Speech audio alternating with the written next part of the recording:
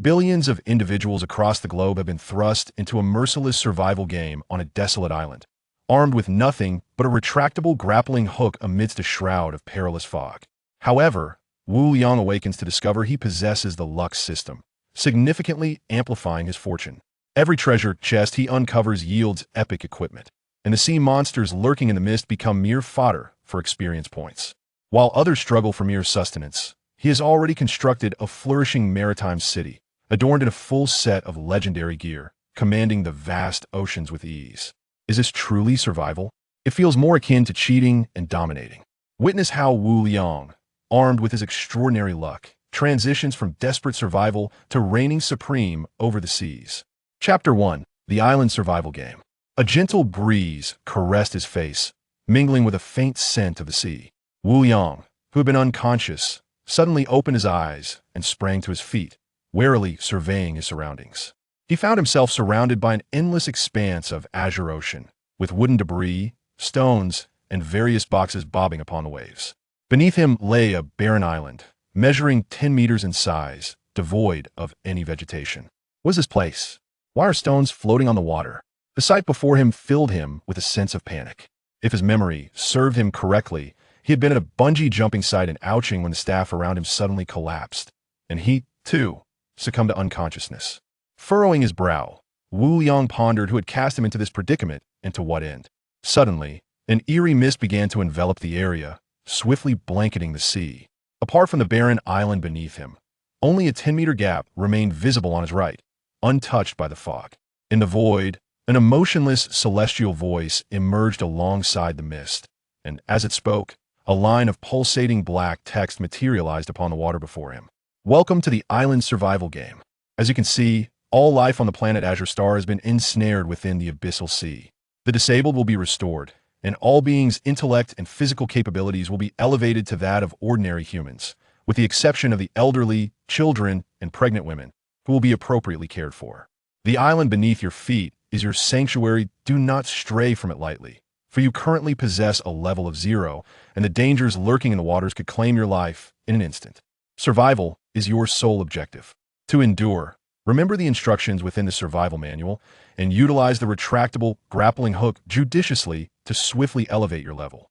You have a 6-hour grace period for beginners during which no threats will emerge.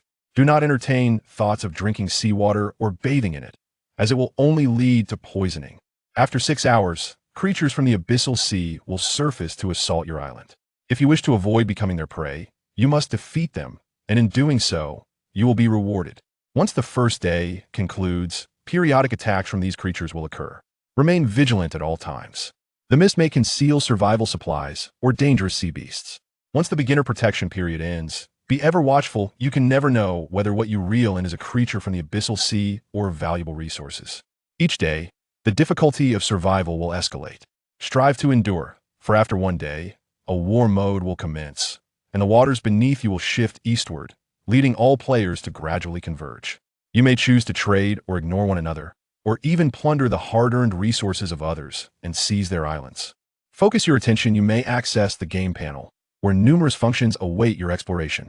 As the celestial voice faded, each island inhabited by humanity received a retractable grappling hook, a book, and a peculiar jade bracelet adorned with intricate patterns. At the center of the 10-meter island, a fist-sized, translucent golden gem appeared. A survival game, is it? Wu Yang inhaled deeply, his expression shifting. His gaze fell upon the items scattered before him. Basic grappling hook upgradable. Can retrieve basic resources and wooden treasure chests, with a maximum length of 20 meters. Each use will diminish durability slightly, can be upgraded to an excellent grappling hook. Upgrade requirements: copper blocks 05, hemp rope 02, springs 05. Survival manual, non-upgradable. Memorize each word within this manual, as it is crucial for your future survival. Island Guardian Stone mergeable. Protect it well. Possessing this stone grants you dominion over the island. Any life that arrives on your island will be suppressed, though note that it is ineffective against sea beasts. Merge requirements. Each island possesses a guardian stone. Obtaining and merging it with your own will expand your survival territory. Basic storage bracelet upgradable. This is a spatial item with a storage capacity of 10 cubic meters, allowing for the preservation of various resources. can be upgraded to an excellent storage bracelet. Upgrade requirements: white jade coins 0-100, spatial stones 0-1, purple gold 0-5. Lines of prompts appeared. The immediate priority was to discern how to survive. Wu Yang crouched down to pick up the survival manual and read it intently. The manual contained only 2 pages of text, the rest blank. After reading each word carefully, he began to grasp his predicament.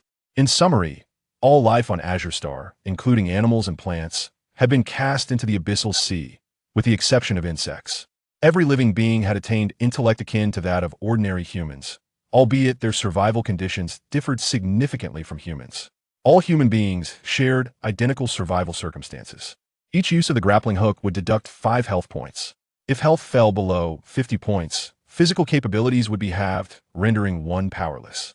Failing to reel in successfully would also incur a 5-point health penalty. Adverse weather conditions could further diminish health, while sleep could restore it. Certain special potions could also enhance health. To survive, one must rapidly acquire resources and improve their living conditions. Otherwise, death awaited on the island. A cold glint flickered in Wu Yang's narrowed eyes. This truly is a challenging survival environment, but I have no intention of perishing. A survival game, is it? Huh.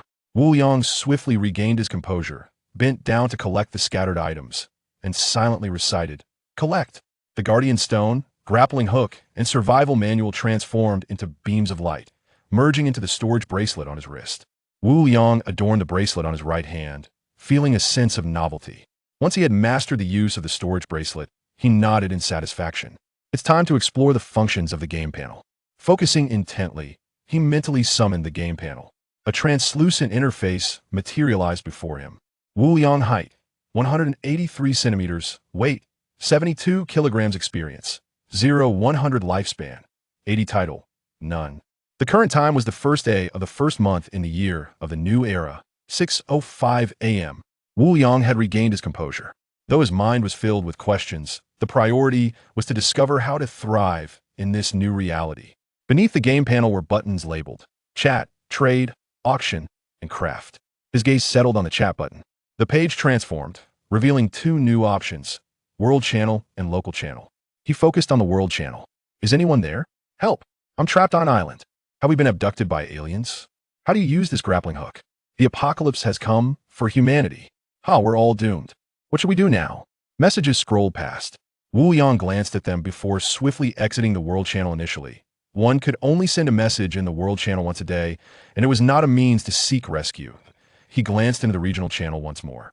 The area held a population of 1,000, with messages rapidly scrolling by.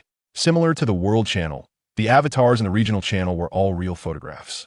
The nicknames were combinations of names, heights, and weights.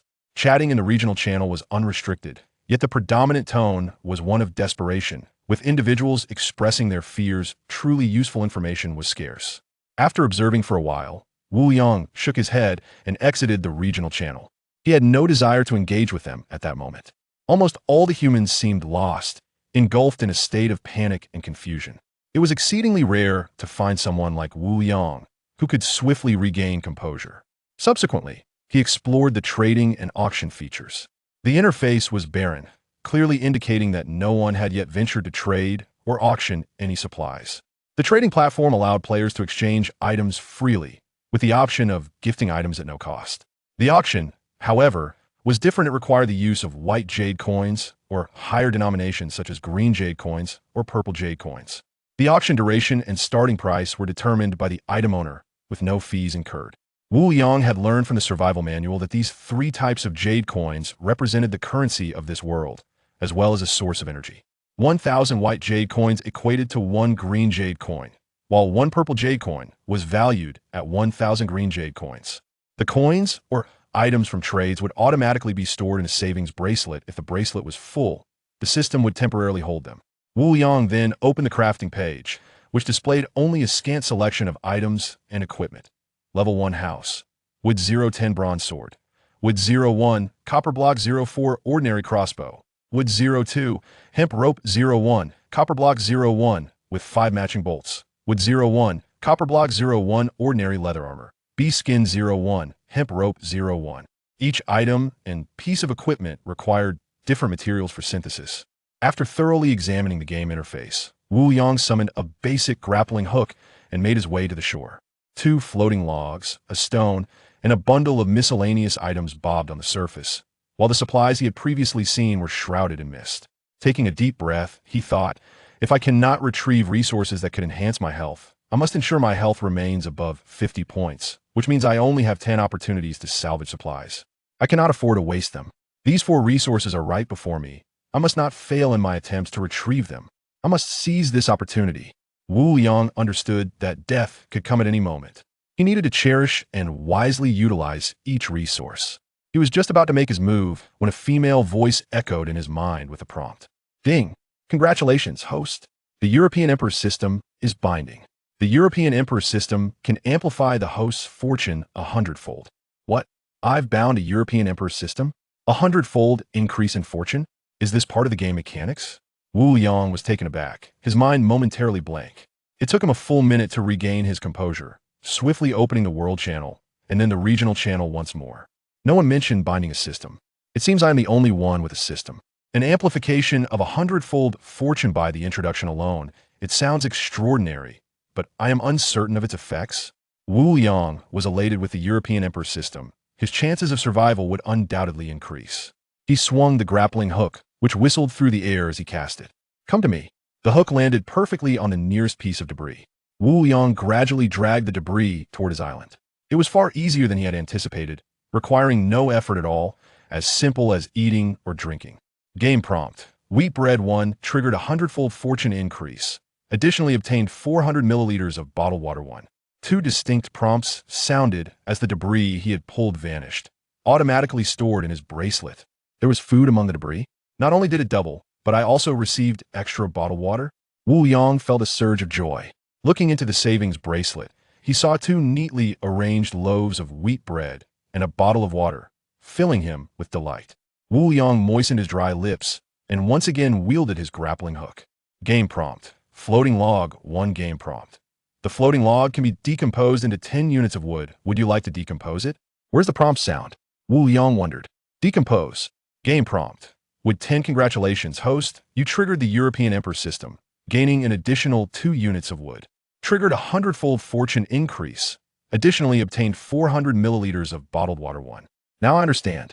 The savings bracelet now held 20 units of wood. With this, I have sufficient materials to construct a house long live the European Emperor system. The surface of the sea was now left with only a stone and a floating log drifting with the waves. Wu Yang composed himself and steadied his aim. Game prompt. Stone 1 game prompt. The stone can be decomposed into 5 stone blocks. Would you like to decompose? Decompose. Triggered a 100-fold fortune increase. Additionally obtained 400 milliliters of bottled water 1. More bottled water? Following that, Wu Yang retrieved the last floating log, and the visibility of the sea, which was now around 10 meters, was spotless. At this point, the resources he had collected included 40 units of wood, 10 stone blocks for bottles of water, and 2 loaves of wheat bread. The European Emperor system is indeed powerful with it. I need not worry about resources anymore. Let's build a house first. Wu Yang was overjoyed. Open the crafting interface. The interface transformed. Level 1 house with 4010. With the materials met, Wu Yang selected the level 1 house. Confirm construction. Game prompt with 10. Game prompt. Level 1 house construction successful. In an instant, the island trembled, radiating a pearly light outward. The light illuminated the center of the island. After a few seconds, a small house measuring 6 square meters and nearly 3 meters in height rose from the ground. Level 1 house upgradable. Although somewhat rudimentary, it provides sufficient shelter from wind and rain. Durability, 10. Upgrade conditions, wood 3020, stone 1010. The wooden walls were stained and unkempt. Inside, it was bare, lacking even a floor. There are still enough materials, let's build again. With the supplies and the savings bracelet diminishing, the interior of the wooden house transformed remarkably. The floor tidy, the walls clean, and the area expanded to twice its original size. Not bad. Wu Yang nodded in satisfaction. Though it was merely an empty single room, it radiated warmth, clearly serving its purpose for insulation. Level 2 house upgradable. Not only can it shield from wind and rain, but also offers temporary refuge from sea beasts. Durability, 50. Upgrade conditions. Island diameter greater than 20 meters, wood 10100, stone 020, copper block 010. Is this compelling players to fight and plunder? Wu Yang pondered slightly. For the house to upgrade again, he would need a sufficiently large island, which could only be achieved by seizing others' town stones and merging with his own to expand its range. Is there no other way? A gleam of cold determination flashed in Wu Yang's eyes. To craft a wooden bed, bee skins are necessary, which can only be obtained by slaying sea monsters. But that's all right, the ground is not unfamiliar to me. With a relaxed demeanor, Wu Yang exited the stone house and returned to the shore. Who knows when supplies will appear on the 10-meter expanse of sea around me? I still have 80 health points, allowing for 6 more salvage attempts. However, the mist is too unpredictable. If I fail to retrieve anything, it would be a wasted opportunity. Wu Yang contemplated, his attention instinctively drawn to the mist. Ahead lies a floating log. You have sufficient wood already. You might try to salvage supplies at the 10 o'clock direction. There will be a pleasant surprise. Is this a prompt from the European Emperor system? Wu Yang's eyes sparkled with excitement. He turned around, focusing on the mist at the 10 o'clock direction. Before him lay a wooden treasure chest shrouded in mist, a fleeting opportunity not to be missed, for it would vanish with the passage of time. Such a remarkable feature, truly impressive. Wu Yang's eyes sparkled with excitement. Fetch it for me. With a swift motion, Wu Yang cast his grappling hook into the fog, feeling it tighten around the chest as he reeled it back to shore. Yet, it did not automatically transfer to his storage bracelet, indicating that he must unlock it himself. There was also a conspicuous absence of the usual prompts from the European Emperor system, which left him somewhat puzzled. He gazed down at the wooden chest. Wooden chest, the lowest tier treasure in the Sea of Demons, typically yields small surprises upon opening. This was the game's notification, devoid of the customary sound effects from the European Emperor system. Without hesitation, Wu Yang quickly opened the chest. Game notification, hemp rope X2. Game notification, copper ingots X2.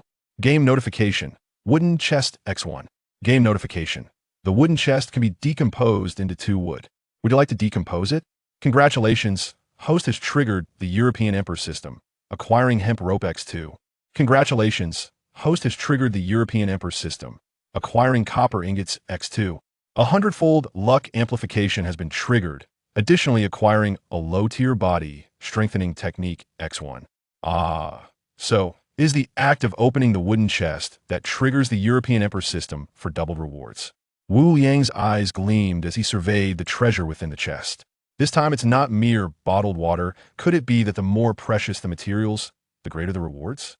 Lacking a point of reference, he was uncertain, but he set aside his doubts and resolutely thought, decompose. Game notification, wood X2. Congratulations, host has triggered the European Emperor system, acquiring wood X2. In an instant, the wooden chest vanished from the ground, transforming into 4 pieces of wood. Wu Yang could hardly contain his joy, silently praising the European Emperor system. With copper ingots and hemp rope at his disposal, he could at least forge a decent weapon for self-defense, granting him the means to retaliate against the impending sea beast attack in a few hours.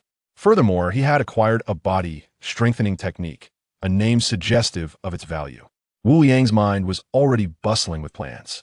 At level 0, he was uncertain of what the creatures of the Sea of Demons would be like. Engaging them in close combat would be perilous. Ranged attacks were undoubtedly the way to go. Chapter 3. Upgrading the fishing hook and accessing water resources. Wu Yang picked up a thin piece of paper from the ground, subsequently gathering the other materials scattered about into his storage bracelet. The paper was inscribed with an abundance of tadpole-like characters. Low-level strengthening technique, usable by any living being. Upon use, the creature's physical attributes will be enhanced. To activate, simply tear it open. Without a moment's hesitation, Wu Yang tore the low-level strengthening technique in half with a decisive rip. The 2 halves transformed into a radiant light that surged into his body. A warm current coursed through his limbs and bones. As the light gradually faded, tranquility enveloped him. Clenching his fists, Wu Yang felt a significant surge in his strength. The beer belly left from his drinking days vanished, revealing a set of 8 sculpted abdominal muscles. The efficacy of the low-level strengthening technique was astonishing. One could only wonder what the higher-level techniques might offer. Wu Yang's gaze ignited with fervor. This world was brimming with mysteries awaiting his exploration. He quickly accessed the crafting panel, selected standard crossbow, and confirmed the creation. Game notification, wood 3, hemp rope 1. Copper blocks 2 game notification. Standard crossbow successfully crafted. In his left hand, a compact and intricately designed crossbow materialized, while his right hand held 5 identical, palm-length, sharp bolts. The crossbow was merely a foot long, lightweight, and elegantly crafted. Standard crossbow, non-upgradable, can easily pierce wooden boards, maximum range, 50 meters. Standard bolt, non-upgradable. Quite sharp, compatible with the standard crossbow. Wu Liang placed the 5 bolts into the crossbow's quiver, pulled the quiver back. And with a satisfying click, the bowstring engaged with the latch. He raised his left hand slightly, aimed at the ground, and squeezed the trigger. Whoosh! The bolt flew like lightning, embedding itself into the earth, leaving only the fletching visible. The power was commendable. With a grin of satisfaction, Wu Liang repeatedly squeezed the trigger, shooting bolt after bolt into the ground. He needed to familiarize himself with the crossbow's operation. Having been an enthusiast in an archery club, he quickly found his rhythm after approximately 20 shots. After reloading the bolts, he crafted another set, consuming 1 wood and 1 copper block, and stored them in his bracelet. Having nearly mastered the crossbow, he still had 5 opportunities left to see what treasures he could uncover. Wu Liang's eyes sparkled as he surveyed the misty surroundings. This direction is barren, devoid of resources. At 3 o'clock, there lies a wooden treasure chest. Open it for a delightful surprise. Ahead is a bundle of miscellaneous items. It may contain what you need. In front lies a copper treasure chest. Unfortunately, it cannot be fished out. Attempting to do so will waste your precious opportunities. Before you is a stone. You can obtain a sufficient quantity of stones. Every direction elicited notifications from the lucky system. Regrettably, there was only 1 wooden treasure chest. Wu Liang shook his head, feeling slightly disappointed. With 5 opportunities, he decided to first fish for the wooden treasure chest, followed by 2 bundles of miscellaneous items and a stone. He would reserve the last chance to see if he could upgrade the fishing hook to acquire the copper chest. With determination, he proceeded towards the direction indicated by the system for the wooden treasure chest. The familiar notification echoed in his mind. Ahead is a wooden treasure chest. Fish for it, and you shall receive a surprise. Wu Liang cast the fishing hook, successfully reeling in the wooden treasure chest. He crouched down to open it. Game notification, copper blocks 2, game notification, for 100 milliliters bottled water, 1. Game notification, the wooden treasure chest can be decomposed into 2 wood. Would you like to decompose it? Congratulations, host, for triggering the lucky system. Copper blocks 2, congratulations, host, for triggering the lucky system. 400 milliliters bottled water, 2. Triggered a 100-fold luck enhancement, receiving an additional 10 white jade coins. Another set of varied rewards. Decomposing the wooden chest yielded 4 wood. Following the system's prompts, he proceeded to fish for the 2 bundles of miscellaneous items and the stone. With the system's multiplier effect, he obtained 2 springs, 2 flint. For nettle, 10 stones, and an extra 4 bottles of water. Wu Liang felt no regret. It had only been a little over an hour, and he still had 1 opportunity left. Unfortunately, he lacked the 3 springs needed to fish for the copper treasure chest. To survive, one must possess a robust physique. With time on his hands, Wu Liang began to exercise. Although the strengthening technique had significantly enhanced his physical condition, he was not content. He yearned to live. Panting, Wu Liang leaned against the wall, seated on the floor of his small cabin. The coolness against his back and buttocks provided a refreshing comfort. He retrieved a loaf of bread and a bottle of water from his storage bracelet, devouring them eagerly. Once his hunger was satiated, he opened the chat channel. 3 hours had passed since everyone had arrived on the island. Due to the novice protection period, there had been no casualties. Is there a kind soul who could spare me some water? I'm parched. In just over 2 hours, sea beasts will attack. I don't even have a weapon. What should I do? Haha, I fished out 4 copper blocks and crafted a longsword. So envious. My health is down to 40. I have no strength left. What should I do? Wu Liang casually browsed the chat, noticing many were pleading for food and water. The atmosphere was dismal, with an invisible pressure weighing heavily upon everyone. Exiting the chat channel, Wu Liang entered the trading center. People were beginning to trade, but most were seeking food and water. Few, like Wu Liang, had managed to gather sustenance from miscellaneous items. Considering his options, he extracted a bottle of water, listing 300 milliliters for trade while keeping the remaining 100 milliliters in the water bottle for himself. He aimed to acquire 3 springs, indifferent to how others managed their thirst. Trading center. Seller, Wu Liang 183, 72. Item for sale, 100 milliliters water. Request, 1 spring, stock, 3. Just as Wu Liang listed the 300 milliliters of water, it was instantly swept away. 3 springs promptly appeared before him. The chat channel erupted in excitement. Wow, I have springs too, but I was too slow. Water, such a scarce resource. And someone is trading it. What is going on with Wu Liang? Is he hoarding too much water? Who is the big shot selling water? How did I miss that?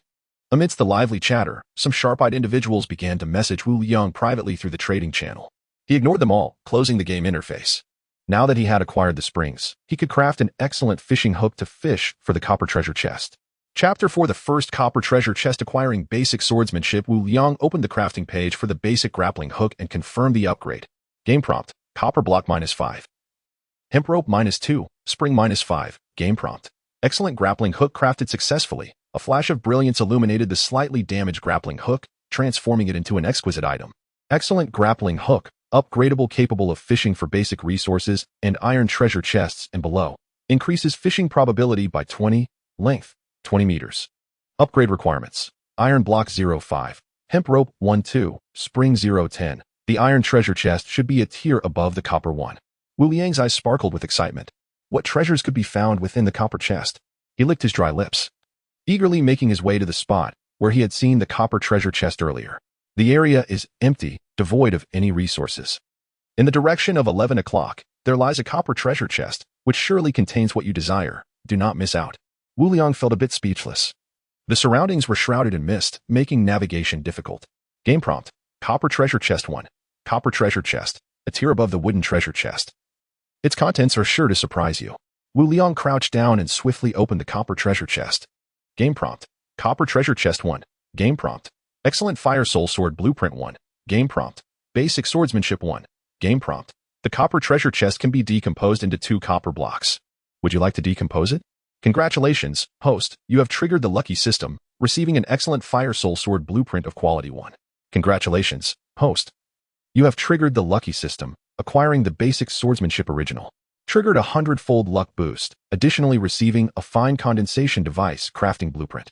A golden light flashed, and a blueprint appeared within the copper treasure chest, while the original blueprint transformed into a stone tablet. Indeed, the more precious the resources, the higher the rewards. Wu Liang concluded, temporarily disregarding the copper treasure chest. He first grasped the 2 blueprints. Fine condensation device. It can condense moisture from the air with decent efficiency.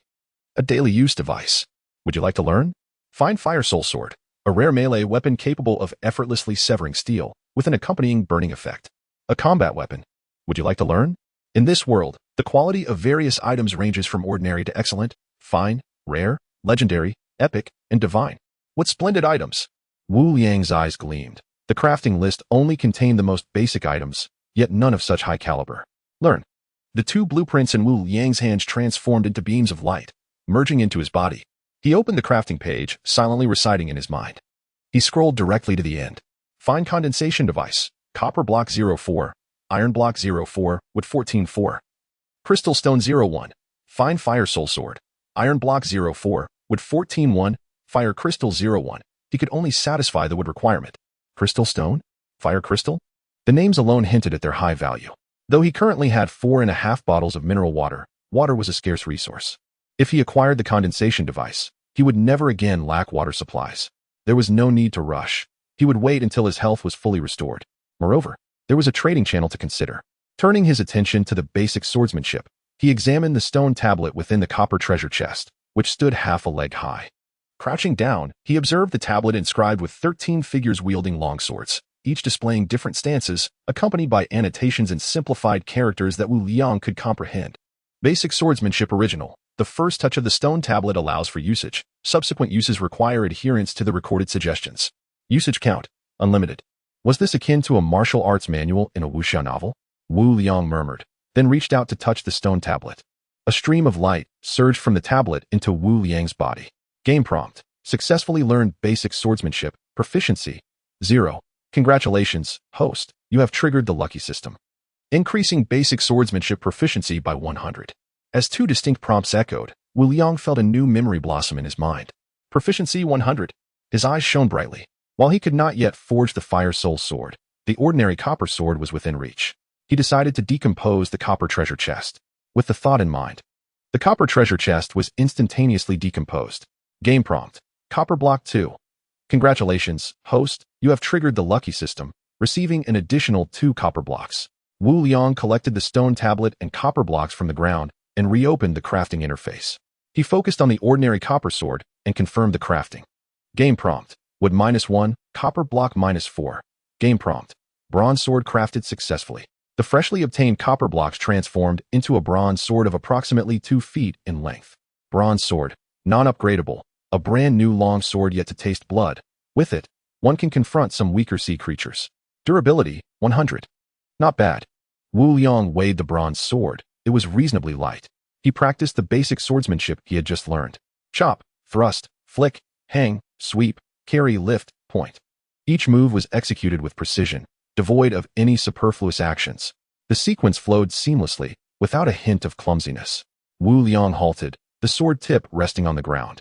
Standing tall upon the island, he believed he was at least as skilled as the fencing masters he had seen on television, though he had yet to experience combat. Glancing at the time, he noted that there were still over 20 minutes until 11 o'clock. He decided to practice swordsmanship a bit longer. Proficiency 100 did not imply he could afford to be complacent. The more he practiced, the greater his chances of survival, unless he slept. Health recovery was slow, only 1 point per hour. If health dropped below 50 points, recovery would slow to 1 point every 2 hours. After 11 o'clock, he could fish for resources once more. Wu Liang remained unfettered by techniques. After all, techniques are rigid, but humans are dynamic. After approximately 20 minutes, he paused, taking a slight breath and checking the time. It was 10:58. Feeling relaxed, he realized he had not only enhanced his stamina but also acquired basic swordsmanship. And with the lucky system, his chances of survival had significantly increased. Wu Liang approached the seaside once more. This area is empty, however. A wooden treasure chest is about to drift by. You may wait a moment. A wooden treasure chest. Wu Liang noted the direction, then turned to survey the other parts of the island. There is a piece of driftwood. You wouldn't want to fish it out. This is a stone. Fishing it may yield an iron block. An iron treasure chest is about to drift in. It surely contains the resources you need. Just wait 5 minutes, and you can fish it out. Wu Liang halted, standing still. An iron treasure chest? Without a doubt, it was the best choice. What treasures might it reveal? Wu Liang felt a surge of anticipation.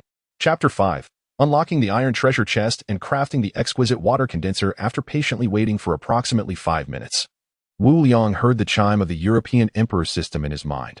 Ahead lies an iron treasure chest, a rare opportunity not to be missed. This will yield great rewards. Taking a deep breath, he swung his grappling hook into the mist. With a firm tug, he drew the iron chest onto the island. Iron treasure chest, a tier above the copper chest. Opening it will reveal delightful surprises. As he opened the chest, the notifications appeared. Game alert. Iron treasure chest 1 game alert. Iron blocks 5 game alert. Excellent fishing tool blueprint 1 congratulations, host. You have triggered the European Emperor system. Iron blocks 2 congratulations, host. You have triggered the European Emperor system. Sweet fruit tree seedlings 2 congratulations, host. You have triggered the European Emperor system.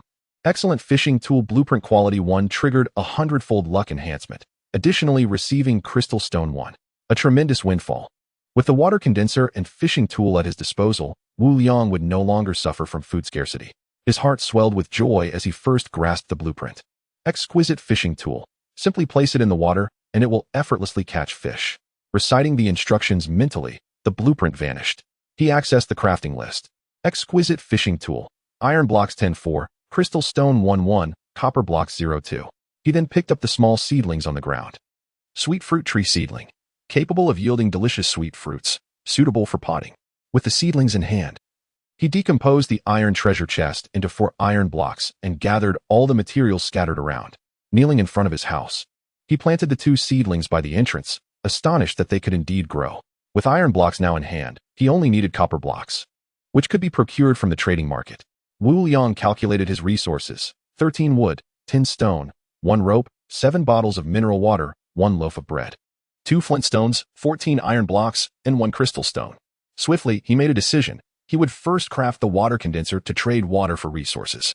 He then extracted 2 bottles of mineral water for decomposition.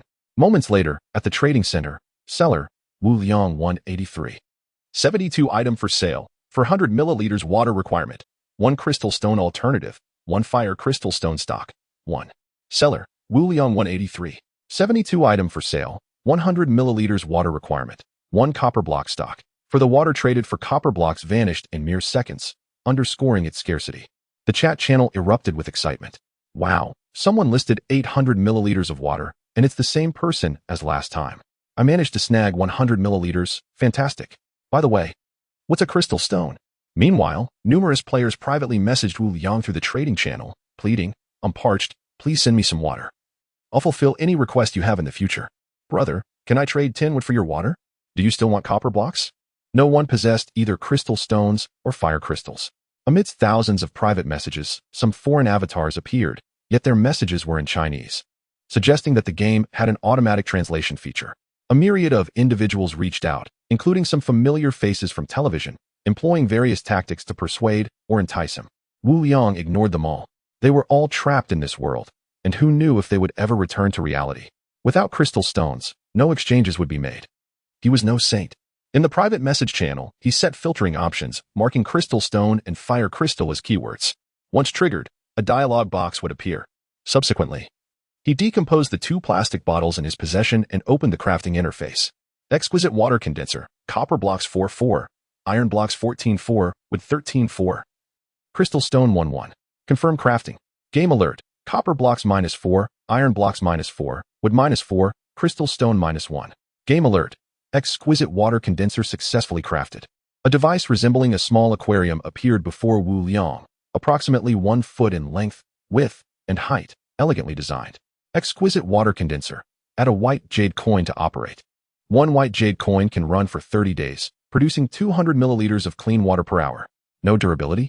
Wu Liang moved the condenser to a corner and inserted a white jade coin. Game alert. White jade coin -1. The condenser emitted a faint hum, the design's glowing in blue light. Gradually, droplets of water began to accumulate in the condensation chamber. With an hourly output of 200 milliliters, it would yield about 4 liters of water daily. Wu Liang pondered that the resources he could fish daily were limited. Having water would allow him to trade for essential supplies. He placed his bronze sword and ordinary crossbow on the floor, then sat against the wall to restore his energy. With over 40 minutes left in the novice protection period, he needed to prepare for the first sea beast attack. After about 10 minutes had passed, the game interface automatically popped up, revealing a small dialog box before Wu Liang. Gonsiyan 168. 54. I have a crystal stone. If you are willing to give me 1,200 milliliters of water, I am willing to trade. The avatar belonged to a sweet-faced girl with an elegant demeanor. Wu Liang's lips curled into a smile. Finally, a buyer had come. Water was an exceedingly rare resource, and he was the only one in the market selling it. To ask for 1,200 milliliters was quite unreasonable. Wu Liang replied, Gonsiyan 168. 54. How about 1,000 milliliters of water? Wu Liang 183. 72. Don't even think about it. This is all I have left. If you don't want it, I'll drink it myself. Gonsiyan 168. 54.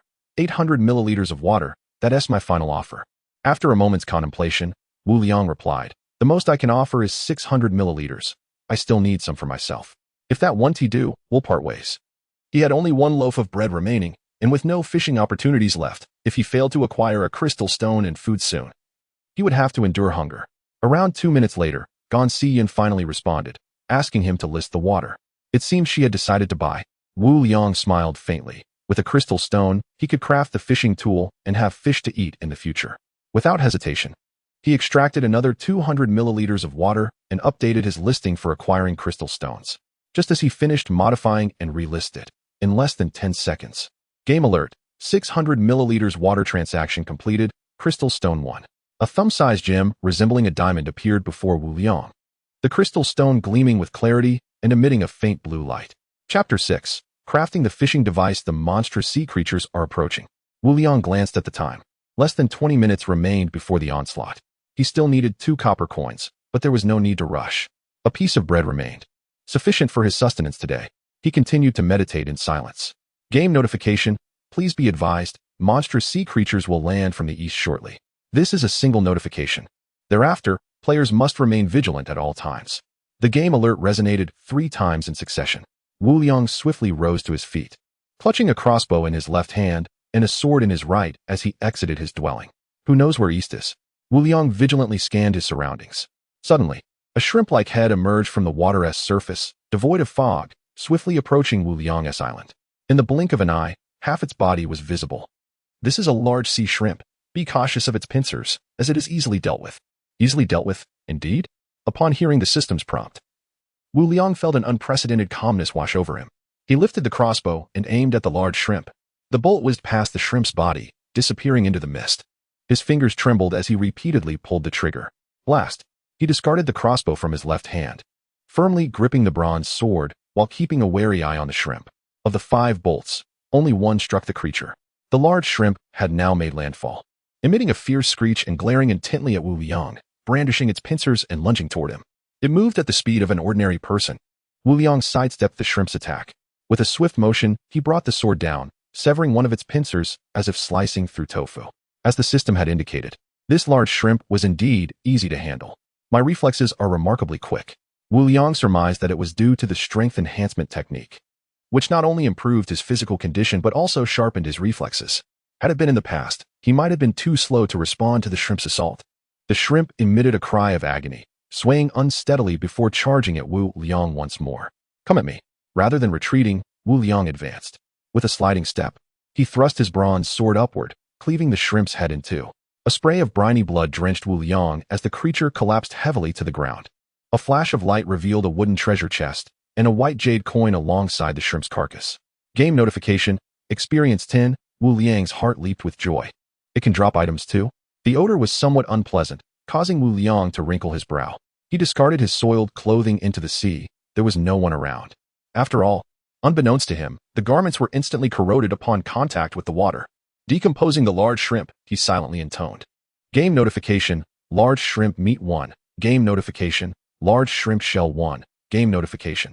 Sea beast blood 100 milliliters. The decomposition did not trigger the royal system. The blood required a vessel for storage. Besides the 2 plastic water bottles he had decomposed, he possessed 1 empty bottle, which was perfect for this purpose. Wu Liang examined his spoils. Large shrimp meat, rich in nutrients and exquisite in flavor. Consuming it restores 5 health points. Oh, it can restore health points. Excellent. Large shrimp shell can be used as beast hide.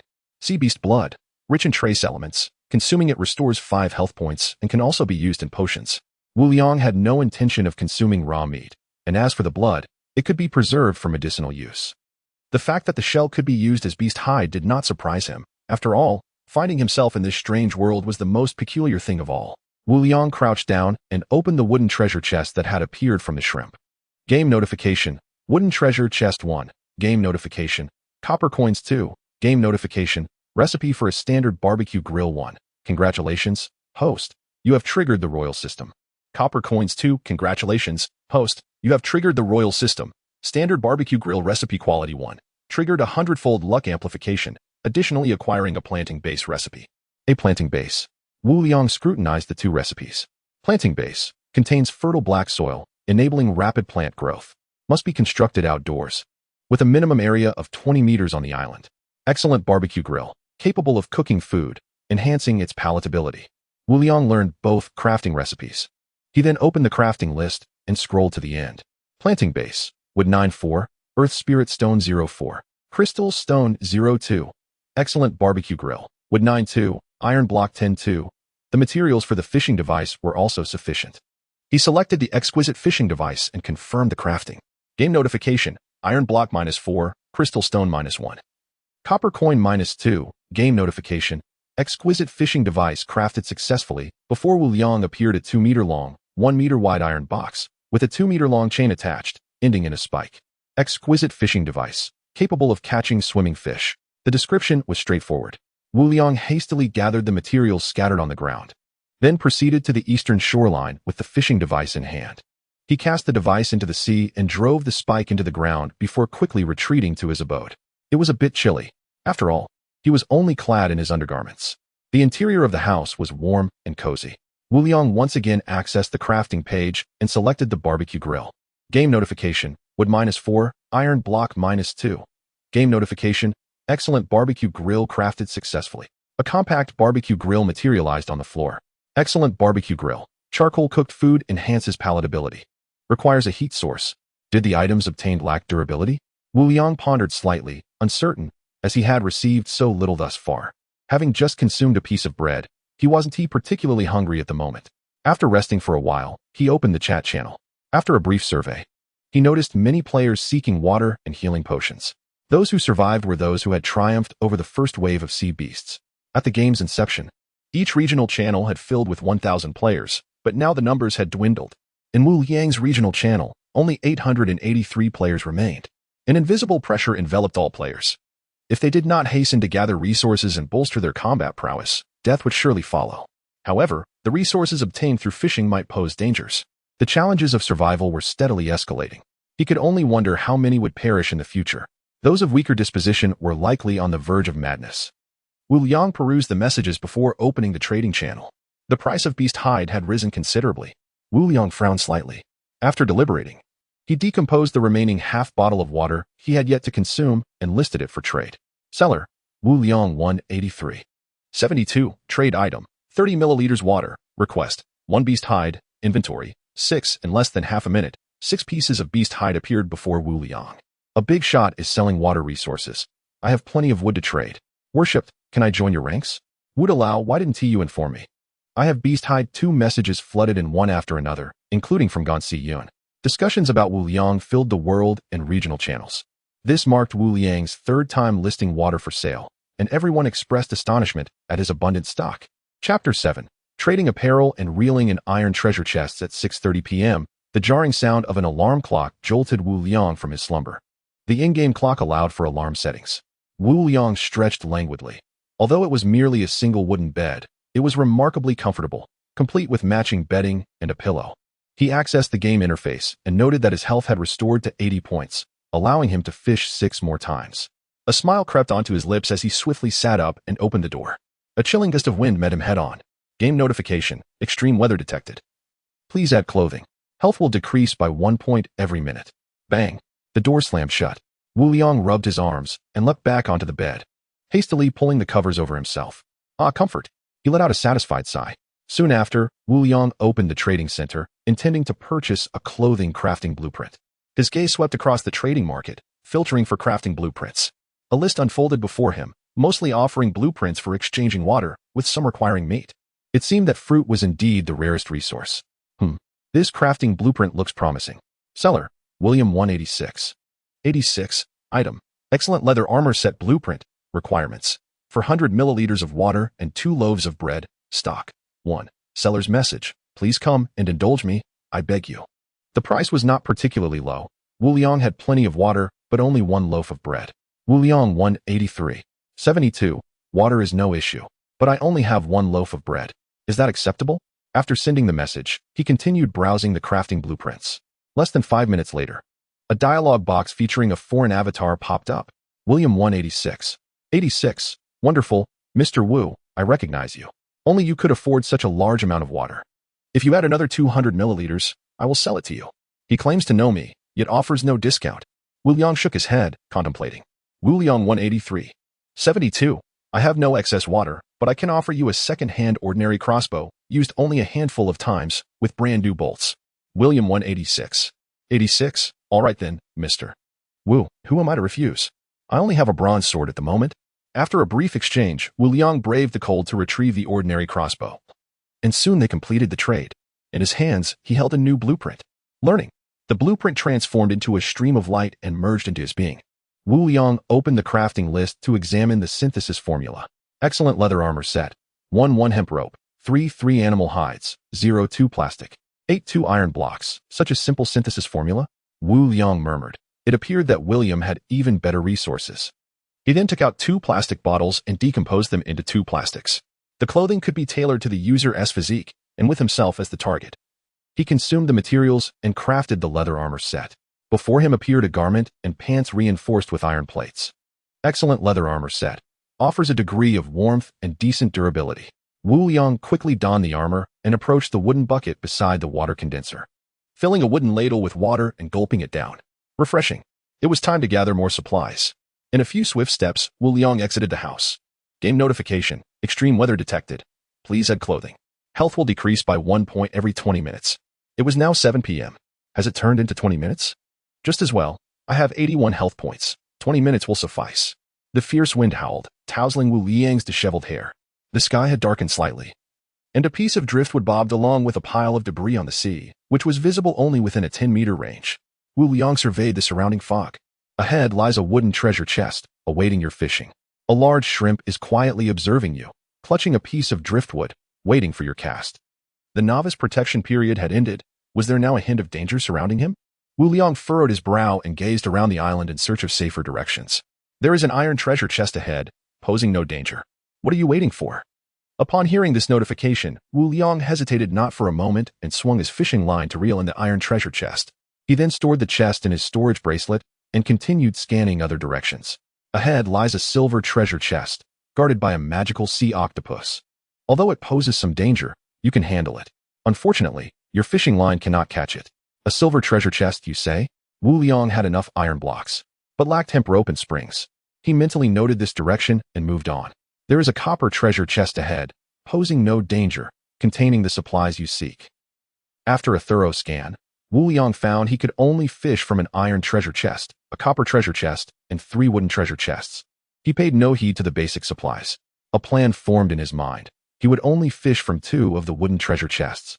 Avoiding the one guarded by the large shrimp, successfully reeling in all 4 treasure chests, he marveled at his impeccable accuracy.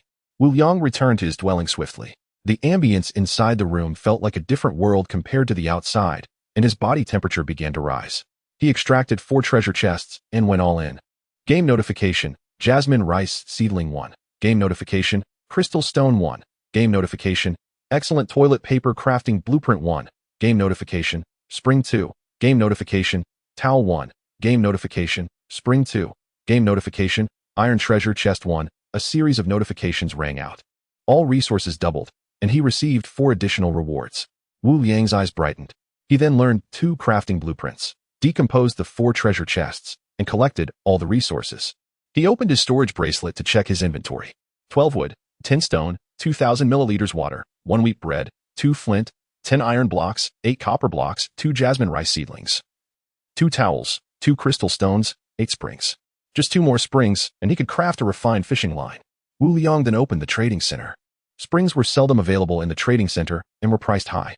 After a moment of calculation, he listed 200 milliliters of water. Seller, Wu Liang 186. 86. Item, 100 milliliters water. Demand, 1 spring stock. 2. Not even half a minute had passed when the game notified Wu Liang of a successful trade. He now possessed 2 springs. Silver treasure chest, here I come. Chapter 8. Vanquishing the abyssal octopus to obtain the silver treasure chest. Exquisite fishing hook, upgradable, capable of fishing for golden treasure chests and lower, increases success rate by 50. Length of 20 meters. Upgrade requirements. Gold bars 010, wind crystal 02, crystal stone 22, iron essence 02. The room was shrouded in darkness, rendering Wu Liang unable to discern the appearance of the exquisite fishing hook. This won't do. Without light, how can I engage in battle with the octopus? Wu Liang furrowed his brow. He opened the trading channel and browsed briefly, yet the prices were somewhat inflated. After all, it had only been less than a day, and the materials in the trading center were considerably marked up. Perhaps I should try the world channel instead. An idea struck him, and he opened the world channel. He had not yet utilized today's shouting opportunity. Wu Liang 183, 72. In need of a lighting device. Interested parties please message me. Serious inquiries only. A message swiftly traversed the world channel. Wu Liang had gained a modest renown. The moment the news emerged, it was promptly seized by many. Wu Dashun is back. Some had already conferred the title of great god upon him. Within mere seconds, Wu Liang received thousands of private messages. A sweet profile picture of a girl popped up. It belonged to a user named Gansi Yun. Private messages popped up mainly for 3 reasons. The first, predetermined keywords. The second, prior conversations with mutual responses. The third, previous transactions allowing for easier communication between buyers and sellers. Gansi Yun 168. 54. I can craft basic torches, requiring only 2 iron blocks. The price isn't cheap, yet it is considerably lower than that of the trading center. Wu Liang hesitated to respond immediately, perusing other private messages. Some sought meat, others water, and some wished to trade other resources with Wu Liang for food and water. He still had 6 iron blocks, reluctant to part with them. After a moment's contemplation, he replied, torches require flint to ignite. Do you possess any flint? Gansi Yun 168. 54. I do not. I haven't ventured outside. Wu Liang 183. 72. I can provide you with a piece of flint if you craft me 2 torches. Wu Liang had 2 pieces of flint, but one was sufficient for his needs. Gansi Yun 168. 54. Really?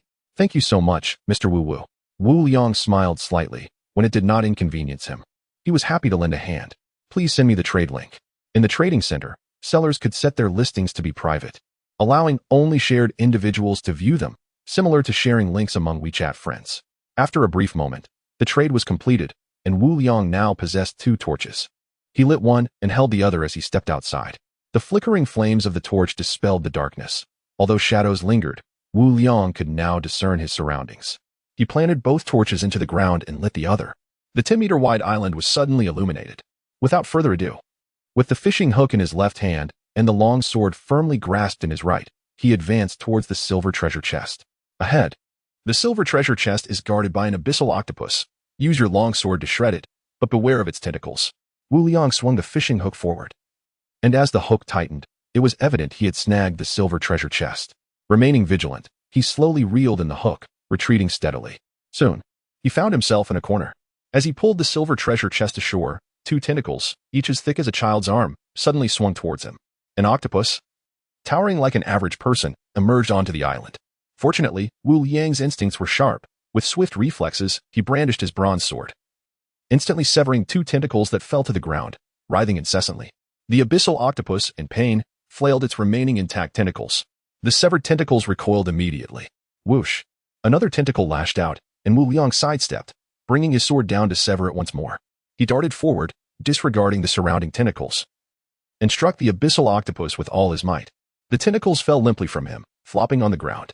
A flash of light appeared, revealing a small pile of white jade coins beside the abyssal octopus. Game prompt. Experience 50. Disassemble the corpse. Game prompt. Abyssal octopus meat 5. Game prompt. Sea beast blood 200 milliliters. Game prompt. Abyssal octopus skin 2. The sea shrimp was encased in shells, yielding little for consumption. In contrast, the abyssal octopus was bountiful in meat, including its tentacles, which were also edible. Abyssal octopus meat, delicious, smooth texture, devoid of any fishy taste. Restores 10 health points upon consumption. The blood, referred to as sea beast blood, shared similarities with that of the sea shrimp, restoring 5 health points per 100 milliliters. Wu Liang extracted a plastic bottle meant for blood and filled it with the abyssal octopus's blood. He subsequently gathered the materials from the ground, amassing 5 white jade coins. It was time to see what treasures lay within the silver chest. Wu Liang eagerly opened it. Game prompt. Blueprint for exquisite crystal lamp 1. Game prompt. Fire crystal 2. Game prompt. Quartz 2. Game prompt. Blueprint for exquisite wind spirit set 1. Triggered a 100-fold luck enhancement. Additionally, acquiring intermediate strengthening technique 1. A radiant light flickered, and the silver chest revealed an additional blueprint. The other 2 blueprints deepened in hue, elevated in quality by the auspicious system. Wu Liang seized the 3 blueprints and examined them.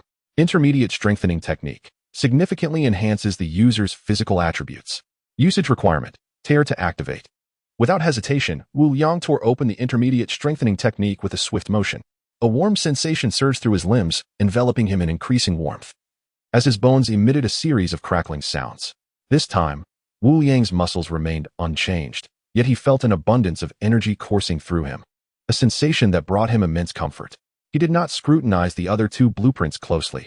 Driven by eagerness, he retrieved a piece of wood. With a crack, the wood splintered effortlessly in his hands. This must be at least several hundred pounds of strength. Wu Liang rejoiced. He hastily disassembled the silver chest, collecting all the materials.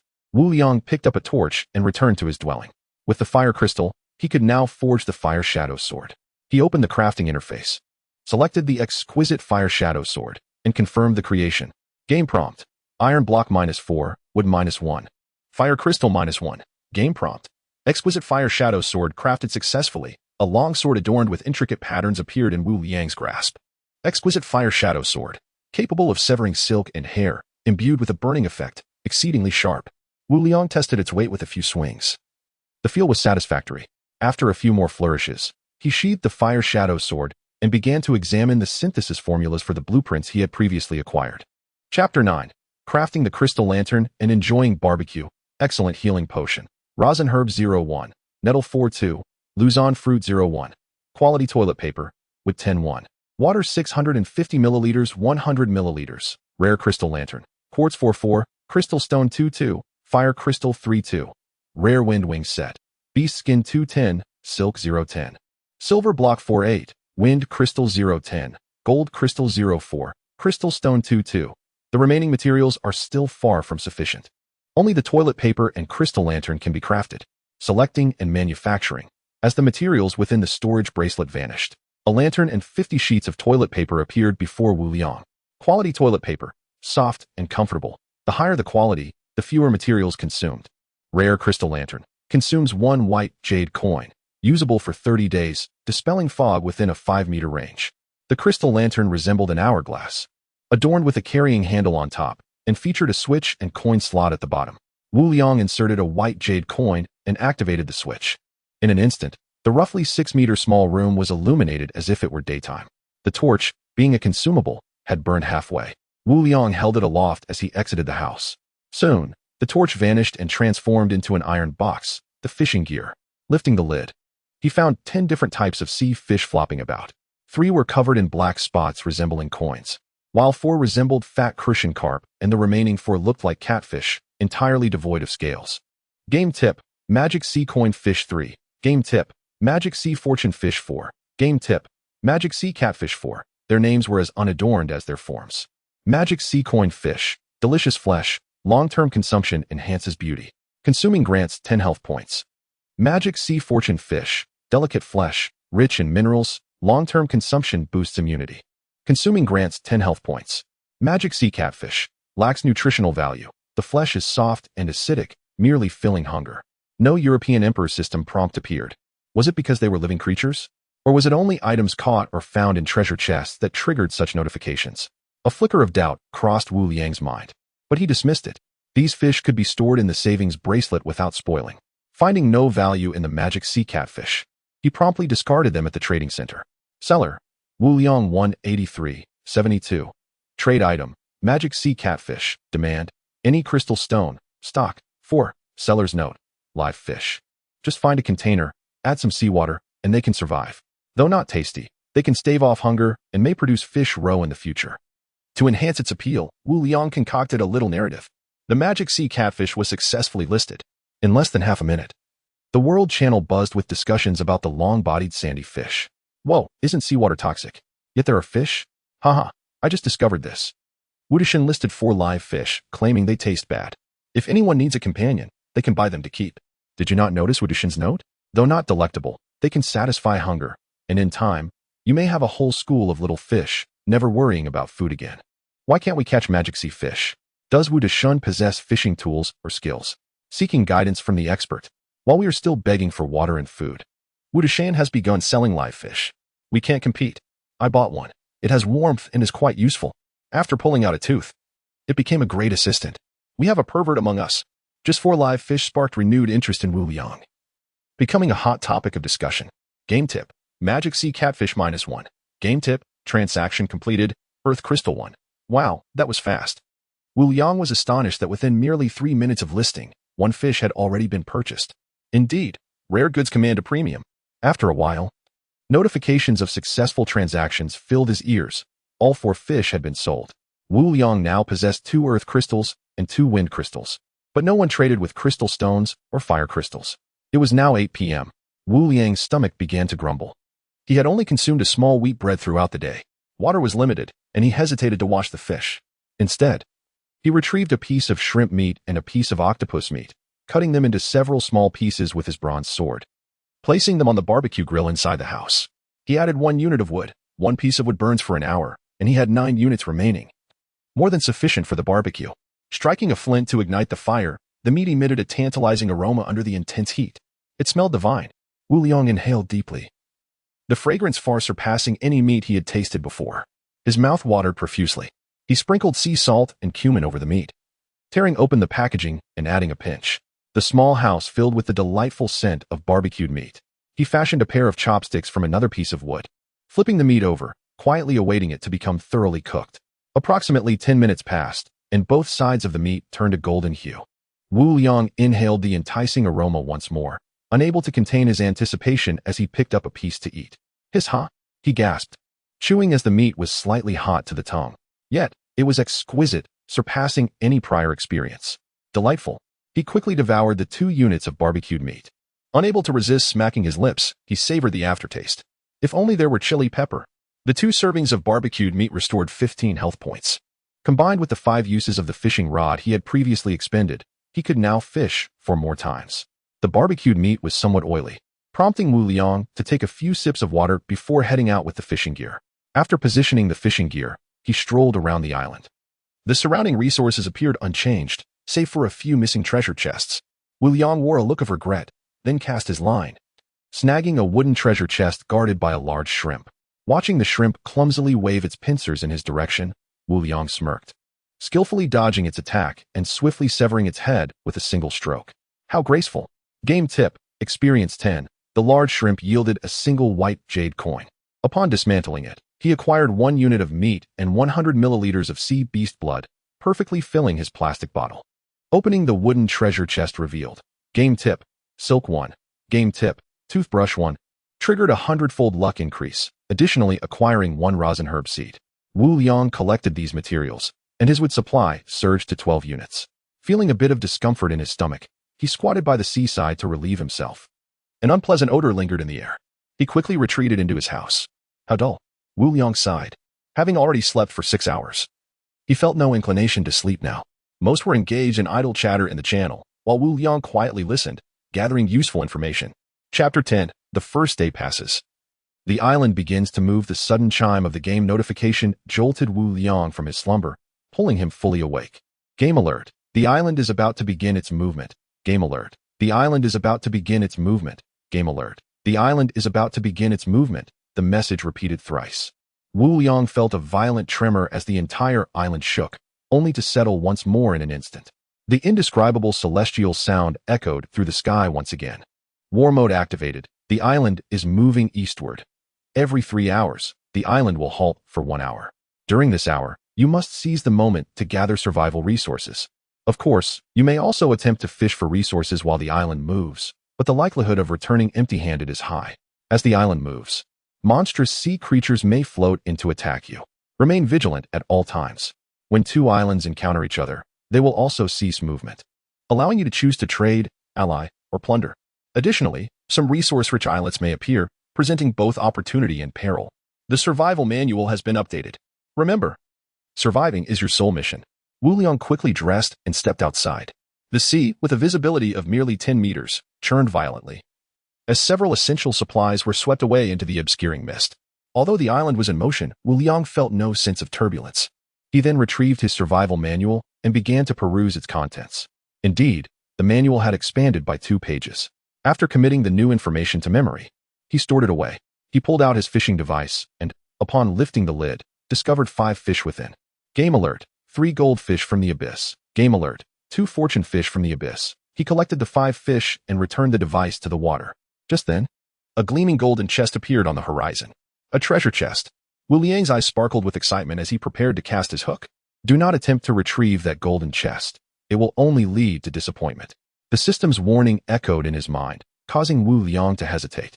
In the blink of an eye, the golden chest was swallowed by the encroaching mist of the sea. He felt a sense of relief. What was unseen could not trouble the mind. He returned to his dwelling. With the system's assistance, Wu Liang had previously acquired 2 towels and a toothbrush.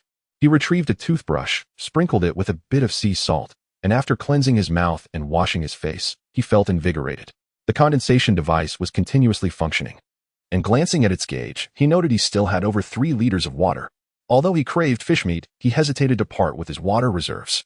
Instead, he took out 2 pieces of octopus meat and began to grill them.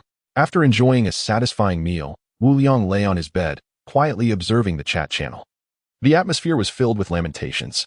Darn it, I should have waited patiently for the island to stop to gather supplies. I cast my hook twice, but came up empty. Me too, I regretted immensely. Haha, I managed to snag a silver chest. Are you envious? Incredible, I seek your guidance. Shouldn't we be focusing on the fact that the esteemed players have upgraded their hooks to superior quality? A day had passed, and it seemed that most players had upgraded their hooks. Just then, a private message popped up. Do you need fire crystals? It was a message from Gon Siyun. They had previously traded and chatted, so the message appeared automatically. Yes, what do you require? Crystals were a strategic resource, necessary for crafting superior items and equipment. Although he had no immediate use for them, he could store them for future needs. Last time, this very girl had exchanged crystals for 600 milliliters of water, indicating her good fortune in finding another fire crystal. Gon Siyun 168. 54. I need 200 milliliters of water and 2 units of meat. Is that acceptable? Wu Liang 183. 72. Certainly. Gonsiun 168. 54. So easily agreed upon? I should have asked for more. Can I change my request? Last time she was caught off guard. And now she seemed to expect the same. Wu Liang 183. 72. No, if you want to raise the price now, I won't agree. He preemptively set boundaries to avoid any price hikes. Gonsiun 168. 54. Oh, you're so ruthless. I've only eaten one piece of meat since yesterday, and now I'm starving. Wu Liang 183. 72. I don't have much either. I'll send you a link shortly. In the future, if you find good items, you can reach out to me for a discount for loyal customers. Gonsiun 168. 54. Sigh. If it weren't for the fact that I can't find meat now, I wouldn't be willing to trade my crystals. Gonsiun 168. 54. May I inquire how you caught your fish? And how do you have so much water? Is it from water-producing equipment? Wu Liang 183. 72. I have a fishing device and a condensation device. In a pool of billions of players, he was certainly not the only one to obtain fishing and water equipment. This information did not require secrecy. Gonsiun 168. 54. Gonsiun sighed. And Wu Liang paid it no mind, listing his resources for trade and subsequently sending her the link. Back and forth. Gonsiun ended up parting with 2 crystals to Wu Liang. He felt no guilt. Each party sought their own needs. Moreover, it was currently challenging to procure food and water. Daily, they encountered sea beasts at unpredictable intervals, and as long as they managed to defeat these beasts, no one would lack food. However, water remained scarce, and it was estimated that in another 3 to 5 days, trading for food and water would gradually commence. Moments later, system notification, transaction completed for 200 milliliters of water and 2 abyssal octopus meats, 1 fire crystal. Now he was left with only 1 shrimp meat. But with the fishing device, he had no shortage of food. After a brief contemplation, he decided to keep 1 goldfish and 1 fortune fish, listing the rest on the trading center. Seller, Wu Liang 183. 74. Trade item, abyssal fortune fish, demand, any 2 crystals, stock, 5, seller's note, delicious in flavor. Consuming it increases health by 10 points. Not to be missed. Seller, Wu Liang 183. 74. Trade item, abyssal goldfish, demand, any 2 crystals, stock, 5, seller's note, chewy texture, consuming it increases health by 10 points. Not to be missed. With a total of 10 fish listed, the moment they were posted triggered a fervent discussion in the chat channel. One after another, players expressed their astonishment at Wu Liang's wealth. Countless private messages flooded in. Some genuinely possessed crystals but were insufficient, asking if he would accept other resources in trade. Others directly inquired if they could exchange different resources instead. Wu Liang set silk as a keyword. If anyone was willing to include silk in their offer, he would consider it. Just then, a loud bang resonated through the air. Something was amiss. Wu Liang quickly sprang to his feet, drawing his fire inferno sword. Chapter 11. Level up. Reintroducing water resources. The eastern wall trembled violently with a series of loud bangs, showing signs of deterioration. Thankfully, the door faced south. Wu Liang burst out of his room, swiftly turning around, sword in hand, his expression vigilant as he glanced towards the east. A large pool of sludge had appeared beside the house, with a protrusion in the center revealing 2 eyes, resembling a head. 2 arms, dripping with yellow mud, emerged from the sludge, relentlessly pounding against the eastern wall. A durability bar appeared on the wall, diminishing with each strike from the creature. This is a mud monster from the abyssal sea. The fire inferno sword is sufficient to deal with it. Wu Liang felt a slight shudder. It was his first encounter with such a repulsive being. The mud monster seemed to have heard the commotion, not turning its head, but rather rolling its eyes to the left. Indeed, it was floating. The creature's yellow, muddy arms swung towards Wu Liang, releasing a pungent odor.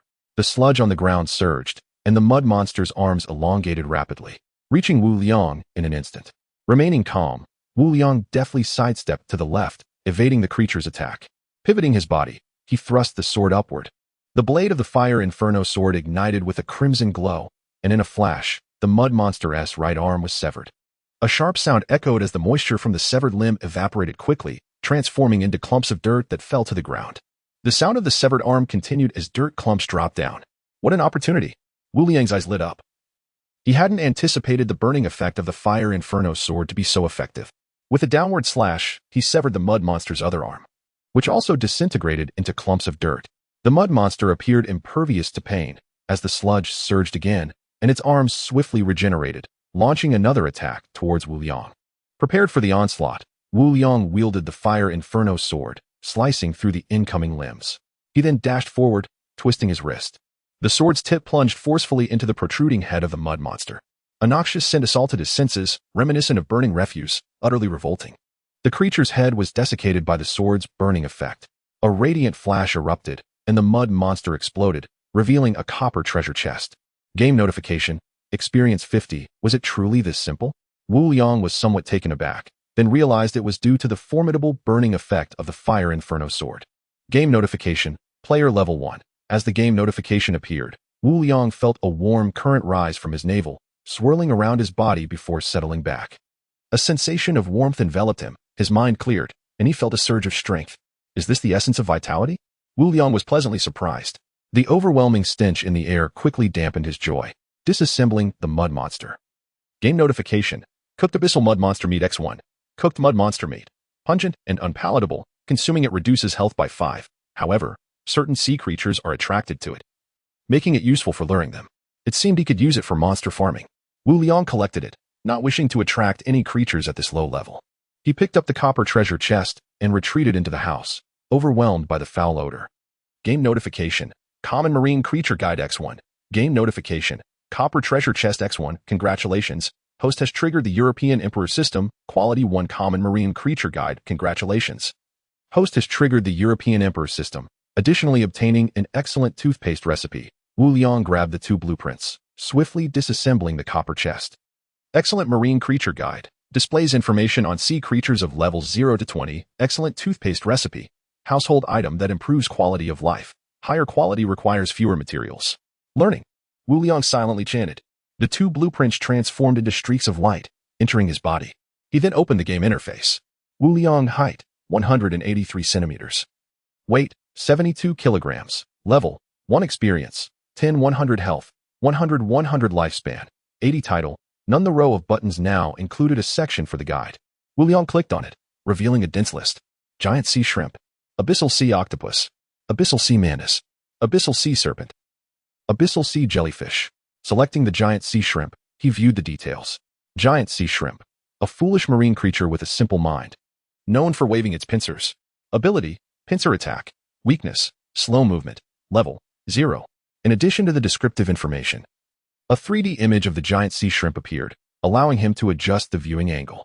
Wu Liang also examined the abyssal sea octopus and the mud monster, both at level 1. He briefly scanned through the thousands of abyssal sea creatures ranging from levels 0 to 20, but could not find the fish he had caught.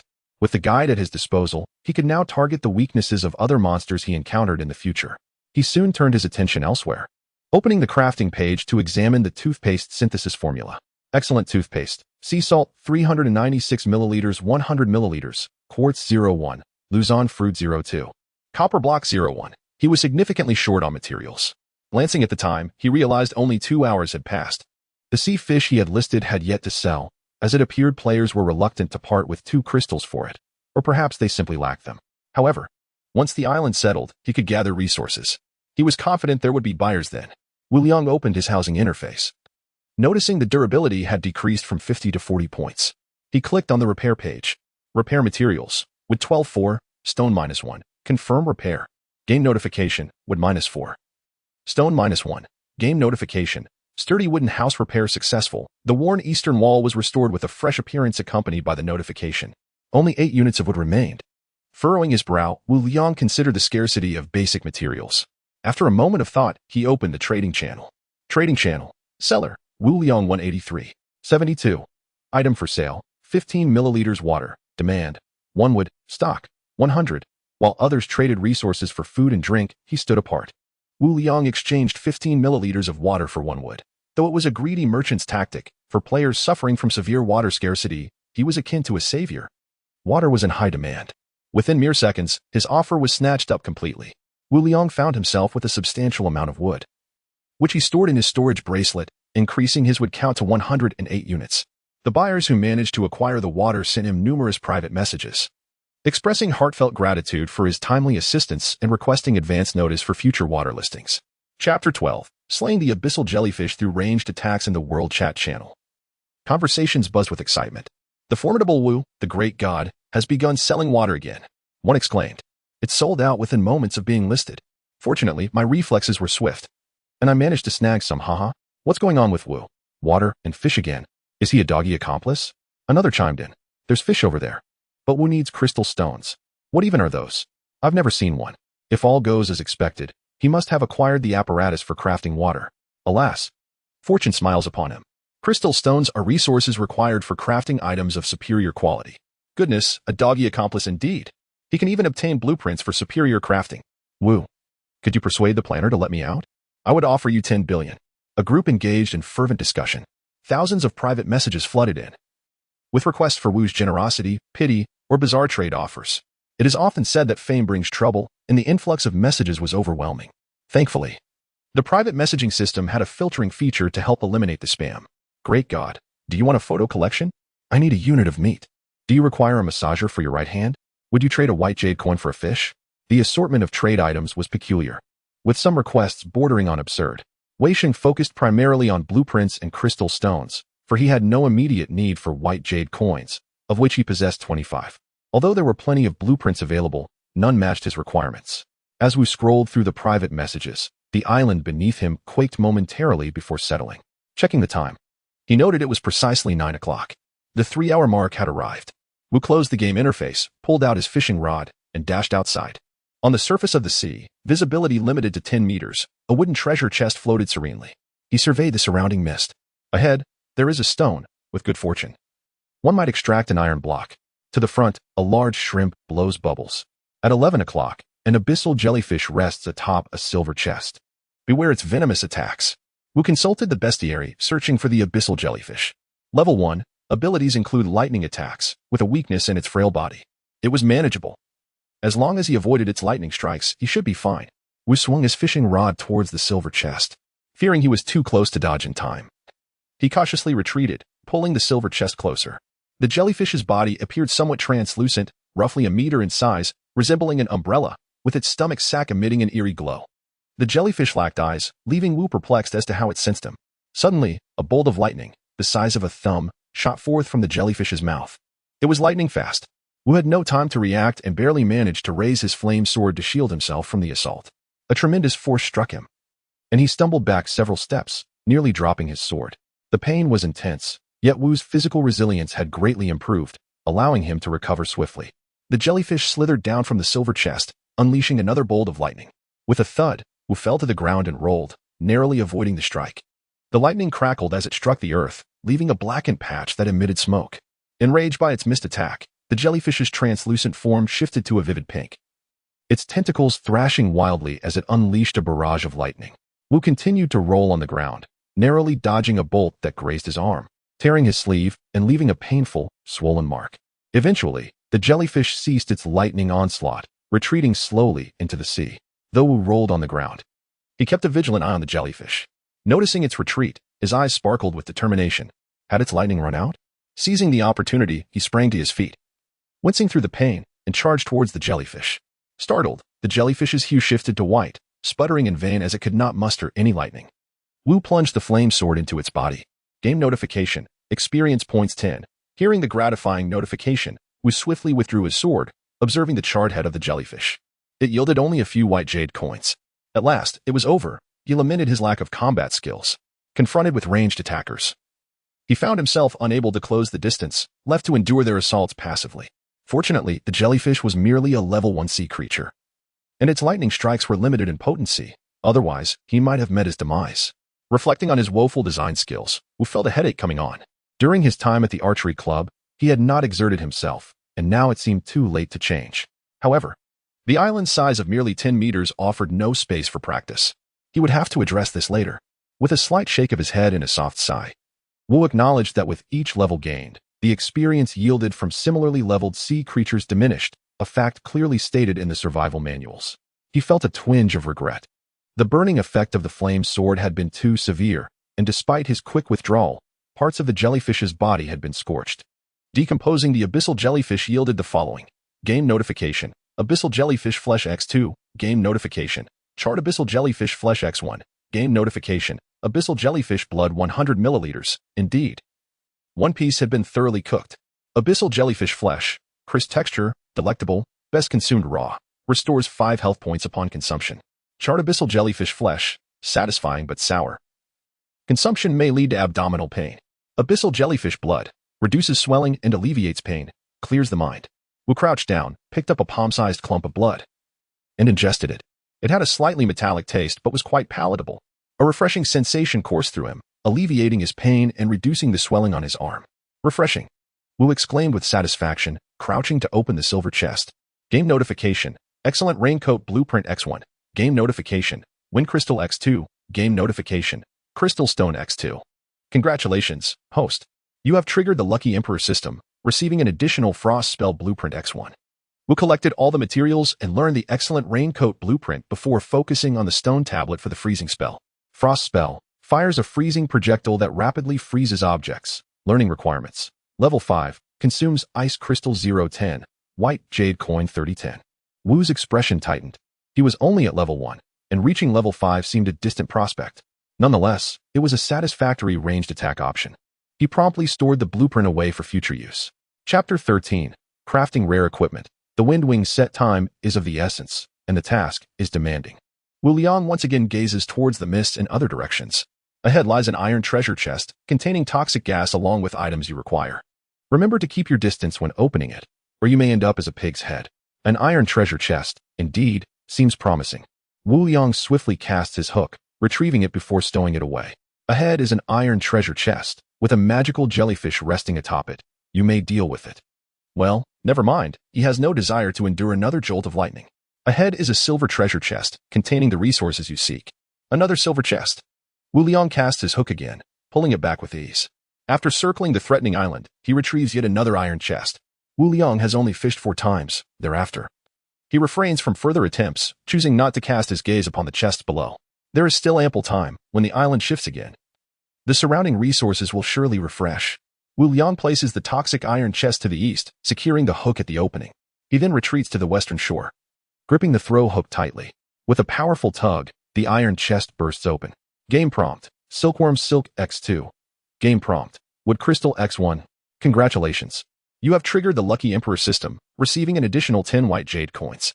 A mist erupts from the iron chest, and approximately 5 minutes later, the iron chest is now devoid of any danger. You may collect the materials. Wu Liang darts to the chest, gathering the resources before returning to his abode. Observing the 2 chests on the ground, Wu Liang rubs his hands together and goes all in. Game prompt. Recipe for the exquisite Golden Wind Sword X1. Game prompt. Golden Crystal X2. Game prompt. Wind Spirit Stone X2. Game prompt. Silkworm Silk X2.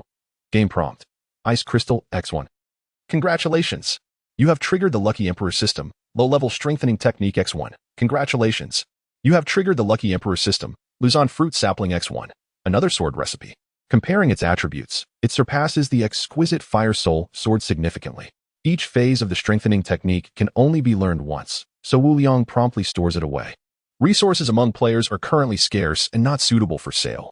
After gathering the materials, Wu Liang opens the crafting list to examine the synthesis formula for the Golden Wind Sword. Rare Golden Wind Sword. Wind Crystal X1010. Golden Crystal X410. Refined Iron X04. The materials are insufficient, but he is nearly ready to complete the rare Wind Wing set, needing only 6 animal hides and 4 silkworm silks. The establishment of a planting base must also be prioritized. The synthesis materials for healing potions are ready, and without a planting base, the growth of these saplings will take an unknown amount of time. Wu Liang contemplates for a moment, opening the trading center and listing 2 sets of trading options. Trading channel. Seller. Wu Liang 183, 72. Item. 50 milliliters water. Demand. 1 animal hide. Stock. 6. Seller. Wu Liang 183, 72. Item. 100 milliliters water. Demand. 1 silkworm silk. Stock. 4. Half a minute later, Wu Liang finds himself in possession of 6 animal hides and 4 silkworm silks. The several fish he had listed remain unsold, but Wu Liang is not anxious. He believes that by the end of the day, everyone will have acquired a significant number of crystals to trade with him. His clothes are now tattered, and with sufficient materials, Wu Liang opens the crafting list once more, selecting the rare Wind Wing set and confirming the manufacturer. Game prompt. Animal hide -10, silkworm silk -10, silver block -4, wind crystal -10, golden crystal -10, crystal stone -2. Game prompt. Rare Wind Wing set successfully crafted. Before him appears an exaggeratedly styled, silver glimmering battle suit. Rare Wind Wing set. increases the wearer's speed, fits snugly, features an automatic cleaning function, and boasts exceptional defense against fire and water. Wu Liang eagerly dons the new attire. His previously excellent leather armor is now in tatters. He disassembles it, obtaining an animal hide and an iron block. Stepping outside, he presses his foot down and propels himself forward like a cannonball. He circles the island in under 2 seconds. It is known that an adult can sprint approximately 5 meters per second, and he is running in a circle. His speed has increased several-fold. After a brief rest, the island begins to shift again, and the chat channel fills with players discussing their gains. The regional channel has dwindled to 632 players, with countless others having met their demise. Wu Liang feels a sense of gratitude. Without the lucky emperor system, he too might have fallen victim to the unfortunate fate of others. He quietly lurks in the chat channel, and after about an hour, all 10 of his fish have been sold. He has acquired 4 crystal stones, 6 earth crystal stones, 3 fire crystal stones, 2 golden crystal stones, and 5 wind crystal stones. The haul is commendable, prompting Wu Liang to reassess his materials. His inventory now includes 108 wood, 10 stone, 1 fire starter, 21 iron blocks, 10 copper blocks, 12 silver blocks for nettles, 1 sweet fruit tree, 1 fragrant rice sapling, 1 pine resin seed, 1 Luzon fruit sapling, 1 animal hide, 6 crystal stones, 5 fire crystal stones, 5 wind crystal stones, 8 earth crystal stones, 2 wood spirit stones, for golden crystal stones, 2 ice crystal stones, and 40 white jade coins. It must be said that in just one day, Wu Liang has gained considerable notoriety. Nearly all players are aware of his extraordinary survival resources, suspecting him to be a plant. His private messages have flooded in. Junk messages have been filtered out, and Wu Liang slowly sifts through his private messages. After half an hour of selection, one message piques his interest. Robert 178. 67. Hi, Great One. I have chili seeds, a milk fruit sapling, and a wind crystal stone. If I could trade for a fish, which would you prefer? Wu Liang 182. 72. I'll take them all. I can additionally offer you a unit of roasted meat. Robert 178. 67. Wonderful. Thank you, Mr. Wu. I only have a piece of meat, and I consumed it yesterday, so I am terribly hungry now. Wu Liang 182. 72. Please wait, I will post it now. A slight smile crosses Wu Liang's face. This fellow can be deemed fortunate or unfortunate. He survived the initial wave of sea beast attacks but has encountered no further food since. System notification. Transaction completed for the magical sea money fish. Wind crystal stone X1. System notification. Transaction completed for 1 roasted meat. Chili seeds X1. Milk fruit sapling X1. Once the planting base is constructed, he will commence planting. Wu Liang stores the acquired materials in his storage bracelet. The sweet fruit tree in front of his door remains unchanged. At that moment, a private message chat box pops up automatically. It is from Robert. Great One. The roasted meat you traded me was burnt, and the flavor was dreadful. It might even cause stomach pain. Do you not feel any remorse? The chat box appears automatically as they had just completed a transaction. Chapter 14. Encountering the first player Wu Liang 183. 72. My conscience remains untroubled. Robert 178. 67. Wu Liang 183. 72. The transaction is mutually desired. Would you prefer a fleeting pain or the agony of starvation? Robert 178. 67. Well, but that piece of meat is unappetizing. Wu Liang 183. 72. At this point of degradation, how can you complain about taste? Do you not fear starvation? Robert 178. 67. Wu Liang 183. 72. In that case, I shall provide you with 200 milliliters of water. You ought to comprehend the significance of water resources. Robert 178. 67. All right, thank you, esteemed one. Moments later, Wu Liang traded 200 milliliters to Robert. He ceased further idle chatter with Robert. Despite his somewhat unscrupulous nature, he had shown a modicum of integrity. Giving Robert 200 milliliters of water was indeed a generous act. At that moment, he perceived some commotion outside. Had he encountered a sea beast again? Wu Liang gripped the fire inferno sword and cautiously opened the door, swiftly stepping outside. Beware of the magical sea crocodile. Its teeth and tail are perilous. Before him lay a 3-meter-long crocodile emerging from the sea, half of its body already on the island. It was a level 2 magical sea crocodile, slow in movement, with its weaknesses located at its head and belly. This was the information Wu Liang gleaned from his bestiary. A faint smile graced his lips. His speed was currently unmatched, and he dashed towards the crocodile, aiming for its head. Though the magical sea crocodile moved sluggishly, its reflexes were astute. Its tail whipped towards Wu Liang, carrying a chilling gust of wind. Retreat. Wu Liang parried the tail with his fire inferno sword, swiftly retreating 5 or 6 meters. A charred gash marred the crocodile's tail. Enraged, the magical sea crocodile approached Wu Liang, opening its massive jaws to bite him. Too slow. Wu Liang sneered coldly, charging towards the beast with his sword drawn. The crocodile's tail swung again. I have anticipated this. A glimmer of cold light sparked in Wu Liang's eyes. He abruptly halted, executing a swift slide to the left of the crocodile, feigning an attack. The crocodile's tail crashed heavily onto the ground, kicking up a cloud of dust. Seizing the moment, Wu Liang raised his sword with both hands and struck down fiercely at the crocodile's head. One swift stroke severed its head.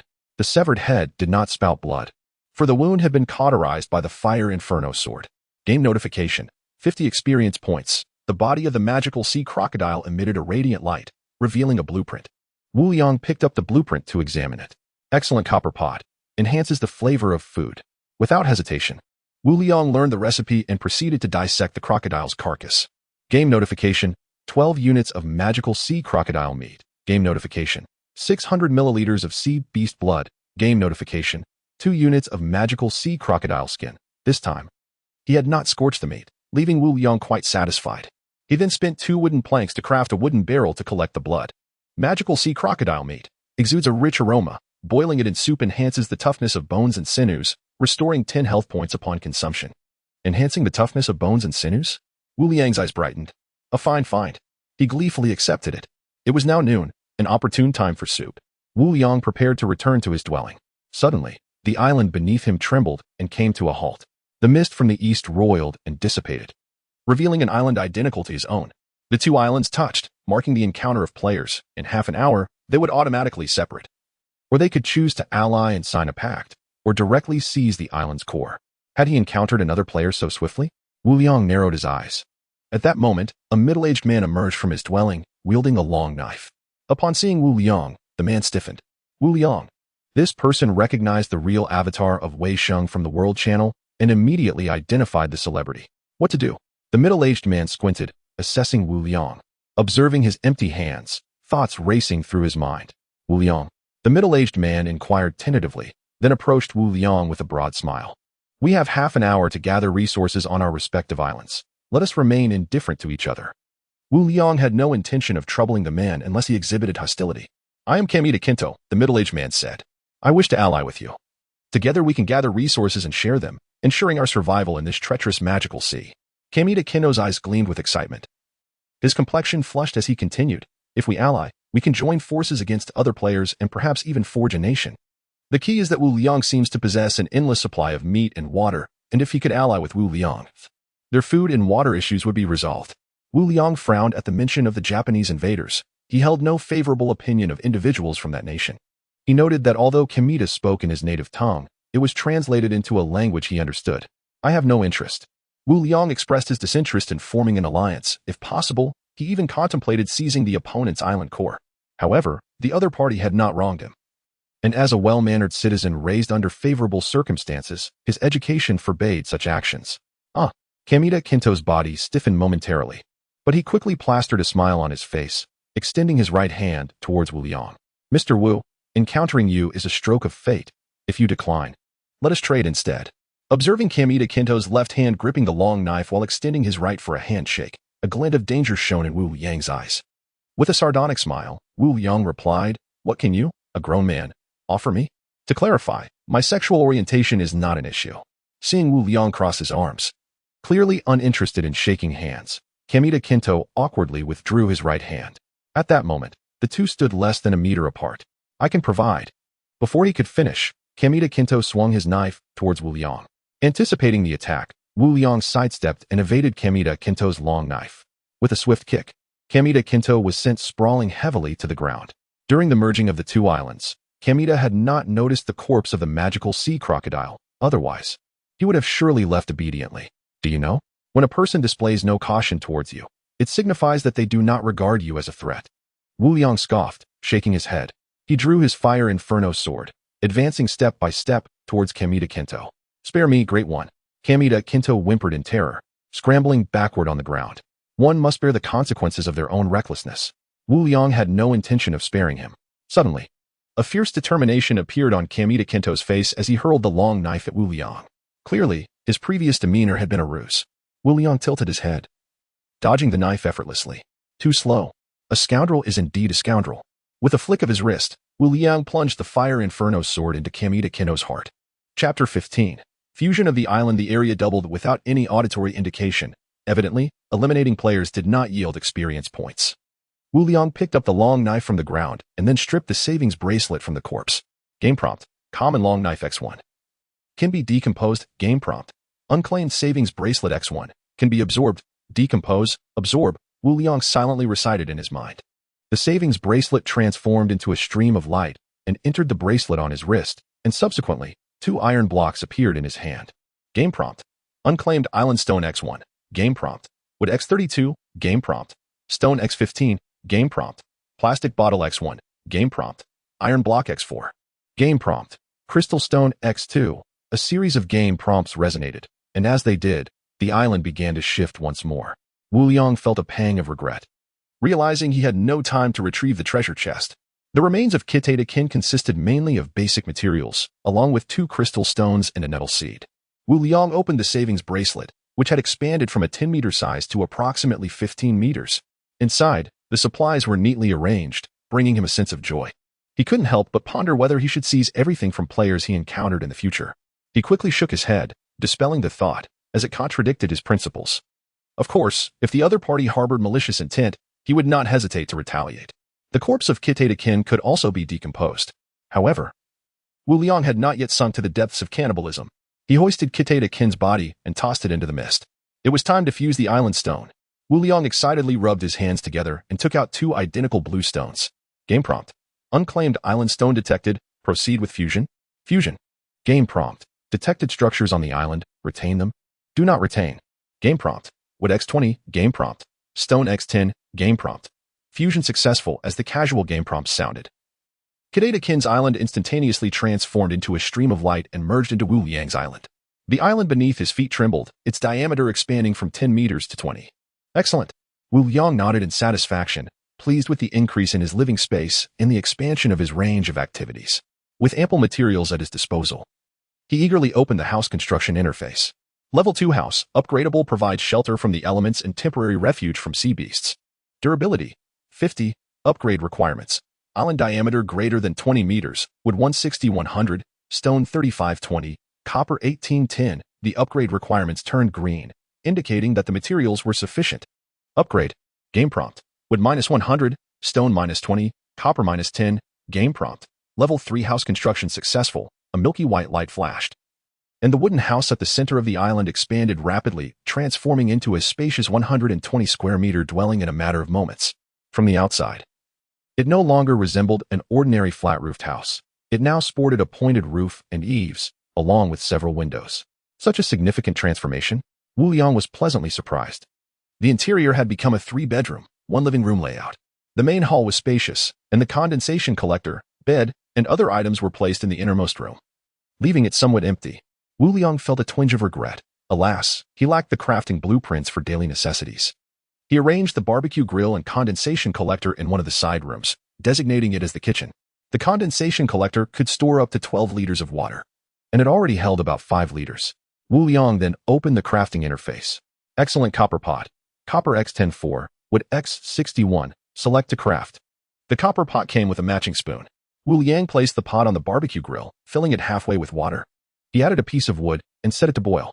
He had obtained 2 bottles of seasoning from Kitata Kin's storage ring, which he added: sea salt, pepper, chili powder, followed by the meat of the magic sea crocodile. After approximately half an hour, a steaming pot of meat soup was ready. Lacking a bowl crafting blueprint, Wu Liang picked up the spoon and drank directly from the pot. After indulging in a delightful meal, Wu Liang took a brief rest, and the island came to a halt once more. The time was precisely 1:00 p.m. Stepping outside, Wu Liang suddenly recalled something. He slapped his forehead and promptly opened the crafting interface. He had forgotten to construct the planting base. Marine creatures typically landed from the east, necessitating a well-chosen location for the construction base. The west was relatively safe, devoid of sea beasts and shielded by houses. Game prompt: wood -4, earth crystal stone -4. Crystal stone -2, a flash of light appeared, and a fenced area measuring 4 meters by 4 meters emerged on the island. The soil within the fence was distinct from the outside, all rich black soil. Planting base, upgradable features fertile black soil that can shorten crop growth cycles to 3 days. 1 white jade coin can sustain operations for 10 days. Upgrade requirements. Island diameter greater than 100 meters, with crystal stone X220, crystal stone X620. Earth crystal stone X440. Goodness, such an extensive requirement. Wu Liang sighed. He then transplanted the sweet fruit sapling from the entrance into the base. Along with other saplings like the Luzon fruit tree, milk fruit tree, fragrant rice tree, and various seeds. He tossed in a white jade coin. The coin transformed into a stream of light and vanished. These saplings grew at a visibly accelerated pace, and the seeds had already begun to sprout. In just a few days, he would be able to enjoy a meal of white rice. The thought made Wu Liang salivate. Having completed his chores, Wu Liang wasted no time gazing toward the mist. Do not look ahead. There is nothing inside. There is a silver treasure chest ahead. A magic sea corpse dog is lying atop it, staring at you. Do not be afraid, act boldly. Wu Liang refrained from opening the monster list, as he had memorized a considerable number of marine creatures below level 5. The magic sea corpse dog was a level 2 creature, with its flesh and blood deemed unusable. For other players, encountering it would only exacerbate their already precarious situation. However, for Wu Liang, it represented an opportunity to gain 50 experience points. He felt the hook tighten, and he slowly maneuvered northward, not wishing to engage in combat near the planting base. Woof, woof, woof. A creature with a fish's head and a dog's body, devoid of any good flesh, charged at Wu Liang, barking fiercely. Its emerald green eyes fixated on him, and as it lowered its fish head, it began to charge. Wu Liang swiftly sidestepped, his longsword sweeping downward. The magic sea corpse dog collapsed heavily to the ground. Game prompt. Experience 50. Level 1. The warmth surging beneath his navel intensified with his level increase. The entire process had been exceedingly effortless, leaving Wu Liang somewhat incredulous. However, upon reflection, he grasped the reason. He was clad in a rare set of armor that not only enhanced his speed, but also continuously reinforced his physical attributes. Have I truly become this strong? Wu Liang felt a surge of exhilaration. Chapter 16. The first golden treasure chest. Wu Liang was reluctant to touch the corpse of the magic sea's corrupted dog. It was simply too repulsive. He thrust his sword into the body and tossed it into the sea. Subsequently, he retrieved a piece of toilet paper and meticulously wiped down the fire underworld sword until he felt satisfied. Picking up 5 white jade coins from the ground, Wu Liang approached the silver treasure chest. Game prompt. Wind crystal stone 2. Game prompt. Ice crystal stone 2. Game prompt. Kitchen utensils crafting list 1. Triggered a 100-fold luck amplification. Additionally acquired a blueprint for an exquisite toilet. As the silver chest opened, a series of distinct prompts echoed. The kitchen utensils crafting list failed to activate the European Emperor system, and the chest contained no blueprints, which puzzled Wu Liang. Upon learning the crafting blueprint for the toilet, he opened the crafting list and was enlightened. He noticed the addition of the phrase kitchen utensils, which included the synthesis formulas for the barbecue grill and copper pot, bowls, chopsticks, knives, dishwashers, steamers, microwaves, stoves, and more filled an entire page. Wu Liang decided to set this aside, planning to craft when it was time for dinner. He then inspected the synthesis formula for the exquisite toilet. Exquisite toilet. 7 copper blocks 3, 6 crystal stones 2, 9 wind crystal stones 2. Embracing the spirit of environmental protection, Wu Liang crafted the toilet. The exquisite toilet resembled an ordinary one, yet it was entirely bronze-colored, adorned with mysterious runes. Exquisite toilet. Once a location is chosen, it cannot be moved. Does not require a water source. Convenient, hygienic. 1 white jade coin can operate for 30 days. Wu Liang's house had a small room of about 4 square meters, perfect for a bathroom. He carried the toilet back to his house, walked into the bathroom, and placed it against the wall. Game prompt. Do you wish to confirm this location? Confirmed. The toilet swiftly secured itself to the floor. Just then, Wu Liang felt the urge to relieve himself, so he sat down and took care of business. Not knowing how to handle the used toilet paper, he tossed it directly into the toilet, unafraid of clogging it. Curiosity piqued, he wondered about the toilet's mechanism. Though it functioned like a typical toilet, it lacked a water tank, instead featuring a drawer on the side for toilet paper. Wu Liang pressed the button on the back. A gust of wind swept through, pulling the waste into the passage, disappearing in the blink of an eye, leaving the bowl spotless. He pondered where it had gone. Feeling somewhat monotonous, Wu Liang had already designated this room as a bathroom. Regrettably, he only had the toilet.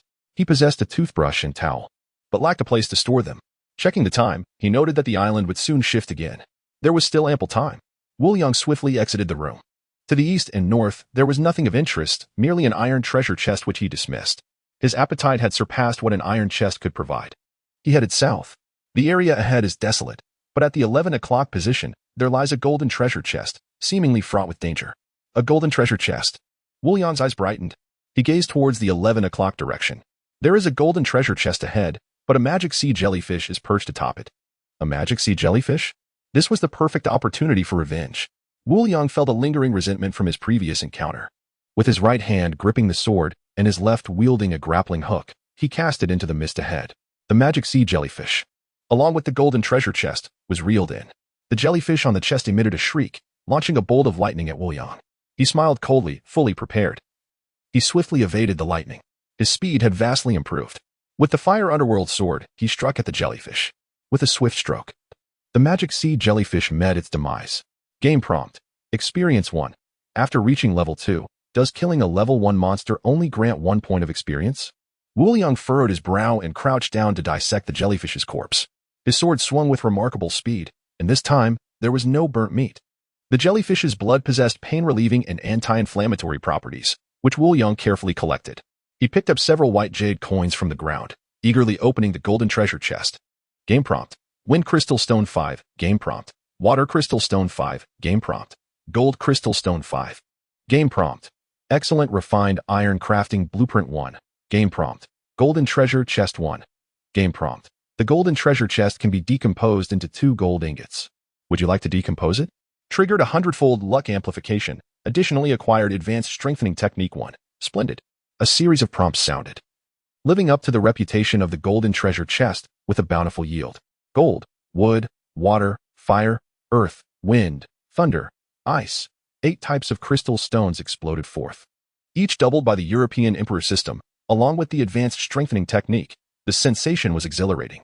Wu Yang collected the scattered crystal stones into his storage bracelet and then grabbed 2 blueprints to examine. Advanced strengthening technique perfectly enhances physical attributes, achieving optimal results. Becoming a top-tier genius. A brief description ignited a fervor within Wu Yang. He eagerly tore open the advanced strengthening technique. It transformed into a stream of luminous energy, penetrating Wu Yang's body. He was enveloped in a rich radiance, feeling a delightful tingling sensation throughout.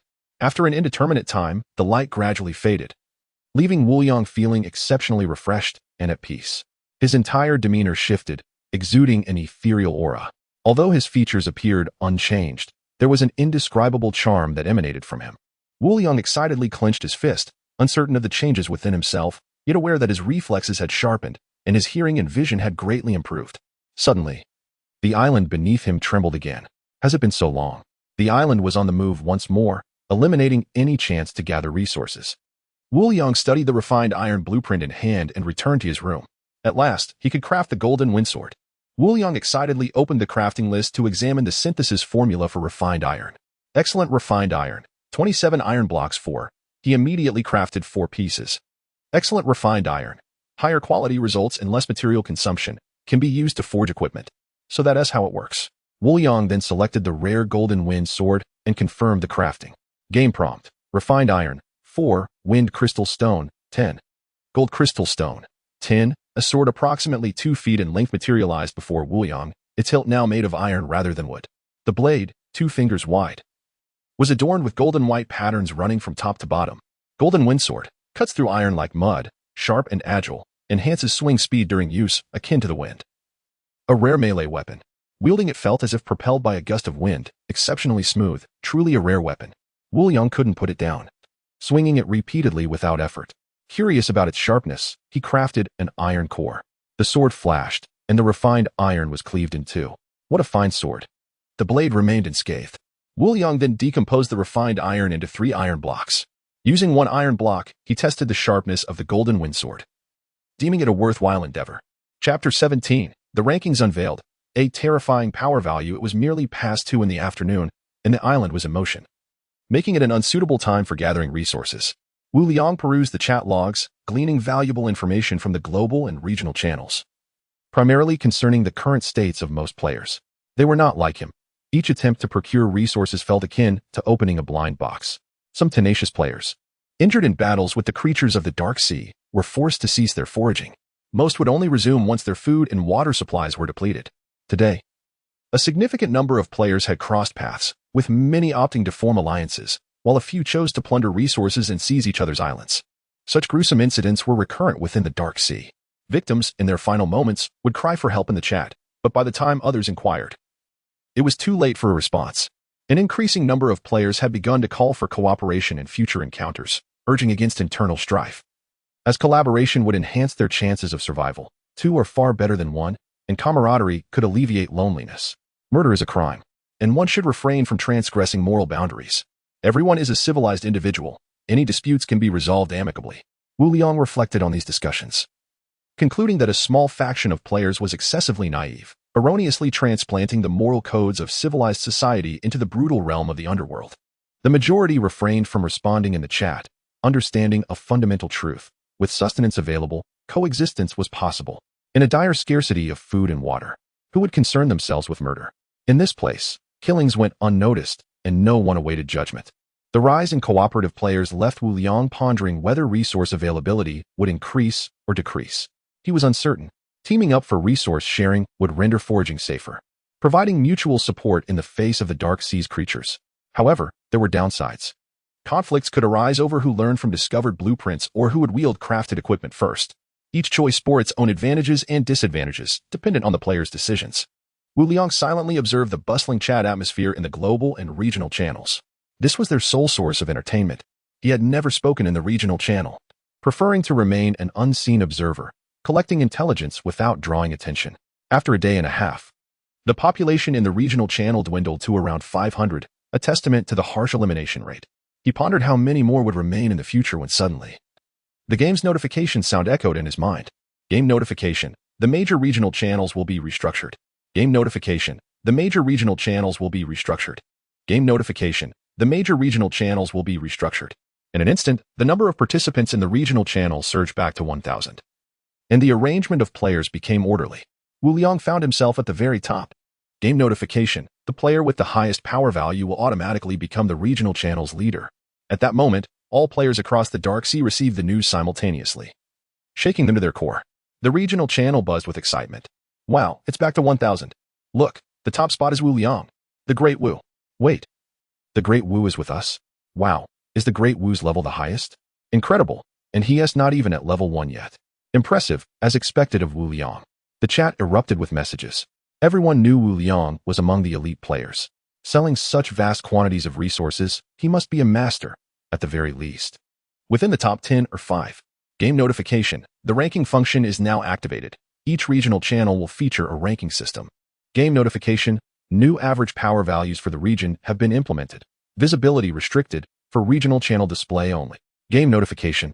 Rankings will display names, levels, and power values. Game notification. Power values are influenced by equipment, level, physical attributes, etc., and do not reflect living standards. In the blink of an eye, a series of numbers appeared behind the regional channel, 182, along with a new button. Every participant in the channel immediately opened the rankings, focusing on the top entries. From the highest to the lowest, Bailey, 2, 957, Tevin Bell, 2, 156, Su Chong, 1, 134, Gan Si Yun, 1, 121, Zhun Xingyun, 1, 100. Upon witnessing Wu Liang's staggering power value, the entire regional channel fell into a brief silence. Level 2, with a power value of 957. The disparity between him and the second-place Tevin was so pronounced that some initially suspected a bug. Is my display malfunctioning, or is Wu Liang truly that formidable? Messages flooded the chat like sparks igniting a powder keg. What? I see the same here. The Great Wu can't be that terrifying, can he? Someone confirm this. I'm only at level 1 with a power value of 28. Is my survival truly a stroke of luck? The second highest score is only 156. This gap is absurd. They recognized Wu Liang's prowess, but lacked a concrete understanding of it until now. The revelation of his power value laid bare the stark difference. Wu Liang, you are truly remarkable, Gan Siyan commented, his name shining brightly among the top ranks. Simultaneously, discussions ignited in the global channel regarding the regional merger, centering on who would emerge as the regional leader and comparing their respective levels and power values. Our regional channel leader, Hong Wu, boasts a combat power of 142. That seems impressive. Wow, that is quite high. I'm only at 91. Most of the leading players were at level 2. Just as the chatter reached a fever pitch, An incongruous message appeared. What is the point of arguing? Wu Liang is our regional leader with a power value of 957. Who can rival him? Seriously? No way. The Great Wu can't possibly be at level 10, right? I'm in the same group as the Great Wu. He is only at level 2. Yet his power is genuinely terrifying. I'm also in that group, and the Great Wu is truly impressive. I'm in awe. Such debates were utterly futile. Survival was paramount. Wu Liang silently observed the unfolding chaos. He had ascended to the position of regional leader, a figure of authority without uttering a word. Game notification. You have become the administrator of the regional channel. Game notification. Your current regional comprehensive power value is 182. Game notification. Rankings will occur every 3 days. Game notification. Should the number of players in the region drop below 500, the regional channels will merge again. Game notification. The video conferencing feature has been activated. Game notification. The first video conference is about to commence. Please prepare. As all channel members will receive a lucky buff after the meeting. Game notification. Video conferences will be held every 3 days. The notifications echoed ceaselessly in Wu Liang's mind. Chapter 18. Becoming the group leader. Upon assuming the role of group leader, he was granted a myriad of privileges, all of which were duly explained. Meetings were required to last a full hour to bestow a fortuitous buff. If there were benefits to be had, they ought to be pursued. Wu Liang noticed some new functional buttons on the regional channel interface, one of which was for video conferencing. Everyone, we will be holding a video conference shortly. The game has indicated that if we convene, everyone will receive a lucky buff tomorrow, so please prepare yourselves. Wu Liang decided to alert them. After all, it would be rather awkward if someone were to hastily train their hand speed in the meantime.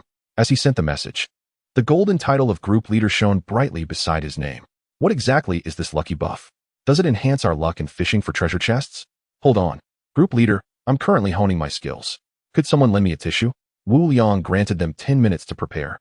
Quietly awaiting the commencement of the video meeting while perched on his bed. Game notification. The video conference will commence in 1 minute. Please be ready. The video conference was mandatory. Regardless of what one was engaged in, they would automatically be ushered in once the time arrived. Game notification. Video conference has begun. In an instant, the game interface flickered, revealing a large screen several meters away. This screen was divided into 11 smaller panels, each hosting 100 individuals. Only the central small screen was exclusively occupied by Wu Liang, akin to a panoramic camera, rendering everything around him vividly visible. Well, we finally see the real Wu Deshun. Look at what Wu Deshun is wearing. It's stunning. I never imagined Wu Deshun would be so much more handsome than his avatar. The atmosphere grew lively, with everyone eager to exchange a few words, most of which were directed towards Wu Liang's attire. After all, his modest room contained only a small bed, appearing no different from theirs. Wu Liang had the power to mute everyone or individual members, but deemed it unnecessary. Ahem, everyone, please quiet down. His words carried an inherent amplification.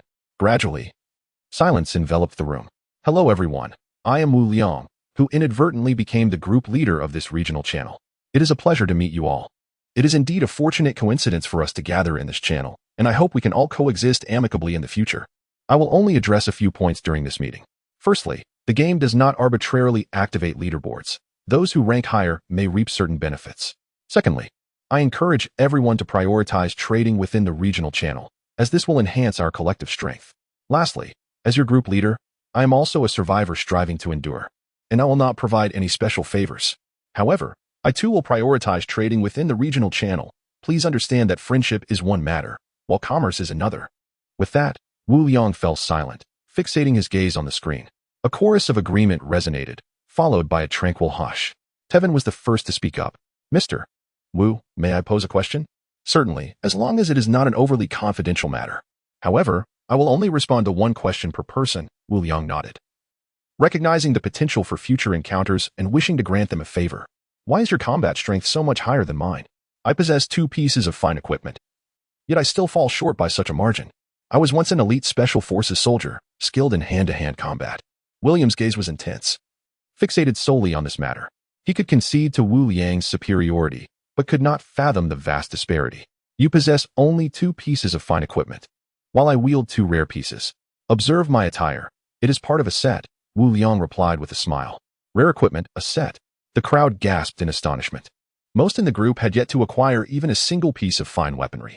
Mr. Wu, Tevin began, but Wu Liang interrupted him. Each person is permitted only 1 question. Otherwise, others will not have a chance to speak. Tevin reluctantly acquiesced, briefly explaining combat techniques before stepping down. Su Chong, a middle-aged man in his 30s, with a stern demeanor, asked, "Brother Wu, even with 2 pieces of rare equipment, the disparity in combat strength should not be so pronounced." Su Chong had articulated the very question Tevin wished to ask. Wu Liang pondered to himself that this was a prime opportunity for promotion. He produced a low-tier strengthening technique blueprint, stating, "This is a low-level strengthening technique. Once utilized, it can significantly enhance physical attributes." With a swift motion, Wu Liang snapped a unit of wood in half. "You see this piece of wood? Should you employ this technique, your strength and speed would be comparable to mine. The difference would not be substantial, especially since I also utilized a mid-tier strengthening technique." To prevent envy among the group, Wu Liang deliberately downplayed the number of techniques he possessed. "Later, I will list this in the trading center, accessible only to the regional channel. Priced at 30 crystal stones or other special blueprints." He was uncertain whether the group could afford it. If not, he would lift the restriction, primarily aiming to promote the low-tier strengthening technique among them. A stir of excitement rippled through the group. They were wholly unfamiliar with the technique. Yet Wu Liang had evidently utilized 2. Truly impressive. At last, it was Gan Siyun's turn to speak. Prior to the meeting, she had taken care to present herself well, though she still appeared somewhat disheveled. "Brother Wu, could you assist us in crafting rare equipment?" Wu Liang contemplated for a moment before responding, "Certainly. But you will need to provide the materials. I can create fine and rare long swords, as well as rare sets. For fine equipment, I will charge only 2 crystal stones as a fee, and for rare items, 4. This is quite reasonable. However, I will impose a condition during the transaction. It must not be sold externally for 30 days. Of course, special items may also be used for trade. After the meeting, I will share the synthesis formulas for the equipment with you, enabling you to prepare in advance." Wu Liang played the part of a benevolent figure. The enhancement of their abilities would benefit the regional channel standing. He did not mind lending them a hand, provided conditions allowed. "However, please refrain from private messaging me. I will respond to mentions in the group. It is best to do so in the evenings, and do not me for trivial matters, or I will mute you," Wu Liang said, rubbing his temples. The group nodded in agreement, eagerly anticipating the meeting's conclusion, each of them brimming with enthusiasm. The regional channel had introduced a function, which could conveniently pop up, bringing both advantages and complications. As time passed, individuals gradually began to speak up, and discussions ensued. An hour swiftly elapsed, and Wu Liang concluded the video conference. Chapter 19, The Bathing Apparatus. A further elevation of levels. The atmosphere in the regional channel was ablaze with excitement as Wu Liang announced the synthesis formulas for 2 rare equipment manufacturing blueprints. Merely knowing the synthesis formulas was insufficient for crafting the equipment. One must also learn the blueprints. The crowd in the channel lamented upon viewing the synthesis formulas for the rare items. "Wu, what is refined iron?" Wu Liang perused his private messages and chanced upon a query from Gan Siyun. He smacked his forehead, realizing his oversight, and promptly shared the synthesis formula for refined iron in the announcement section. Wu Liang 183. 72. Refined iron is synthesized from iron blocks. One must possess the blueprint for refined iron. For units of iron blocks yield 1 piece of refined iron. Gan Siyun 168. 54. Got it, Brother Wu. I will exchange for crystal stones, and once I have enough materials, I will seek you out. Wu Liang pondered for a moment before replying. "I have a fine fire underworld sword. Would you be interested? Although it is second-hand, it possesses special attributes, including a burning effect." Gan Siyun 168. 54. I already have a decent weapon. I am in need of rare equipment now. After a brief exchange, they made arrangements. Wu Liang then retrieved the low-level strengthening technique blueprint and the fire underworld sword, and listed them in the regional channel's auction center. Seller, Wu Liang 183. 72. Item, low-level strengthening technique. Demand, 30 units of any crystal stones. Optional 1, special skill blueprint. Optional 2, any rare or higher-level equipment manufacturing blueprint. Stock. 1. Transaction settings, seller confirmation required before completion. Seller's note, permanent enhancement of physical attributes upon use. Akin to divine strength. Seller, Wu Liang 183. 72. Item, fine fire underworld sword. Demand, 5 units of any crystal stones. Stock. 1. Seller's note, a sword that has tasted blood. It inflicts a burning effect, making it as effortless as slicing through vegetables when dealing with creatures of the abyss. The fire underworld sword was already crafted, consuming his own crystal stones. And the extra 3 stones were indeed quite a bargain. 5 minutes later, game notification.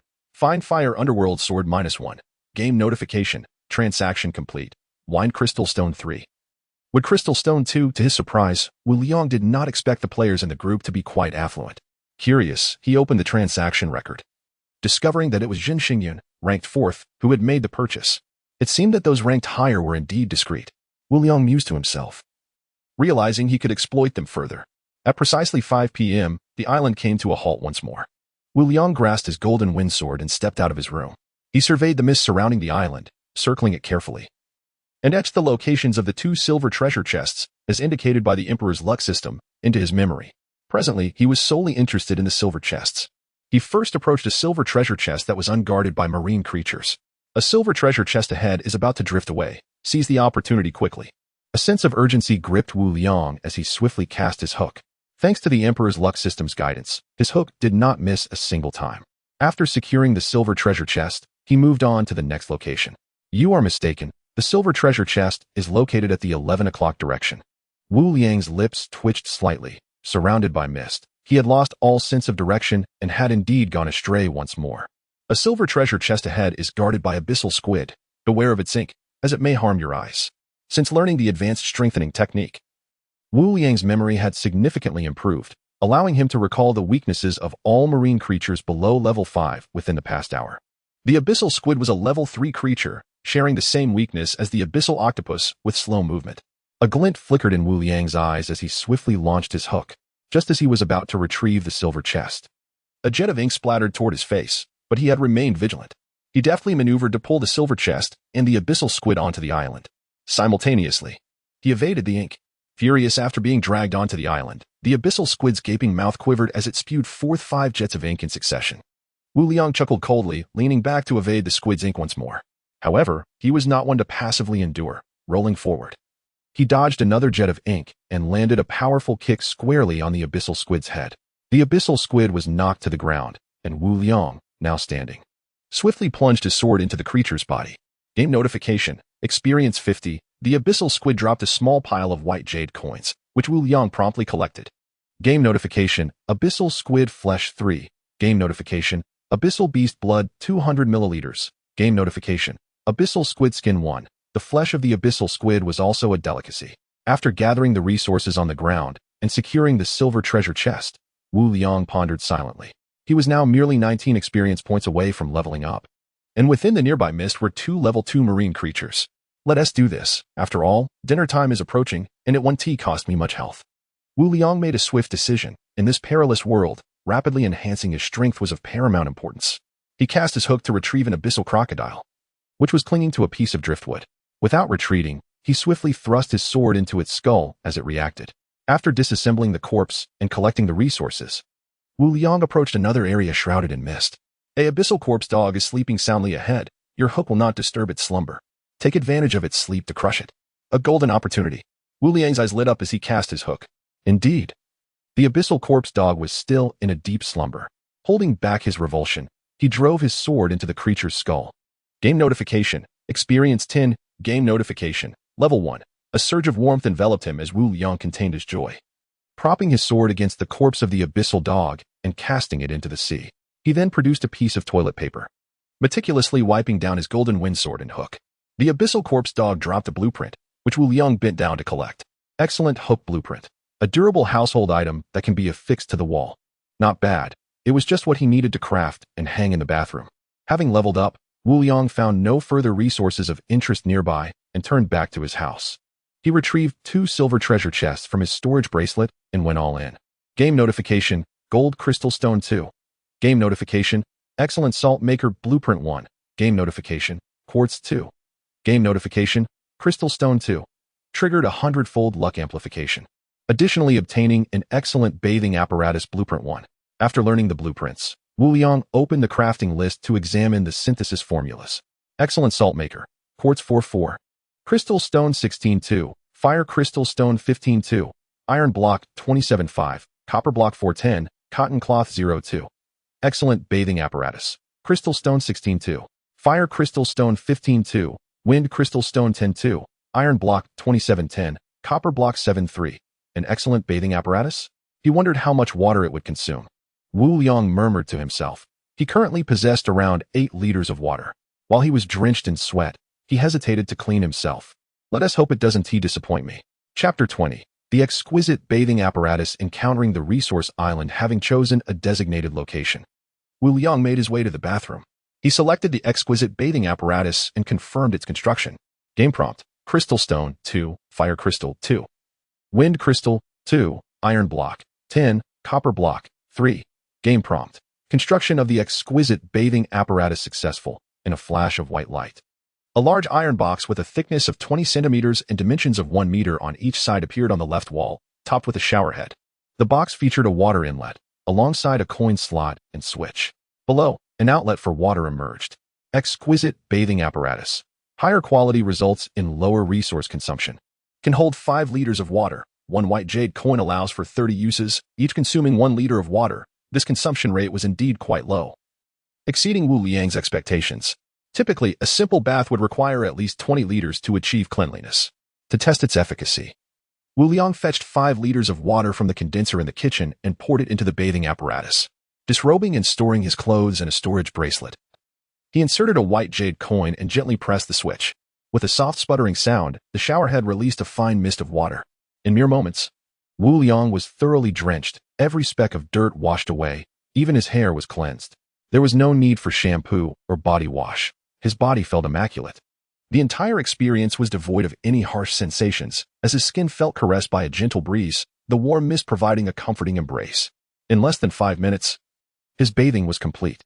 A red light illuminated from the iron box, and a warm breeze swept through, whisking away the mist and grime from the bathroom floor, leaving no trace behind. How convenient. Wu Liang retrieved 2 towels, each about a meter long, and dried himself off. He then accessed the crafting interface to create 2 excellent hooks. After hanging the towels, he donned his clothes and stepped outside. At 10 p.m., the island would once again come to a halt, and since his health points were still intact, he planned to gather more resources at that hour. It was dinner time, and once again, he feasted on roasted meat. As he ate, he browsed the chat channel, curious about the effects of tomorrow's lucky buff. Hongwu had recently acquired a rare hand crossbow, boasting that he would surpass Wu Liang to claim the top spot. Such arrogance. The divine warrior's prowess was far superior. What could he possibly achieve? Huayate had discovered a low-tier body strengthening technique, reputed to significantly enhance power by over 120 points. It appeared that Huayate was narrowing the gap with Hongwu. Why was there only a regional leaderboard and not one for the entire server? Rumor had it that Hongwu had also encountered the resource island, which seemed to be a lucrative opportunity. In the World Channel, both Hongwu and Huayate had recently gained considerable attention, being discussed by many as top players second only to Wu Liang. Would I encounter the resource island as well? After finishing his meal, Wu Liang shifted to the bestiary interface, silently memorizing the information about marine creatures. His memory had significantly improved. After just 2 or 3 readings, he could retain all information about the marine life. At precisely 10 p.m., the island trembled slightly and came to a stop. It was time. Wu Liang exited the bestiary interface, carrying his crystal lamp as he ventured outside. The area ahead is empty, devoid of anything. He continued onward. Ahead lies a wooden treasure chest, guarded by a marine corrupted hound. Ahead stands a silver treasure chest, protected by a marine octopus, a silver treasure chest. Wu Liang noted the location and circled the island swiftly. Whether it was due to the night or some other reason, there was only one silver treasure chest amidst the mist. Disregarding the rest, he approached the silver chest guarded by the marine octopus. Setting the crystal lamp on the ground, he retrieved his grappling hook. With his right hand gripping the golden windsword and his left swiftly deploying the hook, a jet of ink shot towards Wu Liang's face from the mist. He nimbly dodged with a smooth slide. The silver treasure chest and the marine octopus were soon reeled in to the shore. With a swift motion, he swung the golden windsword, cleaving the marine octopus and the silver chest cleanly in 2 before it could react. Game prompt: Experience 10, game prompt. Golden crystal, 3, game prompt. Quartz, 4, game prompt. Diagram for excellent blood pill, 1. Congratulations. Host has triggered the European Emperor system, excellent blood pill diagram quality 1. Triggered a 100-fold luck amplification, additionally obtaining 20 white jade coins. An excellent blood pill diagram? Wu Liang was somewhat perplexed as he crouched to inspect the diagram on the ground. Excellent blood pill. Crafted from the blood of marine creatures, it can enhance their strength. A rare treasure, this might prove useful later. After disassembling the marine octopus's carcass and gathering the materials on the ground, Wu Liang returned to his dwelling. He truly found the nearby resources unworthy of his attention. Due to a lack of cotton cloth, he was unable to craft a luxurious soft bed. So he had to settle for sleeping on a single bed. At that moment, a private message notification suddenly popped up. Brother Wu, I have gathered enough resources and would like your help in crafting a rare windwing set. The message was from Gon Si-yun. Oh, I didn't expect you to gather them so quickly. Truly a little wealthy lady. He was surprised, having only shared the crafting formula in the regional channel half a day prior. Wu Liang 183. 72. Sure. Gon Si-yun 168. 54. Thank you, Brother Wu. My current outfit is simply too tattered. Wu Liang 183. 72. Provide me with the materials, and I will craft it for you. The service fee is non-negotiable. My price is already quite favorable. Gon Si-yun 168. 54. No problem. The game featured a gifting function, and soon Gon Si-yun transferred all the materials to Wu Liang, including 2 crystal stones and 2 thunder crystal stones. This girl trusts me quite a bit. Should I let her in on the world's perils? Wu Liang chuckled to himself, but his hands were swift, and he crafted a windwing set without delay. The windwing set was unisex. Once donned, it would automatically adjust to fit the wearer's physique. Upon completion, Wu Liang gifted the windwing set to Gon Si-yun. Gon Si-yun 168. 54. Thank you, Brother Wu. Wu Liang 183. 72. In the future, if you come across anything valuable, we can trade. Gon Si-yun 168. 54. Absolutely.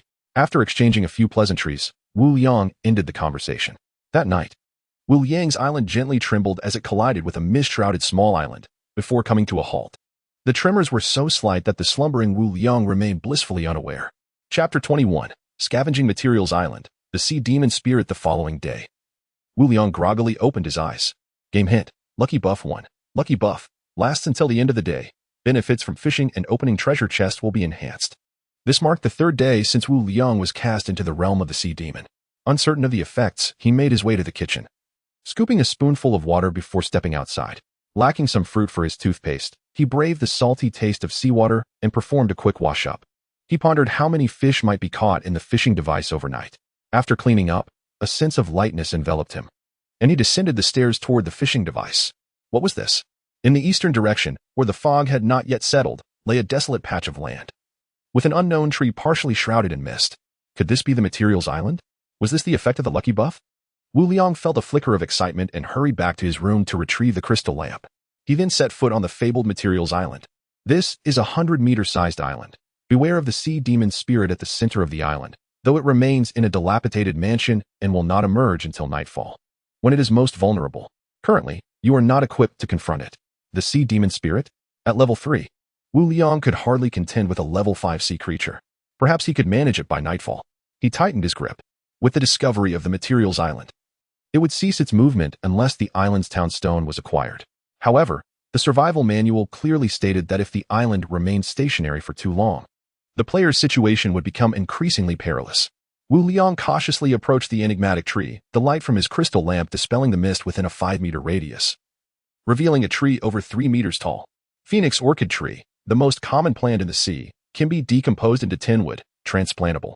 Harmless phoenix orchid tree. One notification stemmed from the game interface, while the other was a prompt from the auspicious system. This tree would enhance the environment, as his island was rather monotonous. The leaves of the phoenix orchid resembled small green birds, exceedingly beautiful. Wu Liang produced a shovel, crafted during the establishment of his planting base. He dug swiftly, and before long, the tree's roots were exposed. With his golden wind sword, he severed the finer roots, leaving only the main root. He then stored the 2-meter-tall tree in his storage bracelet. Lifting the crystal lamp from the ground, Wu Liang vanished into the mist. Do not attempt to proceed further. Doing so will only disturb the sea demon spirit. Heading in the 6 o'clock direction is a wise choice. Pausing, Wu Liang turned in accordance with the system's advice. After taking a few steps, he encountered another phoenix orchid tree and, without hesitation, began to dig again. After securing the tree, he raised the crystal lamp, ready to leave, when the auspicious system's prompt echoed in his mind. Did you not notice the small mound in the corner? Could there be something buried? Wu Liang focused intently and quickly seized the shovel to dig. Clang.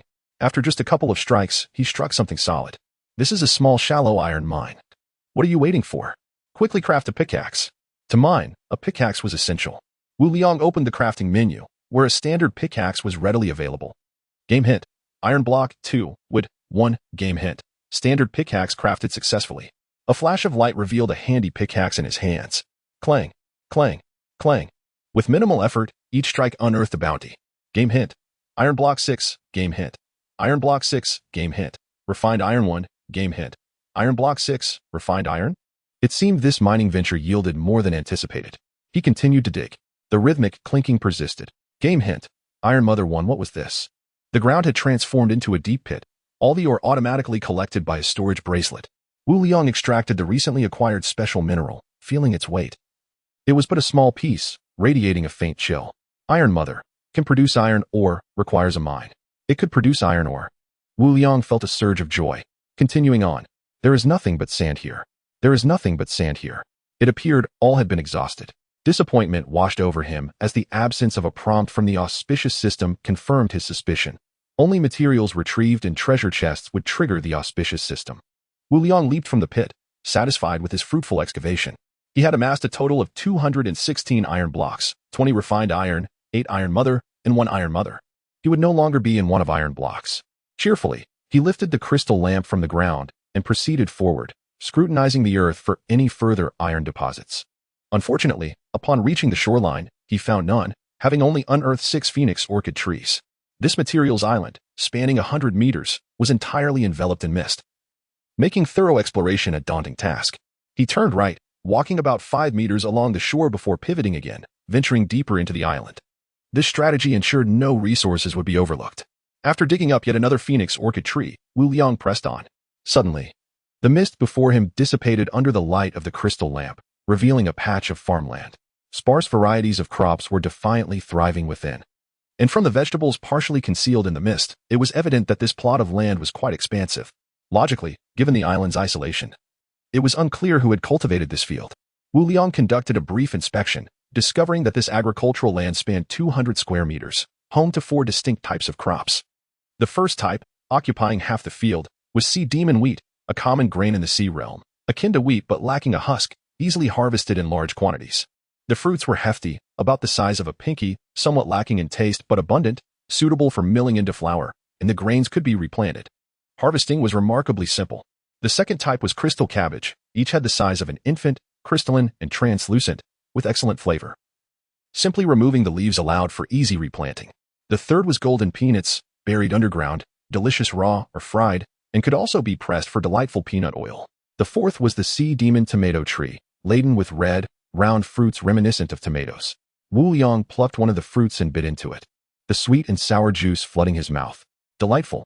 He couldn't help but exclaim. This was the first fruit he had tasted in this world. The sea demon tomato was devoured in just 2 or 3 bites, leaving him craving more. Resisting the urge to consume a third, he crouched down and began harvesting fervently. Except for the sea demon wheat, the other 3 crops needed to be uprooted for transplantation to his planting base. Wu Liang moved swiftly. Although the field measured 20 meters in both directions, the crops were few. Methodically, from top to bottom and left to right, the field quickly became barren. Game hit. Sea demon wheat 100G, game hit. Golden peanut 1, game hit. Sea demon tomato 1, game hit. Sea demon tomato tree 1, game hit. Crystal cabbage 1, wherever Wu Liang tread. Not a blade of grass remained. In the end, he counted his spoils and was taken aback. The total is as follows: crystal cabbage 23, golden peanuts 388, magic sea cherry tomatoes 98, and magic sea wheat 45 pounds. A bountiful harvest indeed. Phew, I am exhausted. Wu Liang's hands were coated in sand as he wiped the sweat from his brow with the back of his hand, revealing the joy that only a farmer experiences during the harvest. Wu Liang felt a wave of emotion. Indeed, the survival manual was not mistaken. Encountering a resource island would yield great abundance. The taste of magic seaweed was rather unpalatable, and he had no need for flour. He decided to reserve a portion for planting while selling the majority. Though the flavor left much to be desired, it would certainly serve to satiate hunger, and many would be in need of it. Even if it could not be exchanged for crystal stones, it could still be traded for some basic supplies. With a total of 78 pounds, reserving half for future harvests every 3 days, he pondered how much he could acquire. The other 3 crops were also suitable for planting, all possessing exceptional flavors. Though they did not restore health points, they would diversify his food options and could be exchanged for crystal stones, undoubtedly attracting interest. Once he had calculated his potential, Wu Liang once again lifted the crystal lamp, meticulously collecting resources inch by inch on the island. Each time he approached the center of the island, the sound of the European Emperor system echoed in his mind. After approximately 2 hours, apart from the island's center, he had stripped the island of its resources entirely. In total, he had gathered over 20 phoenix orchid trees and more than 1,000 plants known as magic sea blazing grass. though the magic sea blazing grass was inedible. It had a remarkably rapid growth cycle and could reproduce swiftly, making it perfect for planting on the island to enhance the environment. Imagining his future island lush with greenery filled Wu Liang with joy. Only in a comfortable setting could one truly relax. Facing the barren expanse of the island, he knew he would eventually become overwhelmed. Returning to his island with the crystal lamp in hand, he exhaled deeply as he gazed upon the clearly visible land. Being shrouded in mist had been quite stifling. Wu Liang took out his shovel and began digging a large pit on the island before transplanting the phoenix orchid trees into it. Despite the trees standing over 3 meters tall and as thick as an adult's thigh, Wu Liang was no longer the same. He effortlessly erected the phoenix orchid trees. Like a diligent farmer, he toiled under the sun, surrounding his house with the trees. He intentionally avoided planting by the seaside and the east to prevent the emergence of magical sea creatures that could damage his precious phoenix orchid trees. Next, he scattered a generous handful of magic sea blazing grass seeds evenly across the island and entered his planting base, where he sowed the crops he had gathered. Wu Liang was engulfed in a blissful busyness, leaving only a small patch of land unplanted. Wiping the sweat from his forehead, he began to feel a pang of hunger. And upon checking the game interface, he was astonished to find it was already noon. How swiftly time had passed. Just then, a roar echoed from one side of the island. Huh? Wu Liang quickly drew his golden windsword and turned to face the source of the sound. Chapter 22. Slaying the Abyssal Wolf and acquiring the golden treasure chest. Before him stood an Abyssal Wolf, its formidable claws and fangs glistening ominously. The creature, resembling a wolf with a dorsal fin, shook off the droplets of water clinging to its fur. Its tail bore the shape of a fish's, flanked by fins on either side. Wu Liang quickly recalled the details of the Abyssal Wolf, a level 4 sea monster, known for its swiftness, sharp claws, and fangs, as well as its cunning and remarkable endurance, though it was notably lacking in defense. Gripping the golden windsword tightly, Wu Liang felt a heavy weight settle in his heart. Why was a level 4 sea creature appearing now? It shouldn't be here. Had he lingered in these waters for too long? His suspicion proved correct as the Abyssal Wolf, having detected him, arched its body and emitted a low growl. With a chilling roar, it lunged at Wu Liang. In an instant, the Abyssal Wolf was upon him, its bloodied maw filled with gleaming fangs aimed for his neck. An overwhelming stench assailing his senses. How swift! Maintaining his composure, Wu Liang raised his right hand and swung the golden wind sword, blocking the creature's vicious bite. As it narrowly missed him, the Abyssal Wolf darted past, landing behind him. Reacting quickly, Wu Liang spun around to see a gash across the wolf's face, blood streaming forth. The creature's eyes, filled with a human-like resentment, revealed its apprehension. With a swift stride, Wu Liang dashed towards the Abyssal Wolf, bringing his sword down towards its head. The wolf tilted its head and dodged to the left, evading Wu Liang's strike. It then raised its right paw, aiming for Wu Liang's waist. Wu Liang pivoted on his toes, pushing off the ground with force, and spun around while wielding the golden wind sword. With a sharp sound, the wolf's claw, which was about to seize his waist, was severed and sent flying several meters away. The Abyssal Wolf let out a pained howl, collapsing under its own weight. Seizing the moment, Wu Liang thrust his sword into the creature's skull.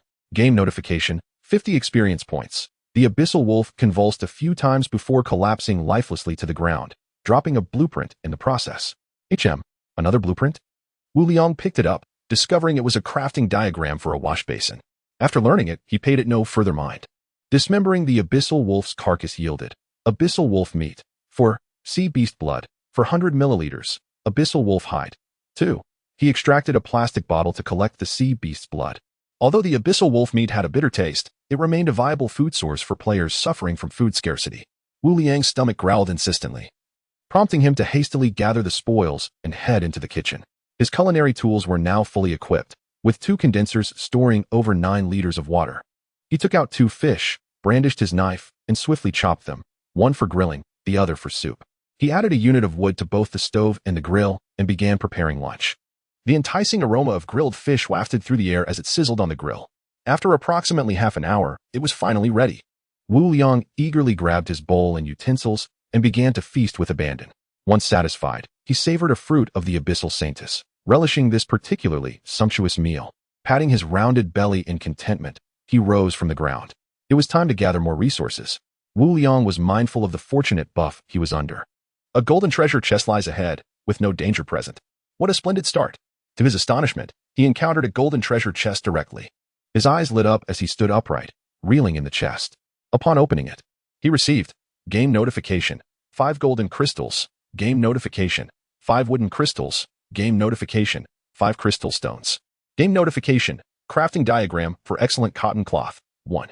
Triggered a 100-fold luck increase, additionally receiving a rare crafting diagram for a refrigerator. 1. Once again, he had obtained 80 different types of crystals. Wu Liang eagerly grasped the 2 crafting diagrams and learned them all. With 2 ice cream trees in his possession, he could now create a refrigerator, allowing him to enjoy ice cream once the trees matured. The other crafting diagram for cotton cloth required cotton for its creation. Although he lacked it, he could procure it from fellow players, given the vast number of players in the game. He didn't believe no one would have it. After dismantling the golden treasure chest and collecting the crystals, Wu Liang circumnavigated the island, finding only a silver treasure chest. The surrounding area was populated by second-tier monsters, offering little value for extermination, especially since he was not in need of food. He reeled in the silver chest. Game notification. 1 pineapple seedling. Game notification. Crafting diagram for a superior combination lamp. 1. Triggered a 100-fold luck increase. Additionally, receiving earth wall technique. 1. The earth wall technique required level 5 to learn, so Wu Liang stored it for later. After studying the rare combination lamp crafting diagram, he picked up the 2 pineapple seedlings from the ground and planted them in his cultivation base. It seemed prudent to circle the resource island once more to see if there were any materials to gather. With determination, Wu Liang took his crystal lamp and strolled along the shoreline of the resource island. Unfortunately, he found no materials nor even a single sea beast. Was this a game mechanic? Wu Liang pondered, perplexed. With no resources to gather, he returned to his bedroom. It was lunchtime, and it was still before 1 in the afternoon. All the islands were in motion, save for Wu Liang. The area channel was even more vibrant than the day before, with players sharing their experiences of the lucky buff and discussing their findings. Naturally, there were also hundreds seeking food. I'm so hungry. Is there anyone willing to trade? I can exchange materials for food. I have no crystals, alas. Is there a kind soul willing to trade food with me? I'm about to faint from hunger. Some players possessed crystals and sought to trade for water and food, or crafting diagrams. The top-ranking players had traded excess food with a few others, yet it was only a drop in the bucket. Observing the chat, Wu Liang sent a message. I'll trade 4 portions of meat for 1 cotton seed. Anyone interested? Please me. Giving a man a fish is not as beneficial as teaching him to fish. Wu Liang wished to avoid the hassle of trading for 1 or 2 portions of cotton. The players seeking food exchanges were like hungry wolves, ravenously sending messages. Wu Dishin, can I trade with crystals? I have a diagram for an excellent magic cup. Could we swap? Brother Wu, I'm so hungry. I have 4 units of cotton. Can we trade for 1 portion of meat? It appeared no one in the chat possessed cotton seeds. Just then, a name shone brightly. Gon Si-yun. Had no one noticed that Wu Dishin had already surpassed level 3, his combat power exceeding 1,000? The combat power rankings updated in real time, and Gon Si-yun had noticed this. Wow, it's only been a few hours. No wonder Wu Dishin is so impressive. It's hard to keep up with him. Can I join you, Wu Dishin? Suddenly, the atmosphere in the chat exploded with excitement. Chapter 23. The sale of abundant food supplies. A combination of food items was put up for sale. 23 crystal cabbages, 388 golden peanuts, 98 magical sea tomatoes, and 45 pounds of magical seaweed, heralding a bountiful harvest. Originally intending to sell these crops, Wu Liang thought it prudent to offer them to the members of his group. After a brief moment of contemplation, he proceeded to send several messages in the chat. I have an excess of 30 pounds of magical seaweed available for trade. I will exchange it for ordinary resources. Half a pound of magical seaweed for 20 units of mixed iron and copper, and for wood and stone. The requirement is 40 units. Alternatively, it can be exchanged for precious materials, 2 units of silver or gold, or 2 units of quartz, and 4 units of cotton. A single unit of rare materials is equivalent to 20 units of ordinary materials, or 2 units of cotton. He also mentioned that other precious food items would only be accepted in exchange for crystal stones, and he would establish the prices accordingly. Wu Liang had cultivated 15 pounds of magical seaweed, leaving him with an additional 30 pounds, along with 300 peanuts, 10 crystal cabbages, and 95 magical sea tomatoes. The moment his messages were sent, the regional channel fell into a brief silence. But soon after, a flurry of responses erupted. Wow, Wu Dishin, I want to trade. Group leader, I don't lack food. Can I still exchange? 30 pounds of magical seaweed and other precious food. You're too generous. Big shot. Wow, I'm short on supplies. Who wants to co-invest in the exchange? Let's split the magical seaweed. They were utterly astonished by the quantity he offered. While others struggled to secure even a single meal, Wu Liang effortlessly presented such an abundance. Brother Wu, may I exchange? Inquired Gon Si-yun. If you are not in need of food, I suggest allowing those who do to exchange first, and if you have surplus, then others may trade. Su Chong offered this suggestion. Wu Liang responded in the channel, I will allow 10 minutes for exchanges. If you do not require food, you may wait. I will restock every 3 days, and the prices will remain unchanged. Restocking every 3 days? My word, no wonder you're a master. You're incredible. Do you have equipment for growing food? The group was abuzz with excitement, as many were short on supplies and began discussing co-investment for exchanges. Wu Liang had already transitioned to the trading center, initially listing 30 pounds of magical seaweed. He set the demand freely with a stock limit of 60 units, allowing each person to trade only once. Subsequently, he listed 8 crystal cabbages with a stock limit of 8 units, 300 peanuts with a stock limit of 30 units, and 80 magical sea tomatoes with a stock limit of 20 units. All listings were kept private, visible only to the regional channel members. 1 unit of any crystal stone could be exchanged for 1 item, with each person allowed to trade once. Finally, he shared the product links in the regional channel. Game tip: magical seaweed, 250G. Game tip: trade completed, iron block 5. Copper block 15. Game tip: magical seaweed, 250G. Game tip: trade completed, wood 30, stone 10. Game tip: magical seaweed, 250G. Game tip: trade completed. Cotton 4. Game tip: crystal cabbage 1. Game tip: crystal stone 1. Notifications of completed trades flooded in. In the blink of an eye, half of the stock was gone. Some individuals collaborated for exchanges, which took slightly longer. In under 2 minutes, all food items were completely traded. Wu Liang received the following resources: for quartz, 8 silver blocks, 24 cotton, 56 iron blocks, 84 copper blocks, 284 wood, 196 stone, 15 crystal stones, 10 fire crystal stones, 8 wind crystal stones, 5 ice crystal stones, 13 earth crystal stones, and 7 gold crystal stones. Thank you for the food. Group leader. Thank you. Wu Dixin. Wu Dixin, I want to give you a monkey. Many expressed their heartfelt gratitude, fervently praising Wu Liang. Players in need of food successfully made exchanges, including many who were not in immediate need but nonetheless participated. Seizing the moment, Wu Liang listed magical sea wolf meat in the trading center for all players. Within half a minute, a seed appeared before him. Indeed, a player possessed a cotton seed. Wu Liang smiled contentedly. With ample supplies, he could now craft various devices to enhance his quality of life. Wu Liang promptly opened the manufacturing list to review all the devices he had yet to create. Excellent cotton fabric, cotton 24-4, beast hide 7-1, fine luxurious soft bed, with 338-20, crystal stone 39-2, fire crystal stone 34-2, wind crystal stone 32, ice crystal stone 31-2, cotton fabric 04, excellent salt maker, quartz 8-4, crystal stone 39-2, fire crystal stone 34-2, iron block 299-5, copper block 88-10, rare refrigerator, iron block 299-20, copper block 88-10, crystal stone 39-4, ice crystal stone 31-10, rare combination lamp, quartz 8-4, iron block 299-10, copper block 88-20, fire crystal stone 39-10, wood crystal stone 24-4, earth crystal stone 37-4. He first selected the excellent cotton fabric and confirmed its production. 6 pieces of cotton fabric materialized in Wu Liang's hands. He then disassembled a single bed, opted for the fine luxurious soft bed, selected a location, and confirmed its creation. A European-style soft bed, measuring 2.5 meters by 3 meters, appeared in the bedroom, complete with 2 pillows and neatly arranged bedding adorned with an intricate blue-red pattern, quite aesthetically pleasing. Fine luxurious soft bed, automatic cleaning effect, sleep enhancement, warmth in winter and coolness in summer, improves quality of life. Wu Liang tested the bed, sinking into its plush embrace, feeling its softness and warmth. He then proceeded to the kitchen to manufacture the refrigerator and salt maker. Excellent salt maker, automatically crystallizes salt, producing 50 G per hour. Operates for 30 days on 1 white jade coin. Rare refrigerator, preserves and cools food, enhancing its deliciousness. Operates for 30 days on 1 white jade coin. The salt maker resembled an alchemical furnace, its base adorned with red patterns, while its plump body featured blue designs. Wu Liang inserted a white jade coin, and the salt maker whirred into action.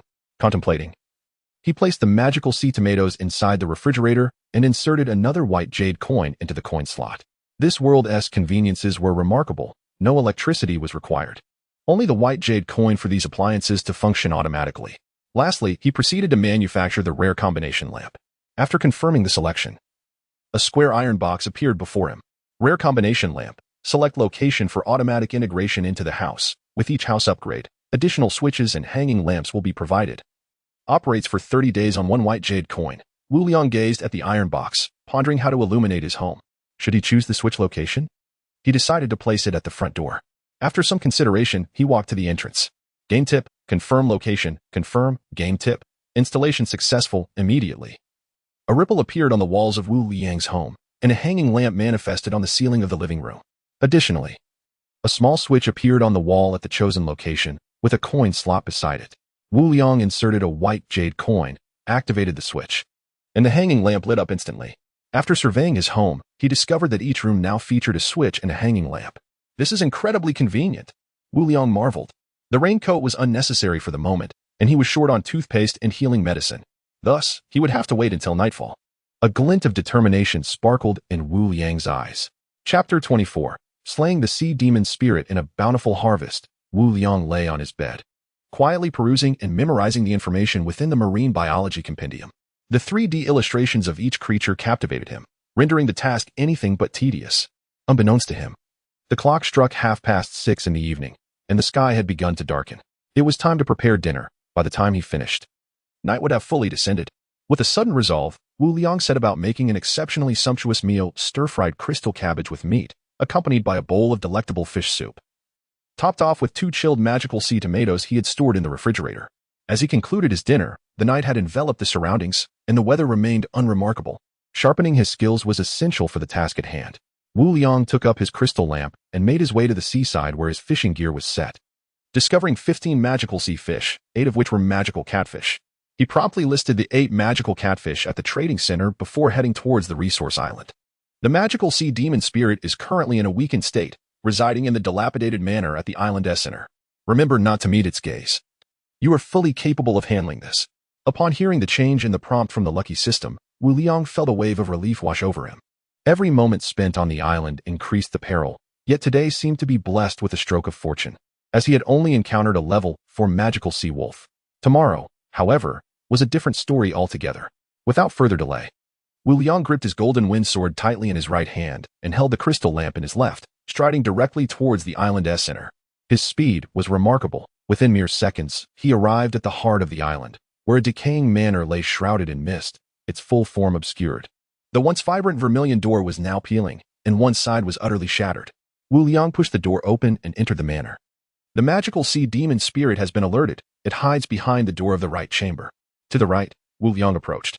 The manor's other rooms in disrepair, yet the right chamber appeared pristine and newly constructed. This room exuded an ancient charm, with only a single door. With a cold smile, Wu Liang thrust his golden wind sword towards the door. A piercing scream erupted from within the chamber as the magical sea demon spirit recoiled swiftly.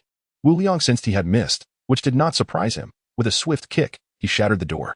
There, he beheld a creature with human legs and a fish body, its face contorted in fury. Its arms were covered in scales, and its claws glimmered with an eerie light. Sharp beyond measure, the magical sea demon spirit, a level 5 marine creature, capable of emitting a petrifying ray from its eyes. Direct eye contact would result in being turned to stone. By day, it existed in a ghostly state, immune to all physical harm, yet vulnerable at night. When it became corporeal, a flicker of yellow light sparked in its eyes.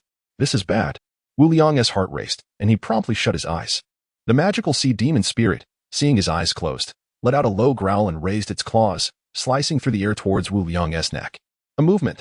Ever since Wu Liang had employed the advanced body-strengthening technique, his senses had sharpened immensely, even with his eyes closed. He could not be deceived by the demon spirit's actions. Wu Liang pivoted to the left, narrowly avoiding the demon's assault. Seeing it strike evade, the demon spirit swiped its left claw towards Wu Liang's neck once more. At that moment, Wu Liang's golden wind sword was at the ready. The demon spirit could not evade in time. Its right claw was swiftly severed. A prime opportunity. Although Wu Liang kept his eyes shut, he sensed the sword had struck true. Listening intently, he pinpointed its location and thrust towards it with his toes. With a sickening sound, the golden wind sword plunged into the demon spirit's flank. It let out a horrific scream, retreating rapidly and leaving a trail of blood, vanishing into the mist. Silence enveloped Wu Liang. He could hear nothing, yet he dared not open his eyes. A single misstep could cost him his life. He cast the crystal lamp at his feet and summoned a charred piece of meat into his left hand, the previously acquired burnt flesh of the magical sea sludge creature. This meat had the effect of attracting sea beasts, perfectly suited for the current situation. Indeed, as Wu Liang unveiled the meat, he heard the heavy, labored breathing of the demon spirit nearby. He remained utterly still, patiently awaiting its approach. In the midst of the mist, the magical sea demon spirit swallowed hard. Unable to resist the temptation, its eyes glowed green as it lunged for Wu Liang's left hand. Hearing the movement, Wu Liang thrust the golden wind sword towards his left, feeling it connect with the demon spirit's flesh, then swiftly retreating. Game prompt. Experience 100. Game prompt. Level 1. It fell so easily? Wu Liang opened his eyes to witness the magical sea demon spirit becoming increasingly insubstantial. Its head cleaved in half, a sight both grotesque and chilling. As the spirit completely faded, a stone of island subjugation fell to the ground. Only the stone of island subjugation? Wu Liang bent down to retrieve the stone. Detected an unclaimed stone of island subjugation. Would you like to fuse it? Certainly not. He had yet to explore the manor. He stored the stone away and lifted the crystal lamp, beginning to investigate the chamber. Inside, the room was immaculate. With all the furniture neatly arranged, Wu Liang's eyes brightened. Would he be able to claim these furnishings? He approached a sofa, attempting to store it in his storage bracelet. Game prompt. Excellent soft leather sofa X1. Indeed, he could. Wu Liang's excitement grew. Game prompt. Excellent bedside table X1. Game prompt. Excellent coffee table X1. Game prompt. Excellent chair X1. Game prompt. Excellent luxurious soft bed X1. Moments later, he had cleared the room of all its furnishings. Wu Liang then exited the chamber and moved to the other rooms.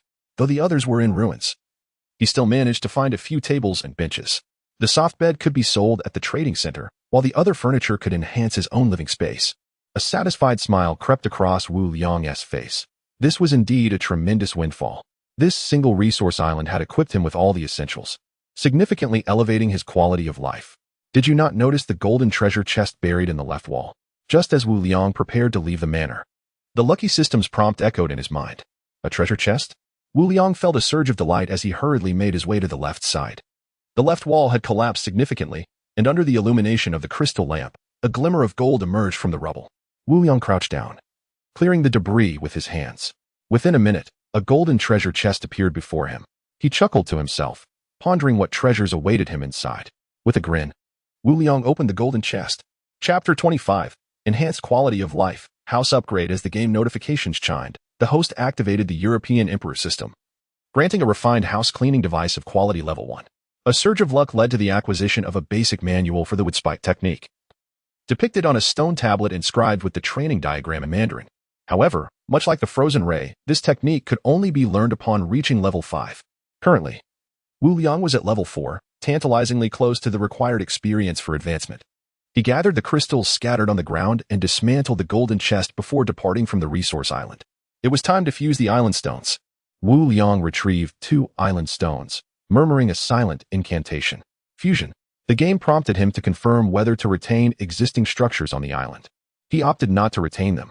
The game provided a breakdown of collected materials: 211 wood, 139 stone, 24 iron, and 31 copper. With a successful fusion, the resource island vanished in an instant, while the ground beneath Wu Liang trembled as the island expanded, swiftly transforming into a landmass with a diameter of 30 meters. Regardless of the size of the resource island, fusion would only increase the diameter by 10 meters, as stated in the survival manual. Wu Liang's island shuddered once more. Shifting eastward, with sufficient materials in hand, he proceeded to upgrade his dwelling. Opening the house upgrade interface, he selected the upgrade option. The game detailed the requirements: 300 wood, 150 stone, 50 iron, and 80 copper. Upon completion, the notification signaled the successful construction of a standard residence. In an instant, his house unfurled, with the phoenix trees on either side autonomously shifting to create space. A spacious courtyard of 400 square meters materialized before him. Standard residence, upgradable, capable of withstanding attacks from marine creatures below level 10, providing shelter from the elements, ensuring safety and comfort, and featuring a newly added training room function. Upgrade requirements: island diameter of 50 meters, wood 249, 1000, stone 100 500, iron 258 100, copper 8 200. The road ahead was indeed challenging. Wu Liang sighed softly, pushing open the crimson iron gate to enter the courtyard. A stone pathway led through the center, with an expanse of open land to the right and his planting base on the left, both flanked by corridors. Entering the hall, he flicked the switch, and the room illuminated, revealing its vastness. After surveying the courtyard, he noted the bathroom had significantly increased in size. To the right of the hall, behind it lay the training room, adorned with intricate carvings. 4 additional guest rooms had been added, each equipped with a simple hanging lamp. Quite satisfactory. Wu Liang smiled with contentment, returning to his bedroom to arrange 2 nightstands and a sofa, placing a coffee table in front of the sofa. He then returned to the hall, setting up 6 tables and 12 chairs on either side, with a grand tiger skin chair positioned against the wall at the head of the table, exuding luxury. The final set of furniture was salvaged from the kitchen of the resource island, arranged in accordance with the layout of the dilapidated courtyard previously. Dust clung to the furniture, save for those in the bedroom, pristine and untouched. It was the perfect opportunity to test the efficacy of the house cleaning device. Wu Liang navigated to the crafting page to examine the synthesis formula for the cleaning device. Rare house cleaning device. Requires 20 fine iron, 49 crystal stones, 30 fire crystals, 48 earth crystals, and 38 wood crystals. Confirming the creation, the resources in his savings bracelet diminished, and a delicate iron box appeared in his hands. Rare house cleaning device. Requires a designated location, integrates with the house, automatically cleans the premises to perfection, and each white jade coin allows for 30 uses. After a brief contemplation, he chose to position it beside the light switch in the hall. A beam of light flashed, revealing an additional switch alongside the original. Each room now sported a square vent in the ceiling. Wu Liang inserted a white jade coin into the coin slot and activated the switch. A warm breeze swept through, instantly refreshing all items in the hall, as dust and moisture were drawn into the vents and vanished. Remarkable, Wu Liang exclaimed in awe. If only the bathroom had an additional sink, it would have been perfect. Shaking off his disappointment, he returned to his bedroom. It was now around 9 p.m. and in an hour, the island would cease activity once more. His health remained at a full 100 points, necessitating patience until 10 p.m., especially with the boon of a luck buff. Comfortably reclining on the sofa, he accessed the regional channel. Wu Liang 182. 72. Is anyone interested in a second-hand, excellent luxury soft bed? Selling at a bargain, just 2 arbitrary crystal stones. Comes with an automatic cleaning feature and aids sleep. Wait, didn't he the master just have a regular single bed yesterday? Today he's selling an excellent luxury soft bed? Truly impressive. Wu Dagu inquired. Do you have the crafting diagram? Unfortunately, I'm completely broke. Amid the lively chatter, Wu Liang glanced through the messages, then listed the excellent luxury soft bed, ensuring it was visible only to select players, subsequently sending the link to Zhen Xingyun. Within half a minute, he received 2 wood crystals in return. Having memorized the marine creature compendium, he quietly observed the world and regional channels. At precisely 10 p.m., the island beneath him trembled slightly and came to a halt. With the benefit of the luck buff, he hoped the surrounding resources would not disappoint him. Chapter 26, Crafting Legendary Equipment and Encountering New Situations. The island, with a diameter of approximately 30 meters, was predominantly occupied by Wu Liang's residence. He pushed open the Crimson Iron Gate and took a few steps until he reached the southern mist. Ahead lies a 2-headed sea hound, awaiting your hook. A level 2 marine creature, utterly useless. He took another step to the left. Ahead is a copper treasure chest, devoid of any danger. Not needed. Wu Liang continued walking, but suddenly halted. Ahead is a silver treasure chest, free from peril. Opening it may yield a delightful surprise. While he dismissed the items from iron chests, he still valued the silver chest. He cast his hook. Moments later, the silver chest was drawn to him. He opened it directly. Game prompt. Excellent silver cup, crafting blueprint 1. Game prompt. Sea dragon tea seedling 1. Triggered a 100-fold luck enhancement, additionally acquiring intermediate strengthening technique 1. He hadn't sold the basic strengthening technique yet, and now he had obtained the intermediate one. Gathering the materials from the ground, Wu Liang continued to circle around the island. From the south to the east, then from the east to the north, he encountered nothing but iron and copper chests, along with a level 2 marine creature. Is this all the luck buff has to offer? Wu Liang muttered in dissatisfaction. He pressed on. Ahead is a golden treasure chest. Surrounded by no danger, quickly retrieve it. A golden chest. Wu Liang quickly halted and drew it in. Game prompt. Gold crystal 3. Game prompt. Wood crystal 3. Game prompt. Rare flying cloud boots crafting blueprint 1. Triggered a 100-fold luck enhancement, additionally acquiring fireball technique original 1. Incredible. Although he received only 42 elemental crystals under the auspices of the European monarch system, he had unexpectedly obtained a rare equipment crafting blueprint of quality 1. This was the finest item he had acquired thus far. Wu Liang hastily gathered the materials and, after studying the blueprint, eagerly opened the crafting page to examine the synthesis formula for the flying cloud boots. Legendary flying cloud boots. Gold crystal 4740, wood crystal 4840, water crystal 5840, fire crystal 4140, earth crystal 5640, wind crystal 4640, thunder crystal 4040, ice 4740, beast skin 22, cotton 04. Silver block 4220, gold block 1810. He was still short on cotton, but a little water resource would suffice shortly. Patience is a virtue. So Wu Liang turned his gaze northward. Ahead is a silver treasure chest, surrounded by no danger. True to the luck buff, all treasure chests were unguarded by marine creatures. Without hesitation, he drew in the chest and opened it. Game prompt. Wind crystal 2. Game prompt. Excellent washstand crafting blueprint 1. Triggered a 100-fold luck enhancement, additionally acquiring 20 white jade coins. Afterward, no more valuable items appeared, prompting Wu Liang to return to his residence. He opened the trading center. Nearly 3 days had passed, and water resources remained scarce. However, the players who had survived had encountered marine creatures, and the blood of sea beasts was also drinkable. The price of water resources had decreased significantly, allowing for a trade of 1 unit of cotton for approximately 100 milliliters of water. After a brief contemplation, Wu Liang broadcast a message in the regional channel: 100 milliliters of water for 1 unit of cotton, trading 16 portions. Those in need of water, hurry up. Responses flooded the regional channel. Whoa, Wushan has listed so much water. Players with cotton, take note. Wushan is indeed a deity. I can't compete. I happen to have cotton. Wushan, please list it quickly. Surprisingly, after trading so much food at noon, Wushan is now listing water resources. You truly are our blessing. Wu Liang extracted 1,600 milliliters of water from the water generator and listed it in the trading center, visible to the entire regional channel. Within a mere 10 seconds, it was sold out. Regional channel. How long have you all been single? Your speed is astonishing. Oh no, I couldn't grab any. I'm so thirsty. Get lost, you deadbeat. I couldn't exchange either. It seems I'll have to drink sea beast blood. The lamentations of those who missed out echoed. Ignoring the commotion, Wu Liang eagerly navigated to the crafting interface. He selected the legendary flying cloud boots. Confirm crafting. The quantity of crystals in his storage plummeted, and a pair of silver leather boots appeared before Wu Liang. Legendary flying cloud boots, extremely precious boots, permanently increase the user speed, featuring an automatic cleaning effect to prevent foot odor. Wu Liang's current sneakers were in tatters. Upon removing them, a pungent odor wafted forth. He tossed the worn shoes and smelly socks into the sea and took a refreshing shower. Feeling invigorated, he slipped on the flying cloud boots. Though barefoot, he felt no discomfort. The boots fit snugly.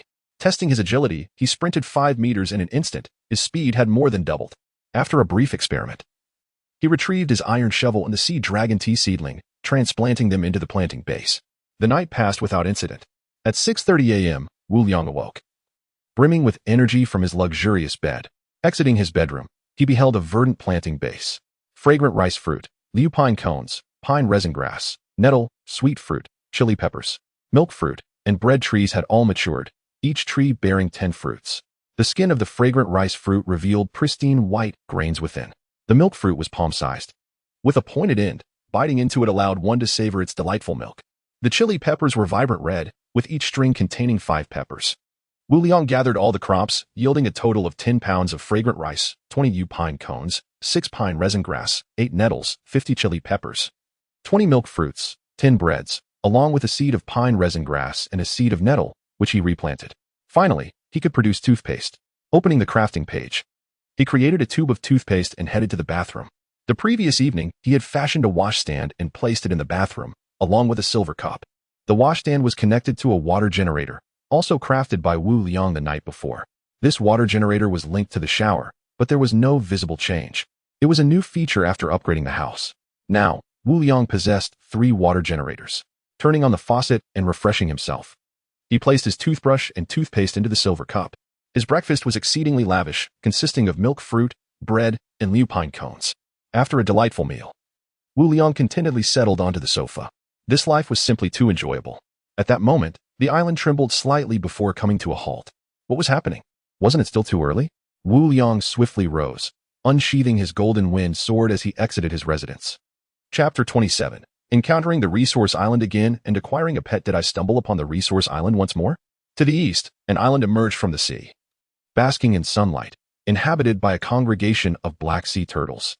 The largest among them was as big as a person. Using the flesh of the mud sea monster to deal with them is the optimal method for leveling up. Echoed the prompt from the Lucky Emperor system in my mind. Magic Sea Turtle, a level 3 marine creature, gentle in temperament yet exceedingly timid. Magic Sea Turtle King, possesses a degree of aggression, but will flee at the slightest fright and is slow in speed. Fortunately, it was I who encountered them. Had any other unsuspecting players come across this situation, they would likely have been terrified. With a relaxed demeanor, Wu Liang strode toward the east. The magic sea turtles, hearing the commotion, retreated behind their king, while some scuttled toward the sea. The magic sea turtle king glared at Wu Liang with a fierce expression, seemingly warning him against making any rash moves. Such an opportunity for experience could not be allowed to escape. Wu Liang promptly placed the charred flesh of the mud sea monster on the ground. With the sheer number of magic sea turtles, any delay could allow some to escape. Indeed, the turtles stirred restlessly, and those that had begun to crawl back into the sea returned. The magic sea turtles, their eyes gleaming with green light, rushed toward the meat, disregarding their king. Among them, the magic sea turtle king charged forth the fastest. Perfect timing. Wu Liang swung his sword, striking the shell of the magic sea turtle king with a resounding clang. A crack appeared on its shell. So tough? Wu Liang was somewhat astonished. The magic sea turtle king recoiled in pain, retracting its limbs and even its head into its shell. Other magic sea turtles approached, and Wu Liang temporarily set aside the king to strike at the foremost turtle. The turtle's body fell heavily to the ground, its head rolling away and revealing a pile of white jade coins. Game prompt. Experience 1. The group of magic sea turtles had become frantic. Ignoring the corpses of their companions, they surged towards the meat at Wu Liang's feet. The magic sea turtle king, unable to resist the temptation, cautiously extended its head. Wu Liang deftly flicked the meat behind him with the tip of his foot. The turtles, ravenous as wolves, disregarded Wu Liang standing in their path, attempting to circumvent him. Such a splendid opportunity could not be missed. Wu Liang wielded his golden wind sword with remarkable speed, a flash of light slicing through the air as he felled another magic sea turtle.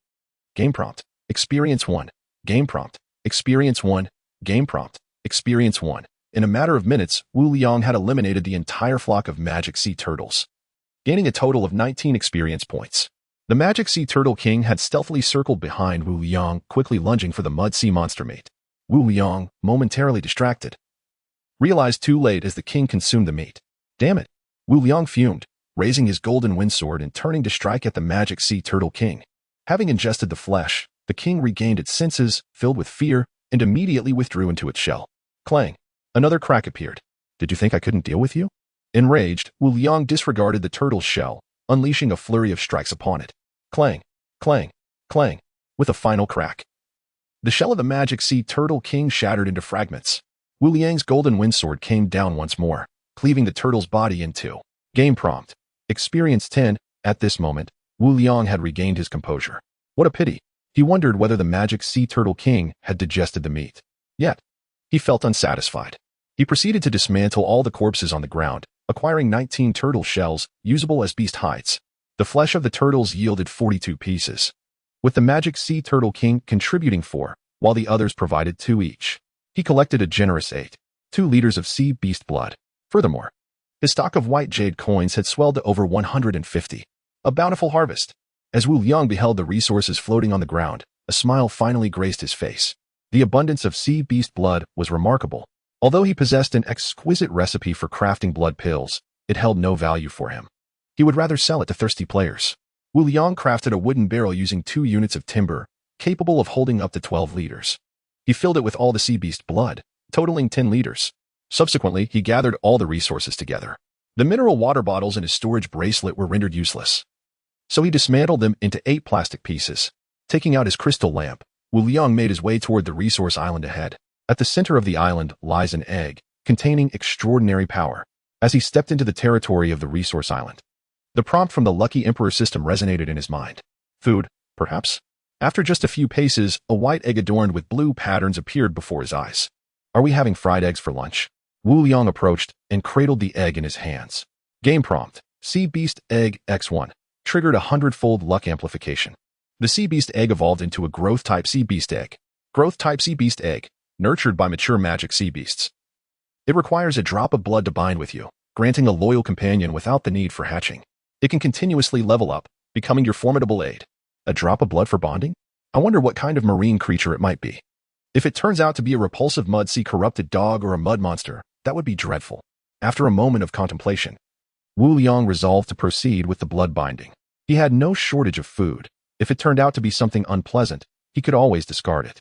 Wu Liang placed the sea beast egg on the ground and gently pricked his fingertip with the golden wind sword. A drop of blood fell upon the egg. In an instant, the blue patterns on the shell shimmered with brilliance. The sea beast egg began to tremble gently, then more violently, for several seconds. Finally, with a crisp cracking sound, the shell shattered into pieces, disintegrating into powder. Bathed in blue light, a small blue fish manifested before him. What kind of creature is this? Wu Liang had memorized the entire marine creature compendium, yet this species was unfamiliar. It bore resemblance to the blue whale ridden by Zhuang Zhou from a game he once played. As the blue light receded, the small fish opened its large eyes adorably, consuming the remnants of the eggshell on the ground. It then took flight, swirling around Wu Liang before finally perching on his shoulder. It can fly. Wu Liang was taken aback. The sound of the blue fish echoed in his ears. Resembling a whimpering creature, Wu Liang was at a loss for words. From the moment it hatched, a peculiar bond had formed between him and the little fish. Instinctively, he reached out to gently caress it. Its texture was not at all like that of an ordinary fish. Rather, it felt as smooth as silk. Turning his head to observe the little blue fish, he found it gazing at him with an expression of curiosity. Skyward bubble fish, a gentle magic sea creature that can continuously grow, ultimately evolving into a golden-winged rock. Game prompt: the pet interface has been activated, allowing you to view your pet's abilities and status at any time. Chapter 28. The Ascension of Little Blue and the Acquisition of New Abilities. Is this what you call a flying bubble fish? Wu Liang exclaimed, utterly bewildered. He was familiar with bubble fish, a level 5 marine creature known for its ability to ensnare opponents with its bubbles. The flying bubble fish, with its large, sparkling eyes, gazed curiously at Wu Liang, evidently possessing intelligence. Fly up, Wu Liang suggested tentatively. The flying bubble fish obediently took off from his shoulder, circling around him. While it appeared rather unremarkable, he pondered its potential utility in combat. With a glance, he assessed that the diminutive creature, while charming enough to serve as a pet, seemed to offer little else of value. The bubble fish protested, emitting a series of whines. It opened its mouth and released a bubble towards a nearby shard of rock, which was instantly enveloped and lifted into the air. It seemed to assert, "Master, I am quite formidable." With a gentle smile, Wu Liang scooped up the flying bubble fish and affectionately patted its small head. The creature comfortably closed its eyes in his embrace. Opening the pet interface, he noted, flying bubble fish, unnamed, level 1, can exceed the owner's level by up to 5. Experience, 0-100, status, healthy, ability, ensnaring bubble at last. Wu Liang found a purpose for his refined blood pill crafting blueprint. Lowering his gaze with a fond expression, he remarked, "You still lack a name. How about I call you Little Blue for now? If I think of something better later, I shall rename you." A momentary pause followed, indicative of his struggle with creativity. Little Blue nuzzled against Wu Liang's chest, seemingly delighted to receive a name. Such a simple creature, yet so easily pleased.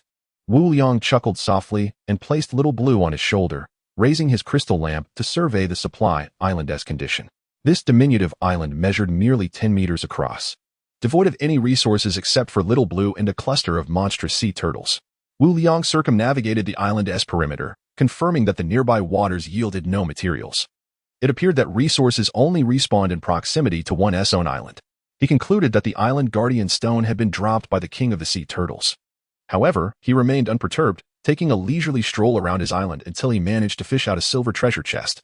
Only then did he fuse the island guardian stone, rapidly expanding his island to a diameter of 40 meters, after which it began to drift. Within his chamber, Wu Liang opened the silver chest. Game notification, Quartz 4. Game notification, Excellent T, set Blueprint 1. Triggered a 100-fold luck amplification, additionally received Water Arrow Technique, Blueprint 1, not too shabby. Wu Liang studied the crafting blueprints and collected the materials strewn about. Cradling Little Blue, he patted its small head and said, "You shall have a feast." With a grin, he proceeded to open the crafting interface. Refined Blood Pill, Sea Beast Blood 10L1L, Excellent T set, Iron Block 25810, Silver Block 2410, Fire Crystal 42. Water Crystal 52. Selecting the Refined Blood Pill, he confirmed the crafting action. Game notification, Sea Beast Blood-1L. Game notification. Refined Blood Pill crafted successfully. A plump pill materialized in his palm. Refined Blood Pill, formed from the blood of marine creatures. Consumption grants 100 experience points. 100 points. Wu Liang's eyes sparkled with excitement. "Let us test the effectiveness of the blood pill," he said, turning to Little Blue with a grin. "Come, hold this." He offered his open palm to the creature. Without hesitation, Little Blue swallowed the blood pill whole. It dissolved instantly, traveling down its throat into its body.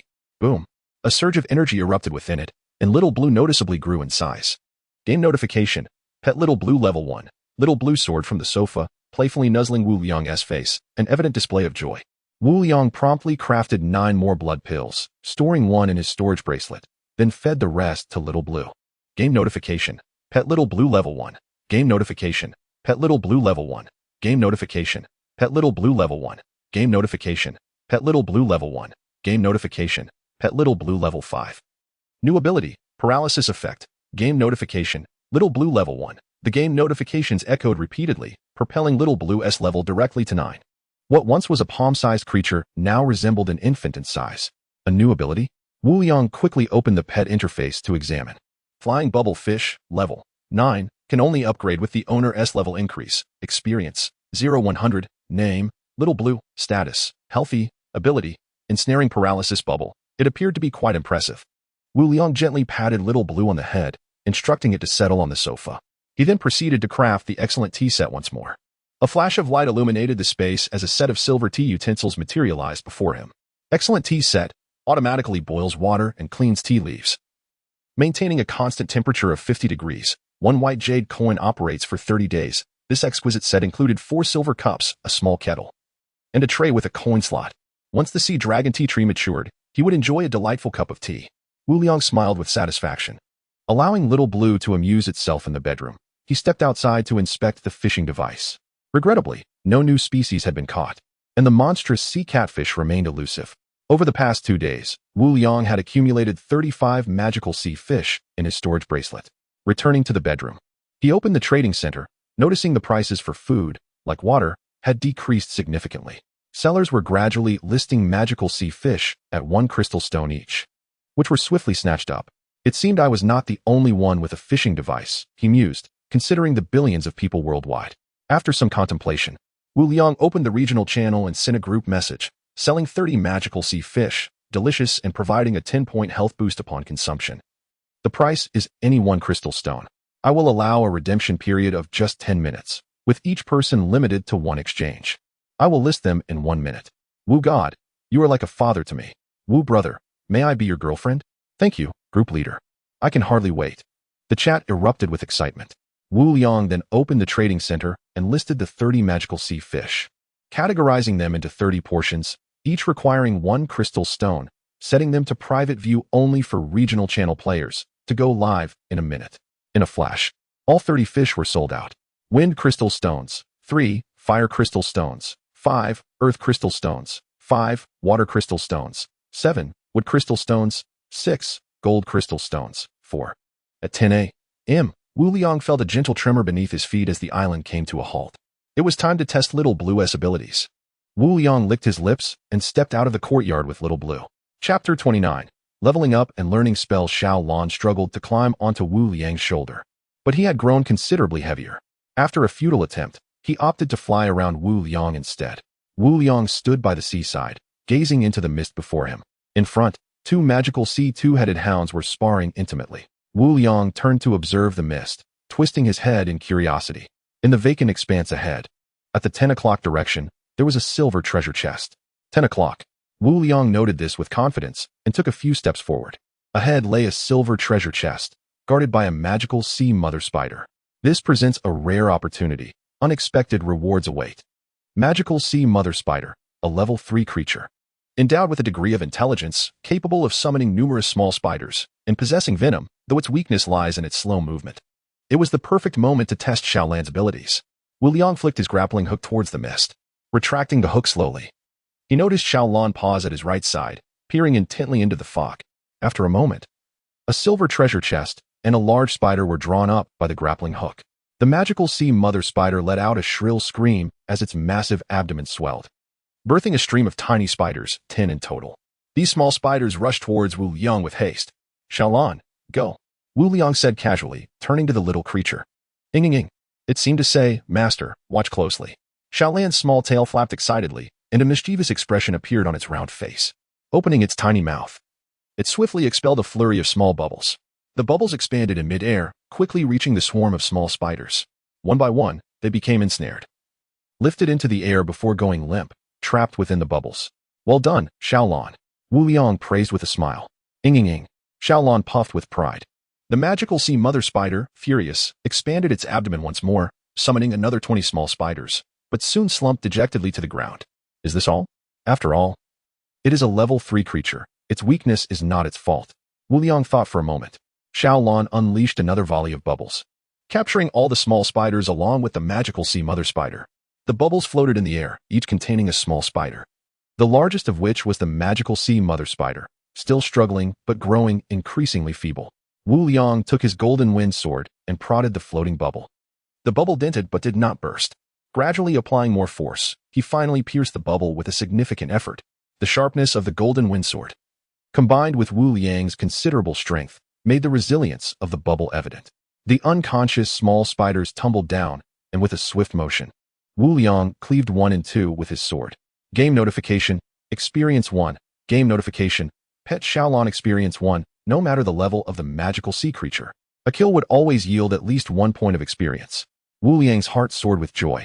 Was this what the luck enhancement system referred to as unexpected rewards? Xiaolon, release the magical sea mother spider. Such a splendid leveling creature should not be wasted. He would not let this opportunity slip by.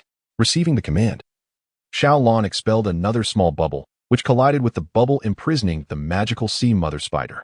With a soft pop, both bubbles burst, dissolving into a fine mist. The magical sea mother spider fell heavily to the ground. Struggling to rise, it began to retreat, attempting to flee. Wu Liang scoffed, propelling himself forward with a swift kick, sending the magical sea mother spider several meters away. Give birth, he commanded, pointing his sword menacingly at the creature. Xiaolon joined him, glaring fiercely at the magical sea mother spider. Ing. The spider screeched in response, its abdomen swelling once again. Yes, that's it. Keep going. You can do it. Wu Liang cheered for the magical sea mother spider. With a sudden pop, its abdomen shrank, and it collapsed onto the ground, unable to maintain its form. Really? After all this effort, it only produced a mere puff? The magical sea mother spider felt humiliated, its eyes glistening with tears as it lay motionless, surrendering to defeat. Xiaolon, keep an eye on it. Don't let it escape, Wu Liang instructed, before moving towards the small spiders suspended in the air. Game notification, Experience 1. Game notification, Pet Xiaolon Experience 1. Game notification, Experience 1. Game notification, Pet Xiaolon Experience 1. Game notification, Experience 1. Game notification, Pet Xiaolon Experience 1. Game notification, level up. The warm current beneath his navel surged once more, doubling in strength. The small spiders in the air were swiftly eliminated by Wu Liang's strikes, finally elevating him to level 5. The tiny spiders yielded no loot, and their remains faded into nothingness. Wu Liang paid no heed to this, his mind focused. For half-meter-tall stone tablets materialized on the ground. Ice spell, earth wall. Wooden spike, fireball gently touching the stone tablet on the left. A stream of light emerged and entered his body. Game notification, Ice crystal stone -10. White jade coin -10. Game notification, Ice spell learning successful, proficiency level 1. Triggered luck enhancement. Ice spell proficiency increased by 100. A new spell, Ice spell, was added to Wu Liang's memory. Raising his hand, he directed the warm current beneath his navel to operate as instructed in his memory. A fist-sized white orb formed, and with a thought, the ice ball shot forth, landing on the ground nearby. Instantly, a 2-meter-wide patch of ice crystallized on the ground. Wu Liang approached to inspect it. It was solid, the icy surface measuring several centimeters thick. The ice expanded rapidly from the point of impact, demonstrating considerable power.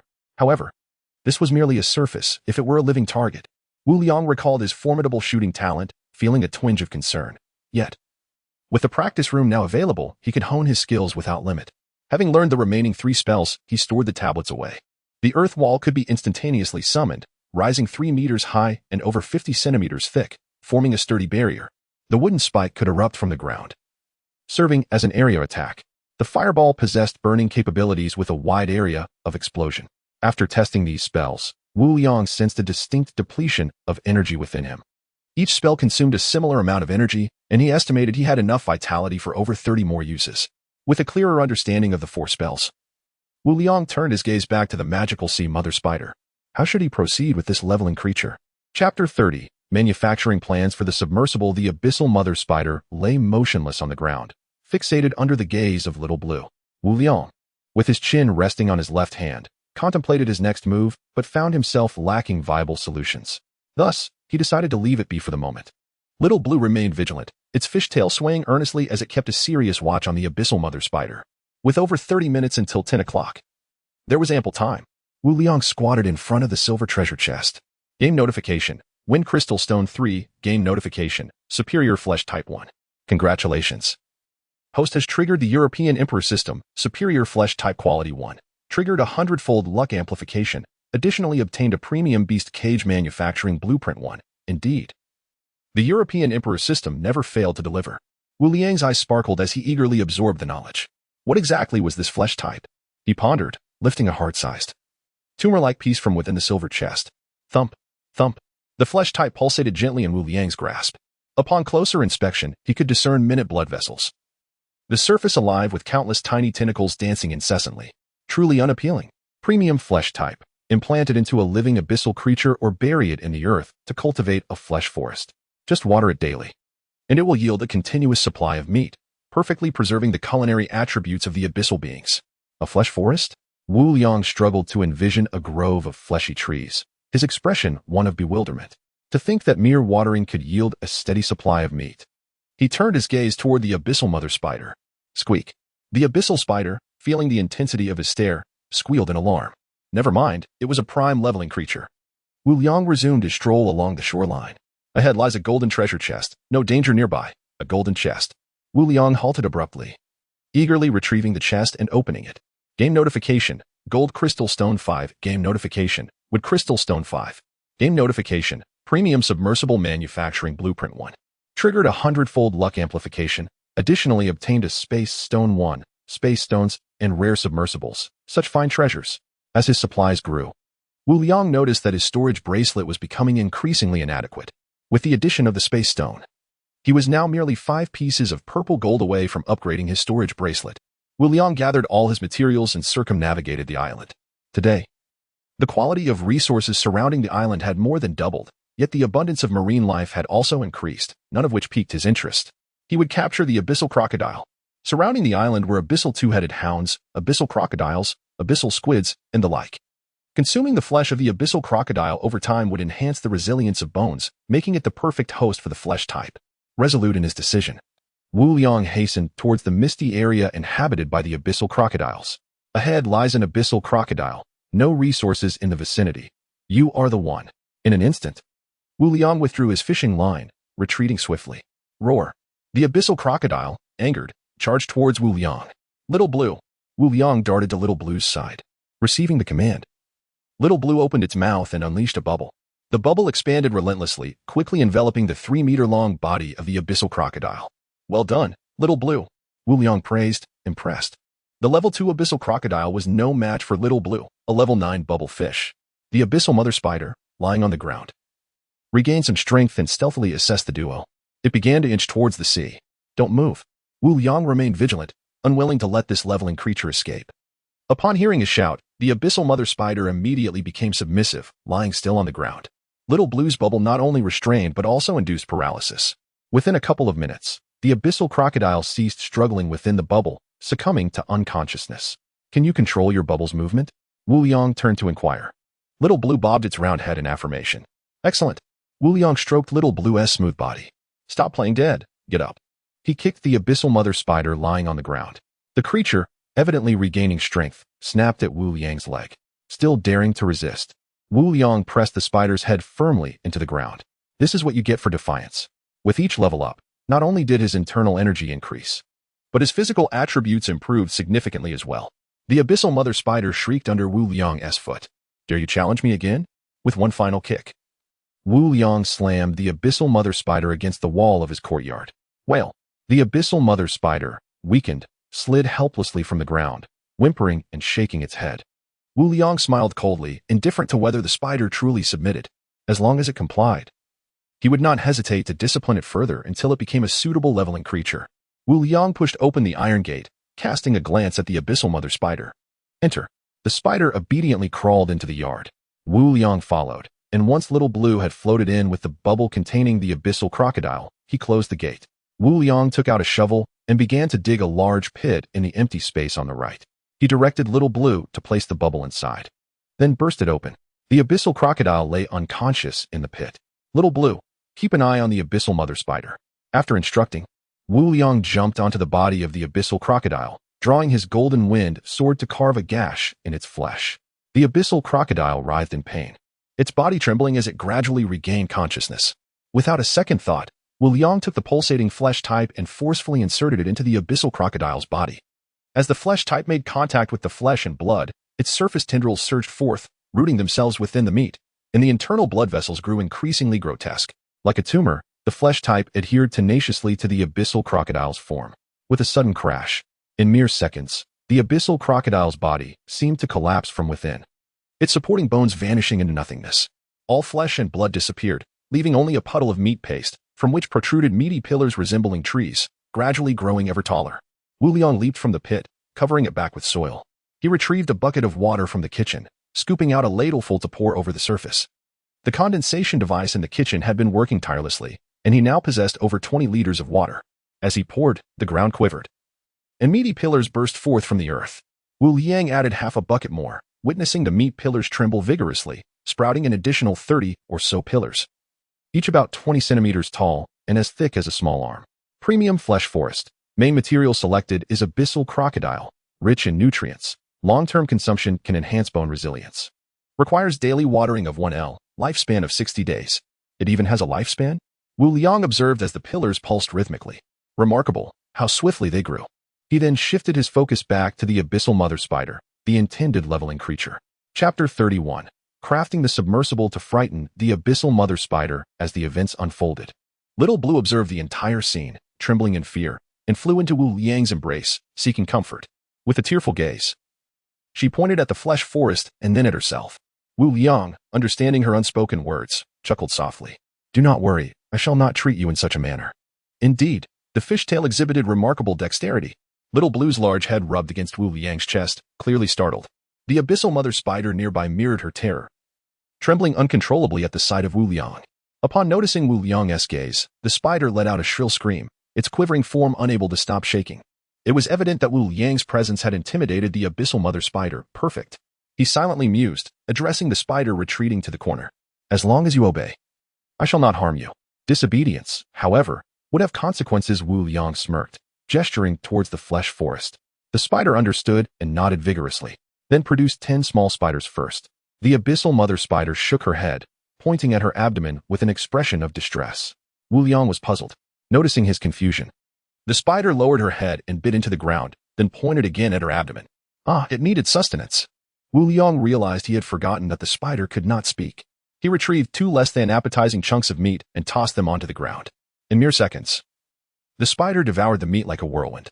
Is that sufficient? Wu Liang inquired. The spider shook her head again, resting her 8 legs on the ground, her head atop her front limbs, and closed her eyes. Moments later, she opened her eyes, quickly stretching her body, and demonstrated the previous scene 3 times in succession. So, she requires rest as well. Wu Liang grasped the situation. The abyssal mother spider nodded repeatedly, showcasing her intelligence as a creature of the abyss. Very well. Since we cannot gain experience right now, Wu Liang proceeded to open the crafting interface.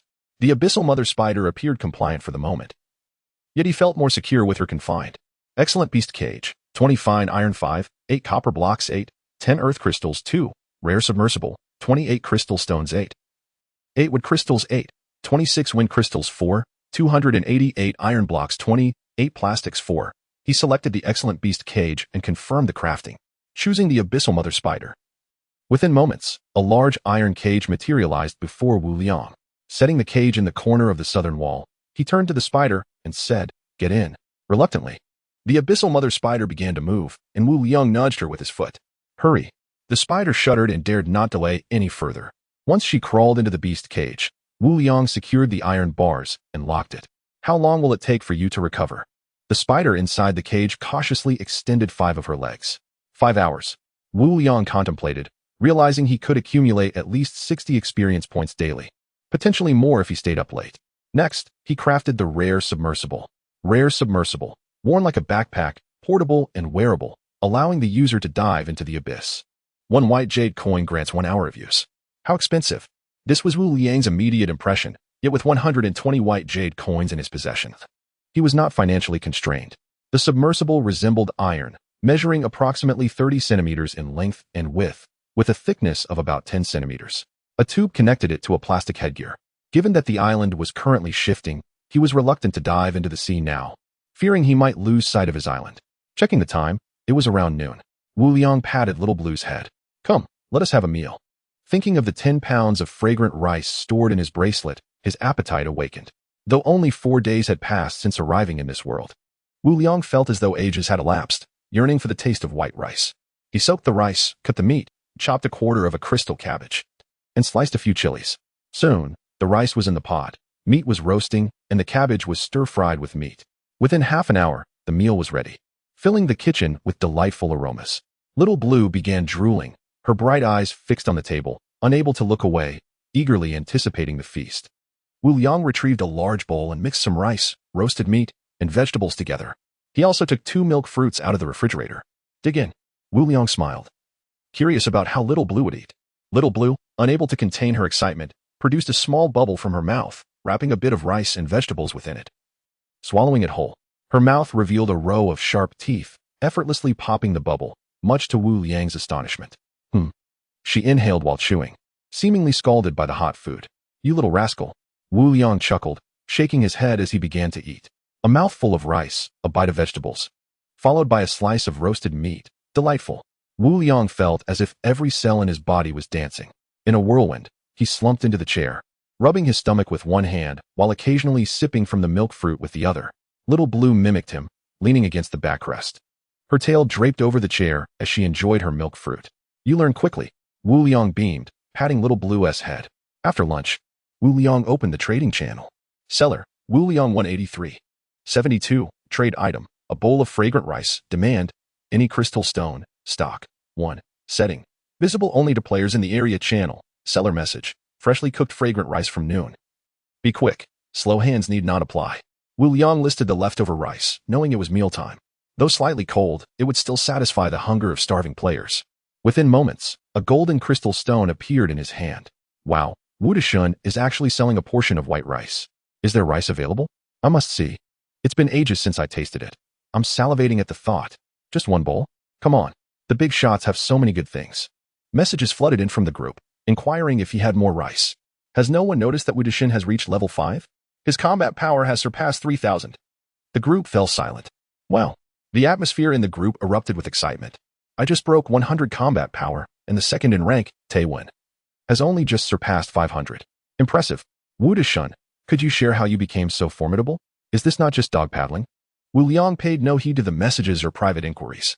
He shifted his focus to the trading channel to check the trading records. The low-level strengthening technique remained unsold. No one in the area channel could afford the 30 crystal stones. Could any creature use it, including Little Blue? A sudden thought struck Wu Liang. Chapter 32. Initial exploration of the abyss. The Sea Horseman squad. Wu Liang subsequently removed the low-tier strength enhancement technique from the shelf, revealing a thin piece of parchment in his hand.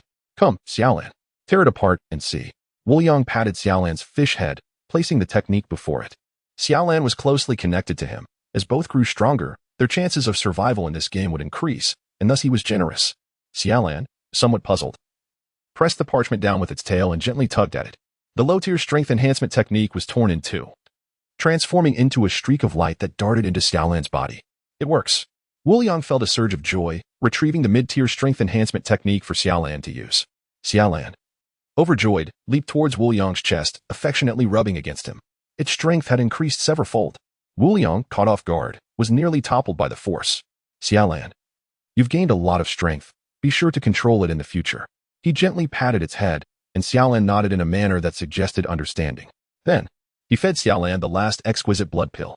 Wu Liang was now at level 5, allowing Xiaolan to rise another level. Game prompt. Pet Xiaolan level 1. Game prompt. Pet Xiaolan has leveled up to level 5. New ability acquired. Water arrow technique. Indeed, another new ability. Wu Liang's eyes brightened as he opened the pet interface. Skyward Bubble Fish, level 10, can only upgrade with Master S level increase. Experience, 3,500. Name, Xiaolan. Status, healthy. Abilities, confining paralysis bubble. Water arrow technique. A new skill had indeed emerged in the ability section, and the experience required for leveling up had increased to 500 after reaching level 10. Additionally, Xiaolan had grown to approximately 50 centimeters in size. At that moment, the island swayed slightly to a halt. It was now exactly 1 p.m. Wu Liang immediately stood up, eager to explore the ocean. He exited the courtyard, swiftly circumnavigating the island, for sharpening the axe does not delay the work of chopping wood. The highest-grade resources that had respawned around were merely iron treasure chests, which did not pique Wu Yang's interest. Reaching the eastern shore, he donned his diving gear. Placing the helmet over his head, which automatically resized to fit snugly without leaving any gaps. Feeling no discomfort, he called to Xiaolan, "Don't stray too far. Stay close to me." Taking a deep breath, Wu Yang grasped the crystal lamp and plunged into the sea, with Xiaolan following closely. To his astonishment, the ocean was devoid of any fog. All around was merely water. The deep-sea hue shimmered brilliantly under the light of the crystal lamp. Wu Yang sensed an invisible thread connecting him to the island, alleviating his fear of becoming lost at sea. Looking up, he could still see the floating resources above, with several marine creatures drifting on the surface in the distance. There was no hint of respiratory discomfort, as if he were not submerged but rather on solid ground. However, the sensation of weightlessness reminded him of his submerged state. "Xiaolan," Wu Yang called tentatively. To his delight, he found he could speak. Hearing Wu Yang's voice, Xiaolan swiftly swam to his side. "Take me to the ocean floor." The bubble fish was known for its speed, and Xiaolan, being a skyward bubble fish, was no exception. Xiaolan slightly parted its lips and produced a bubble towards Wu Yang. "You won't paralyze me, will you?" Wu Yang asked with concern. Xiaolan shook its head, signaling him not to worry.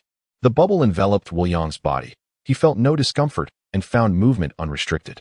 As the water pressure gradually increased, Xiaolan swiftly descended to the seabed, carrying Wu Yang within the bubble. After approximately 10 minutes, the duo reached the ocean floor.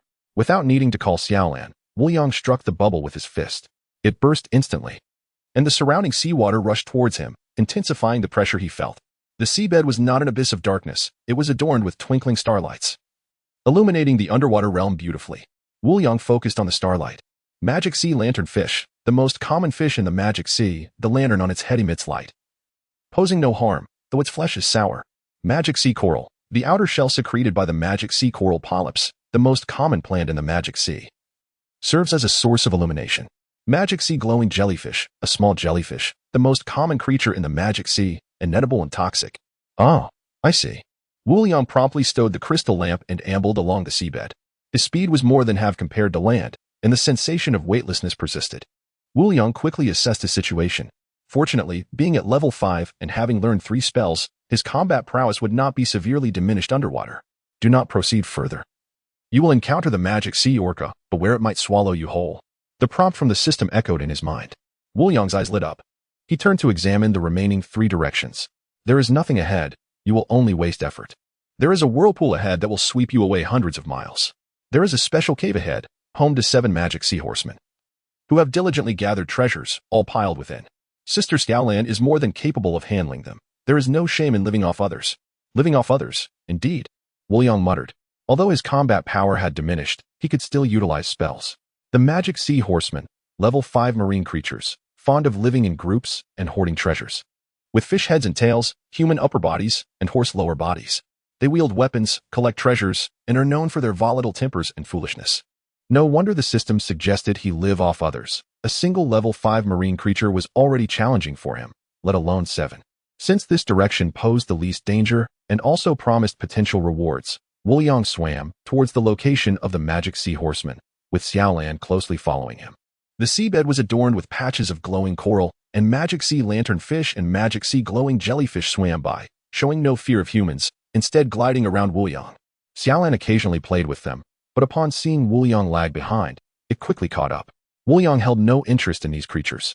They could only survive underwater and were inedible. What use were they? The key was that he could not catch them and did not wish to waste time.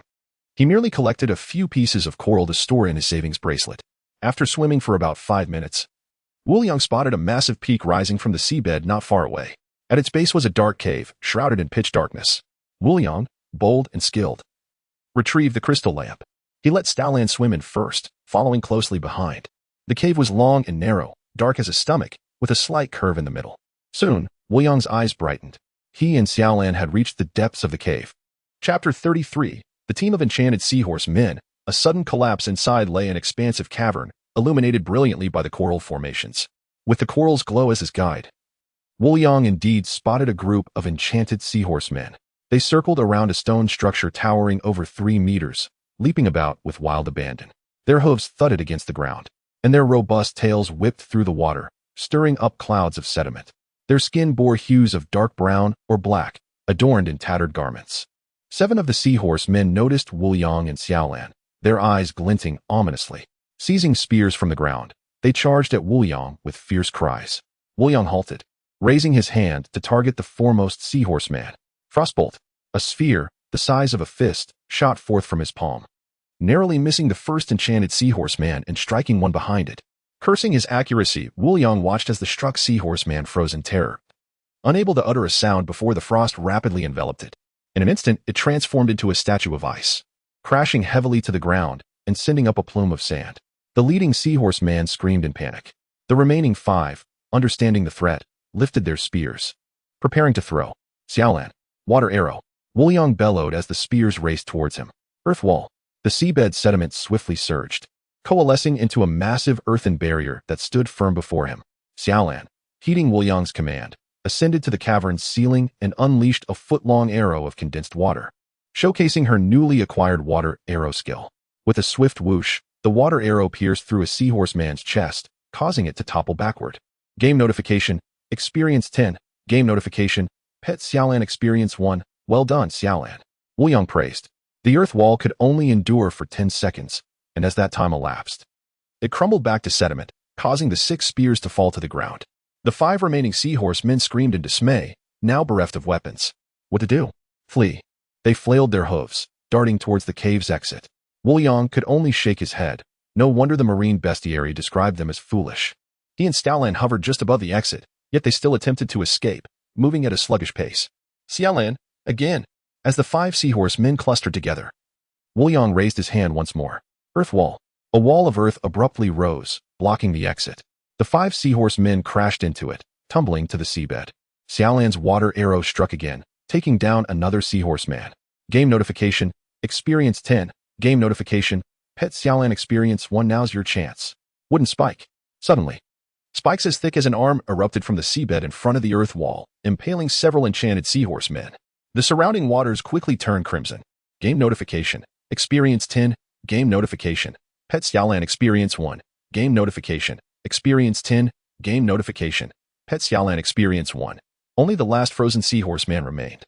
Wu Yang swiftly approached it and unsheathed his golden windsword, delivering a powerful strike that sliced through the seawater, creating a long gap. The ice sculpture shattered into 2 pieces. Game notification, experience 10. Game notification, pet Xiaolan experience 1. Game notification. Level 1, vital energy, surged within him, coursing through his limbs and expanding with each pulse. After a cycle, it returned to its source, having doubled in magnitude. Wu Yang clenched his fists, feeling invigorated. All 8 enchanted seahorse men had been vanquished. He had leveled up. And even without treasures, this venture was immensely rewarding.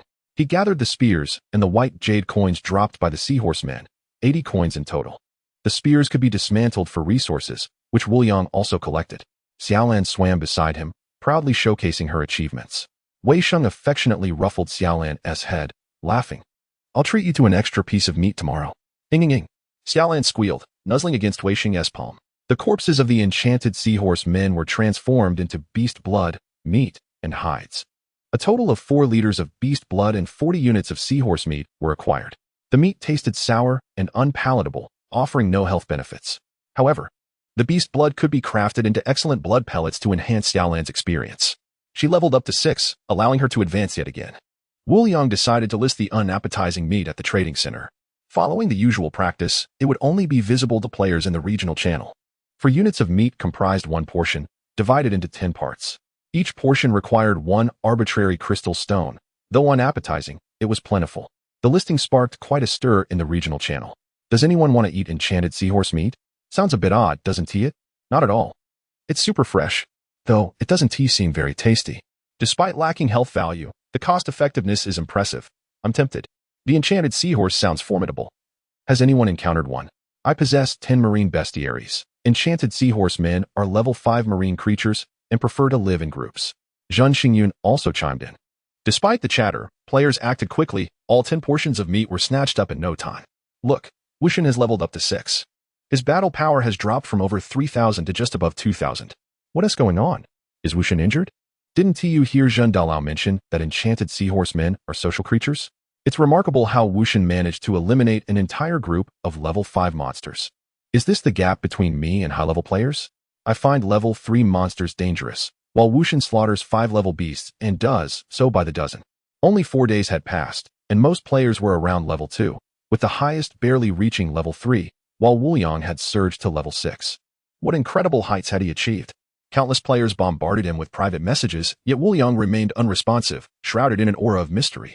As Wuliang ventured deeper, the system indicated that only 8 enchanted seahorse men remained, all swiftly dispatched. The ground was cleared of resources, leaving only the stone structure yet to be explored. Having resolved everything, Wuliang and Staolan swam towards the stone house. What treasures lay within? Chapter 34. The purple gold treasure chest within the stone house. Darkness enveloped the space until Wu Liang retrieved a crystal lamp, illuminating the room with a warm glow. The ground was strewn with seaweed, and a massive wooden chest loomed in the corner, its size far surpassing any treasure chest he had previously encountered. Instinctively, Wu Liang's gaze settled upon the wooden treasure chest. Large wooden treasure chest. Contains the treasure of the seahorse people. Warning. The chest is rigged with traps. Be wary of the spring-loaded arrows. Facing it head-on is tantamount to courting death. Fortunately, the European monarch system had forewarned him of the hidden mechanisms. Thus, he opted to approach from the side. He instructed Xiao Lan to take cover behind him and brandished his golden windsword, delivering a decisive blow that cleaved the wooden chest in two. Whoosh, whoosh, whoosh. 3 small arrows sprang forth. The contents of the chest spilled across the floor. Game notification. Damaged large wooden treasure chest X1. Game notification. Silver blocks X5. Game notification. Gold blocks X3. Game notification. Crystal stone X1. Game notification. Wood crystal X1. Game notification. Fire crystal X1. Game notification. Sea jade X4. Game notification. Purple gold X1. Game notification. Excellent mine production blueprint X1. Congratulations, host. You have triggered the European monarch system. Silver blocks X2. Congratulations, host. You have triggered the European monarch system. Excellent mine production blueprint quality X1. 100-fold luck has been activated, additionally granting you the water arrow technique manuscript X1. A cascade of notifications flooded his mind, revealing the acquisition of new materials, sea jade and purple gold. There were also some accessories and equipment, but they were of little value, yielding a total of 8 gold blocks, 12 silver blocks, 6 quartz, and 3 sea jade upon decomposition. The excellent mine production blueprint was promising, especially since he already possessed an iron mother. He resolved to study it later. Wu Liang then learned the water arrow technique, marking his first single target ranged attack spell. The fireball spell was unsuitable for underwater use, while the ice spell served primarily for control. Checking the time, he noted it was 1:30 p.m. Time was of the essence, so he hastily gathered all the resources from the ground and violently harvested the stone house, yielding 238 stone blocks. Did you not notice the raised patch of seaweed? Just as he was about to turn and leave, the European monarch system's notification echoed in his mind. Something was concealed? Wu Liang's senses heightened. Upon closer inspection, he indeed spotted a mound of raised seaweed in the corner. He quickly lifted it, revealing a purple gold treasure chest partially buried in the seabed silt. His heart raced as he unearthed the chest with his iron shovel. Purple gold treasure chest, the highest grade treasure chest in the magical sea world, typically yielding immense surprises, though it may also harbor peril. This purple gold treasure chest harbors no dangers. What a remarkable find. It was Wu Liang's first encounter with a treasure chest of such caliber. Resisting the urge to open it immediately, he decided to return to the island first. Taking a deep breath, he suppressed his impatience and swam out with Xiao Lan. This time, there was no alert from the European monarch system, indicating that the cave's resources had been thoroughly explored. Xiao Lan, lead the way up, he commanded. Xiao Lan complied, releasing another bubble, encasing Wu Liang as they ascended. Guided by his connection to his island, Wu Liang directed Xiao Lan in the correct direction. After approximately 15 minutes, he lifted his head to see his island floating serenely above. Over here, Xiao Lan, he called. Xiao Lan nodded and continued swimming upward. With a splash, they broke the surface of the water. Surrounded by mist, Wu Liang quickly shattered the bubble and retrieved the crystal lamp. The lamp's radiance swiftly dispelled the surrounding fog, revealing the island. Xiao Lan, momentarily startled, flitted to Wu Liang's side, nuzzling against his cheek. Don't worry. I won't leave you behind. Wu Liang reassured her with a smile as they swam toward the shore. They successfully reached the land just as the island was about to shift in 2 minutes. Wu Liang emerged completely dry, thanks to his windwing suit and flying cloud boots, which were impervious to water and fire. He removed his headgear and took off the diving apparatus, affectionately patting Xiao Lan's small head. Let us head back. After washing his hands in the restroom, Wu Liang returned to his bedroom. What treasures awaited him within the purple gold treasure chest? He gazed at the chest on the ground, rubbing his hands together and breathing into his palms. He hoped for something extraordinary. Game notification, purple gold treasure chest X1. Game notification, gold crystal X10. Game notification, wood crystal X10. Game notification, crystal stone X10. Game notification, cold moon sword technique X1. Game notification, heavenly dragon meditation technique X1. Congratulations, host. You have triggered the European monarch system. Cold moon sword technique manuscript X1. Congratulations, host. You have triggered the European monarch system. Heavenly dragon meditation technique quality X1. 100-fold luck has been activated, additionally granting you the village establishment order X1. Astoundingly, the chest yielded a plethora of resources, thanks to the European monarch system's enhancements. He acquired a total of 160 elemental crystals. The cold moon sword technique transformed from a mere blueprint into a manuscript. The heavenly dragon meditation technique materialized into a voluminous tome, accompanied by a mysterious token. These were items he had never even heard of before, prompting Wu Liang to suppress his excitement and examine each one carefully. Cold moon sword technique, an exquisite sword technique capable of grasping a sliver of cold moon sword intent. Initial usage allows comprehension upon contact with the stone tablet. Subsequent use requires dedicated practice as per the recorded methods. Usage count, unlimited. Comprehension requirement, level 10. Heavenly dragon meditation technique, an ancient and enigmatic meditation method, said to be birthed from the essence of nature. It is one of the highest meditation techniques in the magical sea world, capable of continually enhancing the player's internal energy. However, caution is advised as it may lead to addiction. Training requirement, must obtain luck. The more luck acquired, the faster the training progresses. Village establishment order. The inception of a dynasty begins in a village, achieving grand ambitions and garnering the recognition of heaven and earth, gathering boundless luck. The cold moon sword technique required no crystals for cultivation, which was a significant advantage. However, the revelation that the heavenly dragon meditation technique had transformed into the heavenly dragon meditation was astonishing. It was rumored to be a meditation method birthed from the essence of nature, one of the highest ranked practices in the magical sea world. Wu Liang was utterly astounded, taking a full minute to regain his composure. Could it be a dynasty competition mode? A flicker of determination ignited in his eyes. The heavenly dragon meditation was the pinnacle of cultivation in the magical sea world, and he would not let this opportunity slip away. Yet, the training conditions required luck, obtainable only through the establishment of a village. Thus, he must establish a village and gradually expand his influence. Wu Liang did not shy away from his ambitions. In chaotic times, who would not wish to achieve greatness? To rise above others, wield power over the realm, and revel in the company of beautiful women. In this world, all were equal, yet the magical sea creatures ravaged the land, and as he ventured further, he would encounter more players, some of whom would establish factions. But the village establishment order remained the legitimate foundation. A fervent ambition surged within Wu Liang's heart. First, he would examine the heavenly dragon meditation further. He licked his parched lips and reached for the tome. Chapter 35, A Solitary Village, Game Prompt. Detecting player eligibility for learning the Dragon Sovereign meditation technique. Would you like to learn? Could it truly be learned? Wu Liang swiftly grasped the situation. His luck-enhancing system was indeed endowed with 100-fold fortune. Thus he was destined to possess luck. He decided to learn it without further hesitation. The Dragon Sovereign meditation technique transformed into a stream of light and instantaneously entered Wu Liang's being.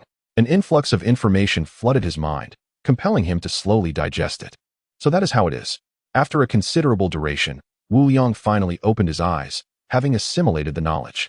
Although numerous questions lingered within him, they were beyond his current understanding. Setting aside his doubts for the moment, Wu Liang grasped the village establishment token, a golden purple insignia inscribed with the ancient character for establish. The reverse side bore ancient patterns, intricately weaving images of elegant pavilions and courtyards, a sight to behold. Game prompt. Player possesses a village establishment token. Would you like to establish a village? Establish. Game prompt. Please drop blood to claim ownership. Wu Liang placed the village establishment token upon the tea table, took up the golden windsword, and pricked his fingertip, allowing a droplet of blood to fall upon the token. Game prompt. Please name your village. Yeoman Village. The entire human populace of the Azure Star found themselves cast into the treacherous depths of the Demon Sea, struggling for survival, all yearning for tranquility and safety. Wu Liang included. Yeoman Village, symbolizing eternal peace, reflected Wu Liang's sincere and unpretentious aspirations. Whoosh. The island's stabilizing stone within the storage bracelet soared forth, merging with the village establishment token. The token levitated in midair, and with a flash, a beam of white light erupted from it, revealing the projection of his island before Wu Liang. In the east, a stone tablet rose from the ground, inscribed with the three grand characters, Yong'an Village. Wu Liang's residence transformed accordingly. A plaque inscribed with village chief's residence appeared above the vermilion iron gates.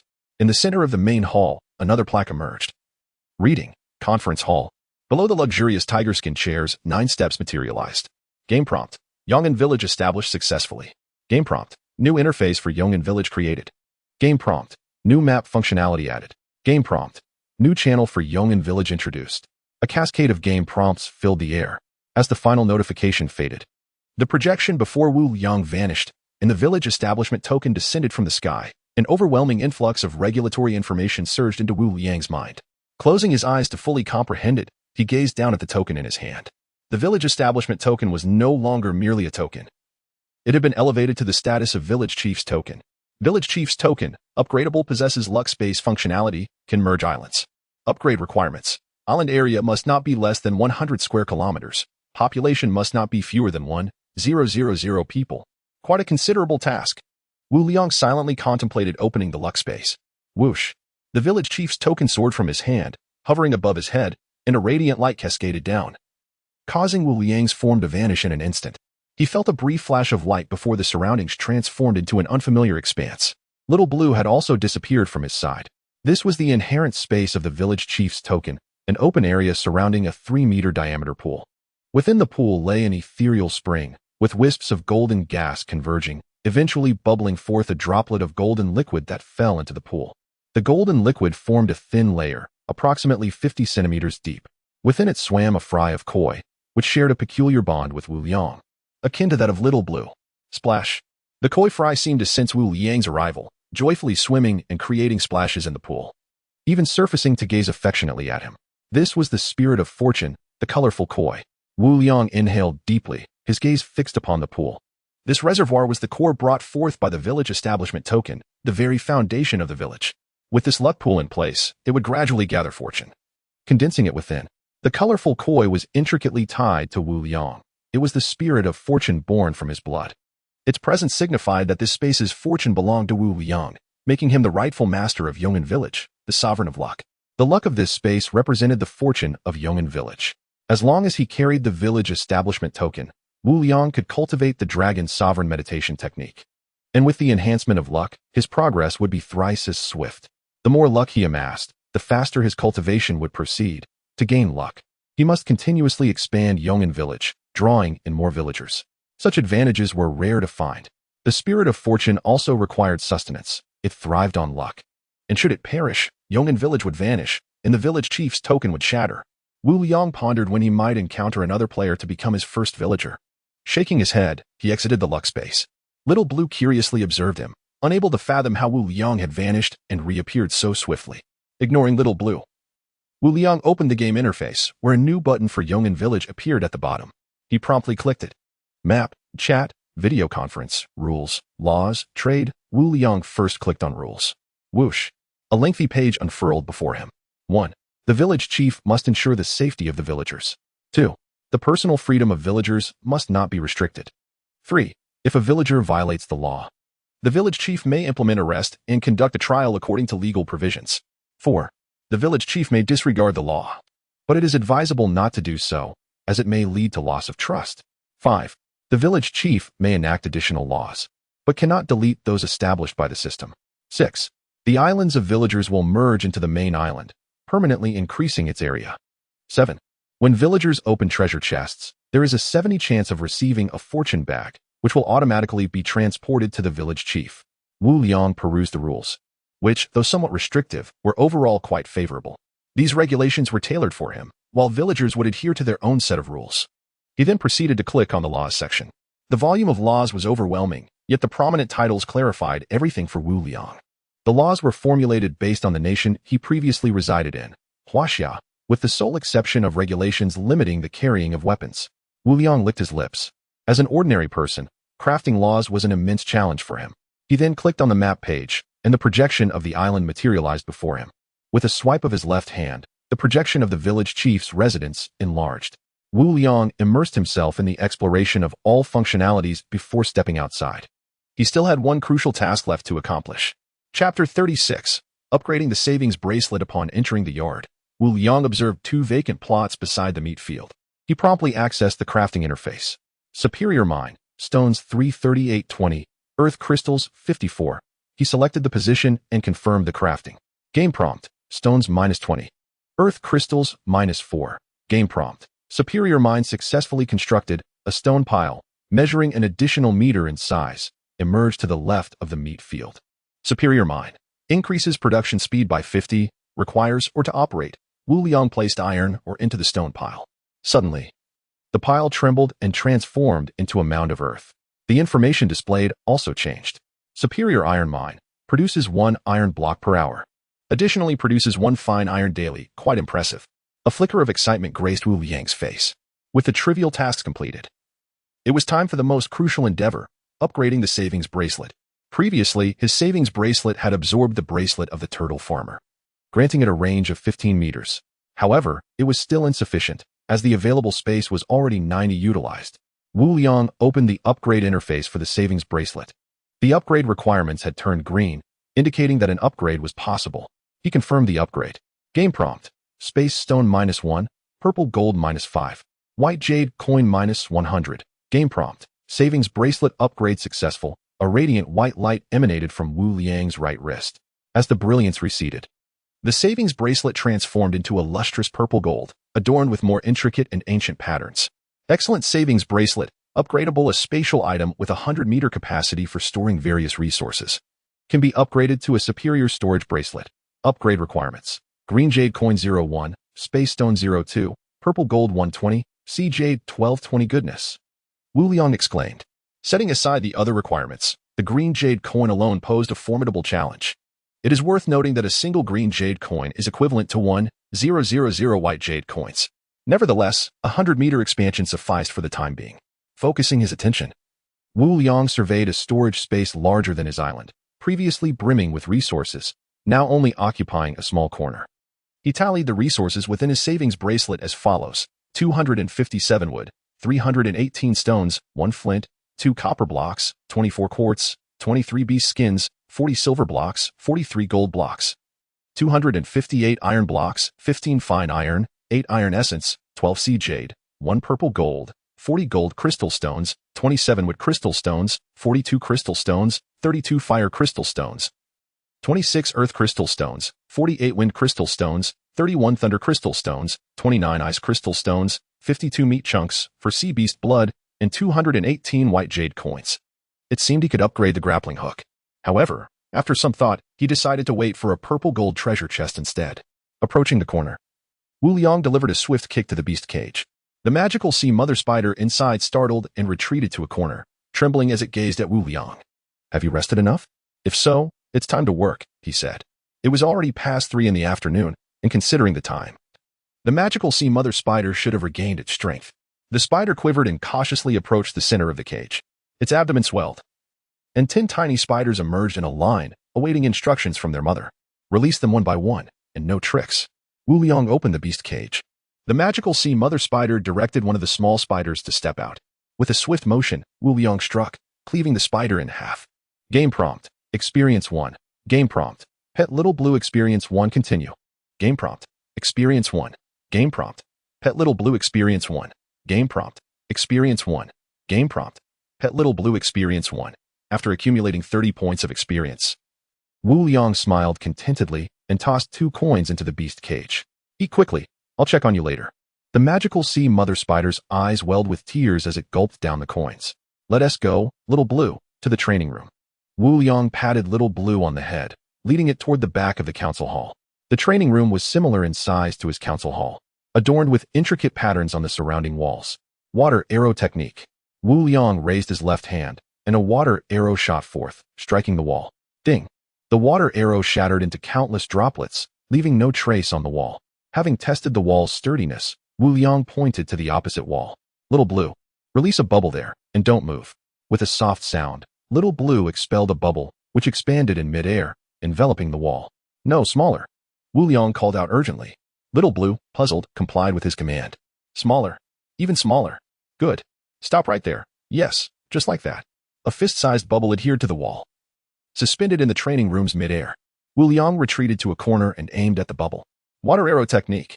A water arrow instantly struck the wall beside the bubble. Undeterred, he continued. Water arrow technique. Water arrow technique. Little Blue, release another bubble. Water arrow technique. Wu Liang continually adjusted his posture, practicing the accuracy of his spell casting. Although lacking a natural talent for shooting, he had improved significantly and swiftly. After utilizing the water arrow technique over 50 times, his energy was depleted. He sat down and closed his eyes to meditate. The Dragon Master meditation technique was now deeply ingrained in his memory. In mere moments, he entered a meditative state. After a brief period of around 10 minutes, his energy was restored. The sensation was utterly sublime. Wu Liang opened his eyes, suppressing the urge to continue his training. Onward. Little Blue, this time make it half the size. Water arrow technique. Water arrow technique. Once again, his energy was exhausted, leading him to close his eyes and meditate. About an hour passed, and Wu Liang could now accurately strike a bubble the size of his thumb. Little Blue enlarged the bubble slightly, controlling its movement. Water arrow technique. Water arrow technique. As Wu Liang gradually opened his eyes from meditation, his accuracy had significantly improved. He now felt confident in his abilities, rivaling elite special forces. Though perhaps slightly inferior to specialized snipers, his skill had reached a new height, and further enhancement would require prolonged practice. Well done, Little Blue. That's enough for today. He patted Little Blue's head. After 2 hours of continuous bubble expulsion, Little Blue showed no signs of fatigue. Upon hearing Wu Liang's praise, Little Blue nuzzled against his palm. Suddenly, the island trembled once more, coming to a halt. It was now precisely 5 p.m. Chapter 37. Rainy day. A vast sale of raincoats ensues. Come on. We have work to do. Wu Liang patted Xiaolan's head and stepped outside. As usual, he planned to take a stroll around the island first, searching for treasure chests of silver quality or higher before diving into the sea. Ahead lay a golden treasure chest, guarded by a magical sea serpent. Confronting it posed no challenge. The magical sea serpent, a level 4 marine creature, wielded toxin attacks, but its Achilles heel was its heart situated 7 inches below. This was a perfect opportunity to test my skills. Wu Liang swiftly cast his hook, and with a firm tug, he began to retreat while pulling the rope. Moments later, he successfully retrieved a golden chest to the shore, where a small blue serpent, no thicker than a thumb, coiled atop it. The serpentine creature sported 2 fins on either side. Hiss, hiss, hiss. The magical sea serpent flicked its tongue, launching a pitch-black water sphere towards Wu Liang. Its body undulated rapidly as it approached, venomous fangs glistening ominously. Wu Liang deftly sidestepped, evading the serpent's attack. The dark water sphere splashed onto the ground beside him, leaving a small crater as foul-smelling black smoke billowed forth. What a potent toxin! Wu Liang was startled, but it did not hinder his movements. Frost spell. He cast with precision, instantly transforming the magical sea serpent into a sculpture of ice. My 2 hours of practice paid off. Wu Liang felt a surge of satisfaction. Thankfully, he was alone on the island. Otherwise, the commotion could have attracted unwanted attention. Water arrow. A precise shot struck the serpent's weak point. Game notification. Experience 1. Game notification. Pet Xiaolan experience 1. Wu Liang approached the serpent's lifeless body, squatting down to collect the 10 white jade coins that had dropped. Before beginning to dismantle the remains. Game notification. Magical sea serpent meat 1. Game notification. Sea beast blood 100 milliliters. Game notification. Magical sea serpent venom sac 1. Game notification. Magical sea serpent skin 1. Tonight, a delightful serpent stew awaited him. Wu Liang glanced over the spoils. The meat appeared appetizing, especially the venom sac, which contained potent toxins that could be used directly or for medicinal purposes. He decided to store it away for future use. Gathering the materials, Wu Liang stood up, only to find himself perplexed. What was happening? The sky above him resembled the mouth of a well. As the island expanded, the mist surrounding it receded. Suddenly, darkness enveloped him, catching Wu Liang off guard. He looked up to discover that the mist-free sky had been obscured by a mass of dark clouds. Thunder rumbled ominously, and flashes of lightning flickered within the clouds. Accompanying the thunder, torrential rain began to pour. Game notification. Extreme weather alert. Please seek shelter. Health decreases by 1 point per minute. Game notification. Resources around the island will not be washed away by waves. Feel free to gather them. Wu Liang had little interest in gathering resources now. He hastily retrieved the golden chest and took Xiaolan under the eaves of his dwelling. The surrounding sounds of thunder and the roar of a tsunami echoed, yet no waves crashed against the island shores. The sound of the tsunami grew louder. Was it due to the mist? Wu Liang mused, feeling the rainwater trickle down his face. This situation was ill-suited for venturing into the sea. The roaring of the tsunami indicated how formidable the waves were. However, this was a fortuitous opportunity. He possessed the recipe for crafting raincoats and had 4 pieces of plastic, sufficient to create 2 raincoats. He donned one and carried Xiaolan into the kitchen. Game notification, extreme weather alert. Health decreases by 1 point per hour. The game's notification sounded in his ears. With the raincoat, the circumstances were markedly improved. Wu Liang removed the raincoat, shaking off the droplets before entering the kitchen. He did not retrieve the golden chest immediately, but instead opened the trading center, only to find no raincoats listed for sale. However, he noted that some players were seeking plastic.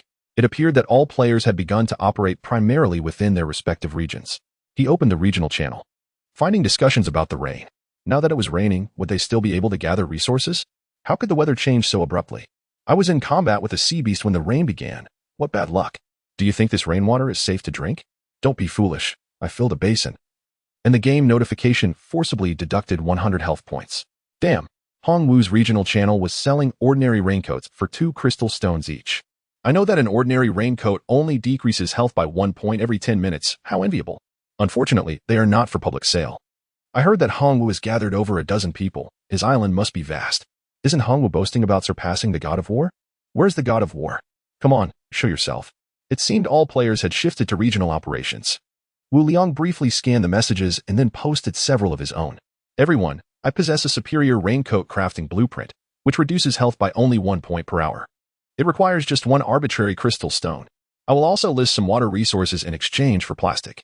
Plastic is an essential material for crafting raincoats. I hope those who have it will trade with me.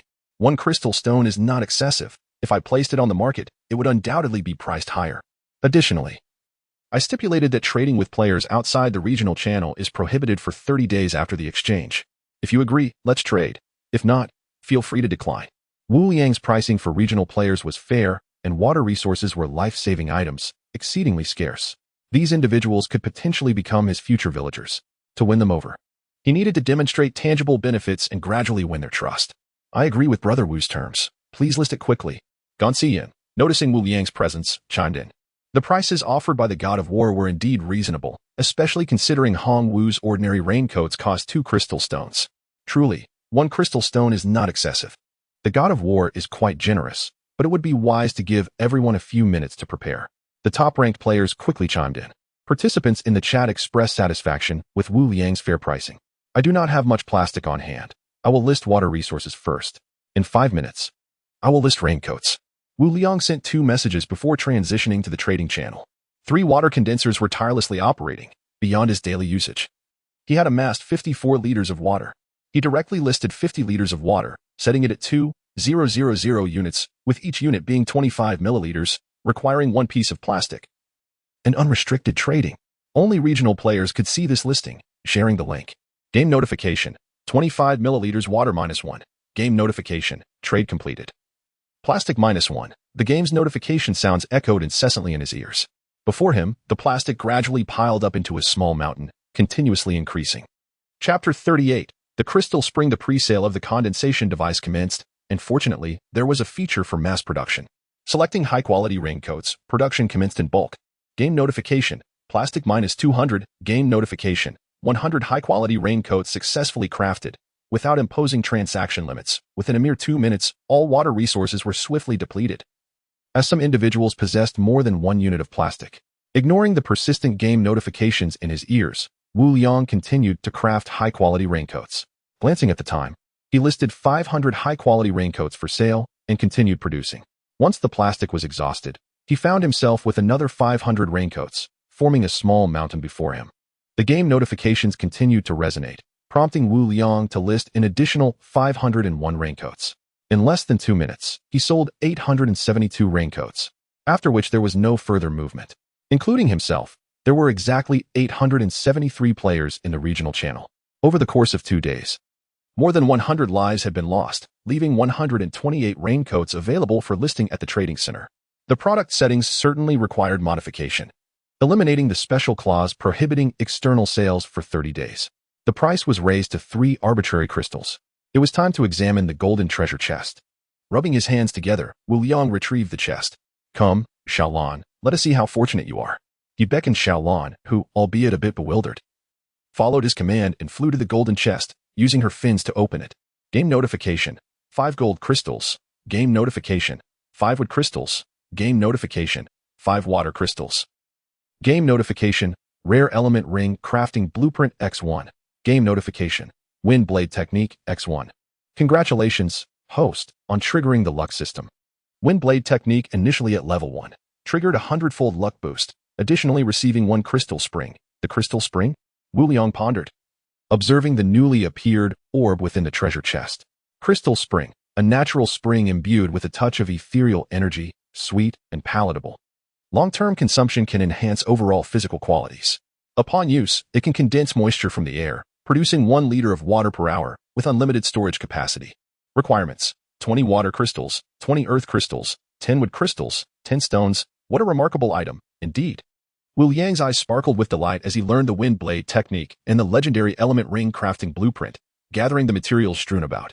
At that moment, the trading feedback concluded, and the raincoats on the market had all been sold. In just a few minutes, he had amassed a total of 1,259 crystals, 121 gold crystals, 134 wood crystals, 191 water crystals, 195 fire crystals, 156 earth crystals, 152 wind crystals, 132 thunder crystals, and 178 ice crystals. With such an abundant harvest, should he continue? Wu Liang stroked his chin, contemplating, but ultimately decided against it. Rarity commands value, and he did not possess enough resources to exchange for plastic. If he were to trade crystals for plastic, his reputation in the regional channel would be tarnished. For the sake of his future plans, he quelled that thought. As the adage goes, one must sacrifice to gain. Players in the regional channel continually him, prompting Wu Liang to open the channel once more. Most messages were expressions of gratitude. Thank you, God of War. I'm off to gather resources. The God of War is truly benevolent.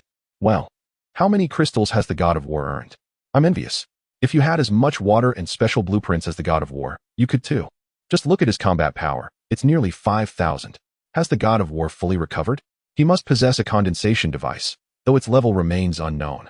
Ordinary condensation devices on the market currently demand 10 arbitrary crystals, and even that is in short supply. I can't afford it. I might as well stick to drinking sea beast blood, which isn't so bad after all. Wu Liang paid no mind to the envy directed toward him. As long as the majority harbored gratitude, it sufficed. Had condensation devices indeed begun to circulate in the market? Wu Liang opened the trading center. A quick search revealed the presence of ordinary condensation devices for sale, producing a mere 40 milliliters per hour, an exceedingly low efficiency. Yet, they still commanded a price of 10 arbitrary crystals. Should I also sell condensation devices? The thought emerged and could not be suppressed. Now that he possessed the crystal spring, he found ordinary water unappealing in comparison. How could he maximize profits? Wu Liang pondered deeply.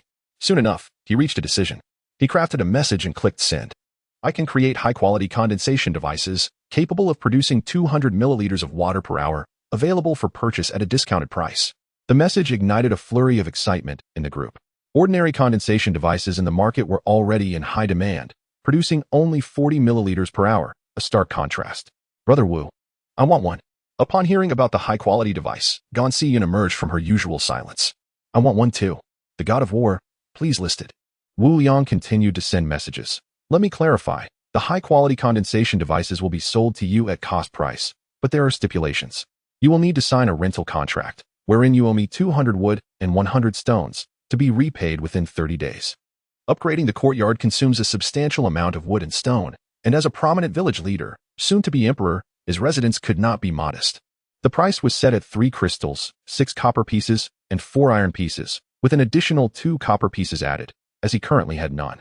This price allowed him to earn an extra 2 crystals. Otherwise, if it were anyone else, people might hesitate to take the risk. Once they accepted the pre-sale, failure to sell the condensation devices would leave them both financially and in debt. Brother Wu, I can agree. Can we trade now? Gan Xiyan was the first to respond.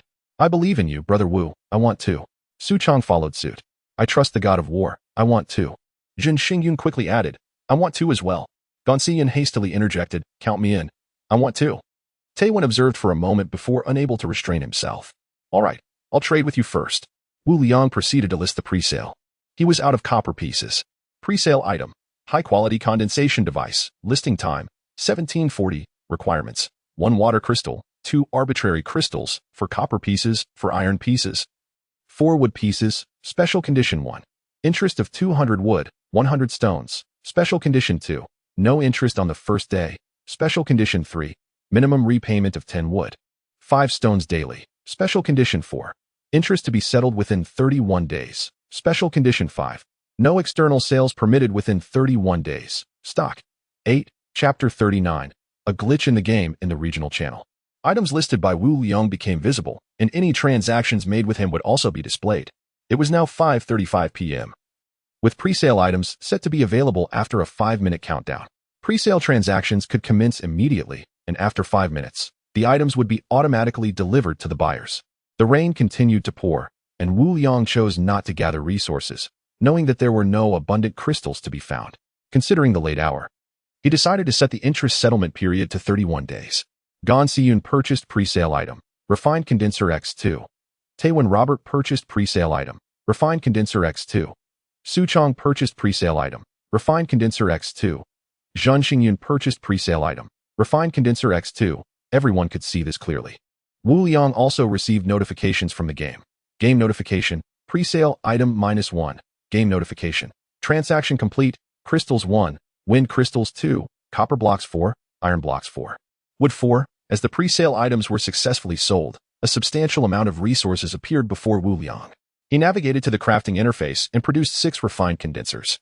The condenser in the restroom was necessary for bathing, while the 2 in the kitchen had become obsolete.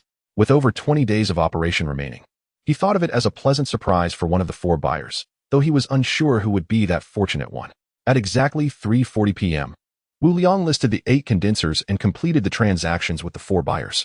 The regional channel immediately displayed their successful trades, which reassured everyone, prompting many to express their desire to purchase pre-sale items. Even if they lacked crystals, they were determined to gather resources by any means necessary.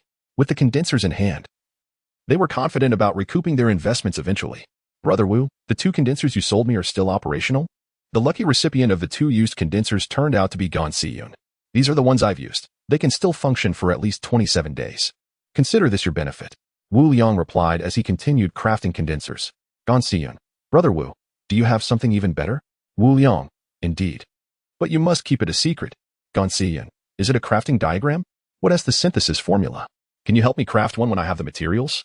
Wu Liang. It's not a crafting diagram. It's a special item that has a chance to be obtained from a golden treasure chest. Gan Siyun. I see. I'll go gather resources right now. Perhaps I'll find a golden treasure chest. In haste, Gan Siyun bid farewell to Wu Liang and ceased messaging. Wu Liang was left speechless. With only a few minutes remaining before the island would shift, Gan Siyun was off to gather resources. Wu Liang devoted himself to crafting refined condensers, and after more than 2 hours, he finally completed all transactions. In total, he manufactured 273 refined condensers. Some buyers purchased 2, while many pooled their resources to buy one together. This wave of transactions ensured that no player in the regional channel would lack water resources, allowing them to trade surplus water for other materials in the future.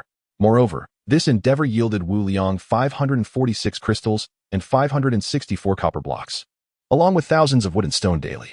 Fortunately, his savings bracelet was sufficiently spacious, and he had ample room in his house, if worst came to worst. He could store items inside. The island had already begun to move. Xiaolan, do you want fish? Wu Liang asked as he busied himself at the stove, glancing at the little blue figure hovering in the air. Noticing Xiaolan's intense gaze on the 2 freshly caught fish, Wu Liang facepalmed. Well, that was a wasted question. He added crystal cabbage and some golden peanuts to the iron pot, then covered it. He also grilled 2 portions of meat and steamed a pot of fragrant rice. Half an hour later, under Xiaolan's watchful eyes, dinner was finally ready. After dividing the meal into 2 portions and enjoying a delightful feast, it was already close to 10 p.m. The rain continued to pour down.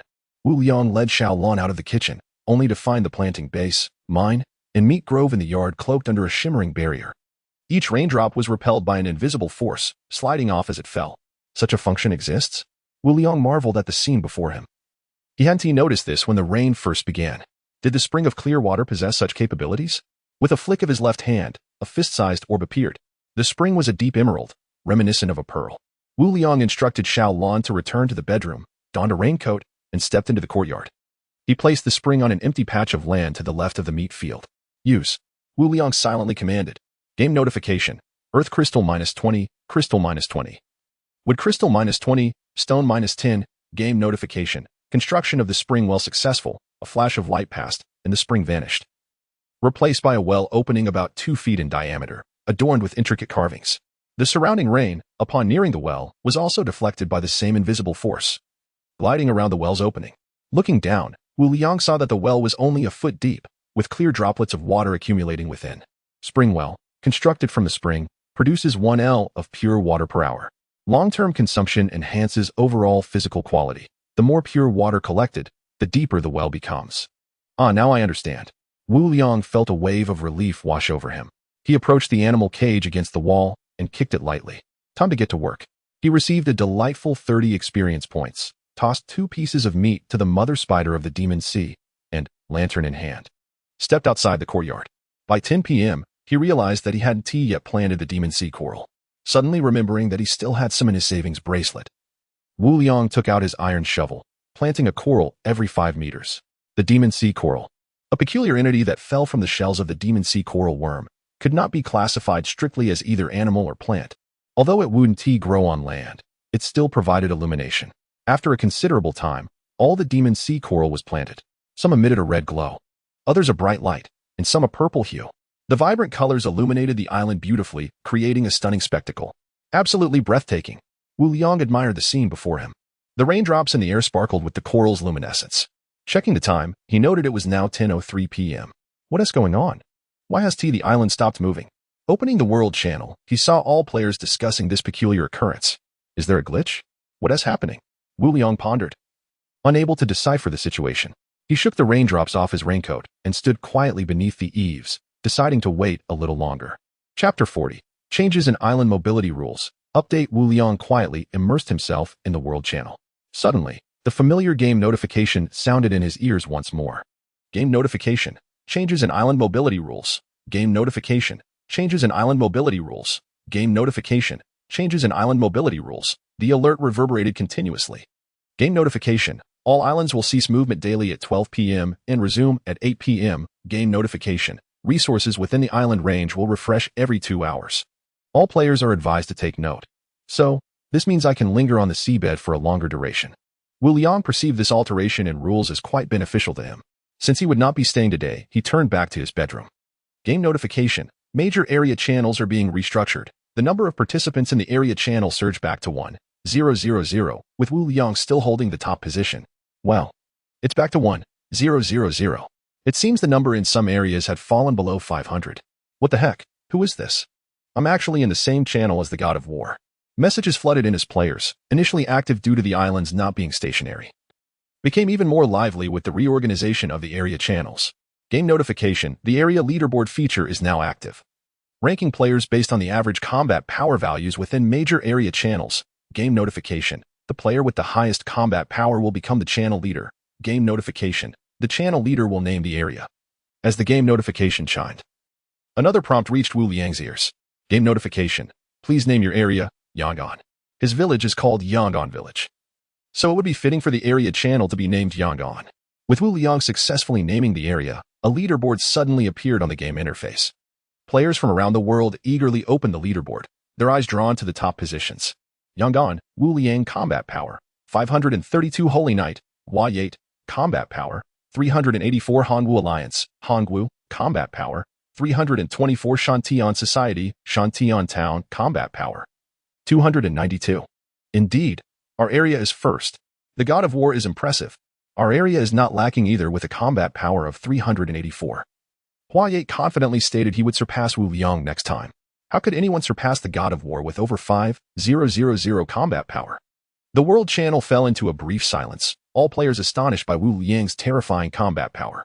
What the heck? Over 5,000 combat power? Is he even human? Could this be a game glitch? The God of War's combat power is absurd. Is that even achievable by a player? Hua only has a little over 1,000 combat power. The gap is too vast. Oh my, the God of War is indeed the God of War. Foreigners can take a hike. One god leads a bunch of noobs. You area players are too weak.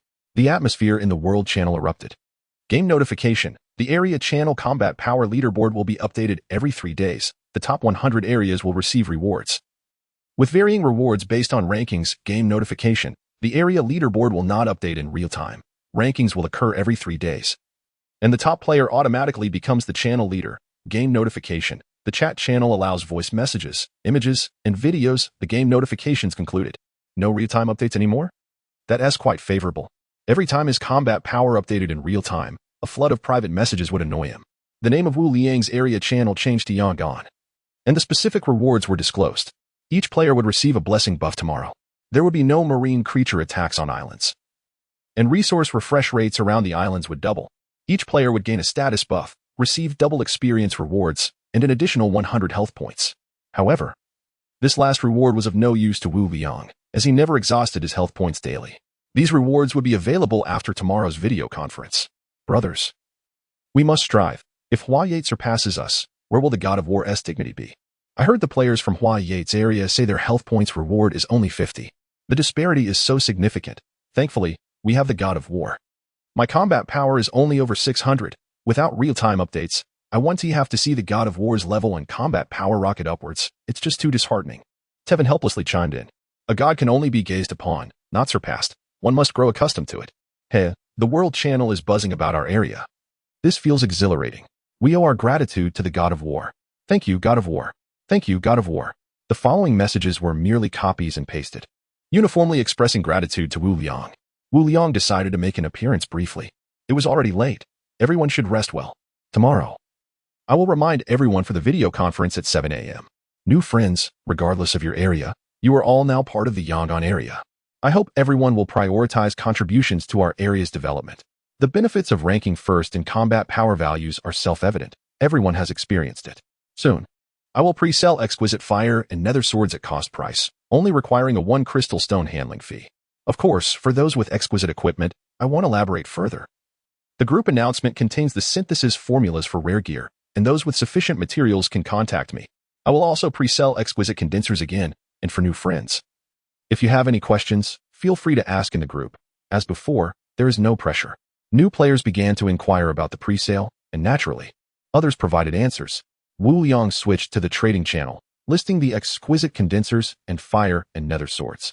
The exquisite condenser needed no further explanation. It was the same as the previous model. Pre-sale item, exquisite fire and nether sword. Listing time, 10:30 p.m. Requirements, 1 fire crystal stone, 1 any crystal stone. 4 iron blocks, 1 wood, special setting. Not to be sold externally within 31 days. Stock, 100. With both pre-sale items set up, Wu Liang shared the link in the Yangon channel. The material requirements for the fire and nether sword were inexpensive. The previous lack of buyers was due to distrust. But now, that was no longer an issue. The 100 stock of pre-sale fire and nether swords was sold out in an instant. Wu Liang quickly became busy. The new players in the area had learned what a pre-sale was, and seeing the feedback in the channel, they could no longer contain their excitement. Some purchased a condenser and a fire and nether sword, while others pooled their resources to buy a condenser. Listing, crafting. Listing again, crafting again. Busy until nearly midnight. Wu Liang finally catered to everyone. He sold a total of 483 fire and nether swords and 52 condensers, earning a total of 685 crystal stones. Those with exquisite equipment in the group began to emulate Wu Liang as pre-sale model, elevating the atmosphere to a peak. Wu Liang no longer needed to concern himself with these matters. Without shedding his clothes, Wu Liang sat cross-legged on his bed and began to meditate. Chapter 41, Level 7. Comprehensive Domination. Wu Liang swiftly immersed himself in a state of meditation. According to the records of the Dragon Sovereign Scripture's meditation method, the area beneath the navel, known as the Qi Sea, houses a cluster of vital energy. As Wu Liang entered this meditative state, the vital energy within the Qi Sea began to flow in a unique manner. The surrounding world was illuminated by twinkling starlight, and the essence of heaven and earth surged rapidly toward him, with the village chief's command radiating golden light. The flow of vital energy within his body quickened, becoming more abundant. After an indeterminate amount of time, Wu Liang felt a slight pain in his meridians. Today, he had reached his limit. He opened his eyes, ceasing his meditation, and accessed the game interface. His level had risen to 7, with an additional 20 experience points.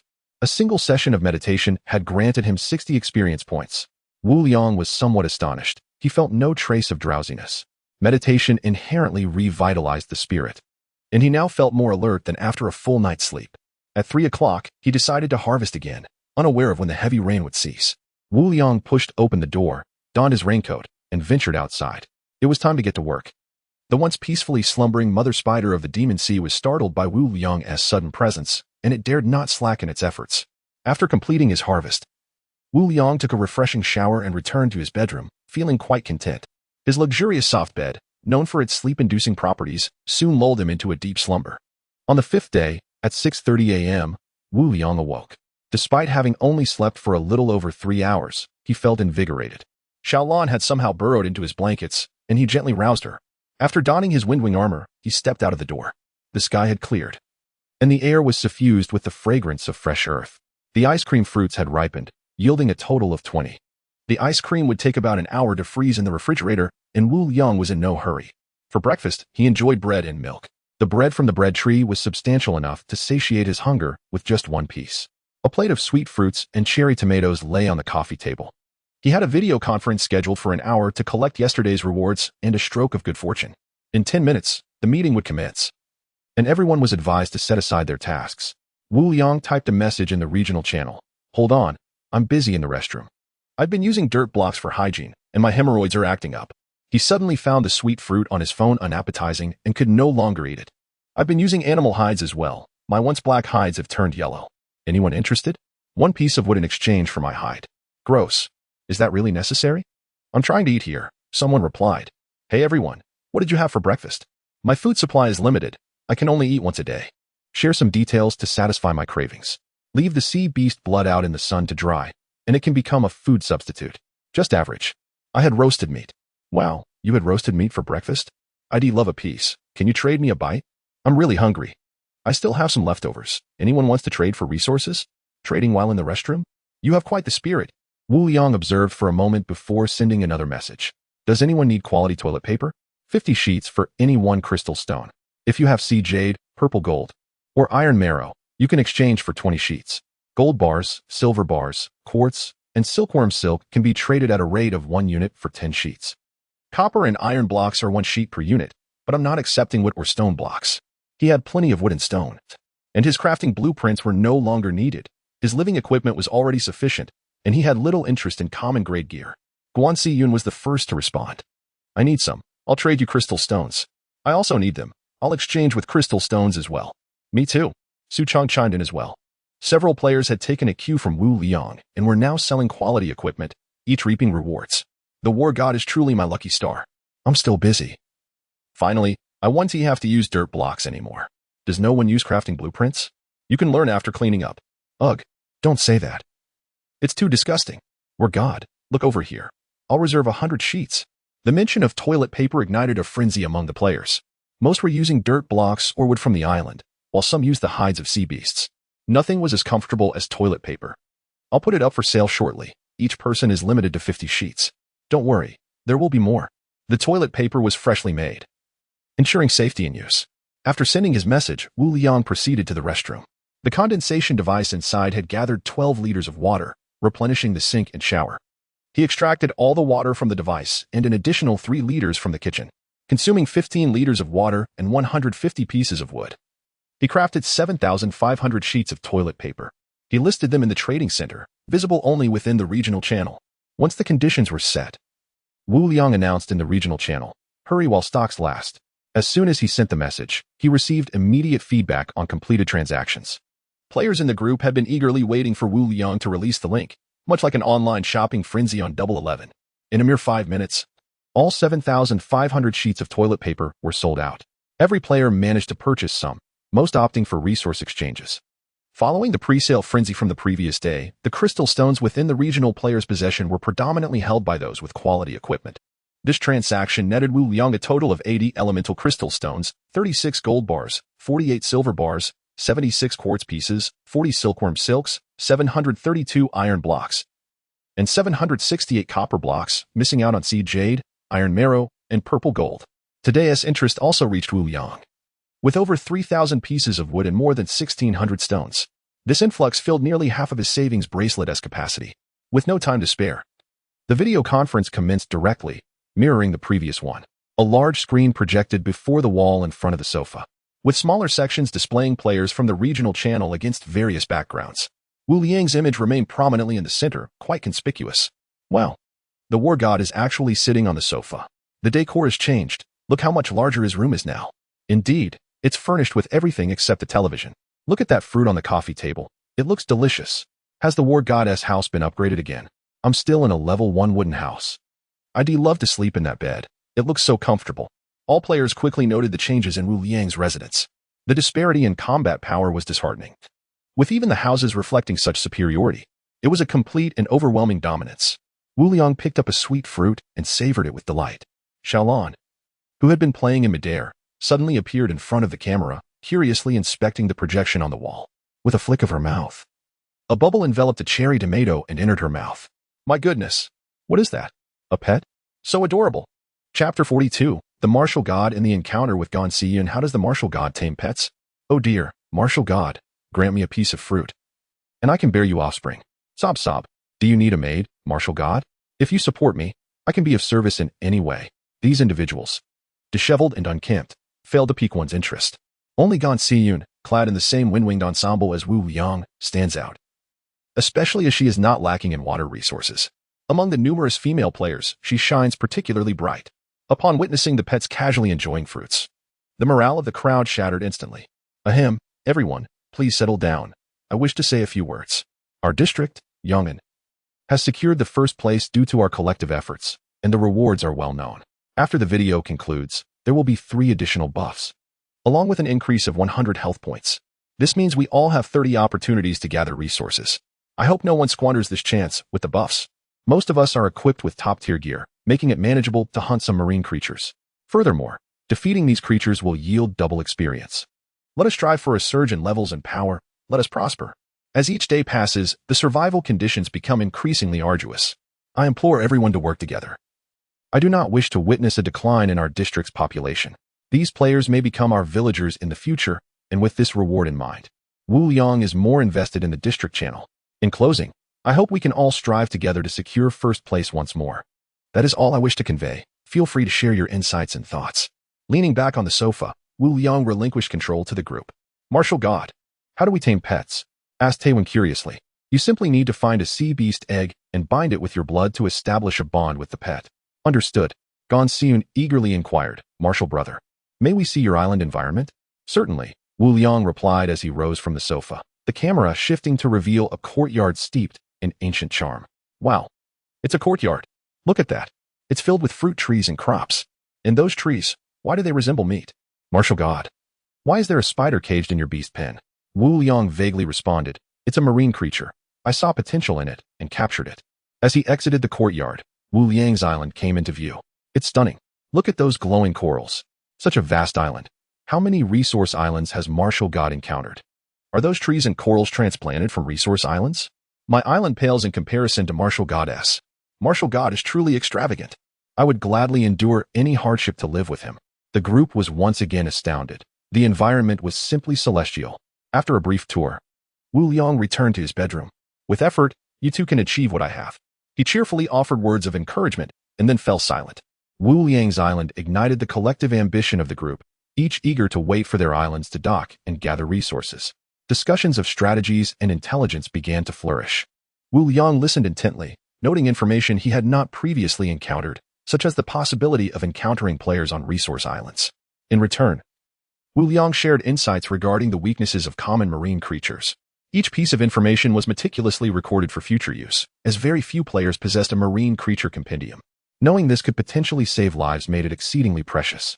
They unanimously agreed that such intelligence should not be disclosed casually. If shared, it must be in exchange for resources. A shrewd player volunteered to facilitate this exchange, distributing resources to those willing to provide information. As the video conference neared its conclusion, Wu Liang's island trembled slightly, coming to a halt. Have we encountered a resource island or perhaps players? Wu Liang pondered, but decided to check after the meeting. My island has stopped. We may have encountered a resource island or players, Gan Siyun exclaimed suddenly.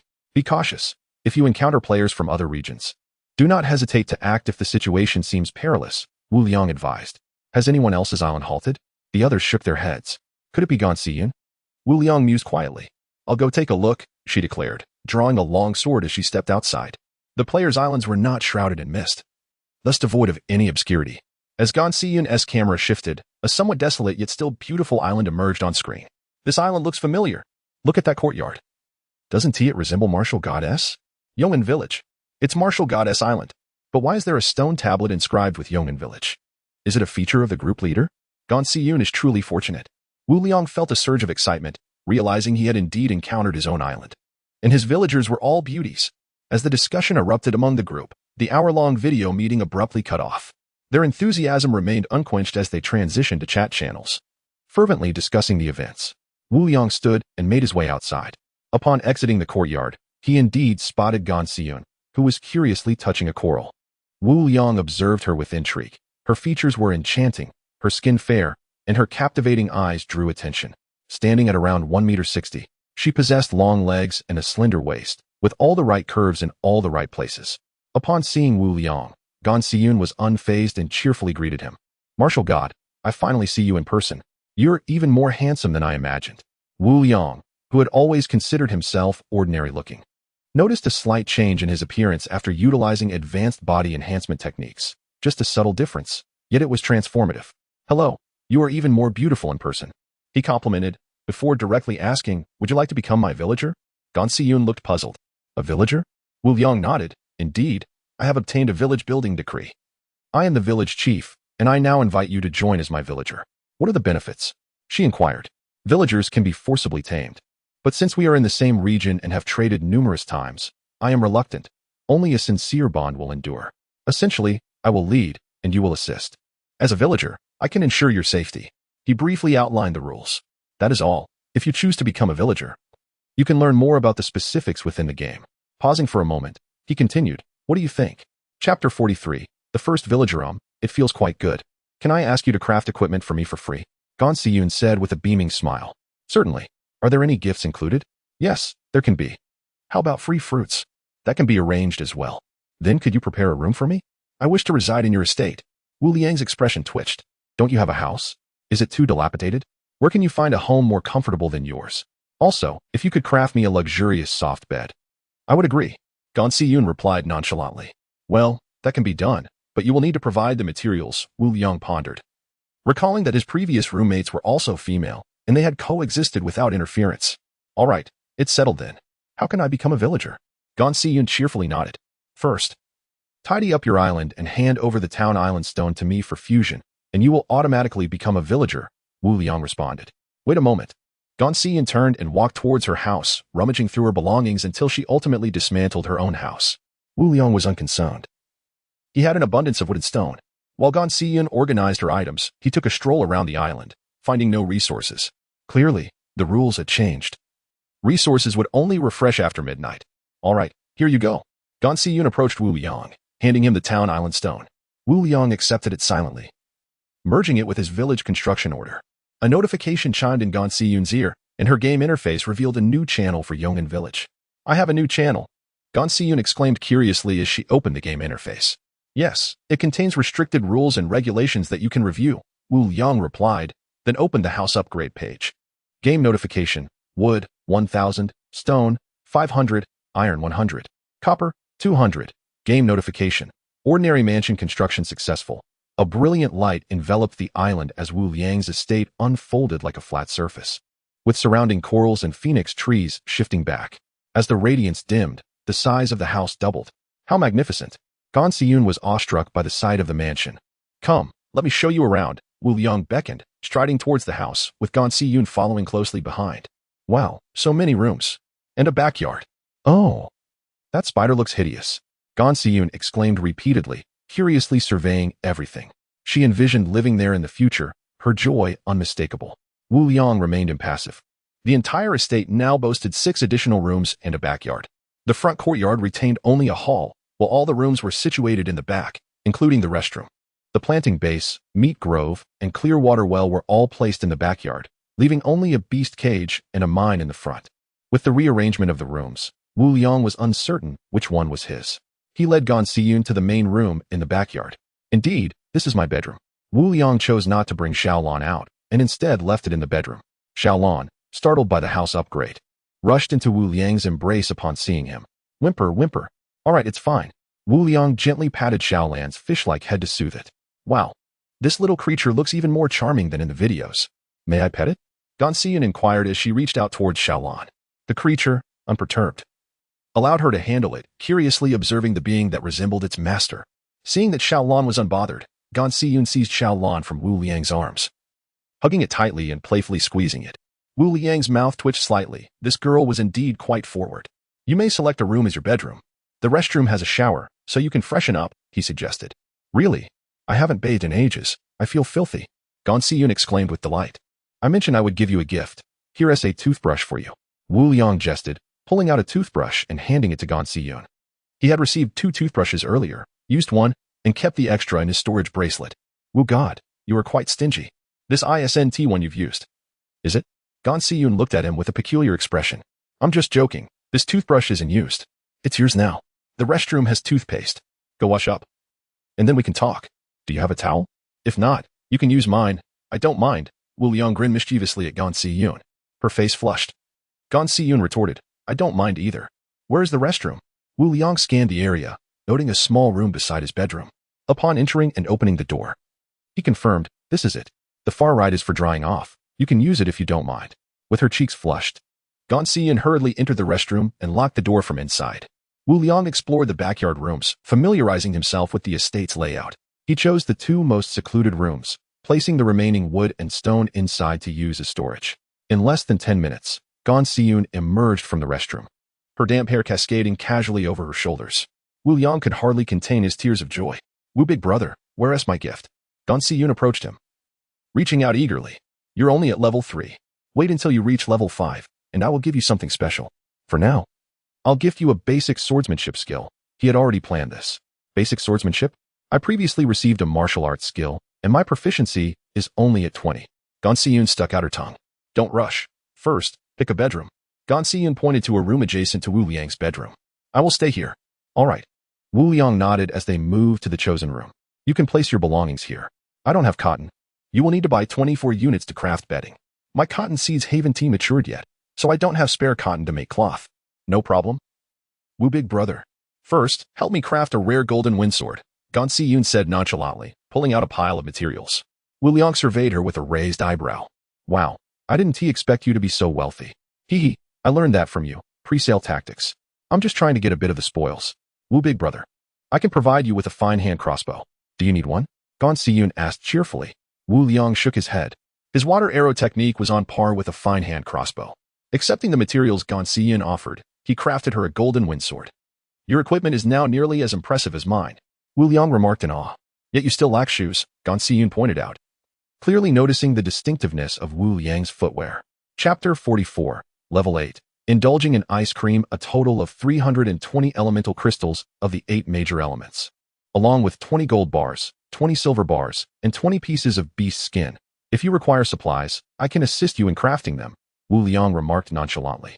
Gan Siyun was taken aback upon hearing this. That's an astonishing amount. Wu Liang merely smiled, saying nothing. Currently, he possessed over 300 of each type of elemental crystal. Such quantities held little significance for him.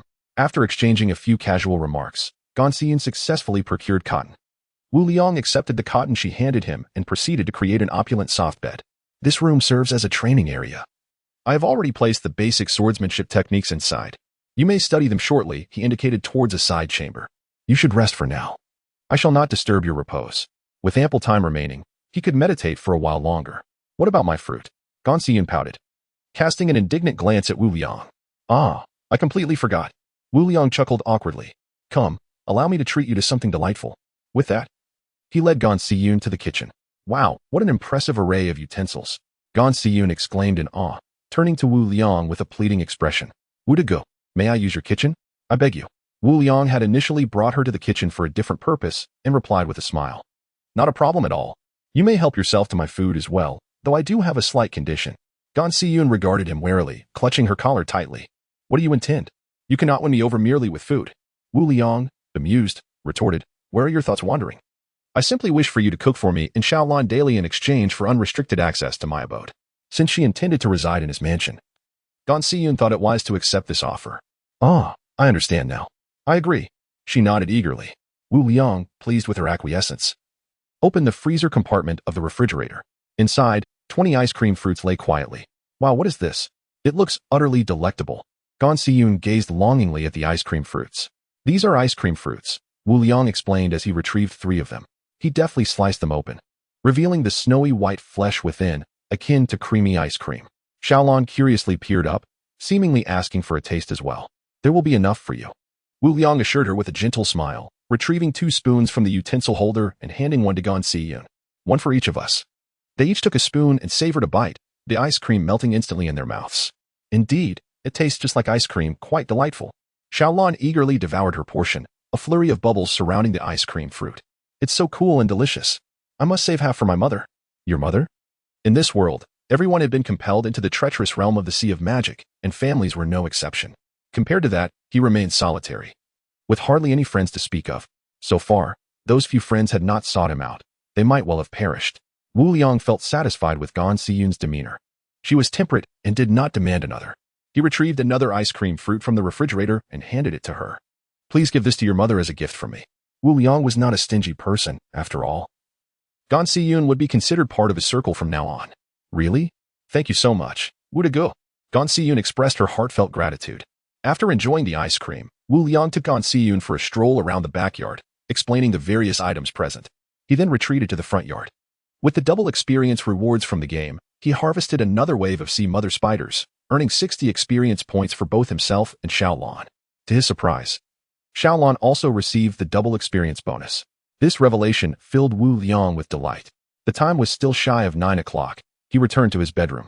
Meanwhile, the regional chat buzzed with speculation about the relationship between Gan Siyun and Wu Liang, yet neither had made an appearance online, leaving everyone in a state of anxious curiosity. Wu Liang refrained from accessing the game interface and instead entered a meditative state. Time slipped away unnoticed until he felt a slight swelling in his meridians, signaling that he had reached the limit of his meditation. Upon concluding his meditation, he opened the game interface, discovering that 3 hours had elapsed. Yet he still gained only 60 experience points. The double experience was solely for monster kills. Now at level 8, he had an additional 30 experience points. Aiming to reach level 10 today, Wu Liang felt elated. The sensation of leveling up simply by sitting was utterly delightful. He rose from the bed and playfully embraced Xiaolon. I wonder if Gan Siyun has finished preparing the meal. With that thought, Wu Liang opened his door and made his way to the kitchen. Indeed, he found Gan Siyun busily working in the kitchen, clad in an apron. Wu Go. You're here. She turned and smiled at him. Please take a seat. The food will be ready shortly.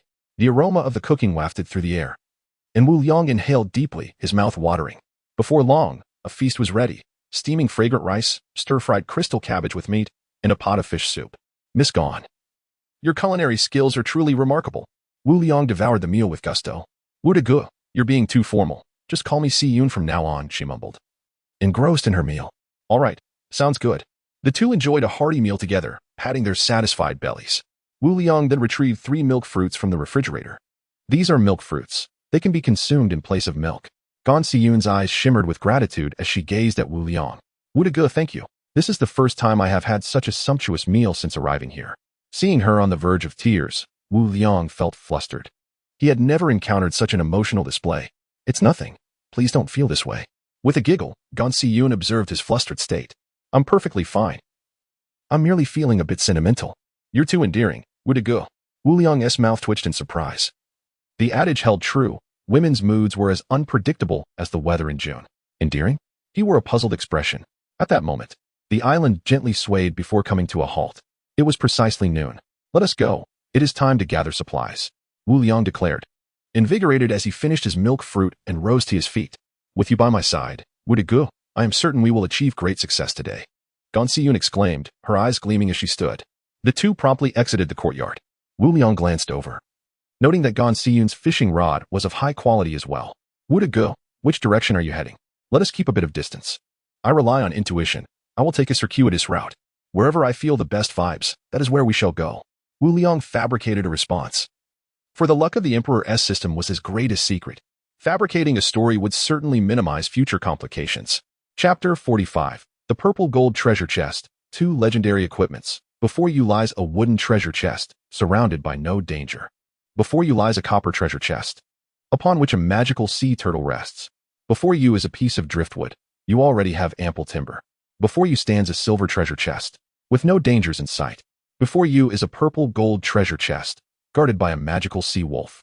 Confronting it is rather simple, though you must upgrade your grappling hook to retrieve it. The purple gold treasure chest. Wu Liang's body came to an abrupt halt. This was the first time he had encountered a purple gold treasure chest on the ocean's surface. He paid no heed to the magical sea wolf and swiftly opened the upgrade page for his exquisite grappling hook. Selection confirmed. Upgrade initiated. Game prompt. Gold ingots -10. Wind crystal -2, water crystal -2, iron essence -2, game prompt. Perfect grappling hook successfully crafted as the glow subsided. The grappling hook in Wu Liang's hand transformed into a resplendent golden color, adorned with intricate and bizarre patterns. Perfect grappling hook. This is a flawless grappling hook, capable of retrieving any material with a 100 success rate and a length of 20. It cannot be upgraded. Is this the ultimate form of the grappling hook? Wu Liang tightened his grip, inhaled deeply, and cast it into the mist. The rope of the grappling hook tightened, effortlessly pulling the purple gold treasure chest and the magical sea wolf towards him. Frost spell. Wu Liang raised his right hand, instantly freezing the magical sea wolf. Ganxian, positioned to the south, was obstructed by Wu Liang's residence and remained oblivious to the unfolding events. Wu Liang puffed warm breath into his hands, crouched down, and opened the purple gold treasure chest. Game prompt. Gold crystal -10. Game prompt. Wood crystal -10. Game prompt. Recipe for rare element ring -1. Game prompt. Rare feather set -1. Triggered a 100-fold luck enhancement.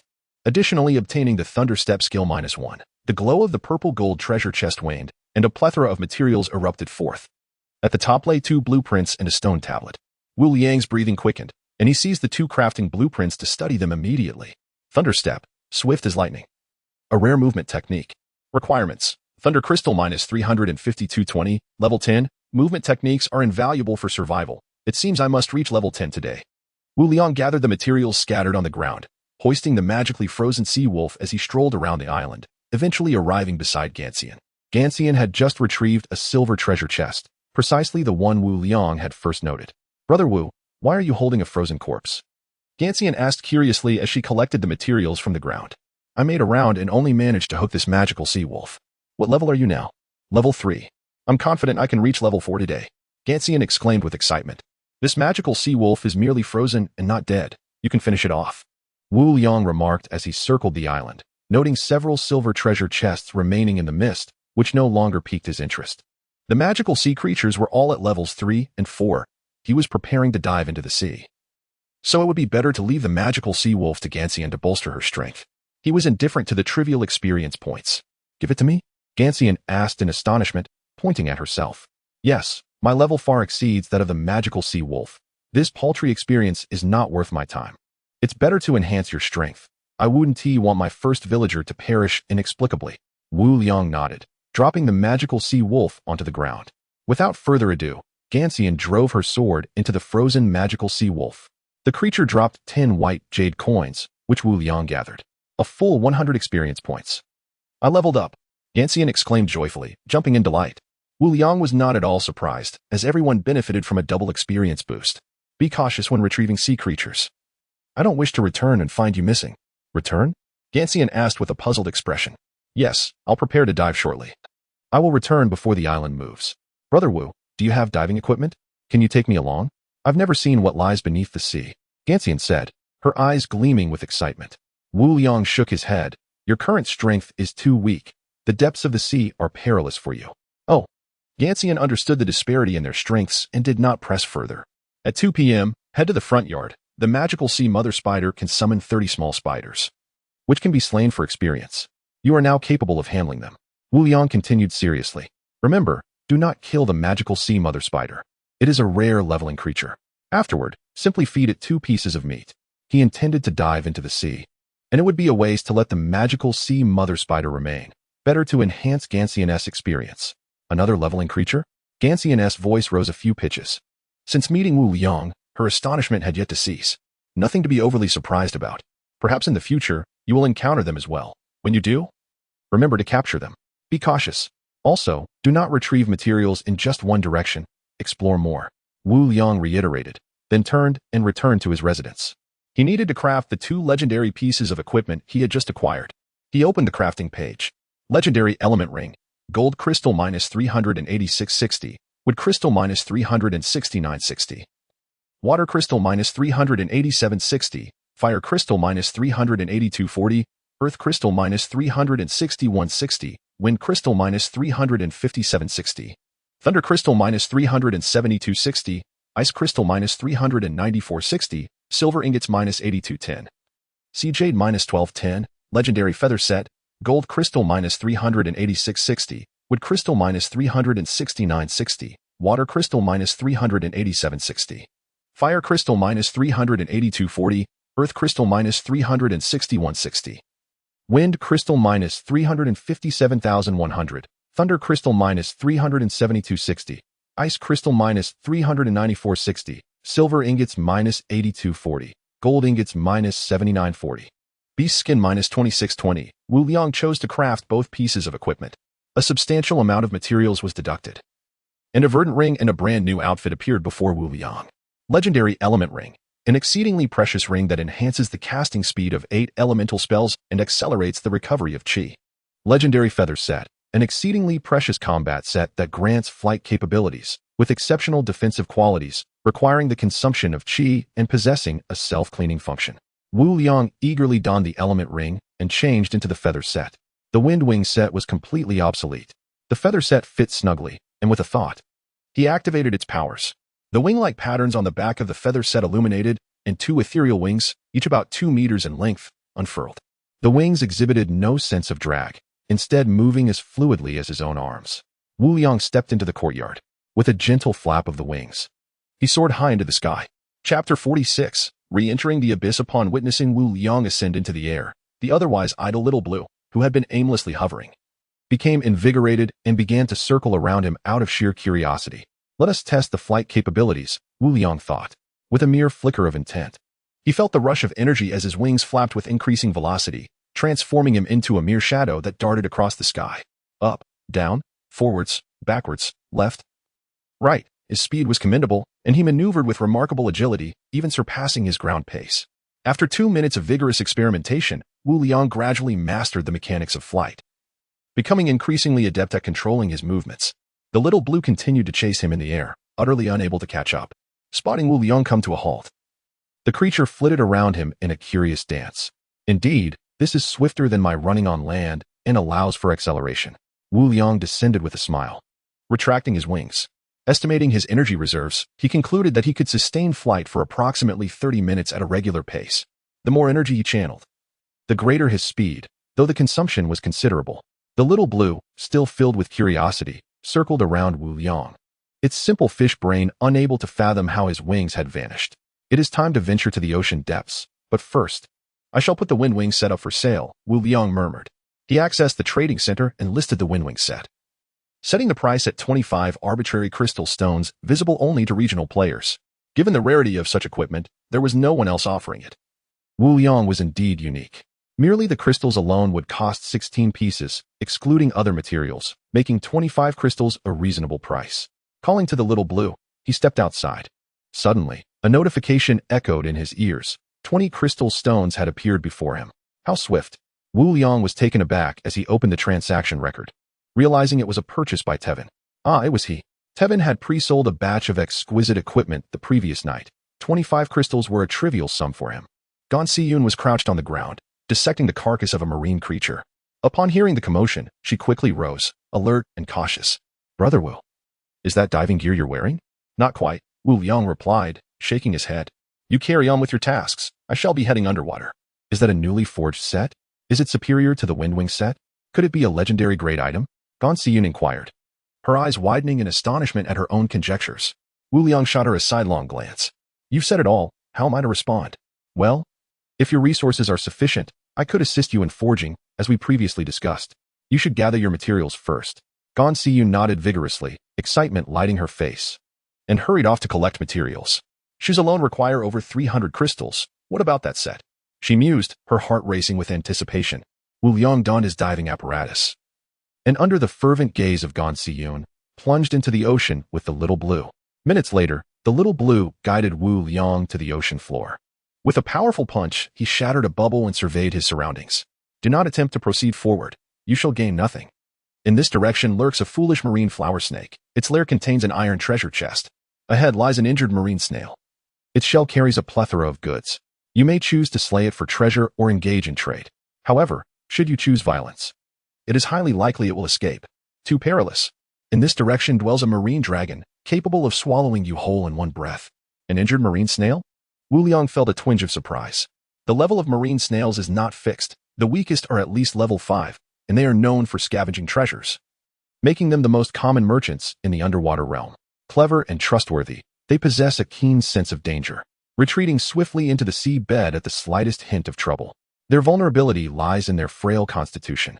Among the 4 directions, it was evident that the marine snail's path was the most advantageous choice. He had no intention of slaying it, as he felt uncertain. Perhaps, however, he could attempt to trade. He possessed healing potions, which might yield unexpected rewards. Even if no trade occurred, merely encountering a marine snail would be worthwhile. Instructing the little blue to refrain from displaying hostility, he swiftly swam towards the marine snail's location. After a few minutes of swimming, Wu Liang noticed a grotesque creature a few meters away. It bore a massive, round shell reminiscent of a snail, seated on the ocean floor beside a coral. Baring its teeth, the shell enveloped its body, while its short legs barely extended 30 centimeters.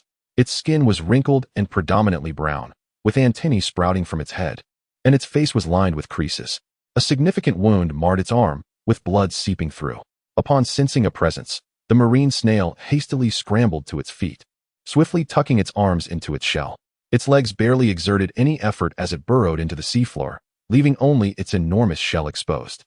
It did not flee immediately, but cautiously peered out with its small head to observe Wu Liang and the little blue. Should there be any signs of aggression, it would be the first to escape. Wu Liang and the little blue remained motionless on the ocean floor. The little blue called out softly, filled with goodwill. "Hello." Wu Liang produced a stone bowl containing a thick, dark paste. "I harbor no ill intentions. This is a healing potion. I merely wish to engage in a trade with you." "See, I bear no weapons," he said, offering a warm smile. The marine snail, evidently familiar with healing potions, displayed a flicker of interest, yet remained highly vigilant, chattering away in a language Wu Liang could not comprehend. "Little blue, can you communicate with it? Tell it I wish to exchange healing potions for goods." He could only rely on the little blue. The little blue shook its head and began to call out again. Wu Liang, feeling somewhat helpless, pointed to his healing potion and then gestured towards the marine snail's shell. The marine snail grasped Wu Liang's intent. After a moment of hesitation, it squirmed, rummaging within its shell before producing an ancient, dark tome. It pointed at Wu Liang's healing potion and then at its own book. Although Wu Liang did not know what it was, the appearance suggested it was valuable. "Very well, I shall trade with you." He nodded, tossing the stone bowl to the marine snail. It was merely a healing potion, an initial gesture to build trust, laying the foundation for cooperation. The marine snail accepted the stone bowl, first smelling its contents before scooping out a portion and swiftly applying it to its injured arm. The thick salve coated its wound, and it casually tossed the book to Wu Liang. Wu Liang caught it. Game prompt. Universal Language Teaching Book of the Marine World. The text was incomprehensible, resembling distorted characters. Universal Language Teaching Book of the Marine World. Crafted by a language master among the marine snails, this book is suitable for most marine creatures. Upon use, one can instantly grasp the universal tongue of the marine world. Chapter 47. The Universal Language. The abyssal sea slug held a teaching manual in its hands. Upon raising its head, it heard the creature chattering excitedly, gesticulating in an apparent attempt to instruct Wu Liang. It had removed the plaster from its left arm, revealing that the injury had completely healed, leaving behind only a patch of tender skin. The efficacy was astonishing.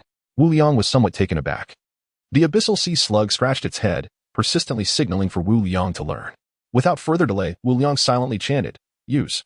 In an instant, the light patterns on the surface of the Universal Language Manual began to glow brightly. The abyssal sea slug danced joyfully. The manual transformed into a beam of black light and entered Wu Liang's mind. Wu Liang momentarily lost his focus as an influx of strange characters and pronunciations surged into his memory. "Hey, hey, hey, did you learn it? Can you understand my words?" The abyssal sea slug called out loudly from several meters away, waving its arms animatedly. Regaining his composure, Wu Liang smiled faintly and replied, "I've learned it. This is quite remarkable." With an air of pride, the abyssal sea slug declared, "Of course.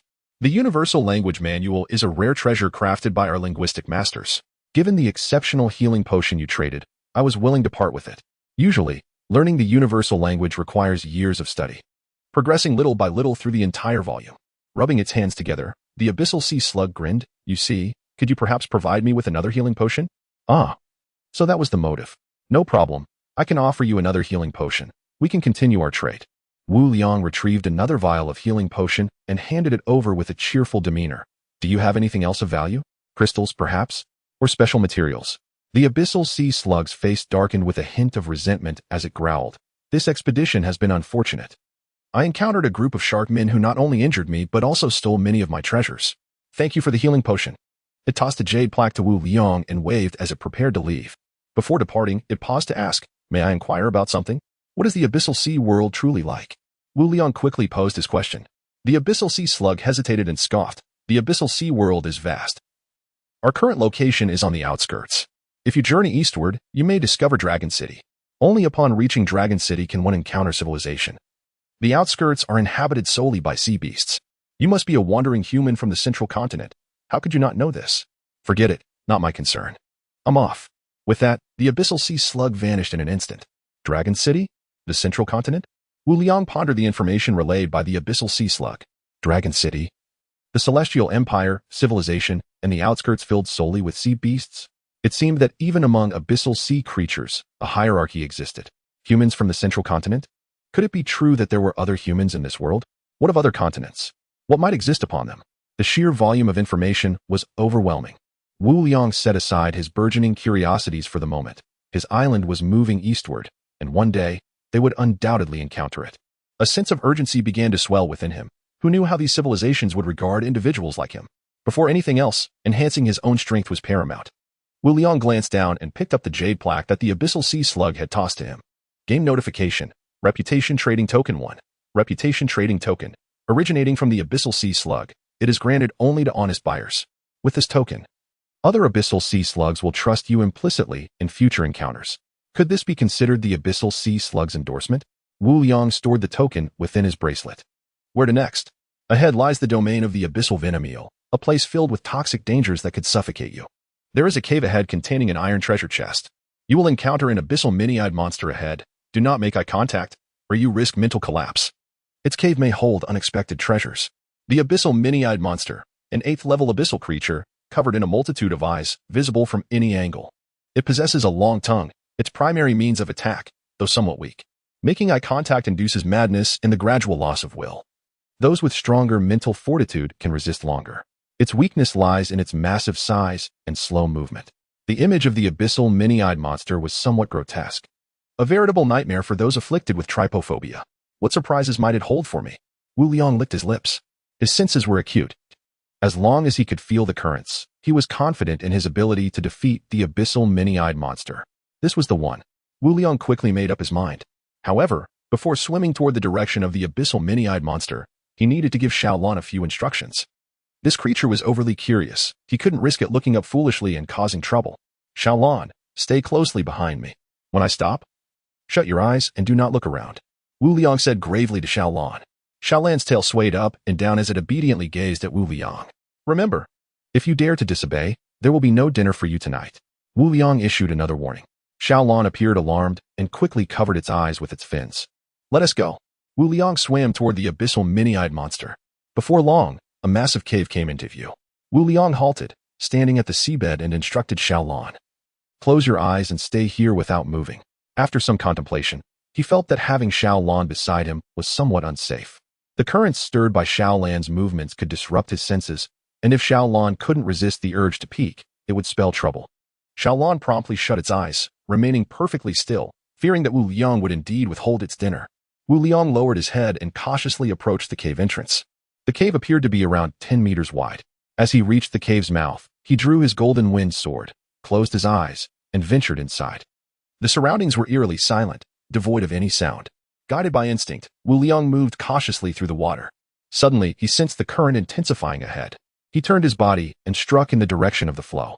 With a splashing sound, Wu Liang felt the golden wind sword sever something fleshy. A loud wail echoed from not far ahead. Wu Liang instinctively wanted to open his eyes, but suddenly realized his mistake. He had nearly forgotten. Suppressing the urge to open his eyes, Wu Liang propelled himself toward the source of the sound. The seawater pressed against his body, yet his speed remained comparable to that of his level 5 self. With a loud thud, he collided with something soft. It was the abyssal mini-eyed monster. A jolt ran through Wu Liang. He swung the golden wind sword forward, ready to strike. Chapter 48. The purple gold treasure chest. The multi-eyed monster of the magical sea reacted swiftly, its long tongue lashing out towards Woolyong once more. Sensing the acceleration of the water to his left, Woolyong tilted his head to the right to evade. With the golden wind sword in hand, he thrust it into the creature's body. Hiss! Howl! The multi-eyed monster let out a wretched scream, its tongue striking Woolyong's shoulder. He felt a sudden heaviness in his shoulder, and then all sensation ceased. Is this it? No wonder the magical sea creature compendium noted that the multi-eyed monster's attacks were somewhat feeble. This was exceedingly weak. The monster continued to wail, its rotund body thrashing about. Woolyong sidestepped to the left, the golden wind sword still embedded in the creature's flesh slicing through as he moved. Frost bolt. Water arrow. Water arrow. A flurry of spells struck the multi-eyed monster. Game notification. Experience 20. Game notification. Pet Xiaolan experience 2. Upon hearing the game notifications, Woolyong paused his assault and slowly opened his eyes. Blood gushed forth in torrents, mingling with the seawater and spreading rapidly. The corpse of the multi-eyed monster lay on the ocean floor, its tongue drooping limply. A long gash marred its plump body, blood pooling around it, with intestines scattered about. The monster yielded a blueprint for crafting sunglasses. To drop such a blueprint from one's own kind is truly remarkable. Holding back his nausea, Woolyong squatted to dissect the body. Game notification. 12 multi-eyed monster meat. Game notification. For multi-eyed monster skin. Game notification. 3 LC beast blood. Game notification. 50 multi-eyed monster eyeballs. To his surprise, despite the monster's unappealing appearance, its meat was quite palatable. The description of the meat caught Woolyong off guard. Multi-eyed monster eyeball. A favored delicacy of magical sea creatures. Rich in nutrients and juicy. Gritting his teeth against the revulsion, Woolyong collected the cherry-sized eyeballs. Though the description touted their nutritional value, he felt no inclination to sample them. Within the cave, only a few diminutive corals emitted a soft glow. The ground was overrun with dark purple plants, reminiscent of seaweed. What a surprise! Woolyong surveyed the cave, finding no treasure chests, only the dark purple flora. Could they be the source of the surprise? He hastened towards them. Magical sea tantan grass. Inedible, possesses special properties, relatively rare, non-toxic. Is this the surprise the European Emperor system promised? Woolyong pondered, disregarding the special properties and beginning to gather. Game notification. 1 magical sea tannin grass. Game notification. 1 magical sea tannin grass. Game notification. 1 magical sea tannin grass seed. Minutes later, he had harvested every last one, totaling 218 plants and 5 seeds. After a thorough search to ensure no remnants were left behind, Woolyong swam out of the cave. Xiaolan must be growing anxious waiting for him. Swimming was undoubtedly faster than walking. Not far away, Xiaolan remained with closed eyes, obediently still on the ocean floor. Woolyong quickly swam to Xiaolan's side and gently patted its head. Xiaolan, open your eyes. Xiaolan opened its eyes and affectionately nuzzled Woolyong's palm. Checking the time. It was just past 2 o'clock. There was still ample time. Tossing a few white jade coins into the diving device, Woolyong surveyed the other 3 directions. To the left lies a volcanic region containing some trinkets. To the right, it is barren, and you will find nothing. Ahead, you will encounter a purple gold treasure chest, located in the territory of the magical sea mermaid tribe. Do not harbor hostility towards them. Attempt to barter for resources, as it may yield unexpected rewards. Another unexpected reward. Woolyong's lips twitched. The multi-eyed monster had already provided him with these enigmatic plants. Yet he would not forsake the purple gold treasure chest. With determination, he swam forward, recalling that the oceanic creature compendium held no information about the magical sea mermaids. Upon consulting the compendium, he found no corresponding results. As long as he bore no malice, there should be no danger. The seabed, illuminated by the magical sea corals, shimmered with vibrant colors, as magical lantern fish occasionally swam alongside him. Yet, Woolyong was indifferent, pressing ever onward. Time passed more slowly than he had anticipated. After approximately an hour, Woolyong spotted a number of rudimentary stone dwellings in the distance. Surely, this was the habitat of the magical sea mermaids. There were about 30 stone houses, arranged in a circle, devoid of walls or fences.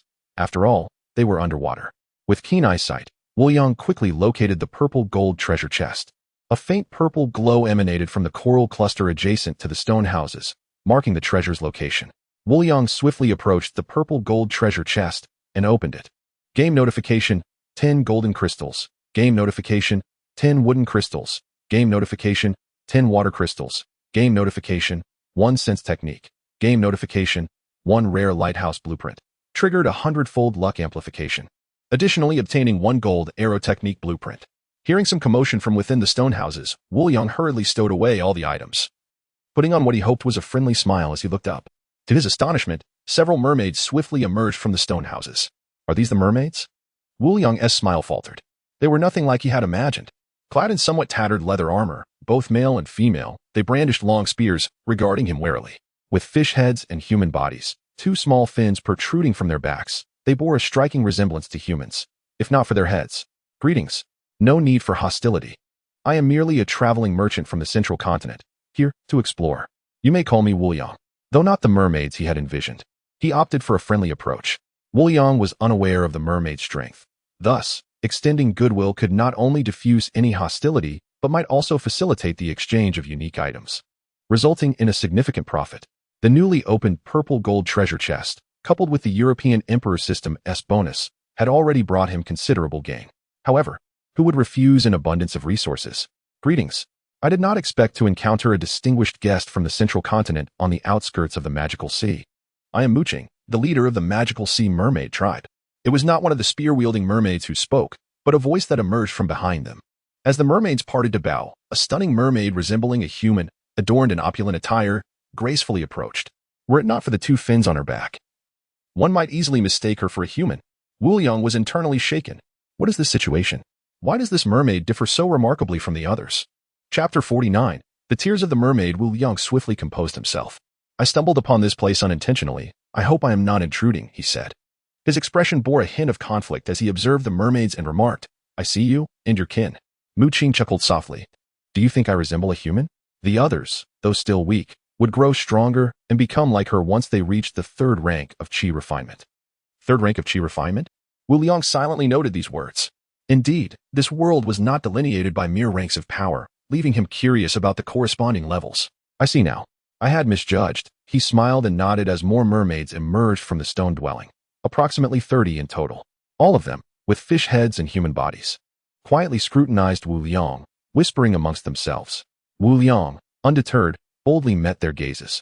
Muqing, can you discern my strength? He inquired once more, testing the waters. Of course. You are but a first-rank qi refiner, correct? It is my first encounter with such a feeble human, Muqing replied with a smile. First rank. Wu Liang noted this and quickly asked, have you encountered other humans? 50 years ago, my mother took me to Long City. I was fortunate enough to see one. Muqing responded. Wu Liang's smile faltered. Muqing was evidently much older than she appeared, though perhaps she still seemed young by mermaid standards. How did you arrive here? Were you with an elder? Logically, your strength should not allow you to be here. Muqing inquired curiously. Ahem, you already know my identity. I am merely a wandering merchant, exploring aimlessly until I found myself here. Do you have any needs? I can offer a variety of goods, food, water, or something else. Wu Liang quickly diverted the topic. We do not require water. This is the ocean, and we usually consume seawater, Muqing stated earnestly. So it is seawater that we cannot drink. Wu Liang murmured softly. What? Nothing, Wu Liang replied with a smile. Do you need food? I have a plethora of delicious offerings. Can we sample it? Indeed. Very well, if it pleases us, we shall be willing to trade, Muqing said, her bright eyes sparkling with seriousness. Do not attempt to poison it. I will discern any foul play. You need not worry, Wu Liang assured her. For he would not engage in such folly. After all, why would he poison those who deemed him weak? It could lead to his own demise. Moreover, it was surprising how straightforward the mermaids were. With a flicker of thought, Wu Liang produced the eyeballs of the abyssal multi-eyed monster. The introduction had indicated that these were favored delicacies among the creatures of the deep. He wondered if the mermaids would share the same taste. Upon seeing the eyeballs, the mermaid's eyes lit up, and they gathered around him. Muqing inhaled deeply, her face alight with excitement. Is this the eyeball of the abyssal multi-eyed monster? It smells wonderful. Wu Liang was momentarily speechless. He could not discern the aroma she spoke of. Approaching Muqing, he offered her one. Try it. Muqing glanced at him, then lowered her gaze to the eyeball, swallowing it whole. Delicious. It has been ages since I last tasted the eyeball of the abyssal multi-eyed monster. The other mermaids watched him eagerly, their eyes fixed on the remaining eyeballs. Wu Liang put the rest away, smiling as he said, if you can offer something of value, I would be willing to trade all the abyssal multi-eyed monster eyeballs. The bait had been cast. Muqing pondered briefly before returning to the largest stone dwelling at the center. Moments later, she reappeared, holding a crystal-like, translucent orb. This is a tear from our mermaid clan. A single mermaid only sheds one tear in a lifetime. What do you think? Let me see. Wu Liang took the orb. Game prompt. Rare mermaid tear X1. Description. Consuming this allows one to dwell in the depths of the sea, breathing freely underwater. A remarkable item. Wu Liang's heart swelled with joy, though his expression remained impassive. During a trade, one must not reveal their true feelings. How is it? Mu Qing asked anxiously. It is acceptable, Wu Liang replied, nodding without emotion as he handed over all his abyssal multi-eyed monster eyeballs. Wonderful! Mu Qing exclaimed joyfully. The mermaids eagerly devoured the eyeballs in an instant. Thank you. The eyeballs of the abyssal multi-eyed monster are invaluable to our clan, though they are exceedingly rare. Wu Liang. You are truly a kind soul. Mu Qing expressed her heartfelt gratitude. Of great use. The game description did not mention such. Wu Liang mused internally, though he remained unconcerned. Each party had gained what they desired. Wu Liang chose not to depart immediately but instead continued conversing with Mu Qing. Unfortunately, she and her kin were isolated and knew little of the outside world. During their dialogue, Wu Liang proposed another trade, yet he lacked items they required. They had no need for crystals either. However, he did not leave empty-handed. From Mu Qing, he gleaned some understanding of the hierarchy of powers, ranging from 1st to 9th rank Qi refiners, and the legendary 10th rank of invincibility. Beyond that, there were realms unknown to Mu Qing. If his assumptions were correct, Mu Qing could be likened to a level 30 marine creature. Fortuitously, she bore no hostility. Otherwise, he might have faced dire consequences. With his inquiries complete, Wu Liang began to explore the surroundings to determine a suitable path forward. There appeared to be no dangers or resources in the vicinity. It seemed he would need to return. Wu Liang contemplated before bidding farewell. Wu Liang, could you stay? It was not Mu Qing but another mermaid. The others joined in urging him to remain. My apologies, my journey is far from over. Perhaps we shall meet again. Wu Liang replied casually. His island was ever-moving, and retracing his steps seemed unlikely. Farewell. Until fate brings us together again, Wu Liang said with flair, turning away from the mermaids and waving goodbye. Little Blue trailed behind him, glancing back with reluctance. A melodious song echoed in the distance. After swimming for several minutes, Wu Liang arrived at a desolate seabed. It was time to test the effects of the mermaid's tear. He had hesitated to experiment within the mermaid clan. Consuming their tear in their presence felt oddly awkward. Little Blue, encase me in a bubble. Little Blue opened its mouth and released a bubble, enveloping Wu Liang and displacing the surrounding seawater. Only then did Wu Liang remove the transparent mask of his diving apparatus. With Little Blue's bubble, he no longer feared swallowing seawater. The bubble contained a small amount of oxygen, sufficient for a few breaths. He retrieved the mermaid's tear, opened his mouth, and swallowed it whole. Chapter 50. The Stone Sharkman of the Demon. See the tears of the mermaid dissolved upon entry, a delightful blend of sour and sweet. There was no discomfort or adverse effects whatsoever. Might it have lost its potency after such a lengthy duration? Wu Liang felt a twinge of anxiety, but then reassured himself that he still had his diving apparatus. If necessary, he could always don it again. With that thought, he held his breath and delivered a powerful punch, shattering the bubble. The surrounding seawater surged towards him, and he felt his pores open as if he were breathing. No longer did he sense the pressure of the water. Instead, it felt akin to being on land. He tried to open his mouth, and no seawater flooded in. A similar experiment with his nose yielded the same result. Xiaolon, can you hear me? He asked. Xiaolon nodded in response. Excellent. Wu Liang beamed with joy. With just a few useless eyeballs from the demon sea multi-eyed monster, he had acquired such a marvelous treasure. What a bargain. He attempted to swim a few strokes, discovering that his speed was nearly equivalent to that on land. Xiaolon, come catch me, he called out. Xiaolon, thinking it was a game, swam eagerly towards him. Wu Liang swam ahead, with Xiaolon in pursuit. Although Xiaolon was slightly faster, the difference was negligible. Just as Xiaolon was about to bump into Wu Liang, he deftly sidestepped, evading the fish's head with ease. Ing. Xiaolon exclaimed in frustration but was unable to make contact with Wu Liang. He was quite pleased with the results of his test. When he halted, Xiaolon collided with him, sending them both tumbling several meters away. Finally satisfied, Xiaolon settled down. All right, no more fooling around, Wu Liang said, petting Xiaolon's fish head as they swam towards the direction of the sensing island. No longer would Xiaolon need to carry him in bubbles. Though the journey was somewhat lengthy, Wu Liang felt no urgency, leisurely admiring the underwater scenery while swimming swiftly. The ocean floor was dotted with peculiar rocks, and patches of coral emitted a shimmering glow. Schools of fish occasionally swam by, but lacking the proper tools. He found capturing them to be a futile endeavor. Instead, he decided to carve out some interesting stones to decorate his residence. Ahead lies a stone sharkman of the demon sea, with a sea beast egg nearby. You might acquire a second pet, without needing the system's prompt. Wu Liang had already spotted a statue-like figure standing 100 meters away on the seabed. Had it swum over from another location? A flicker of doubt crossed his mind. After all, this was close to the cave of the demon sea multi-eyed monster, and there had been no sign of a shark-am before. From a distance, the statue appeared to have a sharp dorsal fin and a fearsome shark head, its face grotesque with rows of long teeth. It was an imposing figure, towering 6 meters tall, with a fish tail for its lower half and a trident grasped in its right hand. The sea beast egg rested on a mound of sediment beside it. The stone sharkman, a level 10 marine creature with 2 forms, combat form and statue form. Its weakness being its clumsy size.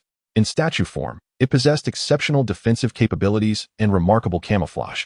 If one were unaware that this was a stone sharkman, they might easily be deceived. Xiaolan, attack it with bubbles. Wu Liang instructed, gradually approaching the stone sharkman.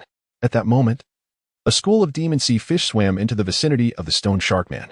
Unfortunately, they were oblivious to the fact that this was not merely a statue but a terrifying predator. The sharkman's stone-like skin instantly transformed into a deep blue, and with a gaping maw, it inhaled. The school of fish, along with the surrounding seawater, was swiftly consumed, and a satisfied expression crossed the sharkman's face as it belched and reverted to its statue form. It seems it has developed a taste for the ruse. Wu Liang had now come within 10 meters of the stone sharkman, yet it remained motionless. Xiaolan, bubble attack. Wu Liang shouted, raising his arms. Ice spell. Xiaolan also exhaled a bubble. The ice spell struck the sharkman's body, rapidly spreading and freezing much of it in an instant. Xiaolan's bubble followed closely, expanding in the water until it enveloped the sharkman completely, lifting it towards the surface. At this point, the stone sharkman finally stirred. You pesky little brat. It growled. The sharkman's body shifted to deep blue once more, and with a powerful thrust of its legs, the ice shattered into fragments, scattering in all directions and breaking through the bubble. With a thunderous crash, the stone sharkman landed heavily on the seabed, stirring up sediment and turning the surrounding waters murky. Seizing the opportunity, Wu Liang called upon his spells. Water arrow technique. Wood spike technique. Whoosh. The water arrow pierced halfway into the sharkman's body, while the wood spikes rapidly sprouted from the ocean floor, impaling the sharkman's feet. Roar. The stone sharkman's form shifted rapidly, shattering the wood spikes. You little brat. I will have you for dinner. It bellowed, shifting once again. With its trident raised, it charged toward Wu Liang, unleashing a powerful torrent of water in his direction. What the? It can cast spells. Wu Liang exclaimed in shock. He raised his left hand, summoning a wooden shield just in time. Boom. Wu Liang was sent flying several meters away, but thankfully, the wooden shield's defense was formidable, leaving him largely unscathed. He conjured 2 water arrows in his hands, enhanced by his elemental ring, greatly accelerating his casting speed. Water arrow technique. Wu Liang unleashed a barrage of water arrows, firing them like a machine gun. The stone sharkman raised its arm to shield its face, but the arrow struck its arm, penetrating only halfway despite its combat form. Damn you, little brat. I will devour you. The stone sharkman roared in pain, charging towards Wu Liang once more with its trident. A splendid effect. Wu Liang thought as he conjured more water arrows, aiming for the sharkman's face. Clang. The stone sharkman swiftly transformed into its statue form, and the water arrows clattered harmlessly against it. This is quite the trick. Wu Liang mused in astonishment. The creature's ability to switch states rendered Wu Liang's magical attacks ineffective. The battle reached a stalemate as the stone sharkman persisted in its transformations, yet it could not retaliate against Wu Liang. Sensing the impasse, Wu Liang drew the golden wind sword. If magical assaults were futile, he would engage in close combat. The stone sharkman charged at him once more, wielding its trident. Wu Liang evaded with the agility of a slippery eel, summoning a water arrow with his left hand while swinging the golden wind sword at the sharkman. The sword struck the statue, only managing to break through a layer of stone skin. The water arrow was even less effective, akin to a mere tickle. Is that all you've got, little brat? The stone sharkman mocked, laughing heartily. Chapter 51. The second pet. Wu Liang maintained a stoic demeanor, evading attacks while countering with a few strikes of his own. Alas, his retaliations bore no fruit. Meanwhile, Xiaolan intermittently unleashed water arrows to harass the stone sharkman. After a prolonged engagement, both sides began to tire. The stone sharkman reverted to his stony form. You little brat, once I regain my strength, I'll devour you. He sneered. Wu Liang, taking a breath, replied with a cold smile. Xiaolan launched another bubble attack, ensnaring the stone sharkman once more. These bubbles are of no use to me, the stone sharkman exclaimed, transforming again, breaking free from the bubbles with a vigorous shake. Wood spike technique. Water arrow technique. Wu Liang readied himself, casting both spells in quick succession. Damn it. The stone sharkman yelped in pain, shifting forms again. Xiaolan. Bubble attack. The stone sharkman became trapped in bubbles yet again. Learning from his previous mistakes, the stone sharkman remained immobile in his stony state. You little pest. Once I recover, you are mine. He seethed in impotent rage. In truth, Wu Liang could have stealthily taken the sea beast egg and fled, but he chose not to abandon the fight. The stone shark man was a level 10 marine creature, 2 levels above him. If he could successfully vanquish it, the double experience reward would elevate him past level 10. Wu Liang wondered if the paralysis effect of Xiaolan's bubbles would prove effective. If it failed, he would have no choice but to retreat, with one hand gripping the golden windsword and the other conjuring a water arrow. Wu Liang kept a vigilant eye on the stone shark man. The standoff persisted for about 10 minutes before the stone shark man's expression became rigid. He could no longer sustain his stony form. Despicable. In a fit of impotent rage, the stone shark man collapsed into the bubbles, his body reverting to a deep blue hue. Take that for your arrogance. Wu Liang swam closer, delivering a swift strike. The stone shark man's body was cleaved apart. Game notification, experience 400. Game notification, pet Xiaolan experience 2. Game notification, level 1. Game notification, level 1. The turbulent energy within Wu Liang surged rapidly. But he did not linger to savor his newfound strength. Instead, he quickly disassembled the stone shark man's corpse. The creature yielded over 50 white jade coins, 20 pieces of stone shark meat, 5 liters of sea beast blood, and 18 animal hides. Its fork was a quality weapon, which Wu Liang decided to keep. The fork was nearly 2 meters long, too unwieldy for an ordinary person, thus he would break it down into materials. The meat possessed no special properties and was of average flavor, suitable for sale to other players in the regional channel. In this battle, Xiaolan proved invaluable. Without her assistance, he would have had no choice but to flee. It was fortunate that the stone shark man had been overly complacent. The sea beast egg had become ensnared within the seabed silt. Wu Liang descended to the ocean floor, approaching the sea beast egg. Game notification, sea beast egg 1. Triggered a 100-fold luck enhancement. The sea beast egg evolves into a growth-type sea beast egg. Another growth-type sea beast egg. Wu Liang collected it, prioritizing his return to the island. Xiaolan, let us go. He called out to Xiaolan and swam towards his island. This time, he was well prepared and retrieved the crystal lamp before breaking the surface. The clock read 7:30 p.m. Guan Ziyin had not yet made an appearance. After circling the island, he found no silver treasure chests. Had they all been collected by Guan Ziyin? Wu Liang shrugged it off, heading towards his residence. Satisfied with his day's bounty, he took out a shovel and buried several peculiar stones in the front yard as decorative features, then did the same in the backyard. Brother Wu, you're back. Guan Ziyin had evidently heard the commotion and emerged from her bedroom. Brother Wu, is this your treasure from the ocean? Such beautiful stones. At this moment, Wu Liang had already buried all the stones. He lamented, wishing for some flowers, trees, pavilions, and perhaps a pond to enhance the beauty. Guan Ziyin chuckled. Brother Wu, you are oblivious to your own fortune. Our island is far more beautiful than those of other players. She had even begun to use we in her speech. One must have dreams. I'm going to take a bath. I've been in the sea all day and smell of salt water. Wu Liang made his way to the bathroom. I'll prepare dinner. I'll call you when it's ready, Guan Ziyin said, heading to the kitchen. Remember to make 4 portions, Wu Liang reminded her before entering the bathroom. After addressing his personal needs and enjoying a refreshing bath, he returned to his bedroom. He placed the sea beast egg on the coffee table, pricking his finger to let a drop of blood fall upon it. Anticipation coursed through him, wondering what remarkable pet he might receive, akin to Xiaolan. The egg bore blue patterns that began to glow. It trembled violently, and moments later, the shell shattered into pieces. The brilliance dimmed, revealing his new pet. A 4-legged dragon? The creature resembled a small golden snake, but with 4 claws and a small bulge atop its head. Moo moo moo. The little creature devoured the shell and promptly scampered to Wu Liang's feet, circling around him. 4-clawed golden dragon, capable of continuous growth. Can evolve into a 5-clawed golden dragon at maximum. What a treasure. Wu Liang marveled at the unexpected draconic companion. He opened the pet interface to examine the details. 4-clawed golden dragon, unnamed, level 1, can exceed owner by up to 5 levels. Experience, 0-100, status, healthy, ability, dragon flame, from this day forth. You shall be called Xiaolong, Wu Liang declared, pleased with his chosen name. Moo moo moo.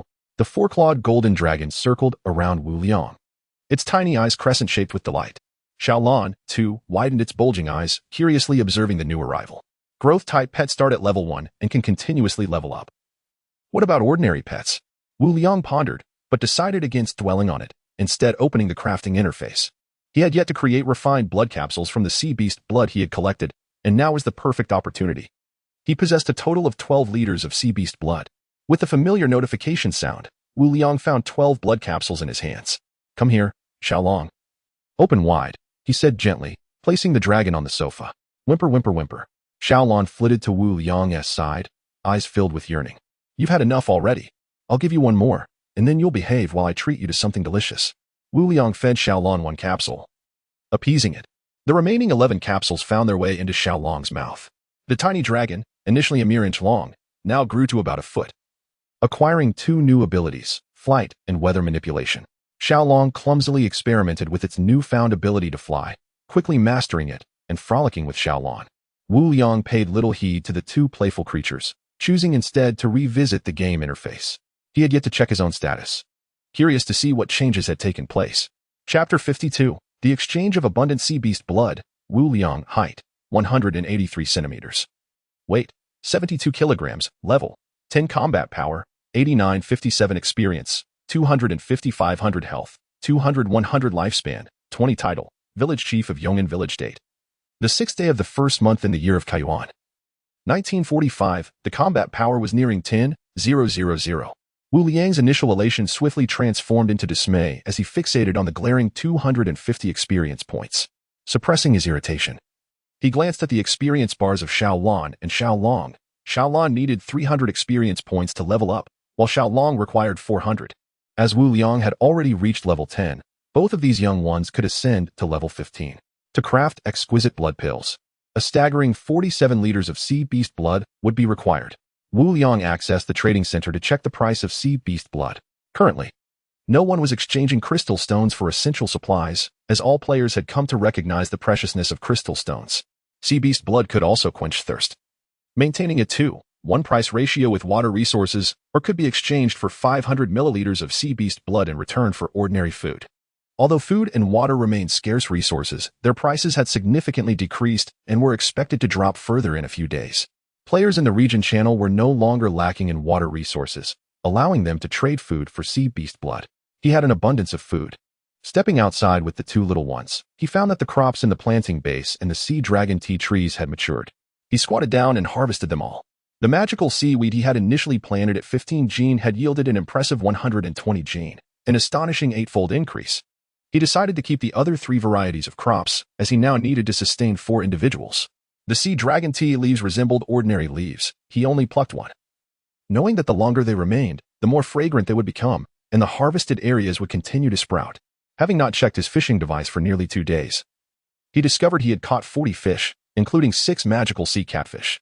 Before returning to his bedroom, Wu Liang drew a bucket of water from the azure well for his tea. While brewing tea, he opened the chat channel. It was dinner time, and most players had paused for lunch. During mealtimes, a wave of beggars would flood the world channel, requesting a sip of water or a morsel of food. They often concocted harrowing excuses, claiming illness or injuries inflicted by inedible magical sea creatures. Of course, some truly unfortunate players existed, who, having set aside their pride, could still manage to beg for food and water over the past few days. Just days earlier, when everyone was lacking in water and food, sympathy had been in short supply. In Wu Liang's regional channel, the situation was comparatively better. With the newly acquired condensation devices, no one was short of water resources. Although some still found themselves lacking in food. What is everyone having for dinner? Someone inquired in the channel, accompanied by an image of bread. Earlier at noon, players had already shared images and videos of their surroundings and lunches. Now, as mealtime approached, activity surged again, with some even sharing enticing treats. Wu Liang composed a message and sent it forth. Brothers and sisters, I will be putting a large quantity of food on the market again. You have 5 minutes to prepare. This time, I will only trade for sea beast blood. The atmosphere in the group immediately intensified. Whoa, the God of War is making a move. God of War, what are you eating right now? Share it with us. God of War, I heard you allied with Xiang Xiyun. Is that true? God of War, if we meet, take me along. I can warm your bed. Get lost, you deadbeat. You think you can duel with the God of War? Let me handle it. Seeing them share their delectable finds made Wu Liang's mouth water. He truly was their beacon of fortune. By the way, what use is sea beast blood? Has the God of War discovered a method to utilize it? God of War, could you enlighten us on the uses of sea beast blood? Wu Liang glanced at the messages that went unanswered and turned back to the trading center. He divided the 120 gene of magical seaweed into 1,200 portions, trading 100 G for 100 milliliters of sea beast blood. He then listed 30 portions of magical sea fish, each trading for 1 L of sea beast blood, and 20 portions of magical sea statue meat, each for 500 milliliters of sea beast blood. 6 portions of magical sea catfish were also listed, each for 500 milliliters of sea beast blood. He set the visibility to regional channel players only, limiting each person to one portion, and subsequently crafted an enormous barrel with a capacity of 150 L. After patiently waiting for 5 minutes, Wu Liang shared the link in the regional channel. Such an abundance of food. Thankfully, I exchanged some water resources for sea beast blood. The god of war is incredibly generous. Game notification. Magical seaweed. 100G. Game notification. Trade successful. Sea beast blood 100 milliliters. Wu Liang promptly opened the manufacturing page, continuously crafting exquisite blood pills. The sound of transactions echoed around him, and within a mere 3 minutes, all the food was sold out. Thank you, god of war. How are you all so quick? Are you training your arms every day? Wah, I didn't manage to grab any. God of war. Do you still need sea beast blood? Wu Liang crafted 47 blood pills before halting, and at that moment, he still had a remarkable 116 L of sea beast blood. Perhaps he would acquire a rare-level blueprint for blood pill production in the future. There was no need to rush. After a moment of contemplation, Wu Liang stored the large barrel, filled with sea beast blood. Pets could only be 5 levels higher than their master, and with these 47 blood pills, the 2 little ones could perfectly reach level 15. He distributed all the blood pills to them and re-edited a message to send out. Please hold for a few minutes. I will once again list some meat, tender and flavorful, which can enhance the resilience of bones, each portion exchanged for 1 L of sea beast blood. Taking advantage of the current food prices before a large-scale decline, he sought to acquire additional sea beast blood. Naturally, the more sea beast blood one possessed, the better. The meat forest was crafted from magical sea crocodiles and came with special attributes, making this price exceedingly reasonable. His 10 meat trees had grown to waist height, with the thickness of a thigh. One tree had noticeably shrunk, presumably utilized by Xiang Xiyun for cooking. After cutting off a portion of the meat from the trees, only 20 centimeters remained, and Wu Liang returned to his bedroom. The meat forest was managed by Xiang Xiyun, so he needn't worry. The 10 meat trees had collectively yielded 94 units of meat. He crafted another large barrel and listed all the meat pieces once more. Wow, the god of war is incredible. No wonder he is called the god of war. There is so much meat that we can't finish it. I love it. I wonder how much combat power the god of war has gained today. The god of war is undoubtedly a man we can never hope to catch up with. In the blink of an eye, everything was snatched away once more. After 2 rounds, he now possessed an impressive 210 liters of sea beast blood. At that moment, the 2 little ones had also consumed all the blood pills. Game notifications began to appear one after another. Game notification.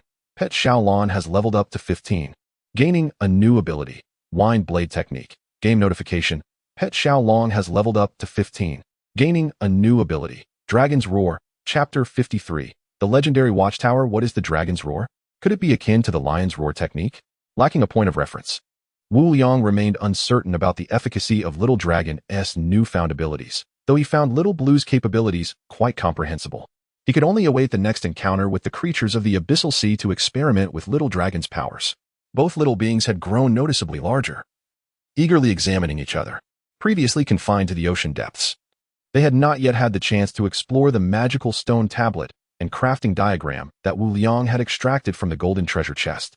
Additionally, there were the cold moon sword technique and thunderstep that he had yet to learn. Original sensory technique can sense the strength of cultivators up to 3 tiers below the user. First use, touch the stone tablet. Usage, unlimited. Conditions, level 10. The golden arrow technique is akin to the water arrow technique, though it possesses a sharper edge. Wu Liang glanced at the crafting diagram in his left hand. Legendary Watchtower. 360-degree coverage, capable of monitoring dangers within 100 miles and sending timely alerts. Note, ineffective in fog-covered areas. Not bad. It could be quite useful in the future. Wu Liang nodded in satisfaction and began to learn it. For the time being, the island's area was manageable, allowing for supervision. He could utilize it later when the area expanded. Wu Liang then touched the 4 stone tablets, a deluge of information flooding into his mind. Game notification, successfully learned Cold Moon Sword technique. Proficiency, 0. Triggered 100-fold fortune enhancement, increasing Cold Moon Sword technique proficiency by 100. Game notification, successfully learned Thunderstep. Proficiency, 0. Triggered 100-fold fortune enhancement, increasing Thunderstep proficiency by 100. Indeed, these 2 tablets were not spells, mirroring the experience he had when learning the basic swordsmanship. After finishing his meal, he could practice in the training room to assess the results. Having completed his chores, the water in the kettle was ready. He added a leaf of sea dragon tea, and a fragrant aroma filled the air. Little Blue and Little Dragon, catching the scent, quickly gathered around the tea table, eagerly eyeing the kettle. He poured 3 cups, cooling them swiftly on a tray to the appropriate temperature. Little Dragon leaned over the table, licking fervently, while Little Blue looked on disdainfully, as if to say, how uncouth. Taking a sip, Wu Liang was greeted with a refreshing flavor that lingered delightfully. Exhilarating. His eyes brightened. After 6 hours underwater, he was parched. The 3 of them finished an entire pot of tea, reclining contentedly on the sofa. Brother Wu, dinner is ready. Came the knock at the door from Gan Siyun. Coming. After a brief tidy-up, Wu Liang opened the door with his 2 little companions. Brother Wu, are these your new pets? Gan Siyun stood outside, her face filled with envy. Yes, I've been quite fortunate, Wu Liang replied vaguely before inquiring. What level are you now? I'm at level 5, just a few experiences away from level 6. Gan Siyun waved her small fists with excitement. Thanks to the leveling monsters you provided, I gained 60 experience points. If you're willing to wait, you can level up again at 2 a.m. tonight. He was not one to grind tirelessly. He preferred sleep over earning 30 experience points at the dead of night. Really? Gan Siyun's voice rose several octaves. Yes. You go serve the rice while I grind a wave in the front yard. Today's buffs last until midnight, and the double experience is still active. Amidst the fear of the abyssal mother spider, Wu Liang delightfully amassed 60 experience points, finally breaking free from the 250 threshold. In the kitchen, Gan Siyun posed for a photo of the dishes on the table. What are you doing? I'm photographing the food to share in the group and make them envious. She replied. Wu Liang was at a loss for words. He hadn't anticipated Gan Siyun would enjoy such antics. He could only imagine the players in the district, envious as they beheld her delectable images. Where did you acquire so many seasonings? It was a mystery how Gan Siyun had gathered such an array of spices, including a fruit salad. I got the salad dressing today and exchanged for some seasonings at the trading center, she boasted proudly. Well done, Wu Liang said, taking a seat at the dining table with Little Blue and Little Dragon, digging into the meal. After dinner, Wu Liang sipped some milk and remarked, I previously mentioned that at level 5, I would give you a gift to become the first villager. Come with me to the training room. Gan Siyun's eyes sparkled, eagerly following Wu Liang closely. They swiftly arrived at the training room, marking Wu Liang's first visit since upgrading his residence to a mansion. The training area had expanded significantly, now featuring several targets. Wu Liang then retrieved the stone tablets for the golden arrow technique and wind shield technique. These are 2 cultivation spells. Simply follow the instructions inscribed upon them and practice at your own pace. He originally intended to give Gan Siyun 1 spell, but recognizing her culinary talents, he decided to bestow her with both. The inscriptions on the tablets could be used an unlimited number of times, presenting both advantages and disadvantages. Unlike the first time, where mere contact sufficed for learning, this required gradual practice but spared the need for additional crystal consumption. Yes, Gan Siyun eagerly nodded, settling on the ground to diligently memorize the operational methods inscribed. Earlier that day, she had already memorized the basics of swordsmanship, and the operational methods of the 2 spells were straightforward. Wu Liang, too, began to familiarize himself with Thunderstep, channeling his energy as per his recollections. With a flash, he moved at an astonishing speed, bolts of lightning flickering beneath his feet as he teleported 10 meters away in an instant. How swift! Wu Liang exclaimed, licking his lips in exhilaration.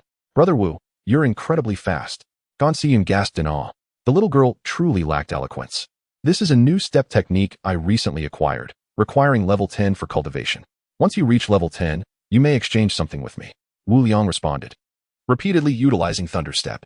As he gradually adjusted to his speed, Wu Liang attempted to change direction while moving. Unfortunately, the space was somewhat constricted, making it difficult to fully execute his movements without the risk of colliding with the walls. Gan Siyun appeared to possess a natural talent for spells, as she had already mastered the golden arrow technique and was now practicing towards the target.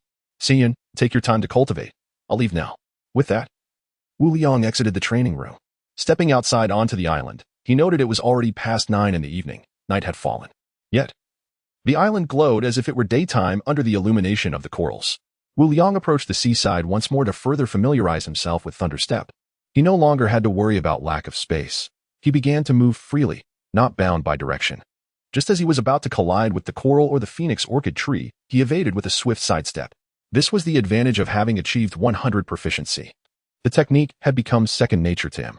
While mastering it in the training room, his body had already synchronized with the rhythm of Thunderstep. Having completed his familiarization with Thunderstep, he pondered the efficacy of the cold moonsword technique. Facing the mist, Wu Liang drew forth the golden windsword. Chapter 54. The death of a high player. The cold moonsword technique possesses no formal stances, only a pathway of execution. Wu Liang took a deep breath and raised the golden windsword. Cold Moon Sword Technique. Instantly, his inner vitality dwindled, pouring forth into the golden wind sword. A crescent moon materialized from the blade, causing the surrounding temperature to plummet as a delicate frost formed upon the ground.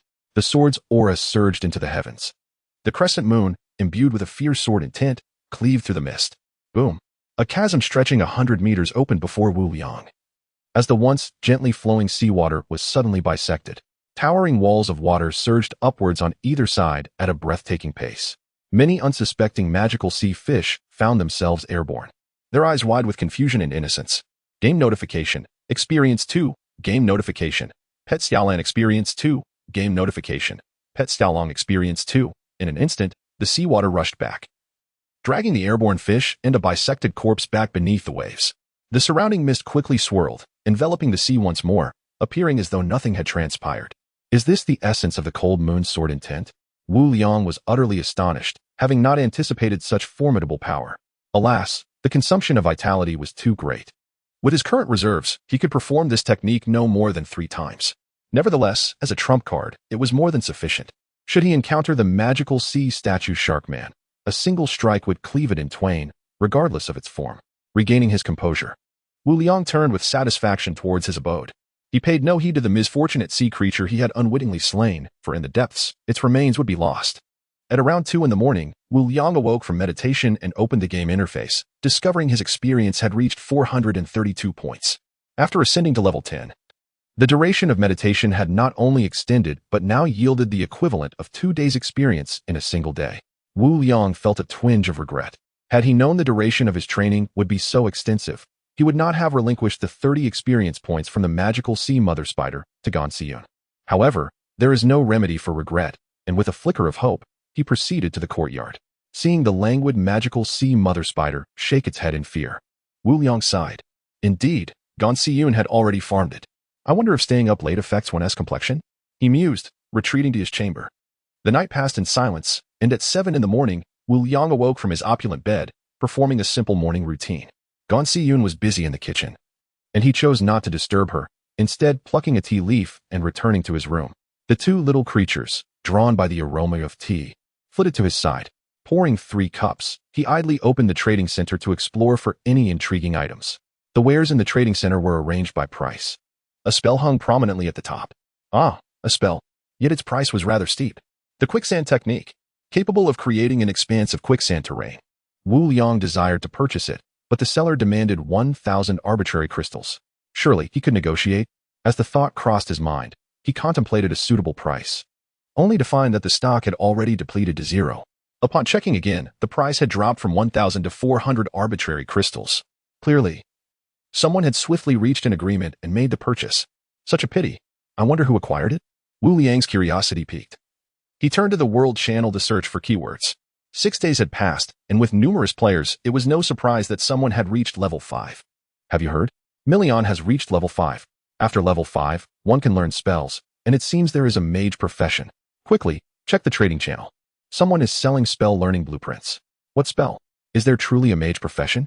It is said that one can learn spells upon reaching level 5.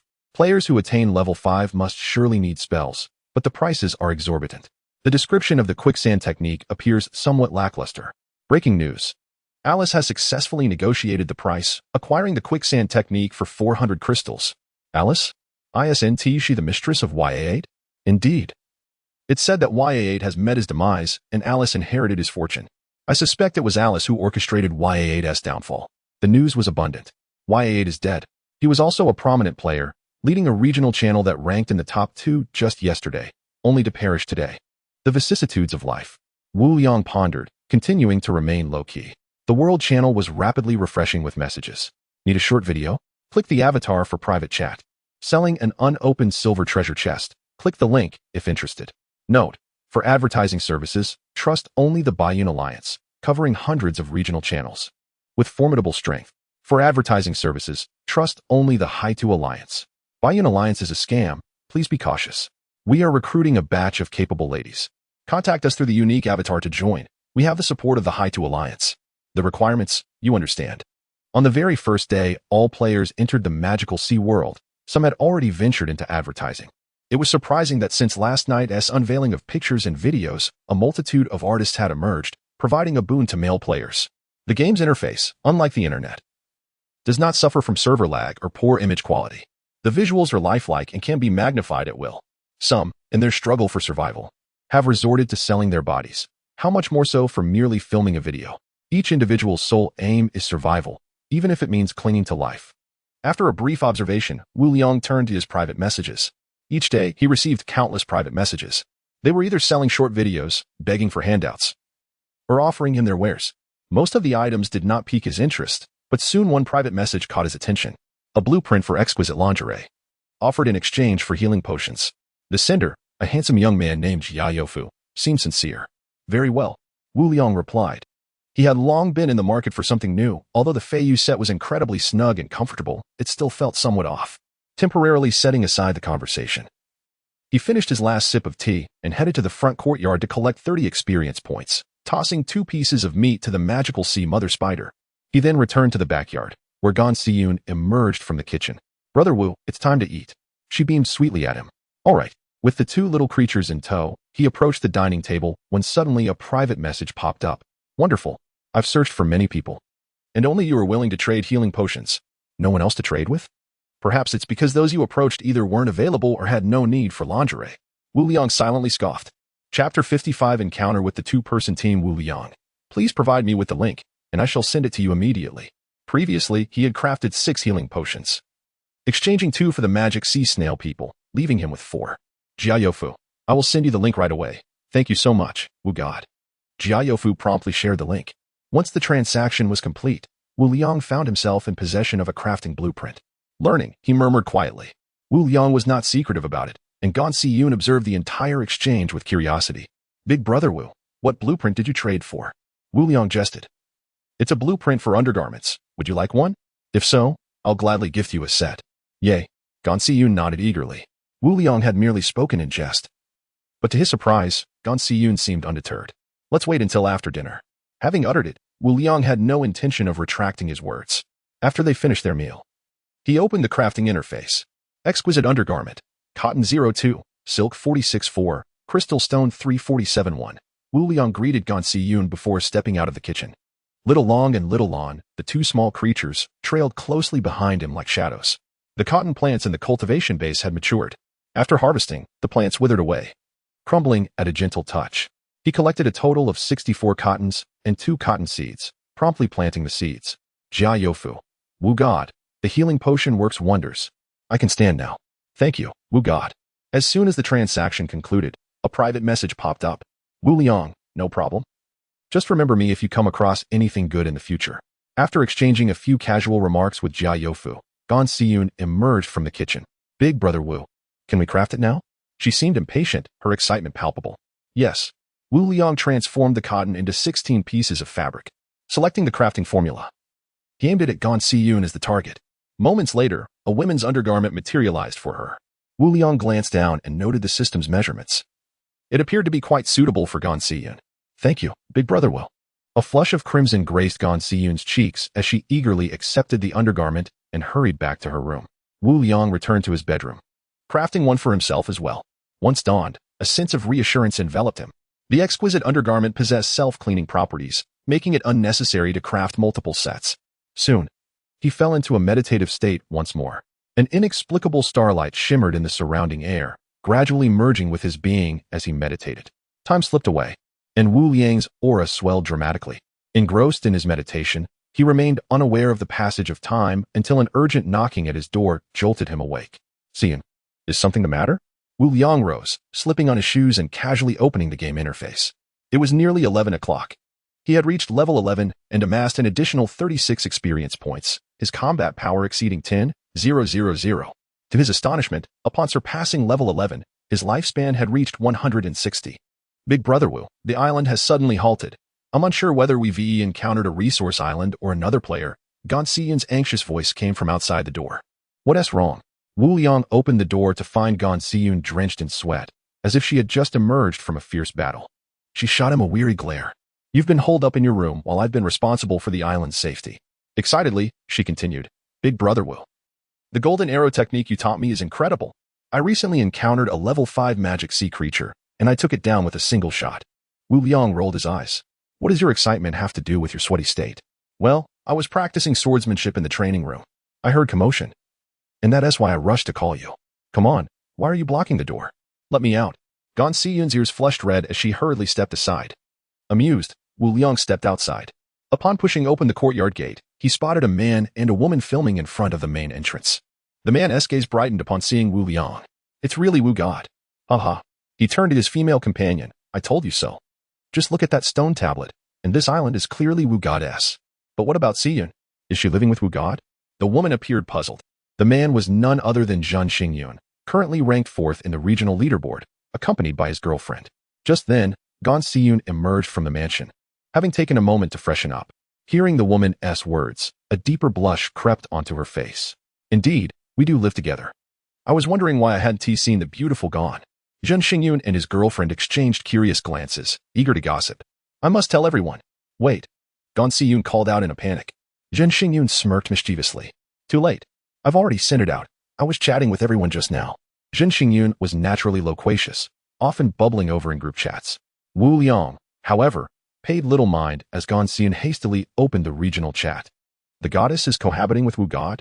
Wow, I've long suspected their relationship was special. Every time Wu God sells resources, the goddess is always the first to rush in. That is quite the revelation. My goddess. Haha, a bunch of heartbroken folks. My goddess is a magic sea catfish. As long as you pull its teeth, it can charge every day. Wait, how did I not think of that? What about Wu God? Is he still selling magic sea catfish? Such creeps. Have you all noticed how Wu God's house has become even more magnificent? Everyone owes Wu God so many resources. His house must have upgraded. Each person's focus varied widely. My innocence. Gan Siyun slapped her forehead in despair. Xingyun, Dangjia. I wish to invite you both to become my villagers. What do you think? Wu Liang addressed them with a warm demeanor. Villagers? Isn't that an alliance? Zhen Xingyun asked, perplexed. Wu Liang reiterated his previous explanation to Gan Siyun, along with the benefits, and they finally understood. Certainly, but I have one request. Zhen Xingyun nodded. You're not going to suggest living with me like Siyun, are you? Wu Liang teased, unfazed by the fact that Gan Siyun was playfully pinching her own flesh in annoyance. Haha, I would like to, but Dang Jia wouldn't agree. Zhen Xingyun laughed heartily. I have just one request. Wu God, could you help us upgrade our house? It's far too cramped for the two of us, and we can't fit all our belongings. Wu Liang pondered for a moment and replied, I can not only assist you in upgrading your residence, but can also present you with a gift. Chapter 56. Expansion of the island area. The 3 villagers were aware that only 2 of their houses qualified as level 2 residences, and the materials required for the upgrade were merely a trifling expense for Wu Liang. What benefits could this possibly yield? Zhen Xingyun's eyes sparkled with intrigue. I trust you are also aware that upon reaching level 5, one can learn spells. After you both attain level 5, I shall bestow upon each of you a spell. Wu Liang smiled faintly. Ever since he received the village establishment decree, he had envisioned creating a formidable faction. However, given that they were all modern individuals, it was utterly unrealistic to expect others to submit without question. Such allegiance would only come when one achieved a certain stature and status, one that surpassed the imagination of the ordinary folk, thereby attracting players who would willingly pledge their loyalty. At that point, it would be a matter of possessing undeniable value that could offer them the prestige, fame, and power they desired. The world is rife with individuals seeking personal gain. Currently, Wu Liang had no capital to inspire loyalty. Why would anyone choose to be devoted to him? If someone were to kneel before him, he would undoubtedly question the purity of their intentions and whether they harbored ulterior motives. The willingness of these 2 to become his villagers stemmed from his current strength, which could provide them with certain advantages and a measure of safety. Yet, this arrangement was merely temporary. To command loyalty, he would need to offer long-term benefits. Moreover, as the survival conditions became increasingly harsh, they would face the indigenous inhabitants of this world as well as the factions established by other players. It was impossible to continue solo. The power of one individual is inherently limited, with so many players around. He found it hard to believe he was the sole recipient of a village establishment decree. To forge a vast faction in this realm, not only must he remain formidable, but those under his command must also grow in strength. He required powerful players to assist him in conquering territories in this world. Otherwise, it would be akin to a fragile egg striking a stone, an inevitable shatter. He aspired to be that stone. Wow, you must be extraordinarily wealthy. A single spell costs 400 crystal stones, and you can simply give it to us? Truly extravagant. Zhen Xingyun and his girlfriend gaped in astonishment. unable to close their mouths. However, my spells merely allow you to cultivate according to the records provided. Whether you succeed depends on your own efforts. The benefit is that it does not require additional resources, Woolyang elucidated. He finally comprehended why the system had granted him the original spell, so that others could cultivate. The spell blueprint was a one-time use, while the original stone tablet was permanent. That was still quite precious. A martial god indeed. His generosity was exceptional. And such valuable items were at his disposal. Clearly, the two understood the significance of the original stone. Let us finalize this. Hand over the island stone for me to merge so we can expand our island. Wait, aren't players allowed to linger for half an hour upon meeting? We could gather resources. Jin Xingyan interjected hastily. Although he agreed to become Woolyang's villager, it did not mean he could now relax into complacency. Unfortunately, since the update yesterday, resources no longer spawn in the vicinity of player encounters, Woolyang replied, shaking his head. Oh, I see. Jin Xingyan nodded, not pondering further, and surrendered the island stone. After all, Gan Siyun and Woolyang had also met following the rule update. However, Gan Siyun, trailing behind, regarded him with a skeptical expression. Woolyang accepted the island stone and produced the village establishment decree. Merging. Game notification. Detecting existing structures on the island to be merged. Would you like to preserve them? Preserve. Game notification. Merge successful. The island beneath them expanded rapidly, with Jin Xingyan's and his girlfriend's houses emerging to the left of Woolyang's residence. Separated by approximately 10 meters, the surrounding phoenix trees and corals were pushed farther away. The island, originally 50 meters in diameter, had transformed into 80 meters. Unlike resource islands, a player's island expands proportionately when merged with another. Clearly, the two had previously encountered either a resource island or another player's island. He had no interest in inquiring further. The larger their island grew, the more pleased he became. The island beneath them began to move once more. All right, you should upgrade your houses now.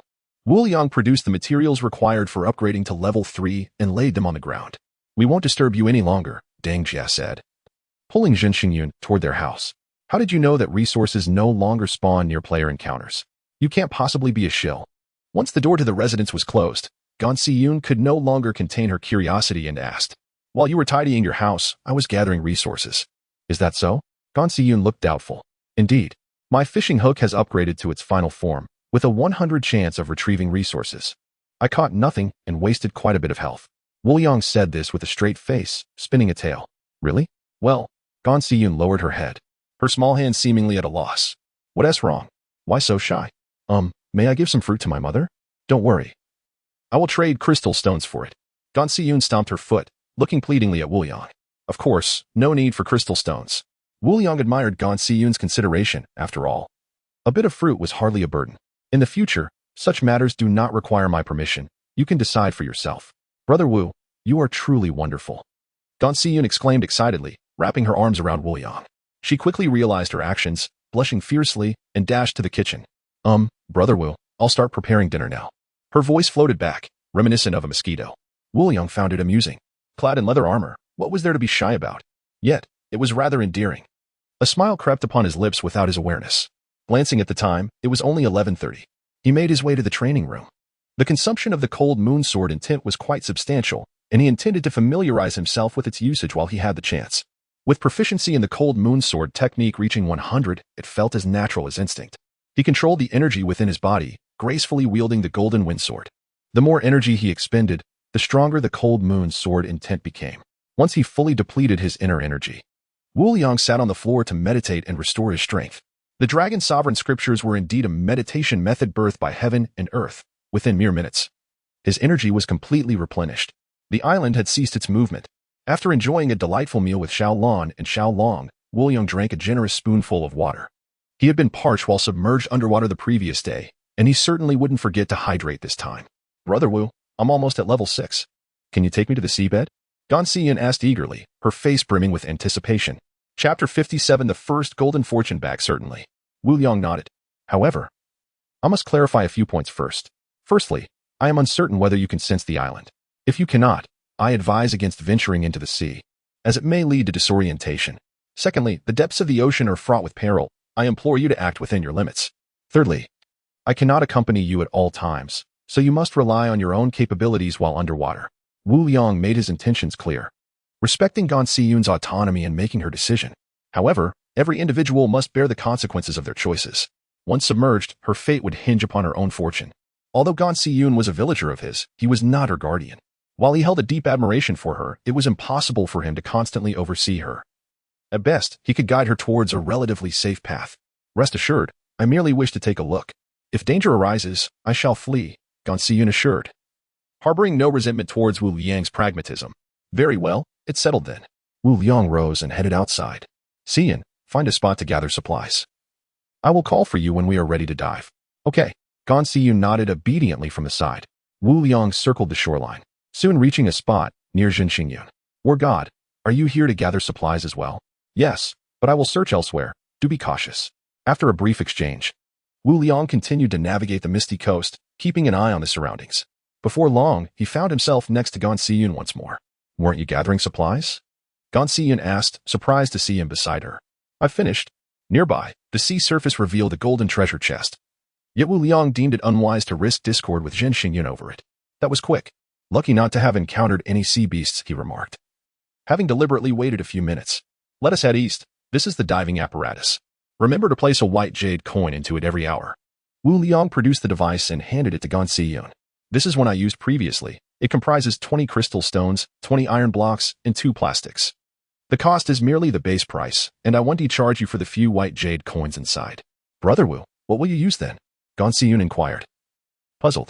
I acquired a special item from the depths, hence I do not require a diving apparatus. You're not drooling, are you? Wu Liang shot her a glare. Gan Si-yoon, undeterred, smiled as she accepted the apparatus, storing it within her storage bracelet. Brother Wu, I currently lack sufficient crystal stones. Would you like me to cook for you more in the future? Wu Liang rolled his eyes. You may borrow. The iron blocks and plastics count as 1 crystal stone each, totaling 25 crystal stones, to be repaid within 30 days. Gan Si-yoon stuck out her tongue and retrieved a substantial amount of crystal stones, most of which were wind crystal stones. How stingy. I might as well give them all to you. Wu Liang was momentarily speechless, realizing that her boldness had increased as she perceived him as accommodating. Nevertheless, she was still quite well off. A total of 21 crystal stones was accepted by Wu Liang. Additionally, there is a crystal lamp that dispels fog within a 5-meter radius. Do you wish to acquire it? It costs 4 crystal stones and 4 quartz. I need it, desperately. Gan Si-yoon's eyes sparkled, promptly producing the necessary materials. Wu Liang took the crystal stones, scrutinizing her intently. Brother Wu, what is with that look? Gan Si-yoon shot him a curious glance. I somewhat regret offering to craft equipment for you free of charge. I did not anticipate your hidden wealth. Gan Si-yoon giggled, adopting a playful demeanor. It's too late now. But if you behave well, perhaps I might consider supporting you. Wu Liang couldn't help but chuckle. After crafting the crystal lamp for Gan Si-yoon, the two made their way eastward. If you cannot sense the island, do not hesitate to inform me. Wu Liang reiterated his warning. Yes. Gan Si-yoon's face was serious as she took out the diving apparatus from her storage bracelet. Let us go. Wu Liang called to Gan Si-yoon and the 2 small companions. Leaping into the sea, Gan Si-yoon, along with Xiao Lan and Xiao Long, followed closely behind. How does it feel? Can you sense it? Wu Liang swam alongside Gan Si-yoon, inquiring. Gan Si-yoon danced with excitement, pointing to the island and then to herself. Wu Liang smacked his forehead, having forgotten to inform her that communication was possible underwater. No seawater will enter your mouth. You can speak. Gan Si-yoon attempted to open her mouth, calling out, Brother Wu? Before he could respond, she excitedly looked around. I can really talk. This is incredible. Is this what the underwater world is like? There is no fog. Brother Wu, if there is no fog, why did you help me craft the crystal lamp? Gan Si-yoon asked, puzzled. You might need it when you surface. What if there are sea beasts lurking in the fog? That makes sense. You truly are considerate. Can you sense the island? If not, I can send you back up now. Gan Si-yoon nodded eagerly. I can. Did I not just gesture? What does it feel like? Wu Liang probed further. How to explain? It feels like there is an invisible thread. One end here and the other at the island. Indeed, the villagers were a part of the island, closely connected to it. I will take you to the seabed. Do not resist. Wu Liang declared, turning to Xiao Lan. Xiao Lan, encase Si-yoon in a bubble. Remember, a regular bubble will suffice. Xiao Lan nodded, producing a bubble that promptly enveloped Gan Si-yoon. Curious, she poked the bubble with her finger. It didn't burst. What is this? Why is Xiao Lan wrapping me in a bubble? Xiao Lan can control the bubble and swiftly guide you to the seabed. Just then, a golden fortune bag materialized in Wu Liang's hand, accompanied by a game notification sound. Game notification. Villager Jin Xingyun has opened the treasure chest, revealing a golden fortune bag. Do you wish to open it? Indeed, Jin Xingyun had successfully gathered the treasure chest beside him. Surrounded by water, Wu Liang chose not to open it. Brother Wu, what is this? Gong Siyun asked, her curiosity piqued. It's a benefit for the village chief, nothing significant, Wu Liang replied as he stored the fortune back. Let us commence our journey. Wu Liang waved his hand, leading the way into the depths of the ocean. Xiao Lan controlled the bubble to follow closely, while Xiao Long trailed behind, equally determined. After approximately 10 minutes, the four of them had descended to the ocean floor. How beautiful, Gong Siyun marveled, completely immersed in the underwater splendor, even forgetting she was inside a bubble. Chapter 58. Undersea or veins. Before him lay a vast abyss, unfathomable and perilous. To his left, a silver treasure chest marked the territory of a malevolent sea hag fish. To his right, a modest or vein promised valuable resources. Though caution was warranted as the spirits within were known for their cunning disguises and beguiling abilities. Behind him was an empty expanse, save for a few enchanted sea fish. Without a shadow of a doubt, the path to the right was the most prudent choice. The spirits varied in level, ranging from a minimum of level 10 to a maximum of level 15, only emerging from bountiful or veins. Their forms were ever-changing, adept at camouflage, and possessed formidable enchantment abilities. Their sole weakness lay in the limited range of their allure, extending only 2 meters, and their poor eyesight. Wu Liang, currently at level 11, was classified as a second-tier chi refiner in the realm of the Enchanted Sea. The spirits also held second-tier strength, since the European Emperor system merely advised caution. It indicated that he was capable of contending with them. Siyun, let us part ways. You should venture that way. Be sure to exercise caution, Wu Liang instructed, gesturing towards the direction of the sea hag fish. This creature, a level 6 denizen of the magical ocean, wore sharp teeth and should pose no significant threat to Siyun. Whether she heeded his advice was no longer his concern. Siyun pierced a bubble with her sword and inquired, which direction will you take, Brother Wu? Wu Liang pointed to the right. I shall proceed this way. Remember to return before the island shifts. After reiterating his warnings, he swam towards the vein. Before long, Siyun's figure had vanished from sight. Wu Liang noticed a mound of sea mud rising ahead, its exposed stones glimmering faintly in the light, and his keen eyes even spotted a few quartz crystals. To his surprise, it was not iron ore. Beware of the spirits ahead, he cautioned himself, marveling at their impressive concealment abilities. Little dragon, come here. At Wu Liang's call, Little Dragon swiftly approached his side. Do you see that raised mound? You go first. He had devised a plan. While he could not locate the spirits himself, he could send Little Dragon to scout ahead. Though Little Dragon might fall prey to their enchantments, as long as he could defeat the spirit, all would be well. Reluctantly, he sent the innocent Little Dragon forth. As Little Dragon swam swiftly towards the vein, Wu Liang followed closely behind, maintaining an air of composure. When Little Dragon neared within 2 meters of the vein, a stone abruptly transformed into a reptilian creature, its gray skin adorned with small fish-like fins. Long fangs gleamed menacingly from its mouth, emitting a faint chill. As the spirit revealed its true form, the surrounding seawater began to ripple erratically. Under the influence of these waves, Little Dragon's eyes glazed over, and he staggered toward the gaping maw of the spirit. Wu Liang could not afford to be careless. With a swift motion, he raised his arm, conjuring a slender golden arrow in his palm. Golden arrow technique. A flash of golden light pierced through the spirit's forehead, leaving a gaping wound and causing it to collapse heavily, spilling forth a scattering of white jade coins. The erratic waves dissipated along with the spirit's demise.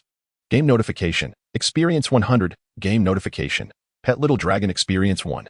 Game notification. Pet Little Blue Experience 1. Accumulating 100 experience points indicated that this creature was at least level 12. Wu Liang felt a surge of joy, having dispatched a level 12 magical ocean creature with a single strike. However, he recognized that Little Dragon had served as an invaluable scout, the spirit's poor vision allowing them to avoid detection. Had he recklessly charged in without the system's warning, the consequences could have been dire. Little Dragon swam back to Wu Liang, casting a reproachful glance his way. All right. I shall reward you with a piece of roasted meat when we return, Wu Liang reassured him, patting the Little Dragon's head. Little Dragon nuzzled against Wu Liang's palm, his small eyes squinting in contentment, clearly appeased. Ahead lies a rich vein, devoid of any dangers. Upon hearing the system's notification, Wu Liang wasted no time and proceeded to dismantle the spirit's corpse. He collected a mere 200 milliliters of sea beast blood, which bore no additional utility. Gathering the resources strewn about, he retrieved the tools he had previously crafted and began to excavate the vein with a rhythmic clinking sound. Game notification, Quartz 2. Game notification, Purple Gold 2. Game notification, Sea Jade 2. Game notification, Purple Crystal 2. Game notification, Jade Essence 2. Before long, a significant pit had formed at the ocean floor, the Irvain thoroughly depleted.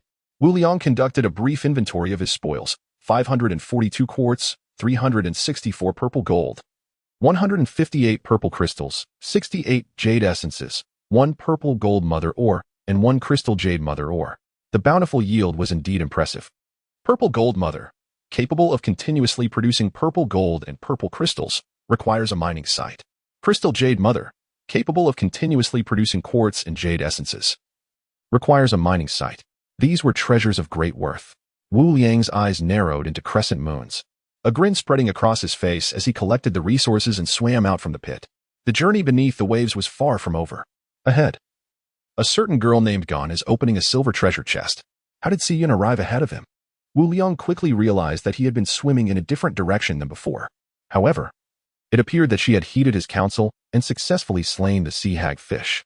To the right, a vast abyss looms, unfathomable and perilous. This chasm is exceedingly long, Wu Liang marveled. He had traversed a considerable distance, and yet found himself still in proximity to the abyss. To the left, it was desolate, save for a few enchanted sea fish. Behind him lay a mysterious treasure chest, guarded by a colossal sea troll, its home, with immense strength. One must be cautious not to be crushed into a pulp. A mysterious treasure chest. A sea troll. Wu Liang's heart grew heavy. The sea troll was a level 20 magical ocean creature, towering above him by a staggering 9 levels. This beast stood an imposing 20 meters tall. The sea troll was a peculiar marine entity, massive and cumbersome, dwelling solely in the depths. Its exterior was impenetrable, and it was known for its impulsive rage. An intruder would not escape its wrath unscathed. Its strength was formidable, yet its weakness lay in its inability to navigate through the water, making it clumsy. For the sake of the mysterious treasure chest, he steeled himself. Clenching his fists, Wu Liang inhaled deeply. This battle would be a true test of his mettle, offering him a chance to gauge his own strength. Furthermore, both Little Dragon and Little Blue were at level 15, a discrepancy not too vast. Their weakness was glaring. They could not swim. By capitalizing on this vulnerability, even if he could not defeat the troll, Wu Liang felt assured he could escape. Nevertheless, before proceeding, he decided to open the golden fortune bag. Perhaps it would enhance his capabilities. After a moment of contemplation, he retrieved the golden fortune bag and intoned, "Open." Chapter 59. The Abyssal Troll. Game hit. Golden fortune bag -1. Game hit. Gold crystal 3. Game hit. Wood crystal 3. Game hit. Water crystal 3. Game hit. Rare crystal lamp crafting blueprint 1. Congratulations to the host for triggering the Lucky Emperor system. Gold crystal 2. Congratulations to the host for triggering the Lucky Emperor system. Legendary crystal lamp crafting blueprint quality 1. Triggered 100-fold luck amplification. Additionally obtained the original of binding technique 1. The prospect of triggering the Lucky Emperor system filled Wu Liang with joy. This reward was akin to that of an ordinary player opening a treasure chest, and it was entirely profit without any cost. Wu Liang first examined the original steel of the binding technique. Binding technique can summon wooden vines to entangle the target's body, restricting movement. The greater the consumption of vitality, the more powerful it becomes. The first use requires touching the steel, with unlimited uses thereafter. First learning requirement, level 10. Wood crystal 37250. A spell that could only be learned at level 10 was undoubtedly more formidable than his previous spells. Wu Liang immediately learned it. The legendary crystal lamp could disperse the fog within a 50-meter radius, 10 times more effective than the rare crystal lamp he possessed. He gathered the materials on the ground and decided to test the binding technique. Xiaolon and Xiaolong were tightly ensnared by the wooden vines, unable to move. And Wu Liang had the ability to control them with his will, tightening the grip continuously. Promising the two little creatures an extra serving of roasted meat for dinner appeased them. With preparations complete, Wu Liang led the two companions toward the direction of the abyssal troll. Indeed, after a while, an enormous figure emerged before Wu Liang's eyes. "Stay close and be cautious," he instructed, as Xiaolon and Xiaolong followed him, their faces etched with anxiety. The abyssal troll stood upright on its upper body, crawling with 4 legs and 4 arms, its head adorned with 8 eyes. Wu Liang cautiously swam upward, gradually shifting from a low gaze to a level one. The troll was gnawing on the bones of an unknown marine creature. Upon hearing the commotion, it swiftly raised its head, its 8 eyes glaring menacingly at Wu Liang and his companions. The eyes were larger than Xiaolan's body. "Swim up quickly," Wu Liang shouted urgently. "Damn little fish. How dare you disturb my meal?" The abyssal troll raised its arm, hurling a bone toward Wu Liang. The surrounding seawater churned violently with the troll's throw, creating small whirlpools. Although underwater, the bone traveled at an astonishing speed, reaching Wu Liang in the blink of an eye. "How fast?" Wu Liang gasped. Windshield technique. Windshield technique. With a thunderous impact, the bone collided heavily with the windshield, shattering the first layer instantly. The bone then struck the second windshield, leaving it riddled with cracks, causing Wu Liang to be thrown backward, landing on the seafloor. The surrounding water became murky. The force of the bone had dissipated, and its fragments sank helplessly to the bottom. That was close. Wu Liang stood up, relieved that his vigilance had paid off. Having cast 2 windshields in quick succession and being underwater, he had sustained no injuries. Seeing their master thrown back, Xiao Lan and Xiao Long were filled with anger. Xiao Lan's fins flicked, generating blades of wind that coalesced around her before swiftly launching toward the abyssal troll. A deep, resounding dragon's roar erupted from Xiao Long. Yet the surrounding area remained unaffected. Even Xiao Lan was unscathed. However, the troll displayed a brief moment of confusion before snapping back to attention, its face contorted in agony, blood seeping from its ears and eyes. Xiao Lan's wind blade struck, leaving a multitude of shallow, varying wounds on the troll's body. The troll let out a piercing scream, picking up a massive rock from the ground and hurling it toward the trio. Wu Liang had just risen from the seabed when he saw the enormous rock hurtling toward him. Thunderstep, Wu Liang's figure darted to the side, narrowly evading the rock's assault. As for Xiao Lan and Xiao Long, both, being sovereigns of the sea, effortlessly dodged the attack. Binding technique. Wu Liang formed a peculiar gesture with his fingers. Vines of azure wood rapidly sprouted from beneath the abyssal troll's feet, growing larger and thicker. These vines coiled around the troll's body, tightly binding its arms. Damn it! The abyssal troll roared in fury, struggling violently as it snapped the vines one by one. Xiao Long, continue the assault. Wu Liang intensified his vitality output, causing the vines to grow swiftly, ensnaring the troll once more and constricting tightly. At that moment, Xiao Lan's assault commenced. Blades of wind struck the troll's body, while Xiao Long unleashed a torrent of dragon fire. Despite being submerged, the dragon fire showed no signs of extinguishing, and the surrounding seawater did not evaporate. It seemed the dragon fire bore no temperature. Hiss! The abyssal troll howled in agony as the flames engulfed its face, rapidly spreading across its entire body. The wooden vines entwined around the troll were scorched by the dragon fire, withering away quickly. Without the binding of the vines, the troll continued to scream, rolling on the ground in torment. The seabed trembled violently, akin to an earthquake, as the water turned increasingly murky. The dragon fire slowly began to extinguish, releasing a foul, acrid odor that overpowered the surrounding water. What an opportunity! Seizing the moment, Wu Liang swiftly drew the golden wind sword. Vitality surged from within him, illuminating the patterns on his wind wing set. 2 illusory wings, each about 2 meters long, unfurled from his back. With a gentle flap, Wu Liang soared through the depths. His speed was astonishing. In the blink of an eye, he reached the vicinity of the abyssal troll. Cold moon sword technique. His vitality plummeted to its limits. The surrounding water instantaneously turned frigid as an ethereal crescent moon appeared, slicing toward the abyssal troll with a fierce aura. Boom!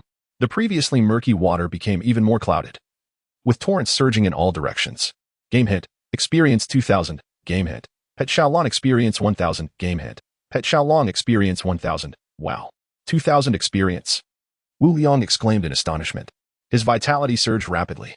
The abyssal troll emitted mysterious energies that rushed into his body, yet Wu Liang failed to sense it.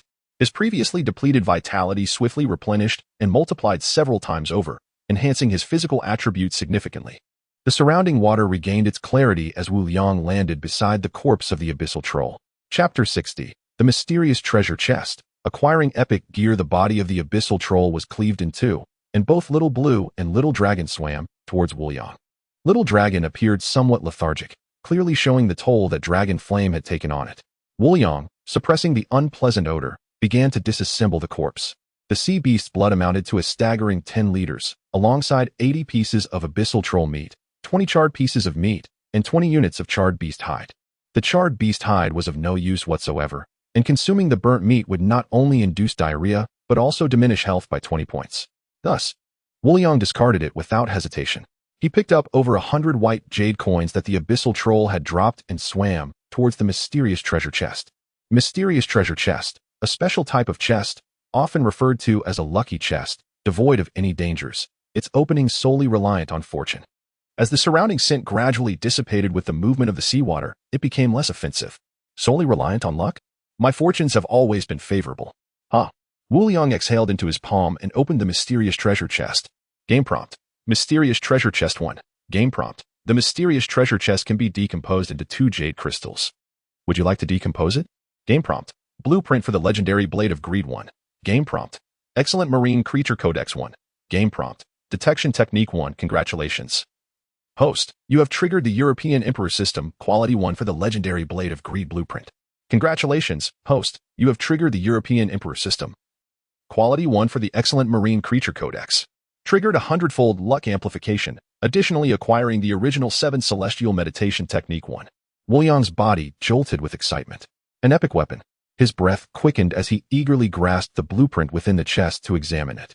Epic blueprint for the Blade of Greed, an exceedingly rare weapon that can siphon the life force of its target, sustaining the wielder's vitality while enhancing their physical attributes. Without the need for crafting, the potential might of the Blade of Greed was already vivid in his mind. Possessing it would render one akin to a perpetual motion machine. Rare Marine Creature Codex allows access to information on 2,160 level marine creatures. Detection Technique Original. By employing this technique, an invisible wave of light can radiate outward, allowing one to probe any living beings within a certain range. The greater the consumption of vitality, the broader the detection range. The initial use requires a simple touch, with unlimited uses. Requirements: Level 10, 28220 jade crystals, 22520 wood crystals, 30220 ice crystals. 7 Celestial Meditation Technique Original, a precious meditation technique that can continuously enhance vitality. Be cautious of addiction. The initial use requires a touch on the steel, with unlimited uses. The detection technique consumed a substantial 160 jade crystals of the 8 primary elements. But Wu Yang was affluent enough to bear it. As for the 7 Celestial Meditation Technique, he opted not to learn it, as the Dragon Mastery Technique was evidently superior, and its acquisition might dilute his focus. With the detection technique in hand, there would be no further need for Little Dragon to scout ahead. Little Dragon had performed admirably and deserved a proper reward. Gathering the materials scattered around, Wu Yang turned his attention to Little Dragon. What is troubling you, Little Dragon? Are you all right? He had been so engrossed in collecting materials that he had neglected to notice Little Dragon's condition. Little Dragon lethargically shook its head. Wu Yang picked it up and inspected it closely, relieved to find no injuries. Was it the earlier exertion that drained you? Little Dragon nodded vigorously in his embrace. Being a young dragon, the dragon flame had indeed taken a toll on it. You have contributed immensely this time. I must reward you well. Wu Yang gently ruffled Little Dragon's head with a soft expression. Woo woo woo. Little Blue eagerly nuzzled into Wu Yang's embrace, yearning for a reward as well. All right. Both of you shall be rewarded. Wu Yang cheerfully opened the crafting interface. Besides examining the synthesis formula for the epic Blade of Greed, he also intended to craft some blood pills. Now at level 15, both little companions could be elevated to level 20. A quick search brought him to the end of the crafting page. Epic Blade of Greed. 262 500 jade crystals, 205 500 wood crystals, 274 500 crystal stones, 274 500 fire crystals, 247 500 earth crystals, 213 500 wind crystals, 258 500 lightning crystals, 282 500 ice crystals, 371 100 gold, 68 2 jade essence. Gasp! Wu Yang could not help but draw in a sharp breath. He had initially thought himself a minor tycoon, with resources aplenty, but it seemed he had been rather short-sighted. It appeared that, in the short term, crafting would be unfeasible. He would need to gather resources gradually. His deficit in crystal stones was indeed significant. Turning to the synthesis formula for the excellent blood pills, Wu Yang proceeded to create 30 pills, distributing them evenly between Little Blue and Little Dragon. The two little beasts promptly began to consume them, aware of the benefits these pills would confer. The game notifications echoed in his ears. As Little Blue and Little Dragon's vitality surged, their sizes increasing severalfold. Game prompt. Pet Little Blue has leveled up by 20 levels, gaining a new ability, Northern Meditation Technique. Shapeshifting. Game prompt. Pet Little Dragon has leveled up by 20 levels, gaining a new ability, Celestial Dragon Meditation Technique, Shapeshifting. Shapeshifting, one might say, was a new capability. Wu Yang's mind raced with thoughts. This suggested that growth-type pets possessed the ability to cultivate independently, whereas ordinary pets lacked such an ability. Growth-type pets, indeed, implied self-evolution. Wu Yang tentatively concluded. Shapeshifting? Could it mean they could alter their size? He opened the pet interface. Skyward Bubblefish, Little Blue, level 20, can exceed owner by 5 levels. Experience, 34 5000, status, healthy, abilities, paralyzing bubble, water arrow technique, wind blade technique, northern meditation technique, shapeshifting. 4-clawed golden dragon, Little Dragon, level 20, can exceed owner by 5 levels. Experience, 34 5000, status, Healthy. Abilities: Dragon Flame, Dragon Roar, Rain Summoning, Flight. Celestial Dragon Meditation Technique, Shape-shifting. Gasp. Experience had increased tenfold. During his conversations with Mu Qing, Wu Yang had acquired a wealth of information regarding cultivation. According to the lore of the Demon Sea world, both little companions were now classified as second-grade Qi practitioners, albeit in a perfected state. Creatures in the Demon Sea required to store substantial vitality within themselves to transcend various barriers. However, players like them could rapidly break through simply by accumulating experience. As Wu Yang's pets, Little Blue and Little Dragon were no exception. With the absence of barriers, the game adjusted the experience required for transitioning from a perfected state to level 21-29. However, this was merely Wu Yang's speculation. Its accuracy remained uncertain. Although the experience of both little companions had surged to 5,000, Wu Yang felt little concern. With their meditation techniques, they could gradually enhance their experience. Furthermore, as long as resources were available, he need not worry about acquiring sea beast blood. Chapter 61. The Serpent of the Abyss. The little dragon regained its vitality, thrashing about energetically in the water. The two little creatures had now grown to half the size of its body. Come, let me see your newfound abilities. Transform for me, Wu Yang said with a smile, addressing the spirited duo. With a mischievous glint in its eye, Xiaolan emitted a brilliant blue light that enveloped its form. As the blue glow receded, Xiaolan suddenly shrank to its original size from birth. Ing. It nestled into Wu Yang's embrace, pride radiating from its expression. Not to be outdone, the little dragon shimmered with golden light, also reducing its size. Wu Liang gazed at the two diminutive beings in his arms, astonished. They truly can shrink, he mused. The two little creatures proudly chirped, ing, moo. After a brief inquiry, Wu Liang finally comprehended their abilities. The two could only diminish in size or revert to their original form, but they could not grow larger. When they shrank, their combat prowess significantly diminished. You should remain in this form most of the time, reverting to your former size only during battles. Understood? The two nodded vigorously. Now change back, he instructed. Releasing the two, Wu Liang began to survey the surroundings. Ahead lay a trench, rich with resources. Still within the trench's bounds? Wu Liang contemplated, then glanced to the left. Swim for 2 hours to encounter a charming maiden, the game hinted. To the right.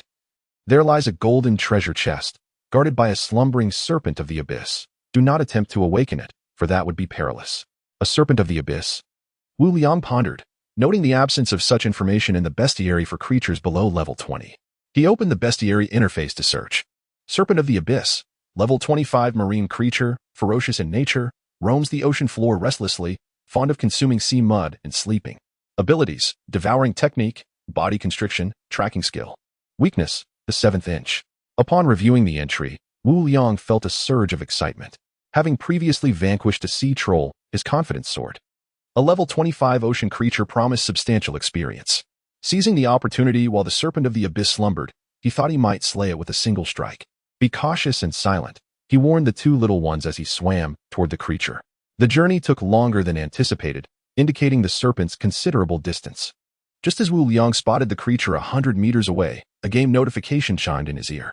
However, he was not surprised. The ocean floor teemed with resources, making it unsurprising that Gon Siyun had discovered a golden treasure chest, and the subsequent appearance of a golden fortune bag was only to be expected. Wu Liang had discerned the workings of the lucky system. It only alerted players to the nearest marine creatures or resources, prompting further exploration for subsequent notifications. He wondered if this time he might acquire spells or materials to enhance his strength. Open, he silently commanded. Game notification, golden fortune bag -1. Game notification, golden crystal stone 6. Game notification, wood crystal stone 6. Game notification, water crystal stone 6. Game notification, excellent body modification blueprint 1. Congratulations. Host triggers the lucky system, golden crystal stone 2. Congratulations, host triggers the lucky system, excellent body modification blueprint quality 1. Triggered a 100-fold luck increase. Additionally, receiving 20 of each elemental crystal. Wu Liang's eyes lit up. Although no spell had materialized, the bounty of crystals was a resounding success. The golden fortune bag had bestowed upon him a total of 256 crystals. He carefully gathered the remaining items, grasping the rare blueprint for body modification. He examined the blueprint's details. Rare body modification blueprint, customizable to replicate corresponding organ structures, aiding individuals with disabilities to regain normal mobility. Functioning as natural limbs with proper neural feedback, and covered in living skin. This item promised neural feedback and active skin. Wu Liang envisioned players who had suffered injuries, If he could provide them with customized prosthetics, the price would surely be no object. He could already picture the demand for such a product in the marketplace. In the world of the abyss, a shattered physique diminished survival chances. Wealthy players lacking confidence in certain attributes would also be inclined to purchase such enhancements. This was a far superior option to mere fillers, devoid of any side effects. Learn, Wu Liang commanded inwardly. The blueprint transformed into a beam of light and integrated into his being. He refrained from examining the synthesis formula for now. The pressing matter was to deal with the serpent of the abyss before it awoke. Wu Liang stealthily approached the golden treasure chest, stowing it away. Then drew his golden windsword. Miraculously, he had not disturbed the slumbering serpent. Taking a deep breath, he focused intently on the coiled beast. The underwater environment was not conducive to employing the thunder step technique, so he silently summoned his energy, manifesting the wings of the feathered armor once more. In a swift motion, Wu Liang propelled himself to the side of the serpent of the abyss. Startled, the serpent awoke, its massive body tensing as it raised its head. A crescent moon of formidable energy descended upon it with relentless force. Hiss. The serpent of the abyss cried out in agony as its 10-meter-long body was severed in two, staining the ocean with its blood. The two halves thrashed violently in the depths, its serpent eyes fixated intently on Wu Liang. Suddenly, the serpent opened its mouth wide, unleashing an invisible, immense suction force, drawing in copious amounts of seawater. Wu Liang found himself helplessly pulled toward the serpent's maw. This is the devouring technique. He gasped in horror. Despite his desperate efforts, he could hardly regain control of his body. As he neared the serpent's gaping jaws, panic gripped him. At that critical moment, Xiaolan and the little dragon struck. Xiaolan's wind blade slashed against the serpent, inflicting deep gashes. The little dragon's low, resonant roar momentarily stunned the serpent of the abyss, interrupting its devouring technique. Wu Liang regained control of himself. Seizing the fleeting opportunity, he unleashed the crescent moon sword intent, landing a decisive blow upon the serpent's head. Game notification, experience 2000. Game notification, pet Xiaolan experience 1000. Game notification, pet little dragon experience 1000. Wu Liang exhaled, a look of relief washing over him.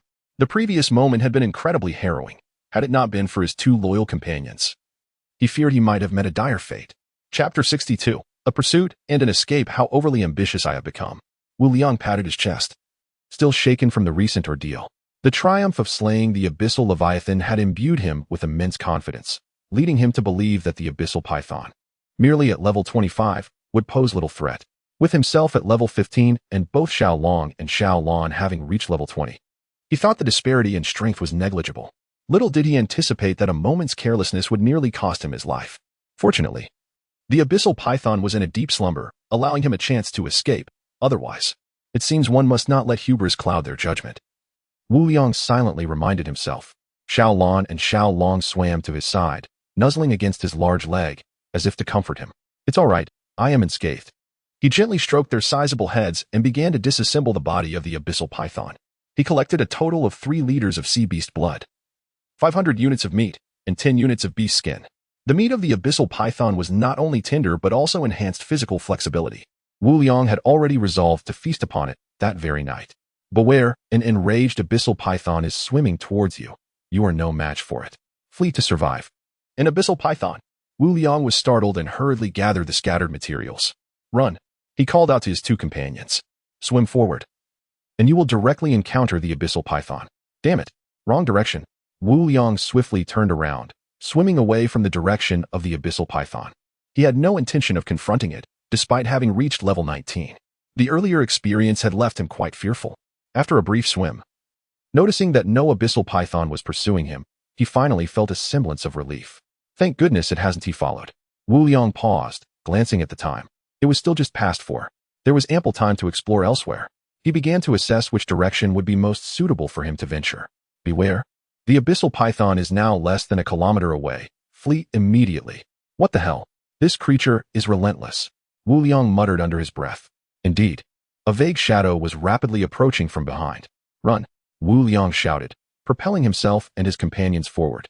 Beware, the abyssal python is now less than 500 meters away. So fast. Wu Liang exclaimed in shock, increasing his speed. Beware, the abyssal python is now less than 200 meters away. Suddenly, a tremendous suction force appeared from behind, causing the 3 to falter, involuntarily being pulled back. Earthwall technique. Wu Liang strained to twist his body and summoned an earthwall technique. A massive earthen wall instantly rose from the ocean floor, blocking the abyssal python's devouring attack. Once again, he had to flee. You too, Shrink down and come into my embrace." Xiaolong and Xiaolan understood the gravity of the situation and quickly minimized their forms, nestling into Wu Liang's arms. A booming sound echoed behind them as the abyssal python crashed through the earthen wall. Earth wall technique. Wu Liang invoked the earth wall technique once more to impede the abyssal python. He swam vigorously, channeling his internal energy. With a sudden impact, ethereal wings unfurled from his sides. The 2-meter-long wings flapped gently, propelling Wu Liang forward like an arrow. The abyssal python smashed through the earthen wall once more. Seeing Wu Liang escape, it emitted a furious roar and accelerated its pursuit. This one do. Wu Liang steeled himself and poured a vast amount of energy into his wings, increasing his speed further. 5 minutes later, the abyssal python had vanished from sight. Wu Liang gradually reduced his energy expenditure, maintaining a steady pace. Ahead lies an abyssal megalodon. You are about to enter its hunting ground. Proceed with caution. Wu Liang abruptly halted. Perhaps it is best to return to the island. He retracted his wings and began to ascend. The energy consumption had been quite substantial. With the abyssal megalodon ahead and the abyssal python behind, it was no longer prudent to linger in the depths. Who knows what else he might encounter? Lanternfish swam past him, seemingly unafraid. He had now distanced himself from the ocean floor, surrounded by darkness, but the illumination from the lanternfish provided a comforting glow. Sensing the direction, Wu Liang swam towards his island. Beware, the abyssal python has caught up. Looking down, Wu Liang indeed saw a shadow rushing towards him. Damn it! Grabbing the 2 small creatures beside him, he summoned his wings once more and sped towards his island. The abyssal python was closing in, and Wu Liang had no choice but to increase his energy output. Time flowed slowly, and his internal energy diminished to half. The island and its familiar aura became increasingly clear, and he managed to shake off the pursuing abyssal python once again. Before long, he arrived near his island. Cradling the 2 small creatures in one arm and holding a crystal lamp in the other, Wu Liang burst through the surface of the water and soared into the sky. Surrounded by mist, he flew towards his island. Gan Xiyun had already returned to the island and was conversing with the Zhen couple. The 3 of them gaped in astonishment as Wu Liang emerged from the fog like a deity. Thank goodness, all 3 of you are safe. Wu Liang landed beside them and retracted his wings. He was unsure if the abyssal python would pursue him, if it did encounter the 3 of them. A mere touch could spell disaster. Brother Wu, weren't you in the depths? How did you come flying out of the mist? Yes. Your wings are magnificent. Are they special equipment? Divine warrior, I have reached level 5. Could you craft me a diving suit? I wish to explore the depths as well. The trio looked at Wu Liang with excitement, chattering incessantly. Hold on, don't rush. Quickly take refuge in my residence. There may be danger soon, Wu Liang said gravely. However, the abyssal python had set its sights on him. As long as the 3 remained in his residence, they should be safe. What danger? I am already level 6. I should be able to assist you, Gan Xiyun asked curiously. Exactly. I am level 5 as well. Divine warrior, do not underestimate us. Zhen Xingyan chimed in. Enough. It's not that I look down upon you. It's truly perilous. An abyssal python at level 25 has been relentlessly pursuing me. What did you say? Level 25? That is utterly absurd. A level 25 monster. The 3 were once again taken aback. Brother Wu, our resident should be able to withstand the abyssal python you mentioned. Why don't you take refuge inside as well? Gan Xiyun was the first to recover from the shock. Indeed, if the abyssal python cannot see you, it might just leave, Zhen Xingyan added. A level 25 monster, such a notion was beyond their wildest imaginations. If Wu Liang could escape from a creature of that caliber, how formidable must he truly be? The thought alone sent shivers down their spines. Chapter 63. A haunting reflection observing the worried expressions on the faces of the 3 companions. Wu Liang felt a surge of emotion. Despite being in the treacherous realm of the demon sea, there remained a semblance of humanity. Fear not. I am capable of handling this. You should take shelter at once. The island was not submerged beneath the waves. Wu Liang was confident he could confront the demon sea python should it pursue him. He had devised a battle strategy upon his return. Brother Wu, may I inquire as to your current level? Wu Liang pondered for a moment, deeming it a trivial secret, and replied casually, level 19. Hiss, hiss, hiss. The 3 inhaled sharply in astonishment. Be cautious. The demon sea python is less than 1,000 meters from your island. Quickly get inside. The demon sea python is almost upon us, Wu Liang shouted, summoning his wings and ascending into the air. Xiaolong, keep your distance and prepare for battle. The 2 nodded, their forms suddenly enlarging as they hovered nearby. Upon hearing Wu Liang's grave tone, the trio hurried towards the residence. Fully aware of their limitations in this perilous situation, gripping the golden windsword tightly, Wu Liang focused intently on the fog shrouding the southern edge of the island from which he suspected the beast would emerge. Indeed, torrents of seawater crashed against the shore as the colossal head of the serpent broke through the mist, exactly where Wu Liang had anticipated. What an opportunity! Cold moonsword intent. Instantly, his remaining vitality dwindled significantly, and the surrounding temperature plummeted. Hearing the commotion from their shelter, the three watched anxiously as a crescent moon materialized before Wu Liang. Its sharp sword intent palpable even from their vantage point. What sorcery is this? I feel as though my very skin is being sliced, murmured Gan Siyun. Stop speaking. I feel as if I am being cut by blades. Although the demon sea python was of a malevolent nature, it struggled against the frigid atmosphere, its tail instinctively stiffening. As it beheld the ethereal crescent moon descending upon it, the creature let out a piercing shriek and lashed its tail towards the apparition, slicing through the air. The crescent moon severed the tail, though it was also dissipated in the process. Hiss. The demon sea python emitted a mournful cry. Its eyes filled with rage as it fixed its gaze upon Wu Liang. With a gaping maw, it attempted to draw him in. Nearby corals uprooted themselves. Soaring towards the python. In midair, Wu Liang flapped his wings vigorously, resisting the python's terrifying pull. Xiaolan's wind blades were also sucked into the serpent's mouth. Xiaolong's dragon roar interrupted the python's devouring technique. Binding technique. With a swift gesture of his left hand, Wu Liang summoned thick, robust vines that ensnared the creature's enormous jaws. With a series of thunderous crashes, the vines were torn apart, only for countless new tendrils to sprout from the ground. Unable to utilize its devouring technique, the demon sea python found itself unable to reach Wu Liang above. Its eyes burned with hatred as it lashed its severed tail upon the ground, carving deep furrows into the earth. Once more, Xiaolan unleashed an attack. Her wind blades left deep gashes upon the serpent's body, and its fury intensified, staining the ground with its blood. Xiaolong ceased his roar, unleashing a torrent of dragon fire that engulfed the python in a golden blaze. The vines binding the serpent's head were instantly reduced to ashes. Hiss. The demon sea python continued to scream, its massive form thrashing violently upon the island. Xiaolong's flames grew fiercer, gazing down at the beleaguered creature. Wu Liang's face brightened with delight. He raised the golden windsword, his wings sweeping him to the python's vulnerable underbelly. Cold moonsword intent. In a flash, the crescent moon disappeared. The demon sea python collapsed lifelessly to the ground. Game notification, 2,000 experience points. Game notification, Pet Xiaolong, 1,000 experience points. Game notification, Pet Xiaolong, 1,000 experience points. A large pile of white jade coins shimmered beside the python's carcass. How did Brother Wu descend so quickly? Gan Siyun exclaimed, her face etched with concern. Could it be that the god of war has subdued the demon sea python? Surely not. That creature is a level 25 beast. The trio exchanged apprehensive glances. Unable to contain her curiosity, Zhen Xingyun stepped forward, cautiously opening the door. What are you doing? Are you trying to get yourself killed? Deng Jie shouted in alarm. Look, the god of war truly has subdued the demon sea python. Really?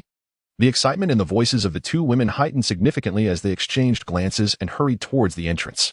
Zhen Xingyun swung the door wide open, revealing a scene of devastation. Shattered corals and fallen phoenix trees littered the ground, and Wu Liang was seen squatting beside the python's corpse, methodically disassembling it. My heavens! Brother Wu has slain a level 25 beast just like that. How much experience must he have gained? Gan Siyun marveled in disbelief. You all have emerged. Wu Liang noticed the noise and turned to the three. He had finished disassembling the python's body, but Xiaolong's dragon fire had charred 10 units of meat beyond edibility, which he carelessly discarded into the mist along with the beast's hide. God of war, why did you throw away the meat? You could have given it to me. Zhen Xingyun called out. Charred meat is inedible, but if you wish, I can save some for you next time. Perhaps not then, Zhen Xingyun replied with a forced smile. Wu Liang chuckled, producing 5 units of meat and offering them to Zhen Xingyun. What is this? She gazed at him with uncertainty. To those who witness, today I am filled with joy. This is a gift for you and your husband. If you don't want it, I can take it back. Wu Liang jested. Deng Jie discreetly pinched Zhen Xingyun from behind, prompting her to react. Thank you, God of War. Just as my household's provisions are running low, Zhen Xingyun expressed her gratitude, albeit with a pained grimace. Fear not. You are my villagers, and I shall ensure you are well taken care of in the future. After your meal, accompany Siyun to my training chamber and learn some spells. Wu Liang then addressed Gan Siyun. Siyun, please teach Xingyun the golden arrow technique. Gan Siyun readily agreed. Oh dear. The great goddess has become the caretaker now. I shall have to curry favor with you more often. Zhen Xingyun teased with a mischievous grin. Go away. Gan Siyun's cheeks flushed crimson as she playfully punched Zhen Xingyun. Deng Jie joined in, and the three engaged in a playful chase. Wu Liang watched the joyous commotion with a warm smile, reminiscing about such carefree moments only experienced during his university days. God of War, what is your current combat strength? Zhen Xingyun inquired, shifting the topic as the playful banter faded. The two women turned their attention towards Wu Liang, awaiting his response. Chapter 64. A breakthrough in combat power beyond 20,000. With a curious glance, he was unaware of his own combat power. Focusing intently, Wu Liang opened the game interface. Wu Liang, height, 183 centimeters, weight, 72 kilograms, level, 20 combat power, 21, 532 experience, 1, 536 5,000 health, 93 100 lifespan, 160 title, village chief of Yong'an village date, first month, 7th day of the Kaoyuan era, 1832. To his astonishment, his combat power had surged so significantly. He pondered how much his lifespan would increase upon reaching level 21. Currently, he possessed a lifespan of 160 years as a second-grade Lotus Chi master. How much more would he gain upon attaining 3rd or even 9th grade? Immortality no longer seemed a distant dream. What is the combat power of the war god? Zhen Xingyun's voice jolted Wu Liang from his reverie. It's merely 21, 532 combat power. Wu Liang replied nonchalantly. After all, they would soon discover it with the forthcoming rankings. Revealing it now felt inconsequential. Only 21, 532 combat power. The trio fell silent in disbelief. War god, how pretentious. Could it be that the war god is just a creation of the game developers to manipulate our psyche? They expressed their suspicions, even suggesting that the game creators themselves could be behind it. Wu Liang, you must strive harder. Just a bit more, and your combat power will surpass mine. Keep it up. They teased in a half-joking manner, astonished by the high scores that left them trailing far behind Wu Liang. They approached him with curious expressions. Aren't you all going to gather resources? Why are you staring at me like that? Wu Liang inquired, slightly vexed. No, our health points have all been depleted. Gan Siyun replied with a shake of her head. Then I shall gather some. I still have plenty of health points left. Wu Liang contemplated that he had yet to craft the legendary crystal lamp, and now seemed the perfect time to test its efficacy. Ignoring the three who lingered nearby, he opened the crafting interface and scrolled to the bottom. Excellent sunglasses, quartz 738-2, iron block 992, legendary crystal lamp, crystal stone 30210, fire crystal 30210, quartz 738-10, rare prosthetic, crystal stone 3025, wood crystal 2375, fire crystal 3025, wind crystal 2355, silver block 3210, gold block 455. Note: minimum requirement to craft is below the arm. If it exceeds maximum volume, materials must be doubled based on actual conditions. Are there special annotations? Wu Liang mused, surprised at encountering this for the first time. However, the material consumption was not excessive. He believed that players with disabilities would likely spend all their resources to acquire it. Selecting the rare crystal lamp, he confirmed the crafting. With the chime of the game notification, a crystal lamp appeared in Wu Liang's hands, resembling the rare crystal lamp he had previously crafted, yet adorned with even more intricate patterns. Wu Liang, why does this crystal lamp look different from the one you helped me craft? Gan Siyun inquired curiously. It's newly acquired from the seabed. I thought I'd test its effect. Wu Liang replied with a faint smile as he made his way toward the shore, the three closely trailing behind. Their curiosity piqued by his every action. Disregarding the trio, Wu Liang tossed a white jade coin into the legendary crystal lamp. As dusk settled, the lamp emitted a beam of white light that soon intensified, illuminating the island as if it were daytime. The glow was gentle, not at all blinding. The mist over the sea dissipated, revealing a dopey-looking sea turtle king. Startled by the sight of the three humans and two beasts on the shore, it promptly dove back into the water. Well, it can actually disperse the mist. In such a large area, we can see the resources now. This is truly remarkable. The three gazed at Wu Liang with fervent admiration. Wu Liang, I want one, Gan Siyun exclaimed, tugging at his arm with longing. Gan the great beauty. Why don't we go hide in there together? Zhen Xingyun smirked mischievously. Indeed, I never expected you to have such inclinations, Siyun. How daring. Deng Jie chuckled, covering her mouth with a smile as she observed Gan Siyun's flustered expression. I'm not. That is not what I meant. Gan Siyun's face turned crimson as she recalled her tone earlier and the teasing remarks from the others, wishing she could sink into the ground. Zhen Xingyun and the others had been far too suggestive. Do you think that with this crystal lamp, we might not need to gather resources anymore? Wouldn't it be more convenient to swim over and collect them into our storage bracelets? Wu Liang contemplated aloud, considering the possibilities. That makes sense. Have we found a bug in the game? The three looked at Wu Liang with increasing excitement. I'll test it first, Wu Liang declared. carrying the crystal lamp along the shore as the mist on the water scattered in his wake. There is a floating log ahead. You have enough wood already. Wu Liang was momentarily speechless. He had noticed it too. This is it. He halted, lifting the crystal lamp and swimming toward the floating log. The trio on the shore watched him with eager anticipation. As Wu Liang swam, more of the sea became visible. Behind the floating log, there was nothing but emptiness. Wu Liang reached out to grasp the log. Game notification, floating log 1. Game notification, the floating log can be decomposed into 10 wood. Would you like to decompose it? He truly could grab it. Fantastic. With this crystal lamp, we can have as many resources as we desire. The three on the shore jumped with excitement. Wu Liang dragged the log back to shore. Hold on, let us not get ahead of ourselves. The game 1T let us exploit loopholes so easily. Let me check if health points are deducted. Wu Liang thought more deeply. He observed his health points drop from 93 to 88. Earlier, he had felt puzzled when he noticed his health points were at 93, thinking he had merely spent too long underwater. Now, it was clear that acquiring treasure from the seabed also deducted health points. He had collected 2 treasure chests underwater today, resulting in a total deduction of 10 health points.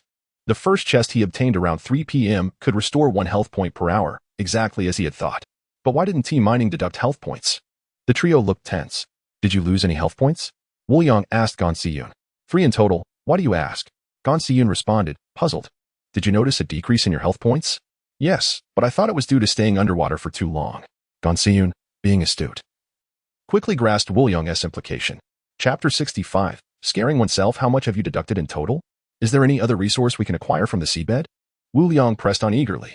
Wait a moment, let me sort this out, Gan Siyun said, lowering his head and counting on his fingers.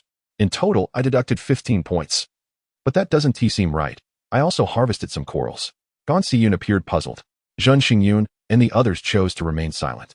Wu Liang stroked his chin, deep in thought, and slowly spoke. Could it be that corals are inherent to this world, thus not affecting our health points? What do you mean? The three were baffled. To clarify, the resources we extract and the treasures belong to the game and thus reduce health points. However, the corals and rocks on the seabed, as well as some mineral veins, are part of this world's original essence. Wu Liang's expression grew dark as he contemplated a possibility. Isn't this world created by the game? Deng Jie asked, visibly confused. I can assure you it is not, for this world possesses civilization. Wu Liang dropped another bombshell. The trio was momentarily stunned by this revelation. But when I was mining corals, the game's notification sound also triggered. Gan Siyun expressed his confusion further. Because the game can sense the condition of all players, Zhen Xingyun interjected unexpectedly. Indeed, have you ever pondered why the game cast us into this world? What is the underlying purpose? Who is truly manipulating this game? Wu Liang scanned the group, his voice steady. Why? Gan Siyun found it difficult to respond, biting his lip. I'm not sure, but I have a theory. Wu Liang's eyes glimmered with a cold light as he spoke incessantly. Perhaps someone, or some faction, behind the game seeks to cultivate a group of players to aid them in achieving some undisclosed objective. That doesn't make sense. If they wanted to train us, they could just provide us with ample resources. Why impose health point restrictions and abandon us on this island? Zhen Xingyun interjected again. Because warriors who have not been tempered by war and bloodshed are not worthy. They desire a cadre of elite fighters, he concluded. Is there truly such a terrifying force that disregards human life? Gan Siyun clung to a shred of hope. Life? How many have perished in these past 6 days? The brutal truth was laid bare before them. What value did life hold now? Brother Wu, please don't say any more. Just thinking about a person or entity watching us constantly is quite unsettling. Gan Siyun struggled to process this notion. Let it be. Why dwell on such thoughts? What is more crucial than survival? One day at a time, Zhen Xingyun maintained a pragmatic outlook. Wu God, you mentioned this world possesses civilization. Does that imply there are other factions competing with the game's controllers? Are they indifferent to this? Deng Jie persisted in her inquiries. I am uncertain. All I know is that the Demon Sea world is vast. We are currently on the periphery. Perhaps we will encounter alien forces from the Demon Sea or even humans from the land. Wu Liang shook his head. Could it be that the aliens in the Demon Sea are training us to oppose humanity? Aren't they afraid we might rebel? Or perhaps humans are cultivating us to challenge the extraterrestrial beings in the Demon Sea. The thought left them disheartened, contemplating a future fraught with conflict. Survival is already so arduous. Perhaps it would be better to end it now. The trio felt disheartened, their spirits waning from the weight of Wu Liang's revelations. Wu Liang fell silent, lost in thought.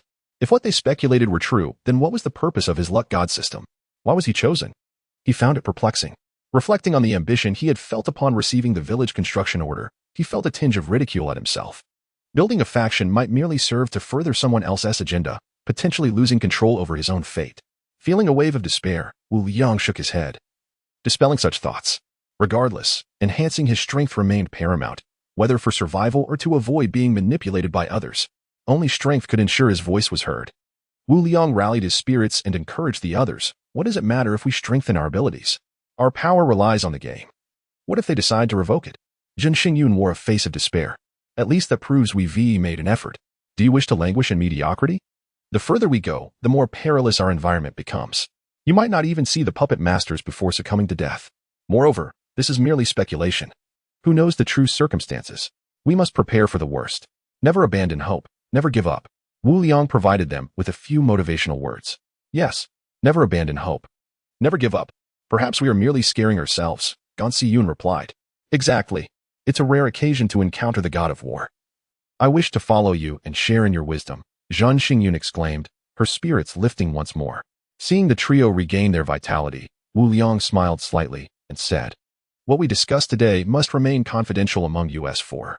Should this information leak, it may cause a great uproar, and we could be struck down by the game's wrath. Wu Liang jested lightly, yet it was a possibility nonetheless. The three nodded seriously, vowing to keep the secret. Wu Liang focused, and a clock materialized before his eyes, indicating 1925. All right, I must continue gathering resources. The island will shift in less than half an hour, so I need to act swiftly. He remained committed to his original plan, knowing that the more resources he amassed, the greater his chances of escaping this game. Brother Wu, you have a heart of gold. Gan Siyun laughed. Perhaps the god of war's ambitions are even grander, but I'm no slouch either. Haha, Zhen Xingyun chuckled, returning to her lively demeanor. Ouch, that hurts. Let go. I meant my eyes. Zhen Xingyun twisted her body, grasping Deng Jie's hand that was pinching her ear.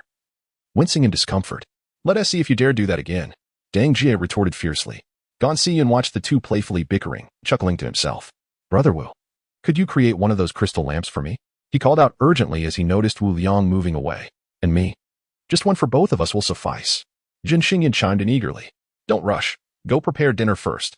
After your meal, come find me. Wu Liang waved them off as he continued on his task. Chapter 66. The legendary blood pill. The fabled crystal lamp is said to dispel fog within a radius of 50 meters. Wu Liang stood at the water's edge, observing that the fog over a 25-meter expanse of the sea had indeed been cleared. It was fortuitous that all players' fishing lines extended only to 20 meters, indicating that resources could only respawn within that limited range. Although the surrounding resources had refreshed at 18 points, Wu Liang found nothing of value, save for a silver treasure chest he managed to reel in. Summoning the wings of the feathered armor, Wu Liang soared above the sea, circling the island several times. As expected, there were no resources within a radius of several hundred meters. Returning to the island, he deemed it unnecessary to explore further afield, as it was likely that no resources awaited him there. Since the last update, it appeared that resources only respawn near the island every 2 hours. Concluding his observations, Wu Liang turned and made his way back to his residence. Aside from the silver chest he had just acquired, he still had a gold chest yet to be opened. Once in his bedroom, he instructed Xiao Lan and Xiao Long to shrink in size, then settled onto the sofa to unveil the two chests. Let us go all in. Game notification. Silver chest 1. Game notification. Gold chest 1. Game notification. Wind crystal 3. Game notification. Water crystal 3. Game notification. Gold crystal 5. Game notification. Wood crystal 5. Game notification. Excellent nightstand blueprint 1. Game notification. Excellent sofa blueprint 1. Game notification. Superior blood pill blueprint 1. Congratulations. Host, you have triggered the Luck Emperor system. Superior blood pill blueprint quality 1. Luck boost activated. Receiving an additional 5 of each elemental crystal. Luck boost activated. Receiving an additional 10 of each elemental crystal. The legendary blood pill. One could only wonder how much sea beast blood it required. After learning 3 crafting blueprints, Wu Liang accessed the crafting interface. Legendary blood pill. Sea beast blood 186 L1L. Magic sea tantin grass 218-1. It required magic sea tantin grass. Wu Liang suddenly understood. No wonder the system had hinted at a surprise. The surprise was indeed the magic sea tantin grass. Selecting and confirming the crafting process, he noted, legendary blood pill, crafted from sea beast blood and a special herb. When consumed by magic sea creatures, it grants an increase of 500 experience points. The effect was impressive. Wu Liang felt a surge of joy. The consumption was comparable to the superior blood pill, yet the effect was 5 times greater. He proceeded to create 87 blood pills, evenly distributing them between Xiaolon and Xiaolong. The game continued to deliver feedback notifications, and Wu Liang watched the two beasts devouring their meals with a touch of tenderness in his eyes. How wonderful it would be to live as carefree as they did. Game notification. Pet Xiaolon has leveled up to level 25, gaining a new ability, Storm Technique. Game notification.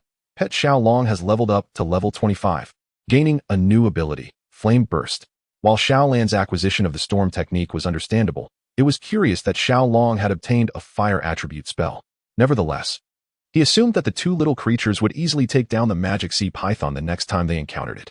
Xiaolon and Xiaolong were intimately connected to him. Their elevation and levels directly benefited him. How delightful it would be if there were no level restrictions.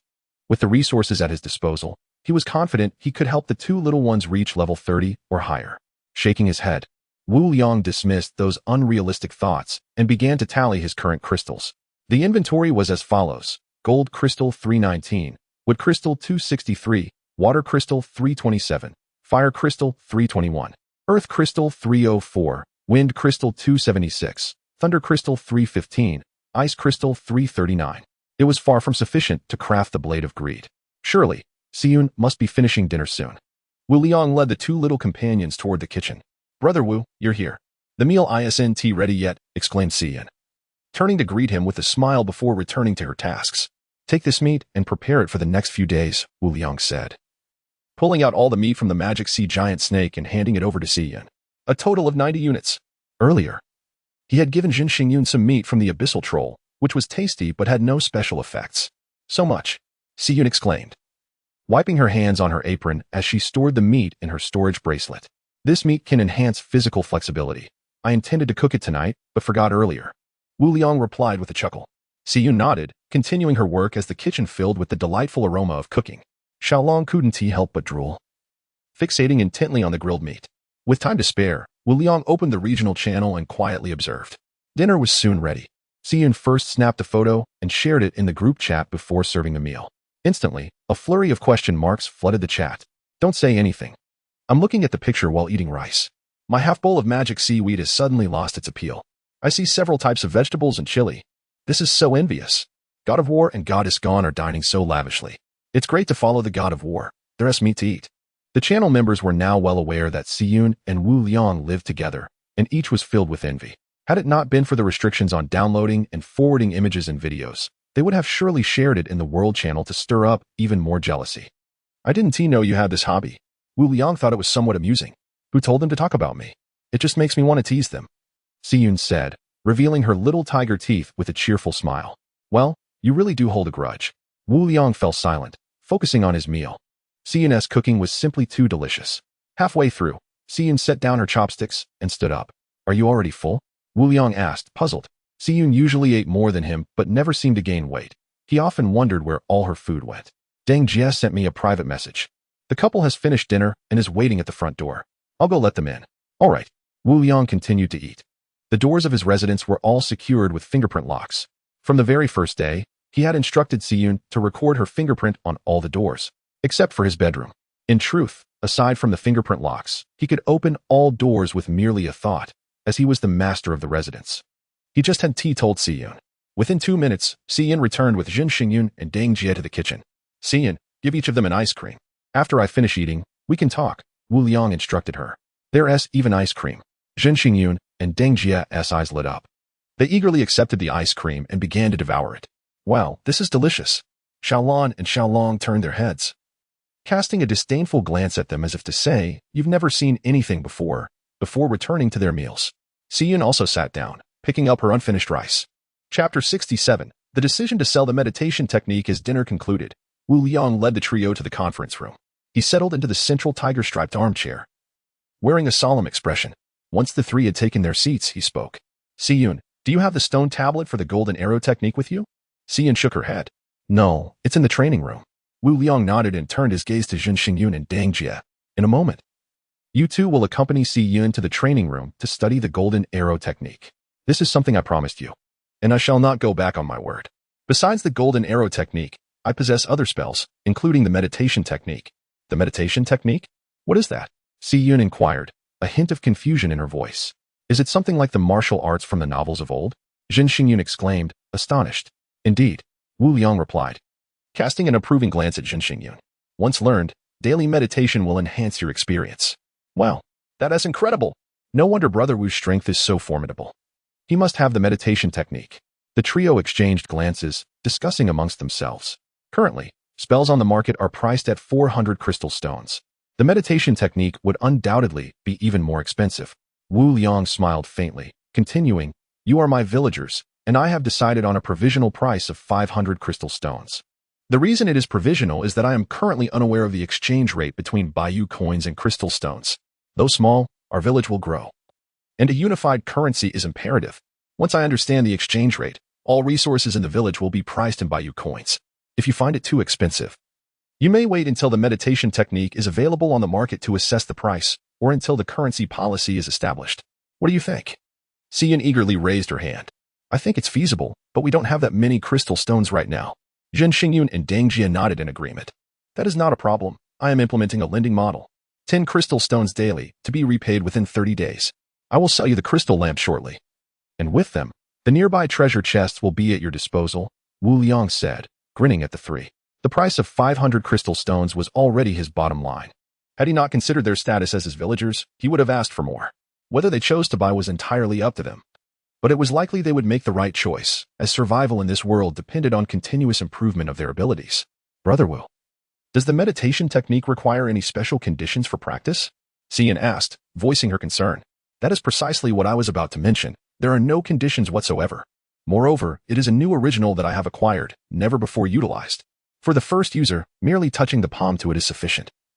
Subsequent users must cultivate according to the records inscribed, Wu Liang continued, his smile akin to that of a cunning fox. If any of you wish to be the first user, you may bid higher. Jin Xingyun and Deng Jia exchanged glances, and then Deng Jia spoke. We too would require a total of 1,000 crystal stones. Let Xian have the first chance. Then I'll bid 1 crystal stone more, Xian declared, revealing her slight canines with a serious expression. Brother Wu, you must keep your word. The three fell silent, realizing they had been too naive and had not fully considered the implications. Wu Liang mentally chided himself. Very well, let us proceed. I will list this on our Yong'an village trading channel. Wu Liang opened the channel and listed 3 units of wood for loan. Loan item, 1 wood. Return time, 31 days. Interest, 500 any crystal stones. Special setting 1. No interest on the first day. Special setting 2. Minimum repayment of 10 any crystal stones daily. Stock. 3. Considering the late hour. Wu Liang set the return period to 31 days. Villager Xiyun borrows 1 wood from village chief Wu Liang. Villager Zhen Xingyan borrows 1 wood from village chief Wu Liang. Villager Deng Jia borrows 1 wood from village chief Wu Liang. With a flourish, Wu Liang summoned the original stone tablet of the 7 stars meditation technique, placing it on the floor. Xiyun, you go first. Excitedly, Xian approached the stone tablet and gently touched it. A streak of luminous energy flowed into her body. After about a minute, she slowly opened her eyes, a contemplative expression on her face. Zhen Xingyan hurriedly asked, what does it feel like? Tell us. I can't quite describe it. I just have a vast amount of new memories, but I don't know how to explain them yet. I'll be able to clarify once I become more familiar. Xian replied, her brow furrowed. Does that mean you can teach others in the future? Zhen Xingyun gasped, then lamented. What a loss. Had I known. I should have learned it first, and then taught Deng Jia. That is 500 crystal stones involved. Do you think it's appropriate to say that in front of me? Wu Liang shot Zhen Xingyun an exasperated look. Haha, I was just speaking off the cuff. Zhen Xingyun chuckled awkwardly. I have already considered that matter, Wu Liang said. Now increasingly familiar with the dragon sovereign meditation technique, he felt confident in teaching the 3. However, I presently lack a better solution. Thus, I will only sell the meditation technique to those I trust. Do not let me down. The 3 looked at Wu Liang with renewed vigor, pledging not to divulge the secret. The crystal lamp requires 20 crystal stones and 10 quartz. The diving apparatus requires 20 crystal stones, 20 iron blocks, and 4 plastics. I will only charge you 4 crystal stones as a handling fee for each. You should not be lacking in crystal stones, am I correct? Wu Liang inquired, observing the trio. Originally, I wanted you to help us craft rare weapons, but let us forget about that for now. Deng Jia and I only need 1 crystal lamp and a set of diving apparatus. Zhen Xingyun replied, despondently. I also want a crystal lamp. Brother Wu, can I give the previous one to my mother? Xian asked cautiously. Certainly. Just provide me with the materials, and I will craft them for you. Wu Liang nodded. Yin promptly retrieved 25 crystal stones and 10 quartz, handing them to Wu Liang. Zhen Xingyun and Deng Jia also produced a considerable amount of materials. With a wave of his hand, Wu Liang stored the materials in his storage bracelet, completing the transaction with the three. All right, you may head to the training room. The stone tablet for the meditation technique will remain there. If you too wish to practice, simply consult Yin. With that, Wu Liang rose. At that moment, a private message suddenly appeared before him. Yin, Brother Wu, I think I cooperated quite well, right? You don't need to return the extra 4 crystal stones. There is no need to be overly grateful. Wu Liang couldn't help but chuckle. Chapter 68, Gathering Materials. Wu Liang 183. 72. As a token of gratitude. The sea mother spider will henceforth be entrusted to you. Remember to harvest every 5 hours and do not forget to feed it the meat. Currently, he requires 5,000 experience points to level up, and the sea mother spider's contributions are but a drop in the bucket. It would be wiser to leave it to Gan Siyun to enhance his strength. Damn it. Wu Liang suddenly slapped his forehead, a look of despair washing over him. Although he couldn't consume the charred meat himself, he could have fed it to the sea mother spider. How could he have overlooked this? He felt utterly foolish. A total of 30 units of charred meat from the abyssal troll and the sea giant python had been wasted, and just the thought of it was painful. Gan Siyun 168. 54. Truly. Brother Wu, I am at a loss for words to express my gratitude. Wu Liang 183. 72. Oh, it's nothing, you carry on. With a simple reply, Wu Liang steeled himself and returned to his bedroom. He brewed a pot of tea and then opened the regional channel to see if anyone required assistance, hoping to earn some crystal stones. At this moment, the regional channel had dwindled to 921 participants. The discussions within the channel were varied, ranging from treasures acquired to encounters with dangers, or even debates over the latest captivating videos shared in private messages. Ah, there are videos in private messages? Wu Liang quietly noted this information.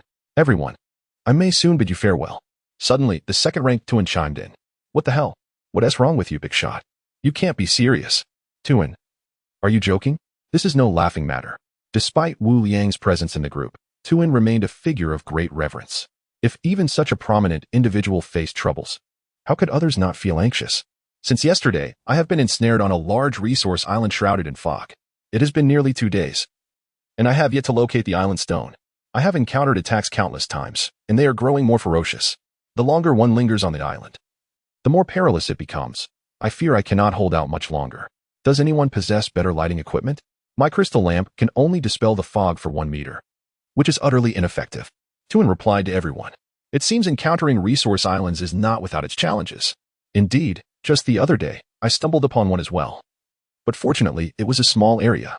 I lured the abyssal creatures out and managed to uncover the island stone. There is no other option. The fog is exceedingly bothersome, especially since we lack effective lighting devices to disperse it. Perhaps we should inquire if Wushan has any. I noticed the trading center only has torches for sale. Tuan, can I inherit your legacy? Is that even a coherent thought? Wu Liang observed for a moment and composed 2 messages. I possess a refined crystal lamp that can dispel fog within a 5-meter radius. If anyone is interested, I will list it for pre-sale shortly. I will only charge a fee of 3 crystal stones for each. The legendary crystal lamp will solely be sold to his villagers and will never be disclosed to outsiders. Wushan truly has one. Dispelling fog within a 5-meter range is certainly adequate to handle some dangers. No longer will we have to fear when encountering resource islands. Wushan, please list it quickly.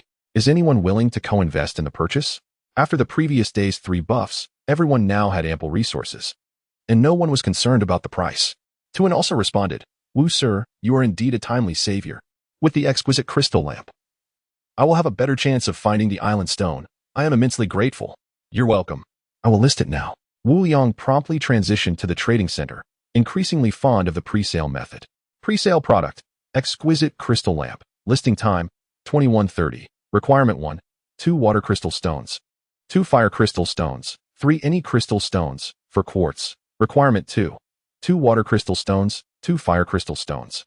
For any crystal stones, special setting 1, must be settled within 31 days, special setting 2, displayed only in the regional channel, stock, 1,000, since it is a pre-sale item. He set the stock directly to 1,000. After sharing the link in the group, Wu Liang opened the crafting list to begin production. The game's notification sounds echoed in his ears, yet he felt no discomfort. Minutes later, the notifications finally ceased, and a large pile of materials appeared before Wu Liang. He had pre-sold 672 crystal lamps, with only a few opting for co-investment. He adjusted the pre-sale stock to 672 units and began mass production, ultimately crafting 671 exquisite crystal lamps before 2130. With the discarded second-hand lamps, all exquisite crystal lamps in his storage bracelet vanished, completing the transaction and netting him to 144 crystal stones, leaving him with just 216 units of quartz. His crystal stones had surged past the 5,000 mark, but he lacked sufficient wood and wind crystal stones to craft the Blade of Greed. Given the multitude of players, many must be in need. Both water and fire crystal stones exceeded 600 units. Wu Liang pondered for a moment and decided to manufacture 50 exquisite crystal lamps, listing them in the trading center. Seller, Wu Liang 183. 72 transaction item. Exquisite crystal lamp. Requirement: 3 wood crystal stones, 2 wind crystal stones, 10 any crystal stones, stock, 50, upon completing the listing. Wu Liang glanced at the world channel. What the hell? The once silent Wu Shun has resurfaced. Based on the description above, it must be a remarkable item, though unfortunately, it is rather expensive. Wu Liang had been quiet for so long. Could it be that his streak of good fortune has come to an end? It is possible. I've heard rumors that someone has already reached level 8. Is it Alice? The circumstances surrounding Wyatt's death feel rather peculiar. Regardless, she is a formidable individual. I hope to avoid encounters with her in the future. The World Channel continued to buzz with speculation about Wyatt's demise, while Alice, the subject of intrigue, remained absent, only fueling the curiosity of the board players. With the first sound of a game notification ringing in his ears, in less than a minute, all exquisite crystal lamps were sold out. That should be sufficient.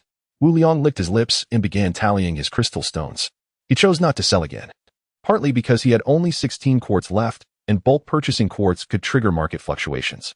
Moreover, the rarity of exquisite crystal lamps in the market only heightened their value. He could always sell them later when he needed the stones.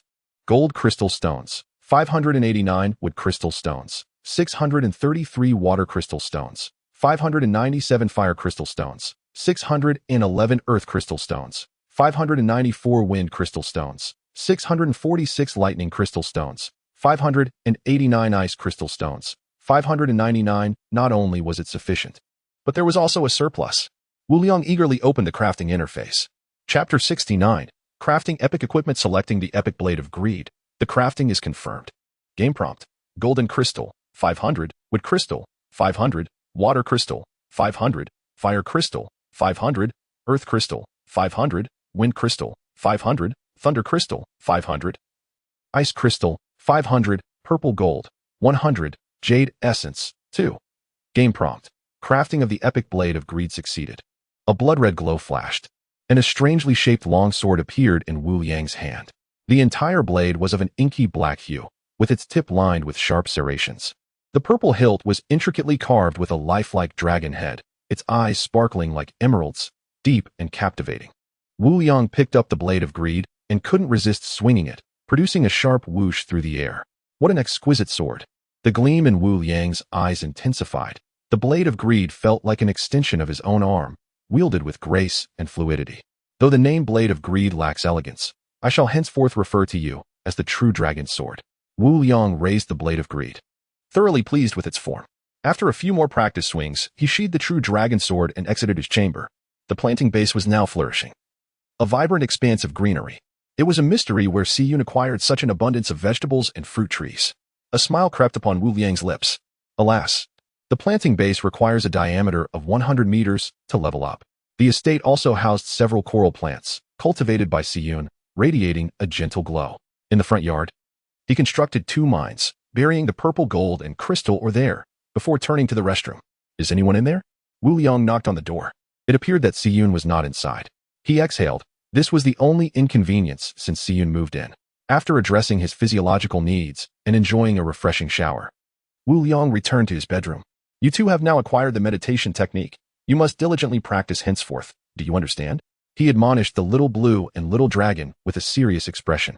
The 2 playful creatures, who had been frolicking in the air, nodded in unison and gracefully settled onto the bed, closing their eyes. Observing them in meditation, Wu Liang also sat cross-legged on his bed, entering a meditative state. Time passed, though Wu Liang could not discern how long, until a sudden, urgent knocking on the door jolted him from his meditation. Glancing at the clock, he realized it was already past 6 in the morning. After reaching level 20, I can meditate for such a duration. Wu Liang gasped softly. Brother Wu, come out quickly. We have encountered a resource island. Siyun persisted in knocking. A resource island. Wu Liang hurriedly opened the door. Indeed. I spotted it while collecting fishing gear this morning and rushed over to inform you. Wu Liang smiled gently. No need to rush. Let us first gather resources nearby. But Brother Wu, didn't you say that when islands meet, resources nearby won't respawn? Siyun asked, puzzled. That applies only to player encounters. Let us investigate first. Little Dragon and Little Blue, awakened by the knocking, closely followed Wu Liang. As they walked, Wu Liang opened the game panel. Wu Liang, height, 183 centimeters. Weight, 72. Level, 20 power value. 21532 experience. 1968 5000 health. 93 100 lifespan. 160 title. Village Chief of Yeoman Village date. Year 1, Month 1, Day 8. 6:13 a.m. A remarkable 400 points of experience gained. Wu Liang's face lit up with joy, then he opened the pet interface. Little Blue and Little Dragon had only gained a little over 200 points of experience. Siyun, did you meditate yesterday? Wu Liang inquired, turning to her. I did. Gaining a solid 30 points of experience, but unfortunately, the duration was too short, Siyun replied, waving her small fist excitedly. How long did you meditate? About 3 hours. I only managed to send Jin Xingyun and the others off around midnight. I even went to farm the sea mother spider around 4 o'clock. And after only 2 hours of sleep, I feel completely awake. Siyun exclaimed, pulling on Wu Liang's sleeve, her eyes sparkling with enthusiasm. And I'm already at level 7. Already at level 7, Brother Wu. She continued, gazing eagerly at his face. Are you seeking my praise? Wu Liang thought to himself, stifling a chuckle. Impressive. Truly impressive. You're nearly surpassing me. By this time, they had reached the southern bank, directly facing the grand entrance. Such a lack of sincerity, Siyun released Wu Liang's sleeve. Still wearing a smile. Shall we split up, one on each side? Wu Liang suggested, pulling out the legendary crystal lamp as he turned to stroll along the coastline. The two quickly met up again at the northern side, and, as expected, there were no resources in sight. Zhen Xingyun and Deng Jie had yet to emerge, leaving Wu Liang uncertain of their activities. Send Zhen Xingyun and the others a private message, asking if they've woken up. Let them finish their meal and join us. We can eat first and take our time, he instructed. All right, Brother Wu, I'll go prepare the meal, Siyun replied. They returned without acknowledging the resource island. Turning back to the estate, Wu Liang quickly refreshed himself and emptied the wooden planks and stones from his storage bracelet. Squatting outside, he opened the private messages. He had been too busy yesterday and now finally had time to catch up. The messages were overflowing. A significant portion inquired if he was still selling the exquisite crystal lamp, while the rest were advertisements and short videos. Indeed, there were short videos. Wu Liang casually clicked on a few, finding them rather wild. Some even featured couples. Most offered only brief snippets. Free content was available. For premium content, one could trade with food and water or crystals. A familiar internet scheme. Wu Liang, though uninterested, scrutinized the free videos thoroughly. In them, he recognized many familiar faces, stars. Internet celebrities, voice actors, socialites, all striving for survival, unabashedly putting themselves out there. In the kitchen, Siyun was still hard at work. Wu Liang glanced at her with a hint of guilt. Upon a second viewing, he reminded himself that he was merely critiquing, expressing disdain through his gaze. Yes, that was it. He selectively rewatched the content that piqued his interest. Brother Wu, what are you doing squatting in the yard? Siyun inquired curiously from the kitchen. Oh, nothing much, just feeling a bit bored. Wu Liang quickly closed the private message panel, maintaining his composure. Then why don't you come help me prepare the meal? Haha. Isn't it better if I stay out of the way? He replied, making his way to the kitchen. I've already finished preparing everything. Siyun exclaimed as Wu Liang jogged into the kitchen. Then let us eat quickly. We still need to head to the resource island, he reminded her. As usual. Siyun took a moment to photograph the meal before they began eating. Breakfast concluded, and Jin Xingyun and Deng Jie were led into the kitchen by Siyun. Chapter 70. The Scythe of Death. Did we not agree to meet outside? Wu Liang inquired, perplexed, while sipping on a milk fruit. You should ask those two. Zhen Xingyun insisted on coming in. Gan Siyun replied, crossing her arms with an air of indifference. Zhen Xingyun fixed his gaze intently on the milk fruit in Wu Liang's hand, rubbing his palms together. Well, Wu Liang was rendered speechless. Anyone with a modicum of sense could easily discern Zhen Xingyun's intentions. The price was quite reasonable, 1 crystal stone for 10 milk fruits.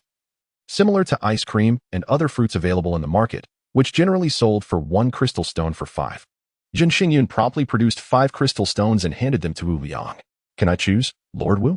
Is it possible to store the ice cream in your refrigerator? We have nowhere to keep it. Certainly, Wu Liang nodded, as most of the fruits were in his storage bracelet. Jin Xingyun took only 40, requesting 10 ice creams in addition. Let us proceed, Wu Liang said, finishing his milk fruit and leading the way outside. Jin Xingyun and Deng Jia followed closely behind, each holding a milk fruit, their faces radiating satisfaction. The 4 individuals and 2 beasts soon arrived at the eastern side. Will you be acting separately or together? Gan Xiyun asked, exchanging glances with the other 2. We have already established a distribution plan. The 3 of us will stick together, Wu Liang confirmed with a nod. Very well, do take care. If you encounter any danger, be sure to send me a message. By the way, if you come across any trees or flowers, feel free to dig them up for transplanting to our island. After Wu Liang finished speaking, he drew forth the legendary crystal lantern and the true dragon sword, striding confidently into the material island. It appeared that this material island was quite expansive. Gan Xiyun and her companions quickly vanished from his right side. The ground was covered with demon sea convolvulus, and several large trees stood not far away. Red leaf tree, a common tree in the demon sea world, can be decomposed into 10 pieces of wood and is suitable for transplantation. The seeds of the demon sea convolvulus he had gathered previously had yet to show even a hint of green. This time, he did not collect them, but instead uprooted the entire patch, also pulling up several red leaf trees by their roots. The ground around him was left in disarray as Wu Liang looked ahead. Someone has already arrived ahead of you, but they are entangled with a troublesome scythe of death and have been suspended, becoming its reserve food. A single slash can sever the scythe of death, displaying your manliness, and perhaps win the affection of a woman. Is that Xiyun and her companions? How did they get ahead of me? Wu Liang involuntarily turned his head to the right.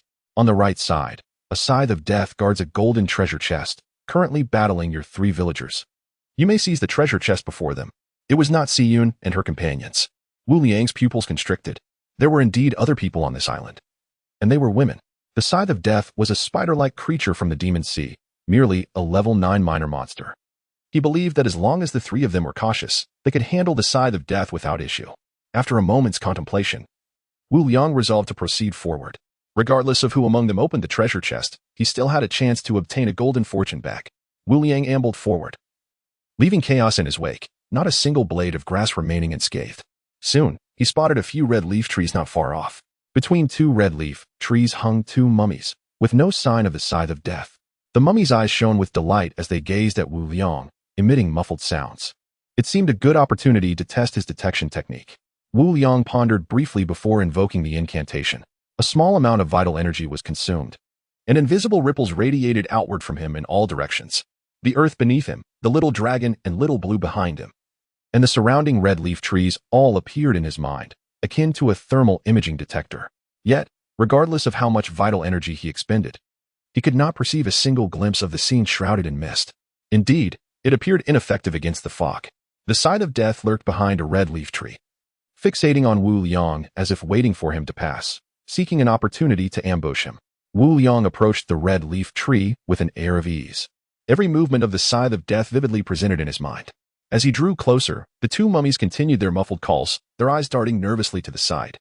At that moment, the scythe of death seized its chance, maneuvering behind Wu Liang and lunging towards the back of his head. Its 2 forelimbs, resembling sickles, slashed toward Wu Liang's neck. It's over. The 2 entangled individuals were on the verge of tears. However, the scene they had anticipated did not unfold. Wu Liang merely lowered his head gently, flipping the true dragon sword behind him. With a precise thrust, the true dragon sword pierced the scythe of death's body. Game prompt. Level disparity too great. No experience gained. Wu Liang smirked, withdrawing the true dragon sword. An inexplicable surge of energy flowed into his body from the sword. Wu Liang now possessed an acute awareness of his physical form, feeling a slight increase in his strength. Is this the effect of the Blade of Greed? Truly impressive. No, it should be called the True Dragon Sword. Wu Liang couldn't help but give a thumbs up to the True Dragon Sword. The corpse of the Scythe of Death crashed heavily to the ground. The 2 mummies hanging from the tree widened their eyes in astonishment and delight. Is this the god of war? So formidable. With a mere flick of his sword, he dispatched the giant spider without even a glance. They were unable to defend themselves. Yet Wu Liang effortlessly claimed victory. The disparity was staggering. The 2 mummies called out desperately, hoping for Wu Liang's assistance in freeing them. Wu Liang smiled faintly, collecting the Scythe of Death's body and the white jade coins it dropped. Decomposing yielded, for pieces of meat, 500 milliliters of sea beast blood. The flesh of the Scythe of Death was unpalatable and served no purpose, but this time he refrained from discarding it, intending to feed it to the demon sea mother spider. Wu Liang glanced around. Aside from the fallen crystal lantern, there was nothing else on the ground. He then approached the two mummies. Wu Liang could not discern their words but gently waved the true dragon sword. The two fell free from their silk bindings. Oh, it is you two. Wu Liang recognized them. One was named Wenlan, and the other was Hua Bei, ordinary members from his regional channel. I saved you. You must agree to one condition, Wu Liang said with a broad smile. Any condition we will comply with. The two women struggled to stand, moving closer to Wu Liang. One on each side. A pungent odor reminiscent of stale fish wafted toward Wu Liang, causing his expression to darken as he hastily sidestepped. Did these two women still wish to take advantage of him? Not a chance. The two women exchanged tearful glances, realizing their beauty ploy had failed. The god of war was far too heartless. Hand over the island's stone to me. Wu Liang stated impassively. Is the god of war seeking to form an alliance with us? The women's eyes brightened. Chapter 71. The Undying Spider Queen. All you need to do is hand over the island stone to me. That direction leads to my island, where you may wait for my return. Wu Liang pointed towards his island. If you wish to continue gathering resources on the supply island, feel free. But should any trouble arise, do not expect my assistance, and do not follow me. Otherwise, I shall not hold back. The two women nodded obediently. Wu Liang's temperament was difficult for them to gauge, and although they were filled with curiosity, they dared not inquire further. However, the information Wu Liang had revealed had already left them quite astonished. Not only had they survived a calamity, but they also had the chance to be with the war god. It was simply beyond imagination. Wenlan smiled sweetly and produced the island stone, handing it to Wu Liang. War god, we will await you on your island. The two women picked up the crystal lanterns from the ground and proceeded towards the direction Wu Liang had indicated. Thus, two more villagers were added to his ranks. Wu Liang, feeling pleased, stowed away the island stone and sent several private messages to Gan Siyun. Siyun, there are other players on the island. Do not let them slip away if you encounter them. If necessary, seize their island stones. However, do not agree to any of their terms. Remember that. Gan Siyun replied promptly, understood. Rest assured. Wu Liang was taken aback by the speed of her response. It seemed the three of them had already defeated the Scythe of Death and opened the golden treasure chest. Although he felt regret at not having obtained a golden fortune bag, before him lay only some weeds. Nothing else was present. To the left was the island's center, home to the Scythe of Death's lair, which contained a purple gold treasure chest. He would not miss the purple gold treasure chest, especially since the island stone was located at the island center. Wu Liang wielded the crystal lantern and swept through the area. Besides the red leaf trees, he encountered other types of trees and some flowers. The storage bracelet had ample space. These items occupied only a small corner. After about half an hour, Wu Liang arrived at the entrance of a pitch-black cave. Inside, it was originally shrouded in darkness, but under the illumination of the crystal lantern, it appeared as bright as day. Hiss, hiss, hiss. The Scythes of Death clung to the stone walls, some lunging at Wu Liang with their scythe-like forelimbs, while others shot webs towards him. Wu Liang effortlessly maneuvered through the cave, holding the crystal lantern, moving with such speed that he resembled a feather. Frost spell. Originally a single target attack, Wu Liang had transformed the frost spell into a rapid-fire technique, akin to a machine gun. As if time had frozen, all the Scythes of Death, each nearly 50 centimeters in size, halted mid-air, transformed into ice sculptures. Thud, thud. The sound of their frozen forms echoed throughout the cave. Frost spell. With the crystal lantern in his left hand, Wu Liang continued to cast the frost spell with his right. He quickly advanced deeper into the cave, leaving behind a ground littered with ice sculptures of Scythes of Death. Before him lay a 3-meter-tall spider, alert and glaring at Wu Liang, letting out a low growl. The purple gold treasure chest was situated beside it. Death Shadow, a level 10 spider-type monster. Golden arrow technique.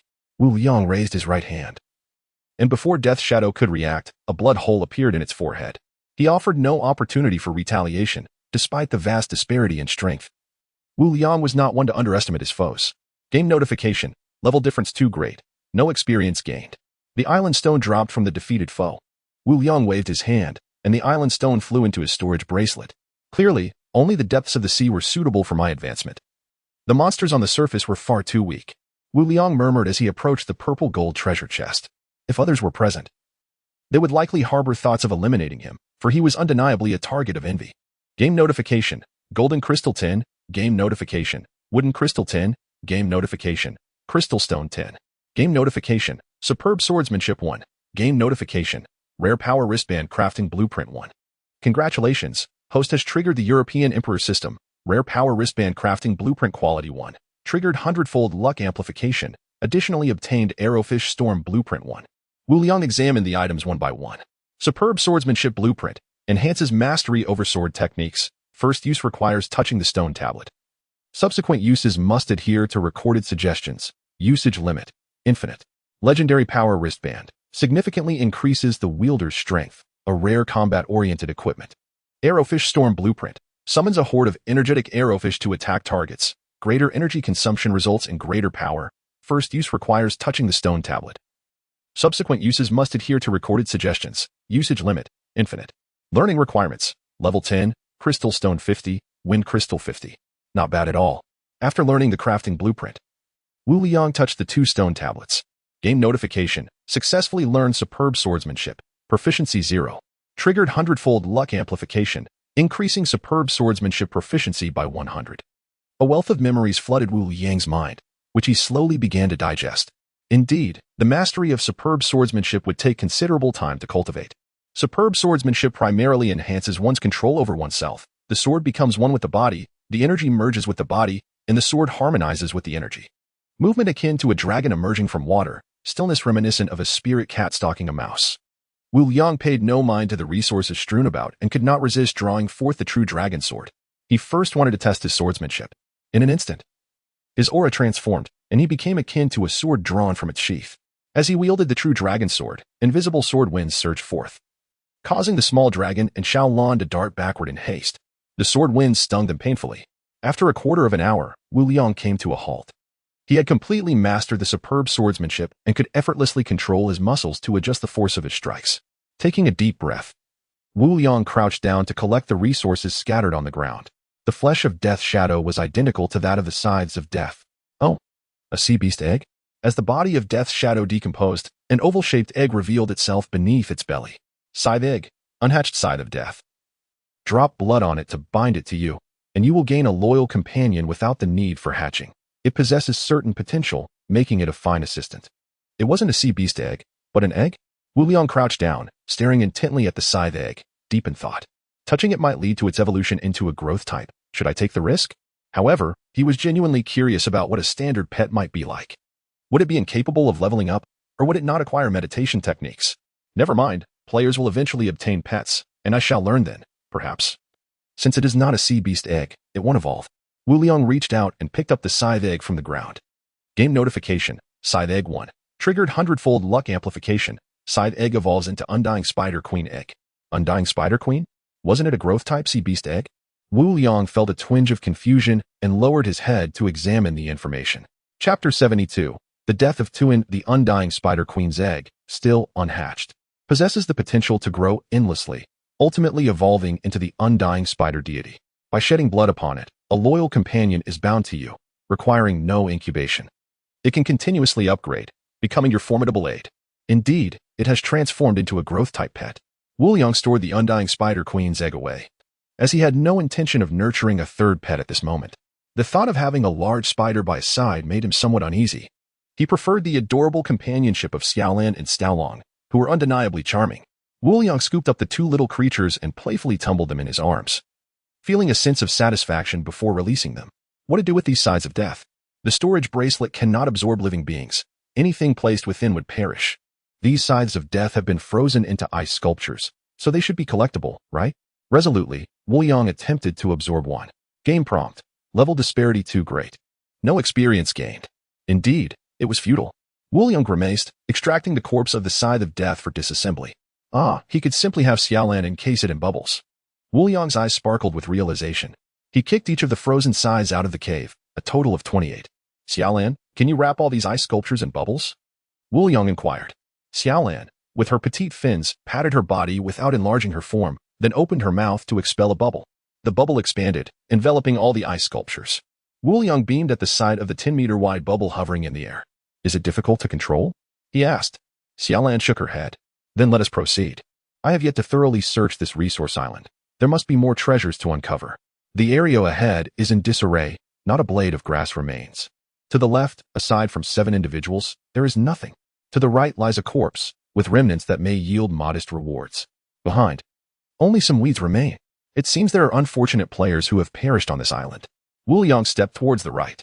As he traversed, the desolation persisted. Soon, a mangled corpse came into view, accompanied by a shattered weapon and a crystal lamp. It was Tuin. Wu Liang could not suppress his astonishment. Who would have thought that those weaker than you have survived, yet you have met your demise? However, to endure in these times, one must be prepared for death. It is merely a stroke of misfortune. May you find better luck in your next life. The loss of one is the gain of another. Wu Liang felt a surge of emotion. Although Tuin's body lay in ruins, the storage bracelet on his left arm remained intact. Game prompt. Unclaimed storage bracelet 1 can be absorbed. Absorb. Wu Liang silently commanded. Game prompt. Gold crystal 18. Game prompt. Wood crystal 24. Game prompt. Quality raincoat 1. Game prompt. Wood 214. Game prompt.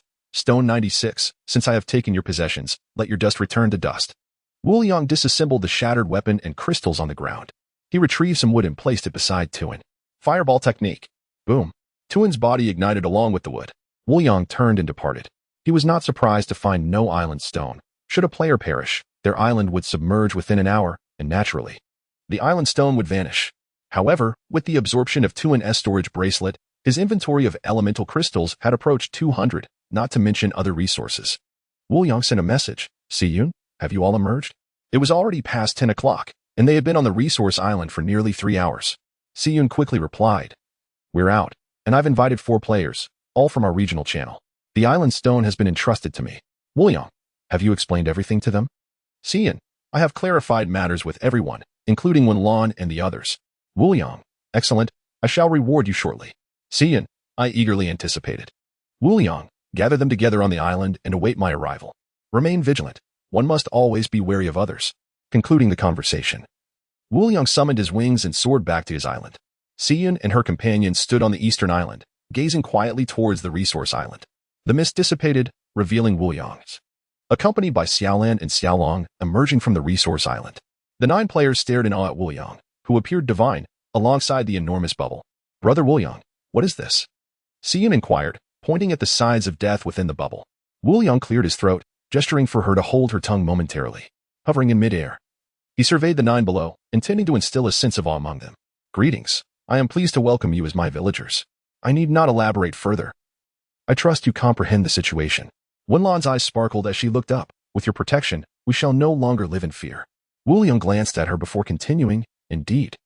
That is commendable, but do not assume this grants you immunity. I have just witnessed Tuin's corpse. He ranked 2nd in our region. Perhaps, before his demise. He disclosed information in the regional channel, and some of you might already know. However, understand this. Tuin has perished, and I too may one day meet a similar fate. Each of us is vulnerable to death. As the saying goes, it is good to rest in the shade of a great tree, but I am not that tree, and I cannot protect you indefinitely. You must continuously enhance your strength. Only then can you be your own true support. I recognize some among you wish for an ordinary life, merely seeking sustenance, but now is not the time for complacency. If we persist in bolstering our abilities and gathering more players, there will come a day when we can live peacefully without fear. Only through continuous self-improvement can we hope to thrive in this world. Do you wish to perish without a fight? Speak up and tell me. Do you desire to live or not? Siyun led the charge, shouting, we do not want to die. I wish to live well. I have a mother to protect. Others echoed, inspired by Siyun. We want to live. Wu Liang, with a stoic expression, continued, you do not wish to die, nor do I. But what must we do? Only through relentless improvement of our abilities can we hold hope for survival in the face of future adversities. This is the reality we confront. Chapter 73, Expansion, however. Let me preface this with a rather harsh truth. I hope everyone understands that it is in your best interest not to violate my rules. No one is exempt. Should anyone breach my regulations, I shall not hesitate to eliminate them. Have you comprehended this? Understood. The crowd responded earnestly, their expressions grave. Excellent. As my villagers, I shall assist you in enhancing your strength. This is both your first and last opportunity. No need for Xiaolong. Wu Liang soared next to the ice sculpture of the Death Scythe, and with a gentle punch, shattered it. The frozen remnants of the Death Scythe cascaded to the ground. Wu Liang slowly descended before the gathering, retracting his wings. Ladies and gentlemen, this is my gift to you. An 8th level Death Scythe, 2 for each of you. By vanquishing them, you will garner substantial experience. Ever since acquiring the village establishment order, Wu Liang had a premonition. The future would unequivocally not consist of one-on-one combat. These players would become his essential foundation. All of humanity from the Azure Star has been cast into this realm of monstrous seas, each undergoing relentless battles, undoubtedly honing their skills. Do you share my aspirations? Wu Liang gazed skyward, his eyes profound, his voice barely a whisper. Regardless of what the future holds, I shall not relent. I am determined to forge a radiant future for myself, with a firm hand and a sweet promise. His intention was not merely to have these individuals as his villagers, but to truly integrate them, enriching the fortune of Yong'an village. Upon hearing Wu Liang's words, the crowd was invigorated, converging upon the ice sculptures of the death scythe. Guan Xiyun took the lead, raising her golden wind sword and striking the ice sculpture. A sharp sound echoed. Wu Liang immediately snapped back to attention, directing his gaze towards the source of the noise. He observed Guan Xiyun's hand, gripping the sword, trembling slightly. A long white mark marred the surface of the death scythe's ice sculpture before her. Could it be? Is it really that difficult to break? Is this the power of magic? The martial god is truly formidable. No, it is not the martial god's prowess, but our own inadequacy. I refuse to believe that I cannot shatter this mere ice sculpture. The others drew their weapons, hacking at the ice sculptures before them. The sounds of scraping filled the air, leaving varied white marks upon the icy surface. Among them, Wenlan and Huabei were the weakest, barely leaving a trace on the sculpture. Persevere. There are a total of 28 ice sculptures of the death scythe, 2 for each of you. The remaining 10 will be available to whoever is the first to slay their 2. Aim for the heads of the death scythes, if they are inadvertently released. I will not be responsible, Wu Liang announced with a smile. The eyes of the crowd gleamed with determination, and they exerted themselves even more fervently. Among them, Guan Xiyun displayed the greatest strength, ultimately defeating 6. Jin Xingyun managed 5, Deng Jie 4, and another named Yuan Ji took down 3. The rest of the group each defeated 2. Not one among them dared to touch the white jade coins that the death scythes had dropped. Wu Liang collected all the coins. Xiyun, hand me the island stone, and then dismantle the bodies on the ground. Save the beast blood for me. The remaining meat can be kept to feed the mother spider of the sea, he instructed. Guan Xiyun produced 2 island stones and handed them to him, then knelt to begin dismantling the corpses of the death scythes. Wu Liang approached an open area, sweeping his hand to gather the trees and flowers he had unearthed before him. Do not idle. Transplant these trees and flowers onto our island. Avoid planting within a 20-meter radius of the coastline to prevent destruction by the sea creatures, he added. After speaking, Wu Liang fused the island stones with his village chief order. Game prompt. Detecting structures on the fused island. Retain. Retain. All the island stones melded into the village chief order, revealing 10 meters of visibility over the sea to the east. The island expanded continuously, the surrounding mist receding. Within mere seconds, the island trembled and shifted once more. Wu Liang's island now boasts a diameter of 150 meters, covering nearly 30 acres. Presently, there are 7 houses on the island, with Wu Liang's residence being the largest, centrally located. However, he was in no rush to upgrade his abode. He would wait until the island grew larger before making enhancements. If any sea creatures land shortly, you should be capable of handling them yourselves. Once you finish your tasks, feel free to come to me for supplies, bathing equipment, beds, sofas, kitchen items, gear, and spells. I have it all. Wu Liang smiled at the crowd. Bathing equipment. When Lan and Huabei exclaimed in delight, they had longed for a bath. In an instant, everyone was filled with renewed vigor. At this moment, Guan Xiyun had completed dismantling the bodies of the death scythes and approached Wu Liang with a smile, presenting him with the beast blood. Brother Wu, what about the promised reward? Wu Liang smiled slightly. We shall discuss it once we enter. All right, Brother Wu, you go in first. I also unearthed some trees, she replied. And Wu Liang nodded, leisurely walking into his residence. Having subordinates makes a difference. It is no wonder so many aspired to leadership in the past. Wu Liang mused while standing in the courtyard, stroking his chin. What are you mumbling about? Guan Xiyun's small head suddenly popped up beside him. Nothing. Wu Liang shook his head, having already sensed her approach. The reward. Guan Xiyun extended her delicate hand. Wu Liang pondered momentarily before speaking. I offer you 2 choices. One is a spell or swordsmanship that can only be cultivated at level 10, and the other is an exceedingly rare pet egg. Though I shall not part with it for free. A pet egg. Brother Wu, do you mean a pet egg like Xiaolong and Xiaolan? Guan Xiyun's voice rose several octaves, her expression one of disbelief. Indeed, it is a growth-type pet that can accompany you as you develop. With Xiaolong and Xiaolan already by your side, selling the Undying Spider Queen's eggs to Guan Xiyun does not seem like a loss. Most importantly, he simply disliked the idea of having a large spider following him around. Wu Liang thought. Brother Wu, why are you so good to me? Surely you do not intend to. Guan Xiyun grasped her collar, retreating a few steps, eyeing Wu Liang warily. Wu Liang rolled his eyes in exasperation. Where are your thoughts wandering? If you do not want it, I shall sell it to Jin Xingyun. In an instant, Guan Xiyun dashed to Wu Liang's side, tugging at his sleeve. I want it. I want it. I was merely joking, Look at you, getting upset. How petty. Wu Liang was left speechless. How could this woman change her tune so swiftly? 1,000 crystal stones, 5 crystal stones daily, paid off in a year, do you agree? That is an exorbitant amount. Guan Xiyun despaired. Does that not mean I shall be working for you in the future? Wu Liang responded gently. Not necessarily, with your strength enhanced. Will you still fear a lack of crystal stones? Chapter 74. The Undying Spider Queen. Wu Liang drew the true dragon sword and continued. Behold this sword in my hand. An epic-grade weapon, worth 5,000 light crystals. Guan Xiyun was momentarily rendered speechless. Brother Wu, I seriously suspect you are showing off your wealth. Yet, it has only been a few days, and you have already amassed 5,000 crystals. Wu Liang chuckled and replied, crystals are easy to come by. I merely sold some resources. Guan Xiyun rolled her eyes dramatically. It sounds effortless. If you were so flush with crystals, why not gift me a pet egg? Think again. Wu Liang promptly interrupted. Fine, 1,000 it is, Guan Xiyun said wearily. Wu Liang immediately listed the Undying Spider Queen's egg on the trading channel of Yeoman Village. Visible only to Guan Xiyun. Once the details were set, he sent the link to her. The familiar sound of a game notification signaled that their transaction was complete. 1,000 crystals is a bargain, akin to half-gifting. I estimate that if sold to the natives of the Demon Sea world, they would pay not just 1,000 crystals, but even 100,000 for it. Wu Liang stated with a serious expression. Really? Is it that precious?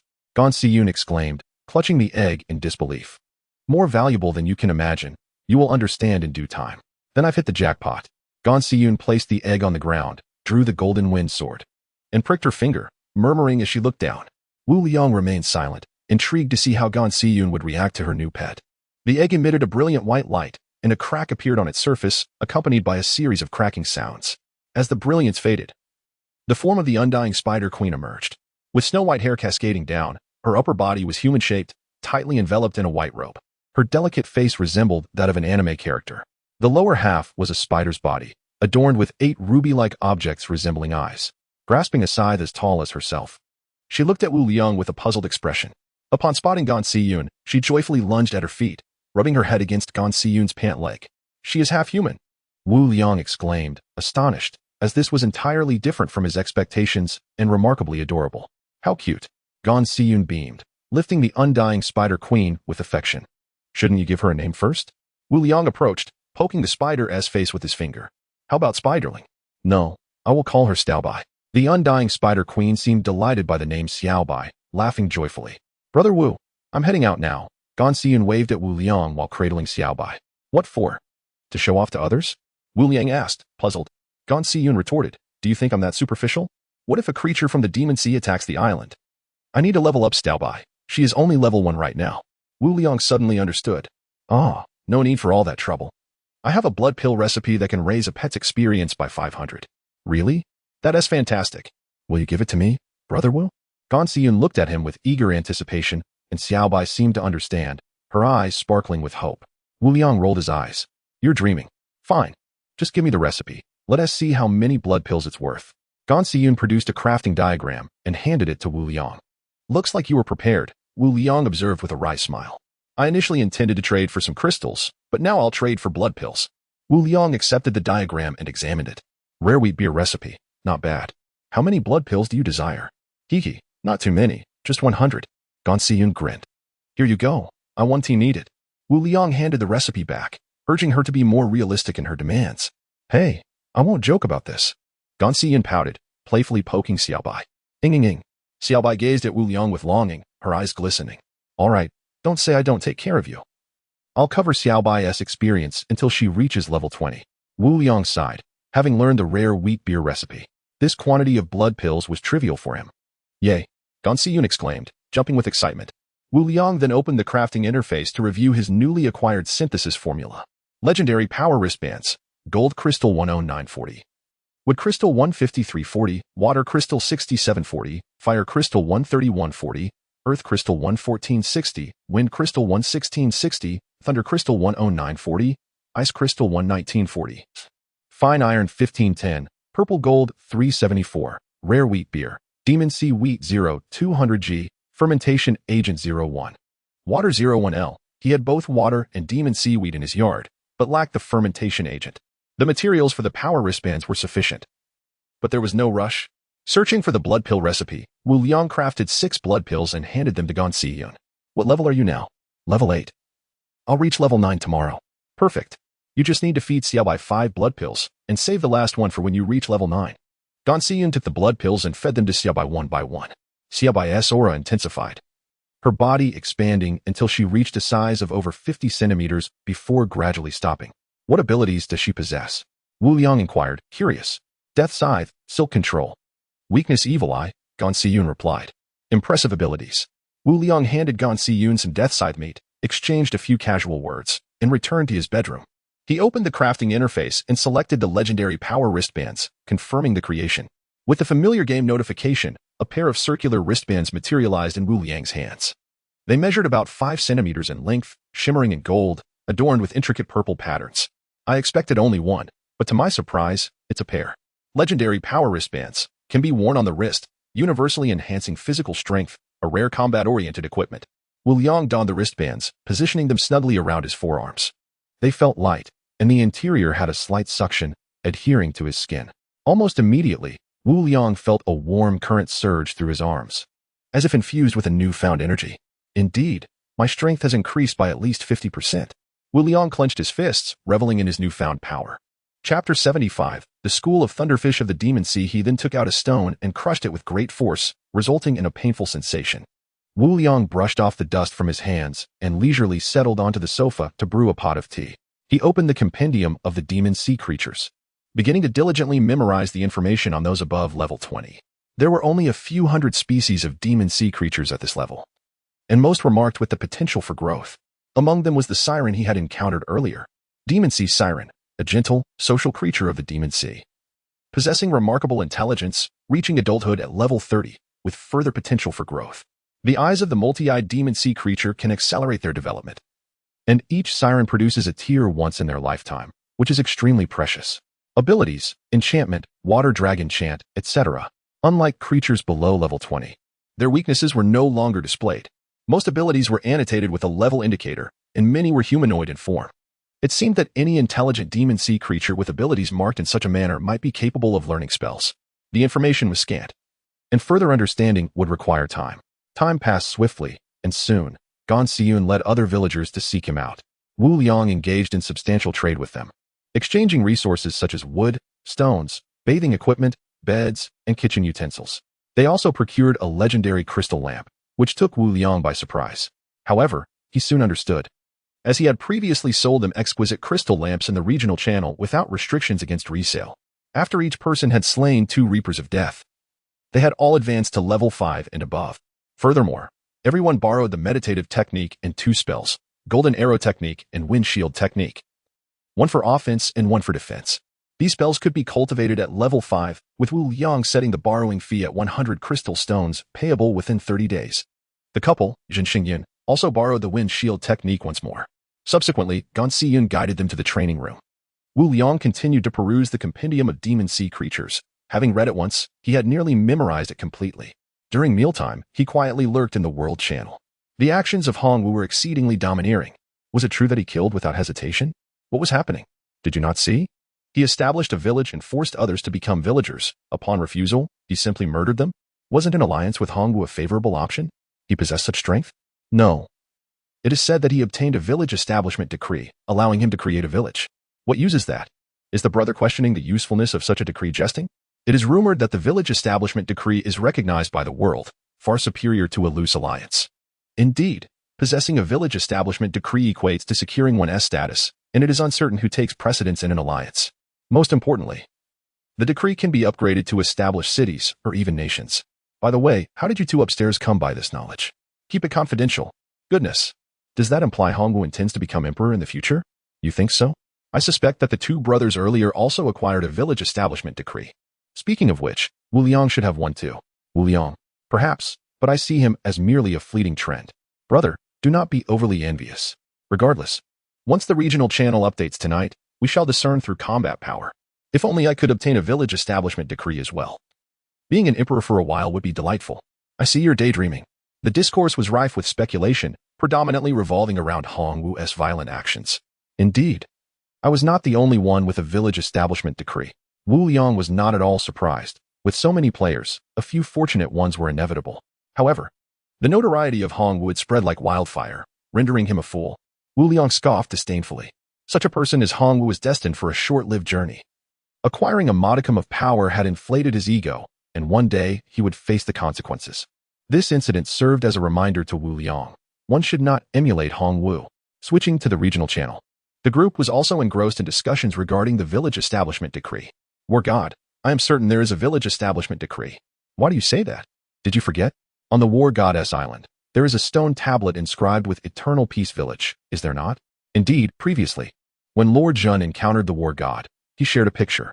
Today, several individuals have encountered the War God. Precisely.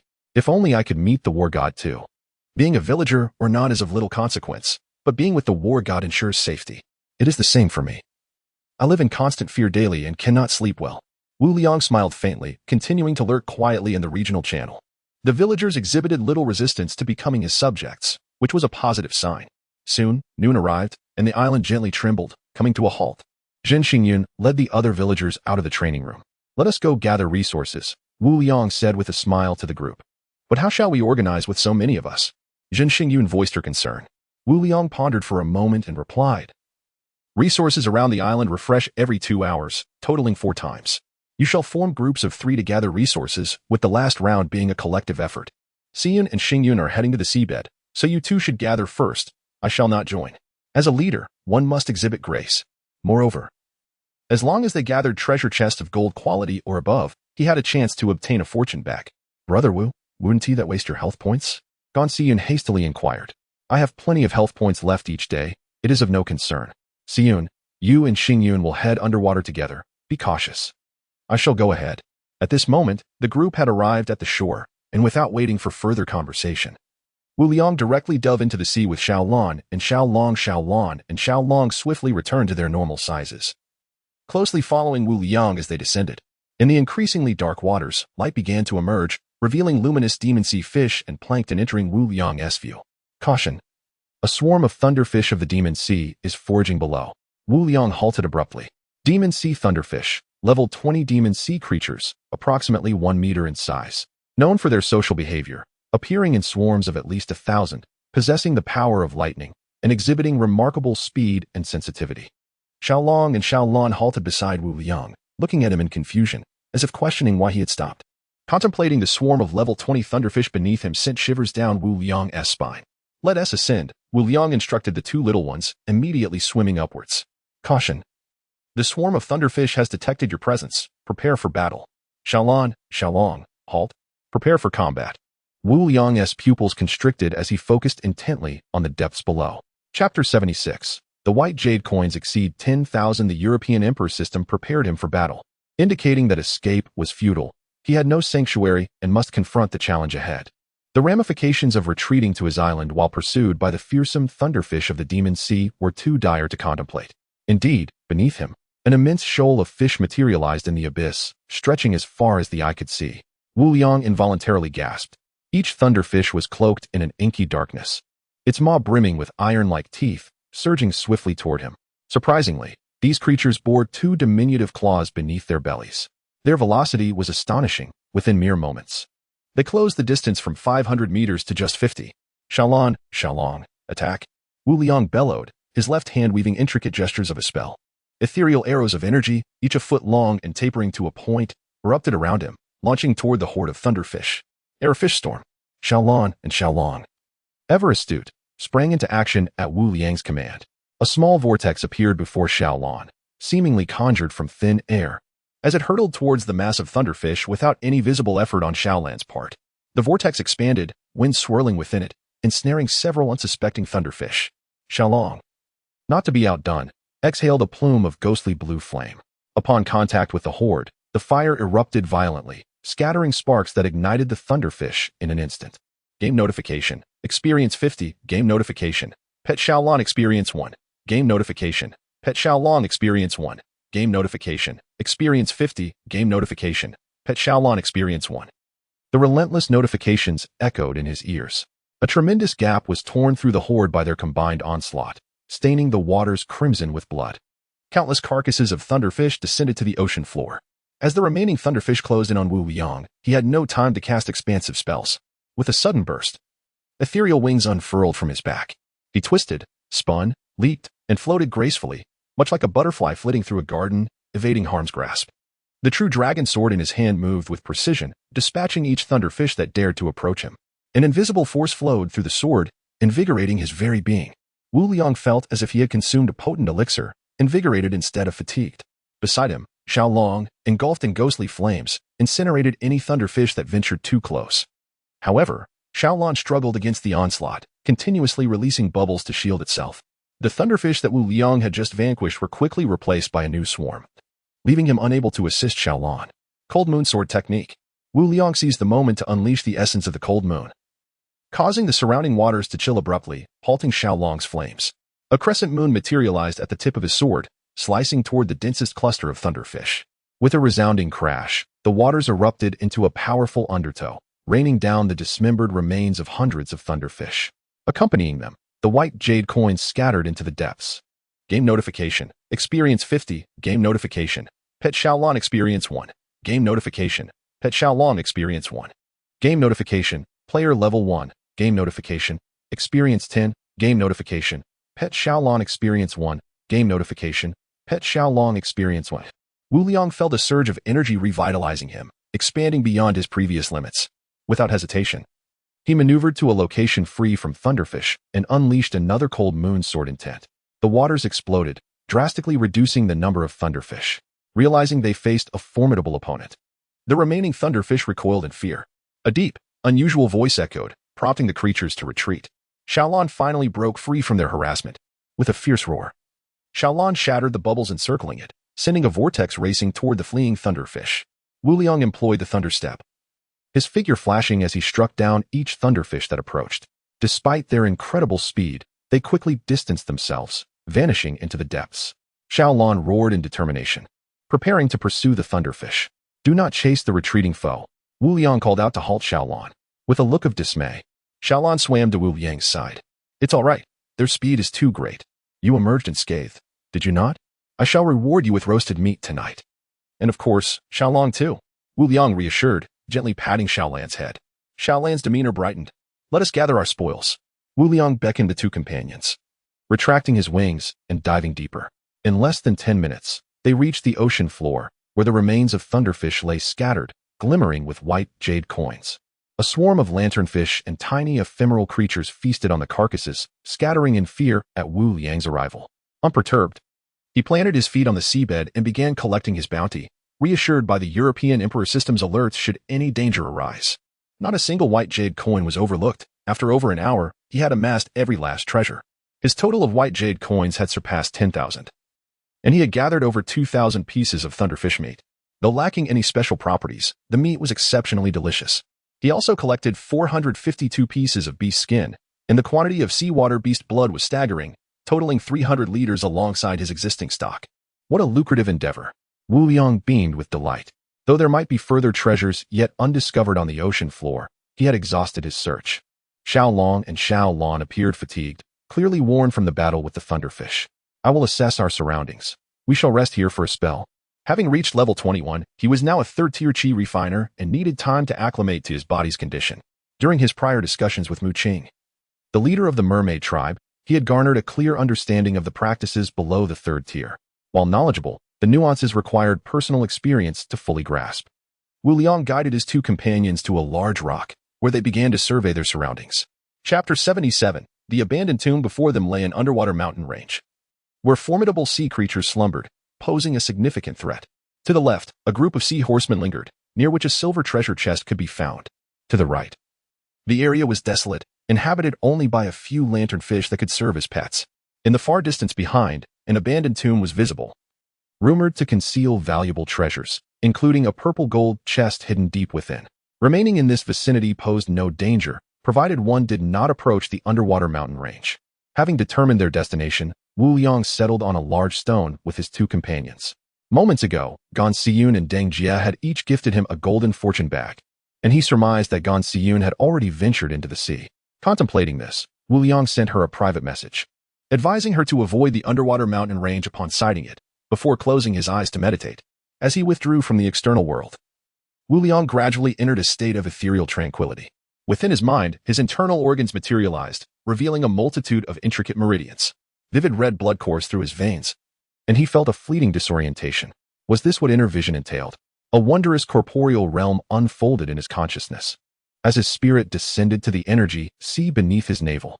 In the energy sea, a vast lake brimmed with swirling vital energy, occupying most of its expanse. As Wu Liang attempted to meditate, he witnessed starlight emerging from the depths, flooding into his being through his meridians and into the energy sea. Above the energy sea, a mist of water vapor began to form, with drops of vital energy cascading into the lake. These sensations were typically beyond his perception. Wu Liang longed to remain in this state of blissful absorption, yet he retained a sliver of rationality, choosing to halt his meditation once his vital energy was replenished. His spirit roamed throughout his body, quickly assessing his condition. His vital energy had increased more than fivefold, and his physical attributes were now vastly superior to before. Should he remove his strength wristbands, his power would rival that of a level 20 wielder. Opening his eyes, Wu Liang wore an expression of delight. He then focused his attention and accessed the game panel. Wu Liang, height, 183 centimeters, weight, 72 kilograms, level, 21 combat power, 35, 524 experience, 1, 286 5. 000 health, 100 lifespan, 300 title, village chief of Yong'an Village Year 1, Month 1, Day 8, 1421. Not only had his combat power surged by approximately 15,000, but his lifespan had also reached an impressive 300 years. Astonished, Wu Liang could not help but shake his fist in exhilaration. Regaining his composure, he glanced at the little dragon and little blue beside him. The two companions also appeared revitalized. "Let us go," he called to them, swimming towards the rear. The underwater landscape remained characterized by rugged rocks and flourishing corals, a sight Wu Liang had long grown accustomed to.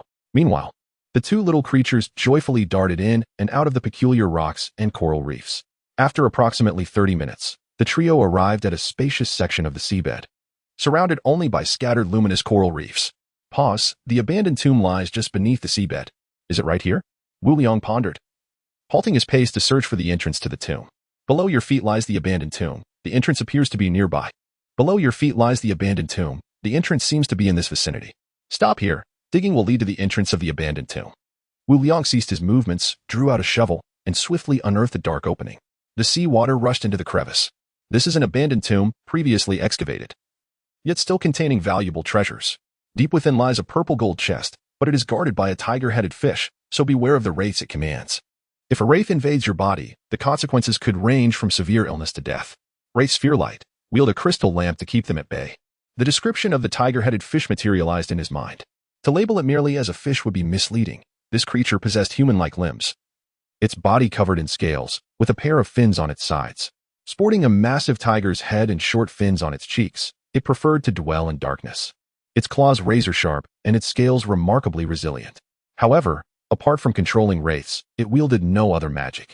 Wraiths, lacking physical form, could invade the flesh until the target perished. In essence, as long as he brandished the crystal lamp, the creature would be rendered powerless. This promised a wealth of experience. Wu Liang licked his lips. "Follow me," he instructed, retrieving the crystal lamp from his storage bracelet, gripping his golden wind sword tightly in his right hand as he entered the tomb. As he activated his detection spell, the interior of the tomb unfolded in his mind, beginning with a narrow passage that broadened further inside. He noted numerous areas showing signs of damage, with the ground and walls caked in mud, washed away by the sea. Scattered across the floor were bones of various sizes. The water was murky, obscuring his vision, yet it did not hinder his detection spell.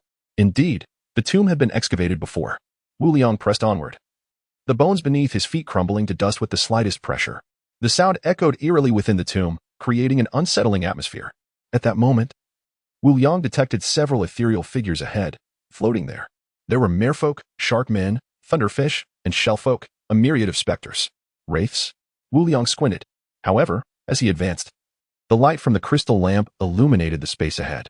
The wraiths recoiled in agony, shielding their forms with their arms, emitting piercing cries as they retreated. Effective.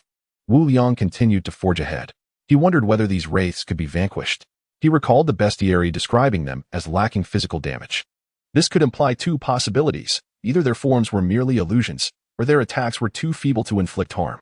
If it were the former, he would be at a loss against them. Nonetheless, as these wraiths feared light, they could do nothing to him. The tomb was deep, and thus far. The tiger-headed fish had yet to reveal itself. Wu Liang secured the crystal lamp to his left wrist and raised his left hand, launching a golden arrow from his palm. Whoosh! It struck the nearest wraith. The golden arrow pierced through the wraith's form, impacting the stone wall beyond. Wu Liang then attempted various spells, freezing, wooden spikes, and water arrows, yet all resulted in the same outcome, passing through without inflicting any tangible damage. Even the earth wall spell proved ineffective against the wraiths. It appeared that dispersing them would be feasible, but exterminating them would be a challenge. Wu Liang furrowed his brow in disappointment. Chapter 78, The Holy Light Technique, however. With the presence of the crystal lamp, these wraiths naturally dared not approach. Little dragon, shrink your body, he instructed the diminutive creature beside him. He then hung the crystal lamp on the smaller dragon and reiterated, do not stray too far from me. There's no need for you to intervene. Just ensure the crystal lamp is well protected. The little dragon nodded eagerly in agreement. The wraiths surrounding them trembled in fear, retreating into the shadows, unwilling to draw near. Wu Liang and the two little companions gradually advanced deeper into the cavern. The seawater continued to flow, gradually clarifying, allowing Wu Liang's naked eye to discern the vast environment of the underground tomb. It was expansive, with rock walls extending nearly the size of his island, stretching endlessly into the depths. Even without discovering an entrance, constant excavation downward would eventually reveal the tomb. The ground was littered with bones and shattered weapons. Remnants of a brutal battle fought over the treasures buried within. These relics were ancient, crumbling at the slightest touch, devoid of any value for collection. They pressed onward, and shortly arrived at the depths of the tomb, finding the sea demon tigerfish less than 100 meters away. The creature was concealed behind a stone, surrounded by several phantoms. Its sharp claws glistened coldly as it fixated its gaze on the tomb's passage, evidently aware of the intruders through the wraith's senses. Nearby, a purple-gold treasure chest lay, devoid of radiance, yet the effects of his scouting spell vividly imprinted the scene within the tomb upon his mind. Feigning ignorance of the sea demon tigerfish's presence, Wu Liang strolled leisurely deeper into the cavern. Soon, he approached the creature. The wraiths near the sea demon tigerfish shrieked in panic, hastily retreating into the darkness. The sea demon, indifferent to its enslaved wraiths, coldly focused on Wu Liang, akin to a seasoned hunter. As Wu Liang drew closer, the sea demon tigerfish began to crouch, its claws gleaming ominously, as if a mere brush against him could sever his neck. Before the creature could leap at him, Wu Liang extended his left hand, casting a flurry of spells towards its hiding place. The stone shattered under the force of his golden arrow technique, and wooden vines erupted from beneath the sea demon tigerfish, followed closely by the ice spell. Enraged, the creature swung its arms, swiftly severing the entangling vines. What was intended as a stealthy ambush turned into a miscalculation as it found itself outmaneuvered by Wu Liang. The sea demon tigerfish struggled violently, but the freezing spell had not yet fully enveloped it, and it shattered into pieces. It was indeed a level 25 sea creature. Wu Liang executed a lightning dash, instantly propelling himself before the sea demon tigerfish, thrusting the true dragon sword towards its head. Roar! The sea demon tigerfish bellowed in fury, seizing the true dragon sword with its right hand. Is that effective? Wu Liang replied with a cold smile, swinging the true dragon sword and severing the creature's right arm. The sea demon, unfazed by its injury, became even more ferocious, lunging its left hand towards Wu Liang's heart. Wu Liang swiftly retreated. The sea demon tigerfish's lower body remained ensnared by the wooden vines, and suddenly, 10 long claws erupted from its toes, effortlessly slicing through the vines. In an instant, the sea demon tigerfish lunged at Wu Liang once more. Little Blue's attack followed suit, encasing the sea demon tigerfish in a bubble, and a barrage of wind blades rained down upon it. Roar! The sea demon tigerfish screeched in agony. As the spell dissipated, it shielded its face with its arms, drenched in blood. Seizing the opportunity, Wu Liang executed another lightning dash, thrusting the golden wind sword towards the creature's heart. Just as the sea demon tigerfish lowered its arms, it caught sight of the true dragon sword approaching. With a shriek, it recoiled, using its now disabled arm to block the sword, and simultaneously kicked at Wu Liang with its left leg. Prepared this time, Wu Liang stood firm, casting 2 wind shield spells with his left hand, while his lower body ascended, aligning parallel to his upper body. The wind shields shattered instantaneously. Yet Wu Liang successfully evaded the sea demon tigerfish's left leg. The true dragon sword, razor sharp, pierced through the sea demon tigerfish's left arm and into its heart. Game hit. Experience 2000. Game hit. Pet Little Blue experience 50. Game hit. Pet Little Dragon experience 50. Wu Liang exhaled deeply, his body sinking down as he regained his footing on the seabed. Fortunately, this was the deep sea. Had he been on land, it would have been impossible to dispatch the sea demon tigerfish so easily. Truly, he ought to express his gratitude to Mu Qing. Bending down, Wu Liang picked up a scroll that the sea demon tigerfish had dropped. If it weren't for the mermaid's tears that allowed him unparalleled agility even underwater, he would have retreated when the sea demon tigerfish kicked at him. Utilizing the buoyancy of the seawater, he had managed to evade the attack and slay the creature. Regrettably, he could no longer locate Mu Qing's mermaid tribe, leaving his gratitude unspoken. The scroll was a spell diagram, and since it was dropped by the sea demon tigerfish, there was no notification from the luck system. Holy light technique. When used, a powerful aura of light envelopes the user, causing temporary blindness and effectively countering malevolent spirits. Requirements: Level 10, 50 fire crystals, 50 thunder crystals, 50 ice crystals. The ability to counter malevolent spirits meant it would also be effective against the wraiths. Wu Liang's eyes sparkled with excitement as he immediately learned the spell, while simultaneously employing the scouting technique to locate the wraiths. However, regardless of his efforts, he could not discern a single wraith. Had the death of the sea demon tigerfish caused them to dissipate? Wu Liang felt a twinge of regret. Without the wraiths, he had no means to proceed. Dismantling the sea demon tigerfish's carcass yielded 5 meat chunks, 500 milliliters of sea beast blood, and 2 hides. The purple gold treasure chest lay not far off. But Wu Liang chose not to approach it. Instead, he called out to Little Dragon and Little Blue, "Close your eyes." Seeing them comply, Wu Liang unleashed the holy light technique. A brilliant white light erupted from his being, illuminating the entire tomb. The cavern became a blinding expanse, rendering everything indistinct in its radiance. Since Wu Liang was the one casting the spell, his own eyes were unaffected, although he could not see clearly with the naked eye. The scouting technique remained effective. This spell was remarkably advantageous for ambushes. Wu Liang's face lit up with delight as he contemplated the various applications of the holy light technique. Chapter 79. The damaged epic equipment. The little dragon could not cease its incessant cries. Everything happening around was laid bare under Wu Liang's detection spell. Noticing that Xiao Lan was about to open her eyes upon hearing the dragon's chaotic noise, Wu Liang quickly dispelled the holy light spell. He looked at the little dragon with a smile as it floundered and bumped into the wall, believing itself to be blind. Wu Liang chose not to inform it, considering this a minor lesson to keep the little dragon in check. Swimming close to the purple gold treasure chest, Wu Liang confirmed there was no danger before opening it. Game prompt: 10 gold crystals. Game prompt: 10 wood crystals. Game prompt: 10 water crystals. Game prompt: rare spellcasting gloves recipe 1. Game prompt: manipulation technique 1. Congratulations! Host has triggered the Lucky Emperor system. Manipulation technique originally at 1. Triggered a 100-fold luck amplification. Library construction blueprint 1. Legendary spellcasting gloves recipe. Significantly increases casting speed and power, as thin as a cicada's wing, transparent and silky. Manipulation technique original. Enables the user to control object movement with energy release. The larger the object, the more energy consumed. The further the distance, the weaker the sensing, thus increasing energy consumption. The first use requires touching the stone tablet. Unlimited uses. Requirements: Level 10, 50 wind crystals, 50 wood crystals, 50 earth crystals. Library construction blueprint. An upgradable building blueprint, bound to the builder upon successful construction. Any book stored within can be accessed simply by touch, eliminating the need for memorization. Highly convenient. The user may grant external access, setting conditions, and charging fees. Note: only jade coins may be charged, or may choose to open it for free. Very well, Wu Liang thought with a hint of joy. He had felt that the number of villagers on his island was increasing daily, making it inconvenient for them to come to his training room for spell learning. Once he returned to construct the library, all this would be resolved. Moreover, it would be exceedingly convenient, eliminating the need for rote memorization. As for charging fees, he was untroubled. He could first collect crystals and then open access for free, keeping a vigilant eye on it. Wu Liang first placed his palm on the stone tablet, learning the manipulation technique, then grasped the 2 blueprints and silently chanted. He learned them all. The blueprints instantly turned to ash. After gathering the materials on the ground, Wu Liang began to experiment with his new manipulation technique.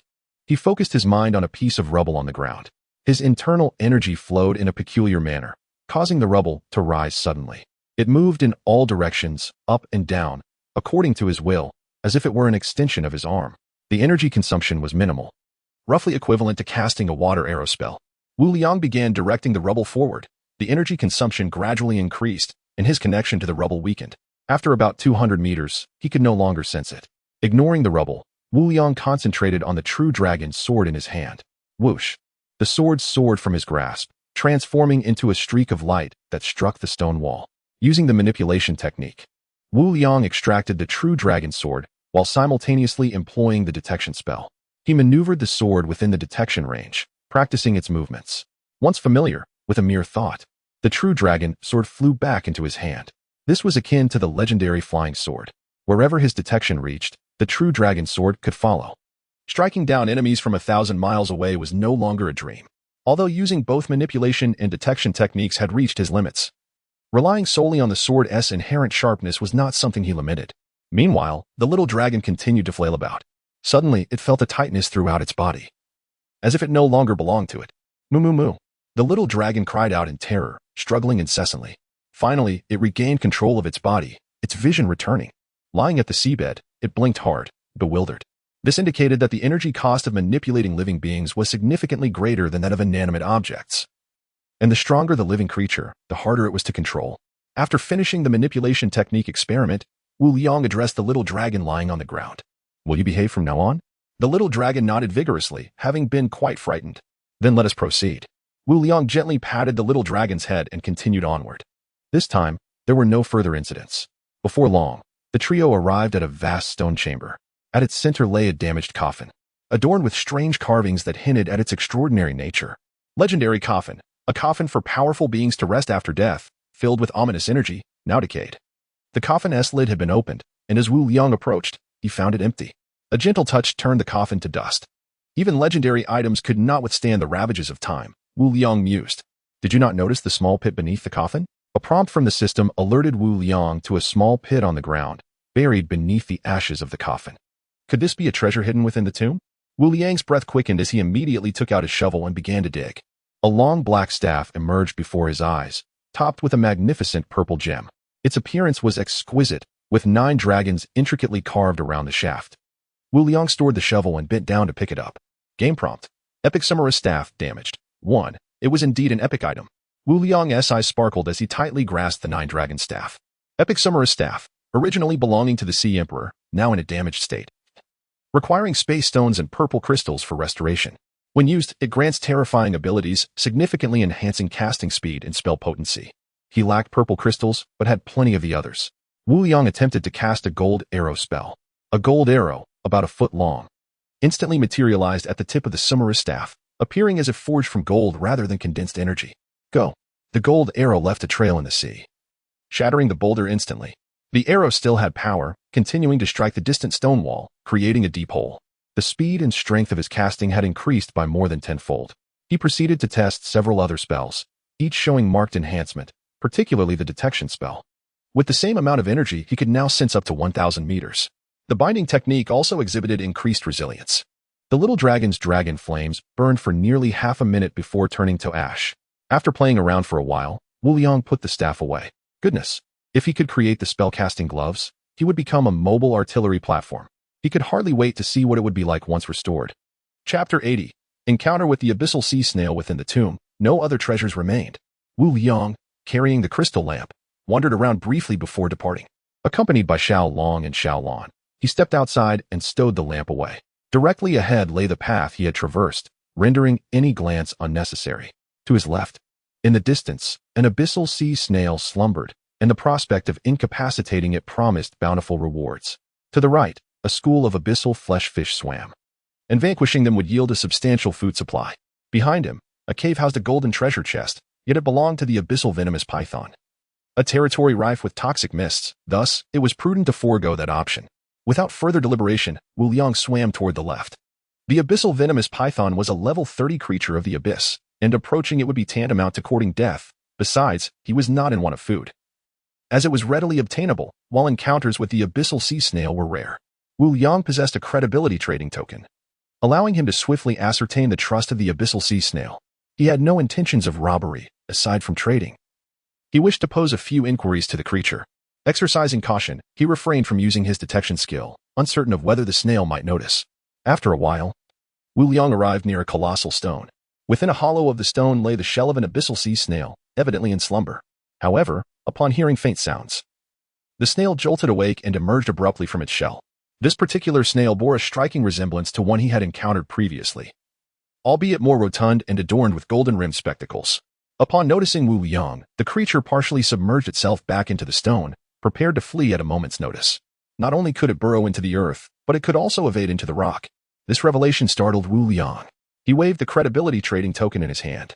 The abyssal sea snail paused, removed its spectacles, rubbed its eyes, and after scrutinizing Wu Liang, exhaled a sigh of relief. I wish to trade with you. Do you prefer crystals or jade coins? Wu Liang inquired tentatively. Both are acceptable. However, crystals and white jade coins are exchanged at a rate of 1 to 5. If you possess green jade coins, that would be even better. 1 green jade coin is worth 100 white jade coins, or 200 crystals. This is the standard price throughout the abyssal sea, the snail replied nonchalantly, exhibiting no signs of wariness. Wu Liang's eyes brightened immediately. Indeed.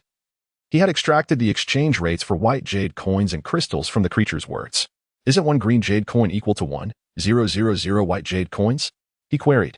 The abyssal sea snail regarded him with disdain. In town, that may be the case, but this is the periphery of the abyssal sea. The price of green jade coins is naturally higher here. How could a mere human be unaware of such matters? Wu Liang scratched his head and chuckled. What could he say? However, this particular abyssal sea snail seemed devoid of cunning. Do you possess any spells? I wish to acquire some spells or other special items. He cheerfully shifted the conversation toward trading. One moment, let me search, the snail replied. Its 2 arms delved into its shell, rummaging about. Wu Liang was astounded by its remarkable flexibility. Shortly after, the abyssal sea snail produced a dozen blueprints, displaying them as if setting up a stall for Wu Liang to inspect. Windblade technique. Summons a blade of wind. Requirements. Level 5. 10 wind crystals. Thunder summoning technique. Calls forth a bolt of lightning. Requirements. Level 5. 10 lightning crystals. Water armor technique. Conjures a semi-transparent armor around any target, offering exceptional damage resistance. Lasts for 10 minutes. Requirements. Level 10. 50 water crystals. Fine wind fire blade blueprint. Combat equipment. Exceptionally sharp. A rare find. Rare brewing yeast blueprint. Essential for brewing. Significantly enhances flavor. Wu Liang perused each item. The rare brewing yeast blueprint was of particular interest to him. The other spells were not as necessary. He primarily wanted to ascertain the prices of these spells. Clearing his throat, he pointed to the water armor technique and the windblade technique. In truth, he was mainly interested in the water armor technique. If the price were reasonable, he might consider purchasing it. The water armor technique cost 200 white jade coins, while the windblade technique cost 700 white jade coins, the abyssal sea snail stated.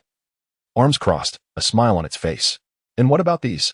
Wu Liang gestured toward the other spells. The prices for these spells generally ranged from 600 to 500 coins. After thorough consideration, he pointed to the rare brewing yeast blueprint. This rare brewing yeast blueprint is crafted by our master abyssal sea snail and significantly enhances the flavor of brews. If you require it, it will cost you 2,000 white jade coins, the snail declared proudly. The master of the abyssal sea snails? Wu Liang paid little mind to the price, having noted a crucial piece of information, that blueprints could be artificially created. If blueprints could be crafted, might spells not also be produced? He committed this insight to memory and feigned regret as he stated, I can only afford the rare brewing yeast blueprint with my white jade coins. It seems spells are beyond my reach. The abyssal sea snail hesitated for a moment. These prices are set by our elders. While you possess a credibility trading token, I cannot offer you a discount. Wu Liang was unfazed. He had no intention of acquiring those spells, having merely sought to understand their pricing. Producing 2,000 white jade coins, he handed them to the snail and casually inquired, do you possess any spatial stones? The abyssal sea snail did not even glance at him, accepting the coins while fiddling with the blueprints on the ground. I do not have any spatial stones. Even if I did, you could not afford them. Do not entertain such hopes. Wu Liang took the rare brewing yeast blueprint and learned it immediately, then inquired once more. Do you have any meditation techniques for sale? The abyssal sea snail had finished packing its items and was preparing to leave. Ordinary meditation techniques cost over 10 green jade coins. Some precious ones exceed 100 coins, and others require purple jade coins for purchase. Do not harbor such thoughts. A word of caution, it would be best not to lead that dragon behind you into Dragon City. With that, the snail vanished in an instant. Dragon City? Wu Liang stroked his chin with his left hand, glancing at Xiao Long and comprehending the warning imparted by the abyssal sea snail. Although the transaction with the creature had been brief, he had gleaned a wealth of useful information. The 7 luminaries meditation technique was categorized as a precious meditation method. It seemed he had perhaps undervalued it. He had exchanged only 500 crystals, which, according to the prices in the abyssal world, should have been worth at least 2,000 crystals. Oh well, I shall ponder that later. For now, I shall explore elsewhere, Wu Liang resolved, dismissing further thoughts. Chapter 81. Constructing the library pavilion. Wu Liang glanced at the time. Goodness, it was nearly 7 p.m. He had not anticipated that so much time had passed unnoticed. Reflecting on it, it was not entirely surprising. He had spent an extensive duration within the Forsaken Tomb. Most of that time had been consumed by his experimentation with spells and traveling. Time to head back. He called out to Xiaolon and Xiaolong, then dove towards his island. As he glided through the water, Wu Liang took out the fortune bags he had received today, 2 golden fortune bags and 1 purple gold fortune bag. He hadn't paid attention at the time and was unaware of who had dropped the purple gold bag. He decided to go all in. Game notification, golden fortune bag, 2. Game notification, purple gold fortune bag, 1. Game notification, gold crystal, 12. Game notification, wood crystal, 12. Game notification, water crystal, 12. Game notification, recipe for an exquisite juicer, 1. Game notification, recipe for exquisite fruit wine, 1. Game notification, exquisite wall mirror, 1. Triggered 100-fold luck enhancement, additional obtained, jade coin, 1. Triggered 100-fold luck enhancement, additional obtained, jade coin, 1. Triggered 100-fold luck enhancement, additional obtained, vow sphere, 1. The 3 crafting recipes were self-explanatory, so he learned them immediately. Now, with the brewing recipe, he could produce both fruit wine and wheat beer, which made his mouth water at the thought. He collected all the floating crystals around him and examined the vow sphere. The vow sphere, reminiscent of a crystal ball used for divination, was sparkling and translucent. Vow sphere requires a vow to be set. Once a vow is made towards the vow sphere, a contract with heaven and earth is automatically formed, which cannot be violated. Any breach will result in penalties as per the vow's content. It can also be placed within a structure, binding it to the building and serving as a mechanism to trigger its opening. It cannot be dismantled. What a remarkable item. Wu Liang happily stored it away. This vow sphere could be placed within the library pavilion, ensuring that anyone wishing to enter would have to make a vow, thus alleviating his concerns about the knowledge he had acquired being leaked.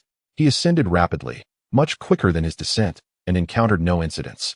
Before long, Wu Liang, accompanied by Xiaolon and Xiaolong, reached his island. The island was deserted. They were either in his house or the training room. Wu Liang sent a private message to Gan Siyun, and indeed, they had returned, now all gathered in the training room. Wu Liang instructed Gan Siyun to summon everyone and requested that she bring all the stone tablets from the training room. He stood outside, waiting silently. Soon, 9 individuals emerged from his residence. Brother Wu, is there something you need? Gan Siyun approached Wu Liang and summoned 3 stone tablets, puzzled. Wu Liang collected the tablets and replied, "You will find out shortly." He gestured towards a building adjacent to his residence. "Whose house is this?" "Mine." Huabei raised her hand weakly, clearly having bathed. She appeared vastly different from their earlier encounter. Though ordinary in appearance, she was no longer dirty. "Please go inside and gather your belongings. I need to utilize this space and will have to dismantle your house, but I will compensate you."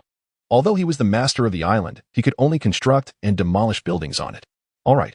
Huabei complied willingly, returning to her house to tidy up and voluntarily dismantling it, saving Wu Liang considerable hassle. Wu Liang approached the vacant lot and opened the construction interface. Library pavilion, wood, 100, stone, 50. He selected it and initiated construction. A streak of light flashed, revealing a modest tower-like structure on the island, approximately 4 meters in length and width. Wu Liang accessed the library pavilion upgrade page and proceeded to upgrade. Game notification, wood, 1000, stone, 500, iron 100, earth crystal, 10, water crystal, 10. Game notification, 2-story library pavilion construction successful. The library pavilion expanded to 10 meters in size, its style transformed dramatically, now adorned with a new level and a more exquisite exterior. Wu Liang was not finished. He continued to upgrade. Game notification, wood, 5000, stone, 3000, iron, 500, earth crystal, 100, water crystal, 100, wind crystal, 100, wood crystal, 100. Game notification, 5-story library pavilion construction successful. The library pavilion's dimensions increased to approximately 30 meters in length and width, with 3 additional stories added in an instant. The exterior was embellished with intricate patterns, exuding opulence far surpassing that of his residence.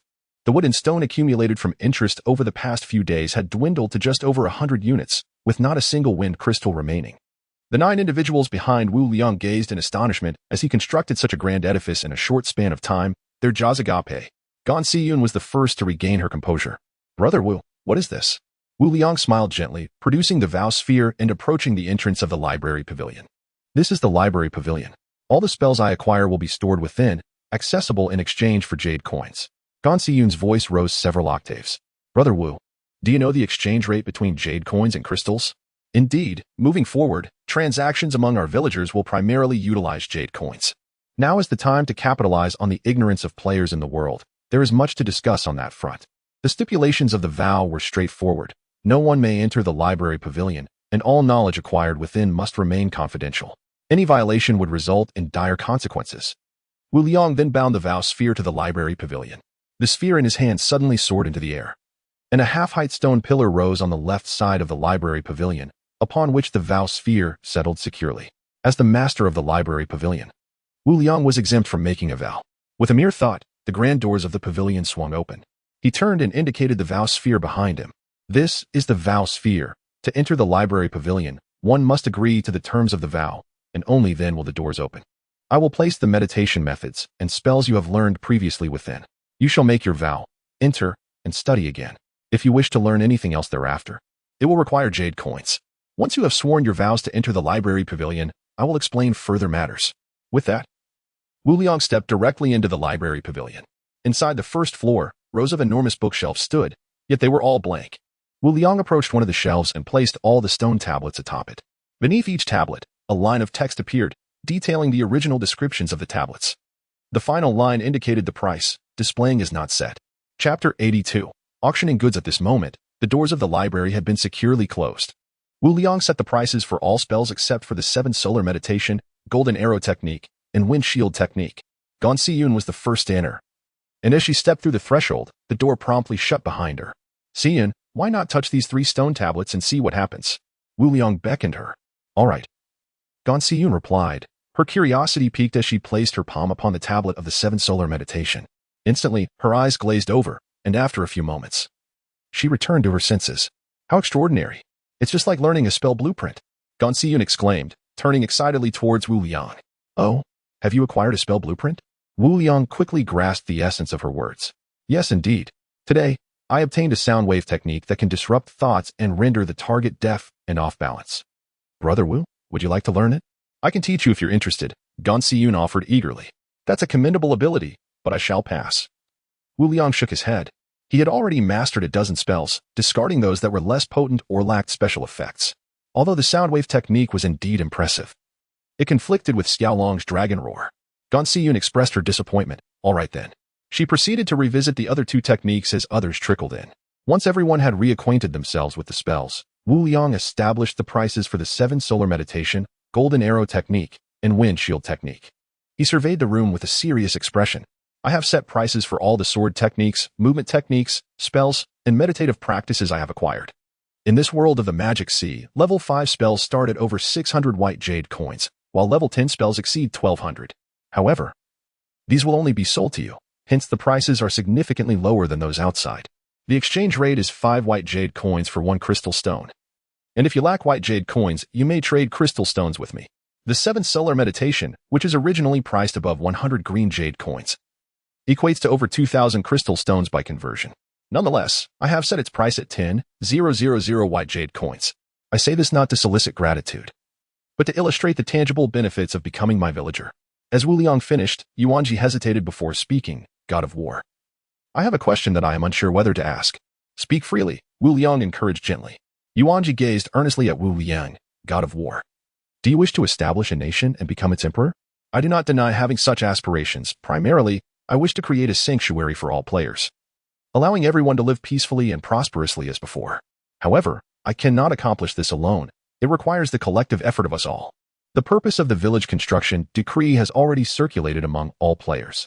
Wu Liang recognized that continuing to conceal his intentions would appear petty, and he had no need to hide. Upon hearing this, Yuanji remarked, then establishing a management system is imperative.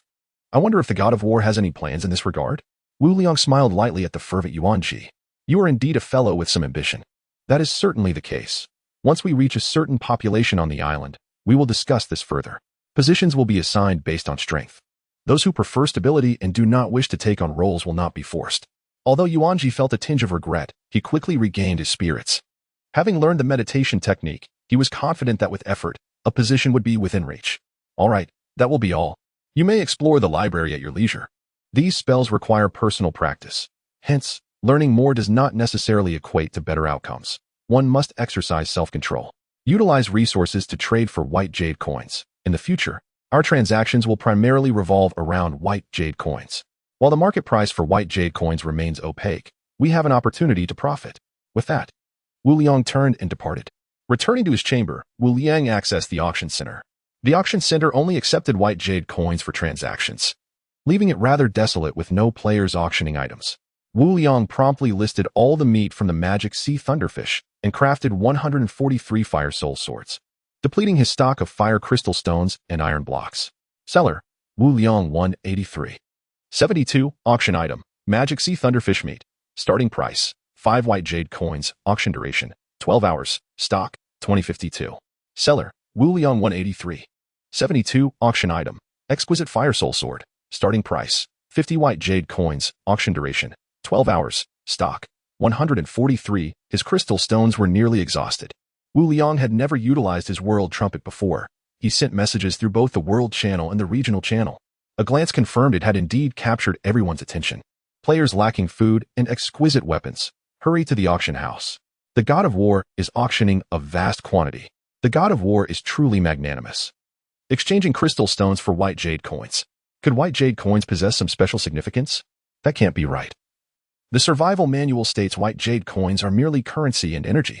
Is it possible that white jade coins are more precious than crystal stones? Unthinkable. White jade coins drop from monsters, while crystal stones do too. Though I possess an exquisite long knife, the allure of the fire soul sword is irresistible. Whoever has white jade coins, please message me for a substantial exchange. And how does the God of War have such an abundance of meat, over 2,000 pieces? Can anyone enlighten me on what the magic sea thunderfish is? The magic sea thunderfish, a level 20 creature of the magic sea, appears in schools of at least 1,000. Are you kidding? A level 20 magic sea creature in such numbers? How terrifying is Wu Liang's strength? No wonder he has amassed so much meat. I strongly suspect Wu Liang is a plant, merely here to undermine our confidence. Then go ahead and report him, haha. How terrifying, he is not even human. By the way, Hong Wu, where are you? Didn't you claim you would surpass the God of War? I estimate that Wu Liang is at least level 20, perhaps even higher. Only a few days have passed. I have just reached level 5. At level 5. You should refrain from speaking. I'm only at level 3. The world channel buzzed with speculation regarding the significance of white jade coins and continued to ponder the extent of Wu Liang's formidable strength. The prices of his auctioned items steadily climbed. Wu Liang observed that not only his villagers, but also a multitude of players were actively purchasing white jade coins. Some astute players had begun to acquire them, despite their lack of knowledge regarding the pricing. Indeed, this eternal world is not devoid of clever minds. Wu Liang smiled slightly, indifferent, and shifted to the crafting page. Chapter 83, Reflections and Intoxication, Rare Juicer, 1,418 10 copper coins, 32 10 iron blocks, 132 2 crystal stones, rare brewing yeast, 0G 100G fragrant rice, rare fruit wine, fruits 2435, yeast 01. 2,000 milliliters water. Details. The flavor will depend on the ingredients. Long-term consumption can enhance physical constitution. Rare wall mirror, quartz 16.5. 12 1 crystal stone, legendary spellcasting gloves, 132 60 crystal stones, 23 60 wood stones, 12 60 crystal stones, 0 60 fire stones, 68 60 earth stones, 0 60 wind stones, 152 60 ice stones, 164 60 thunder stones. Although he lacked sufficient crystal stones, he was untroubled, knowing he could readily sell some items to make up for it. However, he found the juicer somewhat redundant. Who would drink juice when fruit wine was available? After crafting a wall mirror, Wu Liang turned towards the bathroom door. He knocked, but there was no response, allowing Xiaolong and Xiaolan to play outside. He entered the bathroom. Selecting a spot, he placed a mirror measuring 1 meter by 50 centimeters above the wash basin. He looked somewhat more handsome, yet his stubble was too pronounced. Stroking his chin, he examined himself from various angles. Wetting his cheeks, he retrieved the Jinfeng sword, which he had never chosen to sell. It was now perfectly suited for shaving. The Jin Long sword was too sharp and difficult to wield. Wu Liang had now developed precise control over his muscles. Moments later, his cheeks were clean, untouched by any injury. After enjoying a refreshing shower, he exited the bathroom. Not seeing Xiao Long and Xiao Lan, he made his way to the kitchen. The two little ones were playing with the undead spider, Xiao Bai. In just a few days, he had grown accustomed to Gan Si preparing his meals. Greeting her, Wu Liang approached the wooden barrel filled with fragrant rice and scooped out a ladle. Opening the crafting interface, he selected the brewing yeast. A flash of white light revealed 10 spherical balls before him. Accessing the kitchen tools interface, he crafted 5 kettles, each with a capacity of 5 liters. The surface of the yeast was covered in black fuzz. The bucket stood beside Gan Si, and he walked over to retrieve milk fruits, Luzon fruits, sweet fruits, magic sea holy fruits, and the snow dragon fruits cultivated by Gan Si. He crafted 2 of each, totaling 20 liters of fruit wine. An intoxicating aroma instantly filled the kitchen. Xiao Long, Xiao Lan, and Xiao Bai quickly gathered around, their faces alight with desire. What a delightful scent, Brother Wu. What wine are you brewing? Gan Si asked curiously, her hands never ceasing their work. Wu Liang inhaled deeply, placing the fermented brews into the kettles before storing them. This is a new recipe for fruit wine I acquired. He lowered his head to address the 3 little ones. Don't rush, we'll drink after dinner. He feared they might drink themselves into a stupor and neglect their meal. As dinner was quickly prepared, Wu Liang felt no pangs of hunger. Once Gan Si set the table, the 3 little ones devoured their food ravenously, while he had only managed a few bites before they had finished their meals entirely. Wu Liang couldn't help but chuckle, retrieving 5 large bowls from the cupboard. As soon as he poured the contents, the 3 little ones eagerly began licking their bowls clean. Brother Wu, I toast to you. Gan Si raised her bowl, her face flushed with shyness. Come, let us drink. Wu Liang gently clinked his bowl against hers. The wine was extraordinarily smooth, its rich aroma bursting in his mouth, the liquid gliding over his tongue, soothingly flowing down his throat, warming him from within, as if he were elevated to another realm. The light hint of milk enhanced its unique flavor. What a fine wine. Wu Liang's eyes sparkled. He couldn't resist taking another sip. Before long, his bowl was emptied. Without waiting for him to pour again, Gan Si stood and filled her bowl, pouring one for herself as well. Brother Wu, let us toast. Her cheeks were tinted with a rosy hue, and her eyes had grown somewhat dazed. The 3 little ones had already collapsed on the floor, thoroughly intoxicated. Cheers. Wu Liang and Gan Si clinked their bowls once more. Though the wine was potent, it was merely a trifle for Wu Liang. Gan Si was remarkably generous, downing her drink in one go, prompting him to refill her bowl, which she promptly emptied again. Wu Liang was left astonished. Hey, Brother Wu, why is your bowl empty? She asked, hiccuping, her face flushed. She leaned on the table, asking Wu Liang for more wine. Stop drinking. You've already had enough. No, I want more. Gan Si swayed as she stood, snatching the unfinished wine from Wu Liang and downing it in one gulp. Brother Wu, do you think I am particularly shameless? She asked, nearly pressing her entire self against him, her breath rich with the scent of alcohol. You've had too much. Don't overthink it. Let me help you back to your room. Wu Liang stood and gently took her arm. I'm not drunk. I want to drink more. Gan Si forcefully pulled away from him. Tell me, do you think I'm shameless? Wu Liang smiled wryly, supporting her once again. Not at all. Really? Indeed. Hee, she giggled, leaning against his arm, poking his cheek with her finger.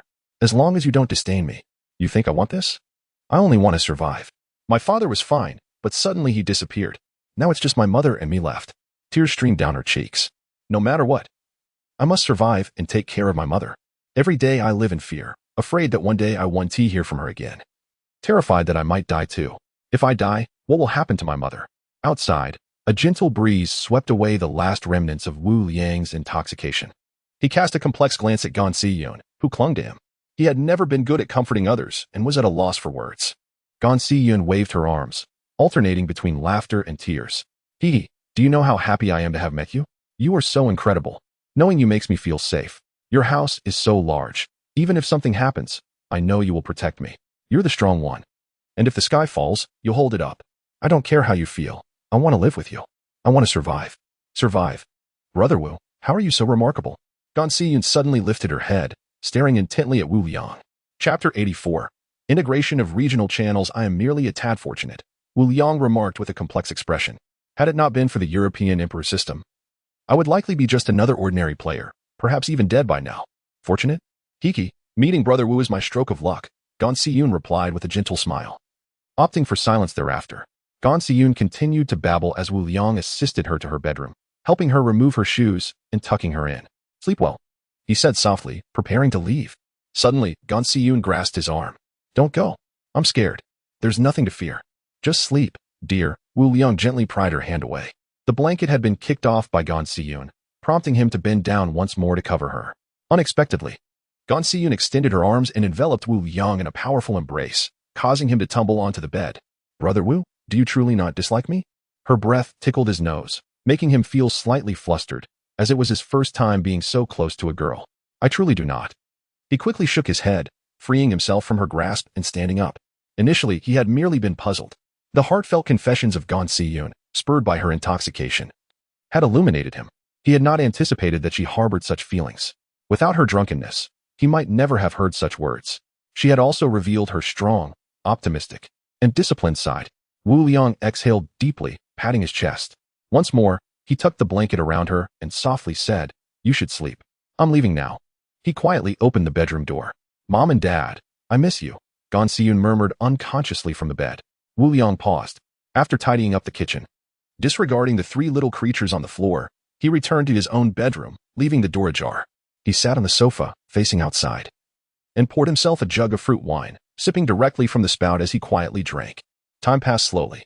Game notification. Major regional channels will be reintegrated. Game notification. Major regional channels will be reintegrated. Game notification. Major regional channels will be reintegrated. Wu Liang's eyes glazed over as he opened the regional channel. The member count had surged to 2,000, and the rankings fluctuated. The standings were as follows. Wu Liang 21, 39524, Gan Siyun 9, 5456, Jin Xingyun 8, 4382, Yuan Ji 7, 3576, Bai Lei 7, 3564. Wu Liang remained far ahead, with his villagers occupying the top 4 spots, while the previous 4th place holder, Su Chong, had plummeted beyond the 20th rank. Game notification. Channel ranking rewards will be distributed according to pre-merger standings. Post-merger members will only enjoy the original channel rewards. Well, it actually merged. This is Yongin. Incredible, the channel of the War God. Haha, we ended up in the War God's channel. Our channel was already impressive. And now we've joined forces. We'll dominate the top spot forever. You all should check the leader's level and battle power. Our former leader, Bai Lei, only ranks 5th now. Stop it. Our leader is below the 10th rank. 3 regional channels merged, and the newly joined members eagerly chimed in. However, moments later, upon witnessing Wu Liang's level and battle power, they were left astounded. He had jumped from level 8 with a battle power of over 5,000 to level 21, approaching a staggering 40,000. Every one of them gasped in disbelief. On the World Channel, they said the War God might break through level 20. And I didn't believe it. Now it's undeniable. This is simply outrageous. How did this happen? War God, say something. Did you not notice the top 20 rankings? My heavens. Only now do I realize it. Jealous, I also wish to meet the War God. All 9 of Wu Liang's villagers surged to the top 20 in the regional rankings. The new members were bewildered and quickly sought explanations. Hearing the group's clarifications, they could only express their astonishment with exclamations of disbelief. Why isn't the War God speaking today? Will we have a video conference tomorrow morning? Look, our regional channel is still first. Do we even need to check? With the War God, the rankings are secure. Having consumed a full 4 liters of fruit wine, Wu Liang could no longer hold on and collapsed onto the coffee table, drifting into a deep slumber. The World Channel was abuzz with discussions. Wu Liang's Yeoman ranked first, followed by Hongwu's channel in 2nd place, while the former Wyatt's channel transformed into Alice's channel, now in 3rd. Someone in the regional channel couldn't contain their excitement and disclosed Wu Liang's data on the World Channel, plunging it into a brief silence. Wu Liang remained oblivious to all of this. The night passed without incident. As the first rays of morning sunlight streamed onto Wu Liang's face, he found it somewhat blinding, causing a ticklish sensation. Blinking awake, he noticed Xiao Long and Xiao Lan, resembling 2 playful puppies, licking his cheeks. Shaking his head vigorously to dispel the lingering drowsiness, he rose to his feet. A glance at the clock revealed it was not yet 6 in the morning. Although he had indulged in excess, his spirits had markedly improved. Despite drinking over 4 liters of wine the previous day, he awoke without a trace of a headache. Though he did not outwardly display it, his mind had been taut, akin to a tightly strung bowstring. After a night of revelry, he felt as if he had been thoroughly rejuvenated. While pressures lingered, his spirit had relaxed considerably. Confirming the bathroom was vacant, Wu Liang stepped inside, as he was nearly bursting from the need to relieve himself. The moment was liberating. After pulling up his trousers and performing a brief wash, he mused that next time he must consider constructing a bathroom for upgrades. Just as he emerged from the restroom, he encountered Gan Siyun. Siyun, you're awake? Wu Liang greeted her. Ah, Brother Wu. Good morning, Gan Siyun stammered. Her cheeks flushed as she shyly continued. Brother Wu. I didn't say anything foolish yesterday, did I? Not at all. You fell asleep on the table after drinking, and I helped you to your room. Gan Siyun sighed in relief. Oh, I see. Thank you, Brother Wu. Wu Liang smiled gently. It's no trouble. You should freshen up. We have a video conference soon. They stood at the bathroom door, where Wu Liang stepped aside, allowing Gan Siyun, blushing, to enter. As most players were still in slumber, Wu Liang issued an announcement for a video conference at 8 a.m. before retreating to his bedroom. Chapter 85, The Massive Sale of Equipment Seizing Every Fleeting Moment. Wu Liang sat cross-legged on his bed, entering a meditative state. After approximately an hour, he opened his eyes, having gained over 80 points of experience. 80 points in 1 hour. Without slaying the creatures of the Demon Sea, it would take nearly a year to reach the 4th rank of Qi Refiner. This was with the benefit of a threefold luck boost and his meditation technique at its highest level. It was no wonder that most members of the Mermaid tribe were at the 2nd rank. Their rate of advancement was undeniably sluggish. Currently, the creatures outside the island were of too low a level. It seemed he must venture into the depths of the ocean to level up. Beside him, Xiaolong and Xiaolan were also meditating. Wu Liang roused them and made his way to the kitchen. This time, he abstained from alcohol, wary of letting Gan Siyun indulge. After finishing his meal, it was nearly 7:30. Wu Liang opened the regional channel and posted an announcement. Half an hour later, a video conference was set to commence, and everyone was to prepare themselves. Returning to his bedroom, Wu Liang accessed the auction center. Noting that the meat of the Demon Sea Thunderfish was priced at 12 white jade coins per piece, while the Fire Ming sword had surpassed 100. Oh, he had forgotten to compensate Hua Bei as promised yesterday. Wu Liang tapped his head in realization.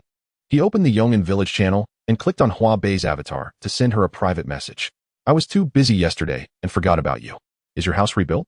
Hua Bei 158. 57. It's finished, Wu God. No need for compensation. Wu Liang 183. 72. What level is your house now? Hua Bei 158. 57. Level 2? What's the matter? Wu Liang 183. 57. I'll help you upgrade your house to level 3 as a form of compensation. The interest has already come in today.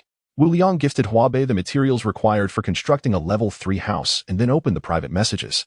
Most of the messages were still advertisements, along with short videos, and many sought to trade with him. After meticulously reviewing all the free videos, Wu Liang began perusing the private messages from those requesting trades. A plethora of peculiar items awaited. One particular message captured his attention. It was from Jia Youfu, with whom he had previously traded exquisite lingerie. A rare puppet-made manufacturing blueprint? The sender requested a piece of rare equipment. After a moment's contemplation, Wu Liang resolved to engage in the trade. Creating the puppet maid would allow him to place her in the library as a custodian. Game notification. Rare golden windsword -1. Game notification. Trade successful. Rare puppet maid manufacturing blueprint. Rare puppet maid manufacturing blueprint. Requires white jade coins as power. Possesses average intelligence. Fully obeys the master's commands. Capable of performing some household chores, and could serve as a wonderful companion for fulfilling needs. Learn. Wu Liang silently intoned. The blueprint transformed into a streak of light and entered Wu Liang's body. Opening the manufacturing page, he realized he lacked crystal stones and a soul pearl. What was a soul pearl? Wu Liang wandered around the trading center but did not find it. He would address that later. With less than 5 minutes remaining before the video conference commenced, Wu Liang poured himself a glass of wine, savoring it slowly. 5 minutes passed, and the video conference began. Everyone was forcibly pulled into the meeting. Multiple screens appeared before Wu Liang, the largest still displaying him at the center. Each time he saw Wu God's room, he felt as though he resided in a pigsty. What is Wu God drinking? It's red, exclaimed one player. Wow, that is quite impressive. He has everything. Newly joined players, witnessing such a magnificent and spacious room for the first time, were left wide-eyed in astonishment. It was akin to a luxury hotel. Silence. Wu Liang raised his hand. All fell quiet. He continued, you should all see that once again, we have secured first place. Of course, for the newcomers. Your rewards will differ from ours, but in the next update, you will enjoy the same treatment. I will only mention a few simple matters. First, the treatment for both new and old members is the same. Everyone is equal. Since we are all in the same regional channel, the rules apply to all members. Second, I will be pre-selling a batch of equipment and condensation devices. If you are unsure what pre-sale means, feel free to ask the veteran members. And everyone can gather materials together. Third, you all know that I have established a village. I hope you are prepared when you meet me. I welcome you to become my villagers. If you do not wish to, I will allow you to leave. Fourth, I believe you can guess the benefits of being my villagers. All will occupy the top 20. Fifth, Wu Liang endeavored to instill a sense of purpose among them, trusting that most members would recognize the situation. Wise individuals knew how to act. Next, everyone was free to speak. Veteran members could discuss our group's rules and advantages, as well as the pre-sale regulations. As Wu Liang finished speaking, members eagerly vied to contribute. He paid little attention to their words, instead posting all the necessary pre-sale items. Pre-sale item, rare golden wind sword. Pre-sale time, 9:20. Requirements, 10 wind crystal stones, 10 gold crystal stones, 20 iron blocks. For any crystal stones, special setting. Not for sale within 31 days. Pre-sale item, rare wind wings set. Pre-sale time, 9:20. Requirements, 10 silk threads, 10 wind crystal stones, 10 gold crystal stones, 2 crystal stones. For silver blocks. 6 any crystal stones, special setting. Not for sale within 31 days. Pre-sale item, exquisite crystal lamp. Pre-sale item, exquisite condensation device. The condensation device and crystal lamp mirrored previous settings, primarily targeting new members. The rare golden wind sword and wind wing set were aimed at veteran members, though some new players with ample crystal stones could also participate. The diving equipment and legendary gear would only be sold to his villagers, not displayed in the regional channel. As soon as Wu Liang sent the link to the group, he was met with a flurry of game notifications. Waves of materials began to appear before him, which he swiftly stored in his savings bracelet. He commenced crafting the golden wind sword and wind wing set, all members watching his actions in the video. With the assurance of veteran players and Wu Liang's esteemed reputation, once they witnessed him beginning to craft equipment, many could no longer contain their excitement. Those lacking materials began seeking out purchases, while those adequately supplied opted for trades. Some who had previously co-invested in condensation devices, now with ample crystal stones, chose to buy again. Wu Liang tirelessly crafted the equipment, subsequently storing it in his savings bracelet. The video conference concluded, and the game notifications erupted around him. Observing the gradually accumulating resources before him, Wu Liang dove right in, opting for bulk production. Chapter 86. Li Fang's injury after a busy period of over half an hour. A total of 180 sets of golden wind swords, 257 sets of wind wing armor, 428 crystal lamps, and 556 condensation devices were all produced by Wu Liang. At this moment, nearly every player in the regional channel possessed a crystal lamp and a condensation device. Wu Liang wiped his brow, though no sweat was present, and smiled with satisfaction. This endeavor had yielded him 568 crystals and over 3,000 copper coins, with all 8 elemental crystals exceeding 1,000. Meanwhile, the auction center concluded its sales, earning him over 60,000 jade coins. He now held more than 70,000 jade coins and was nearing 10,000 crystals. Wu Liang stroked his chin in contemplation. The players in the regional channel had been thoroughly drained of resources. He would await their replenishment of crystals before selling bathing devices again. The game rewards had been distributed, granting him a lucky buff, double experience, double health points, and status buffs, though the benefit of no marine creatures attacking the islands was absent. The planting base was now overflowing, with scarcely any space left to walk. All mature fruits had been harvested, half placed in the kitchen and the other half converted into fruit wine. Upon opening the upgrade page for the planting base, he selected the option. Game prompt: wood crystal, 20, water crystal, 20, earth crystal, 40. Game prompt: planting base upgrade successful. A flash of light enveloped him as the planting base transformed dramatically. The wooden fence vanished, and its dimensions expanded to a range of 10 meters. The backyard seemed somewhat smaller. Furrowing his brow, Wu Liang realized that his supply of wood and stone was insufficient. It appeared he would have to wait until tomorrow for interest to accrue. As he prepared to return to his room for meditation, a flurry of hurried footsteps echoed outside. What could be the matter? Wu Liang turned in confusion. He saw Zhen Xingyun rushing towards him, carrying an injured villager with a severed arm, while Gan Siyun led the way, visibly anxious. Brother Wu, you must save Li Fang. He is in grave danger. Wu Liang's expression turned serious as he instantly activated Lightning Step, appearing beside them in an instant. Xingyun gently set Li Fang down. What has happened? Li Fang lay pale and unconscious, his left arm severed, and a gaping wound approximately a foot long marred his abdomen, blood soaking his body. Having harvested from the planting base once more, Wu Liang possessed nearly 20 healing potions. He swiftly retrieved 2 small bowls, the rich aroma of herbs wafting forth, filled with a viscous, dark healing salve. As Zhen Xingyun watched him apply the salve to Li Fang's wounds, the bleeding ceased instantaneously, and he breathed a sigh of relief. After our meeting, we were practicing spells outside when a group of over 20 sea creatures attacked the island. Li Fang was caught off guard, and this happened. What about the others? They're all safe and currently dealing with the bodies outside. Good, call them in. At that moment, Li Fang's complexion improved, and his breathing stabilized, indicating that he had survived the critical phase. Wu Liang opened the crafting page and selected the rare prosthetic limb, specifying a human arm before confirming the creation. Game prompt: Water crystal, 5, wood crystal, 5, fire crystal, 5, wind crystal, 5, silver block, 10. Gold block, 5. Game prompt: Rare prosthetic arm forged successfully. The surface area of the human arm below the elbow was the minimum requirement, consuming minimal materials. The prosthetic was a shimmering silver, slightly larger than Li Fang's right arm. Wu Liang removed the healing salve from Li Fang's severed arm and affixed the prosthetic. The limb flowed like mercury, adapting to Li Fang's shoulder, continuously reshaping to fit his body. At this moment, Gan Xiyun had returned with the others, all wearing grave expressions. As they beheld the silver arm now adorning Li Fang's left side, they gasped in astonishment. The prosthetic ceased its transformation, its surface slowly enveloping with flesh and eventually skin, revealing even the faintest hint of fine hair. Incredible! What sorcery is this? It resembles something from the Terminator. Will this arm be functional? It should be. Considering the wonders of this world, anything extraordinary can transpire. Having confirmed that Li Fang was out of danger, Wu Liang rose, his demeanor solemn. First, I wish to express my gratitude for your protection of the island and our home.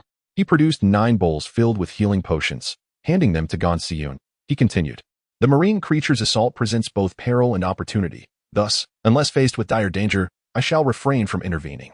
From now on, the defense of the island must rely on you. However, I will provide each of you with a healing potion. Should you exhaust your supply, return to me for more. You have all witnessed Li Fang's condition. Do not assume that I can always save the injured. The healing potions are limited and cannot bring the dead back to life.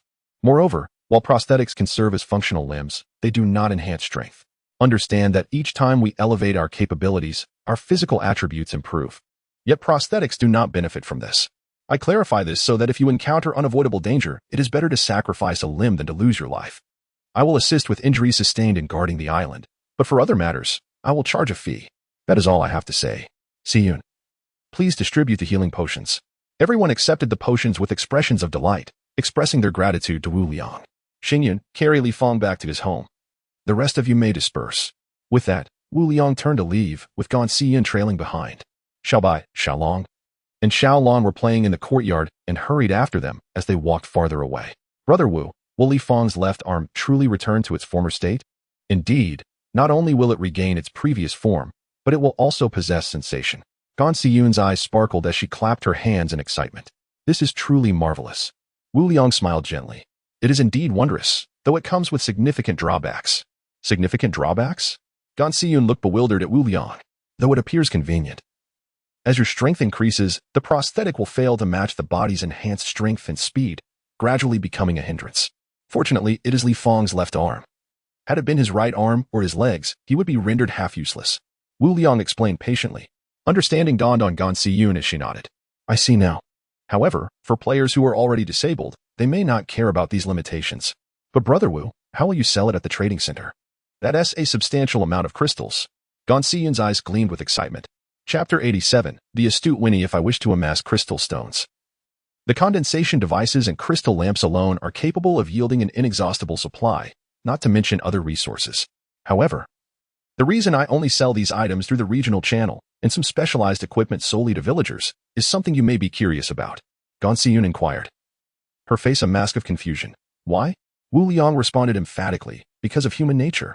In this world, order is non-existent. Power signifies your status. Currently, the majority of players are struggling for survival, lacking food and water.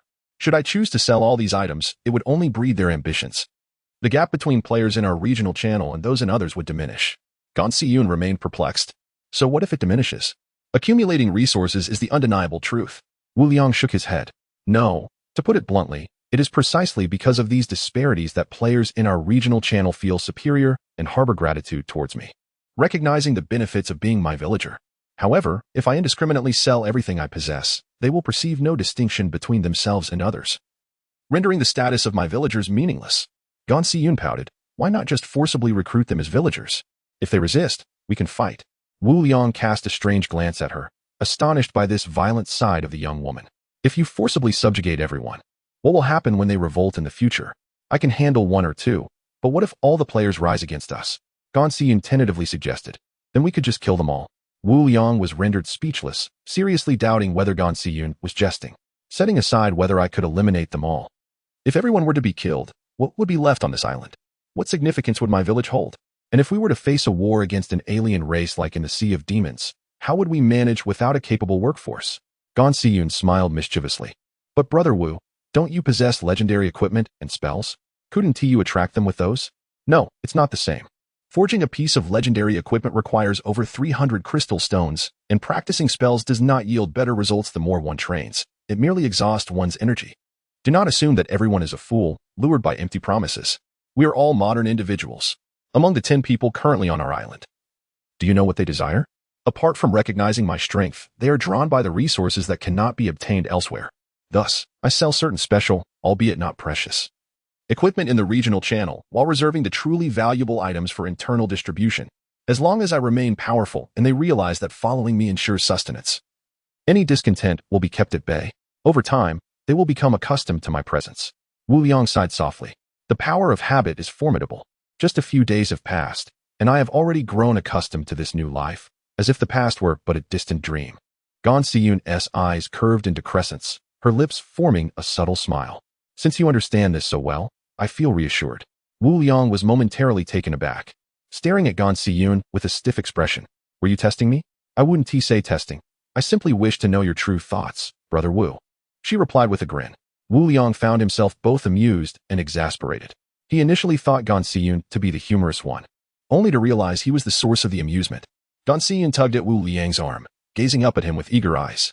Brother Wu, shall we go have a drink?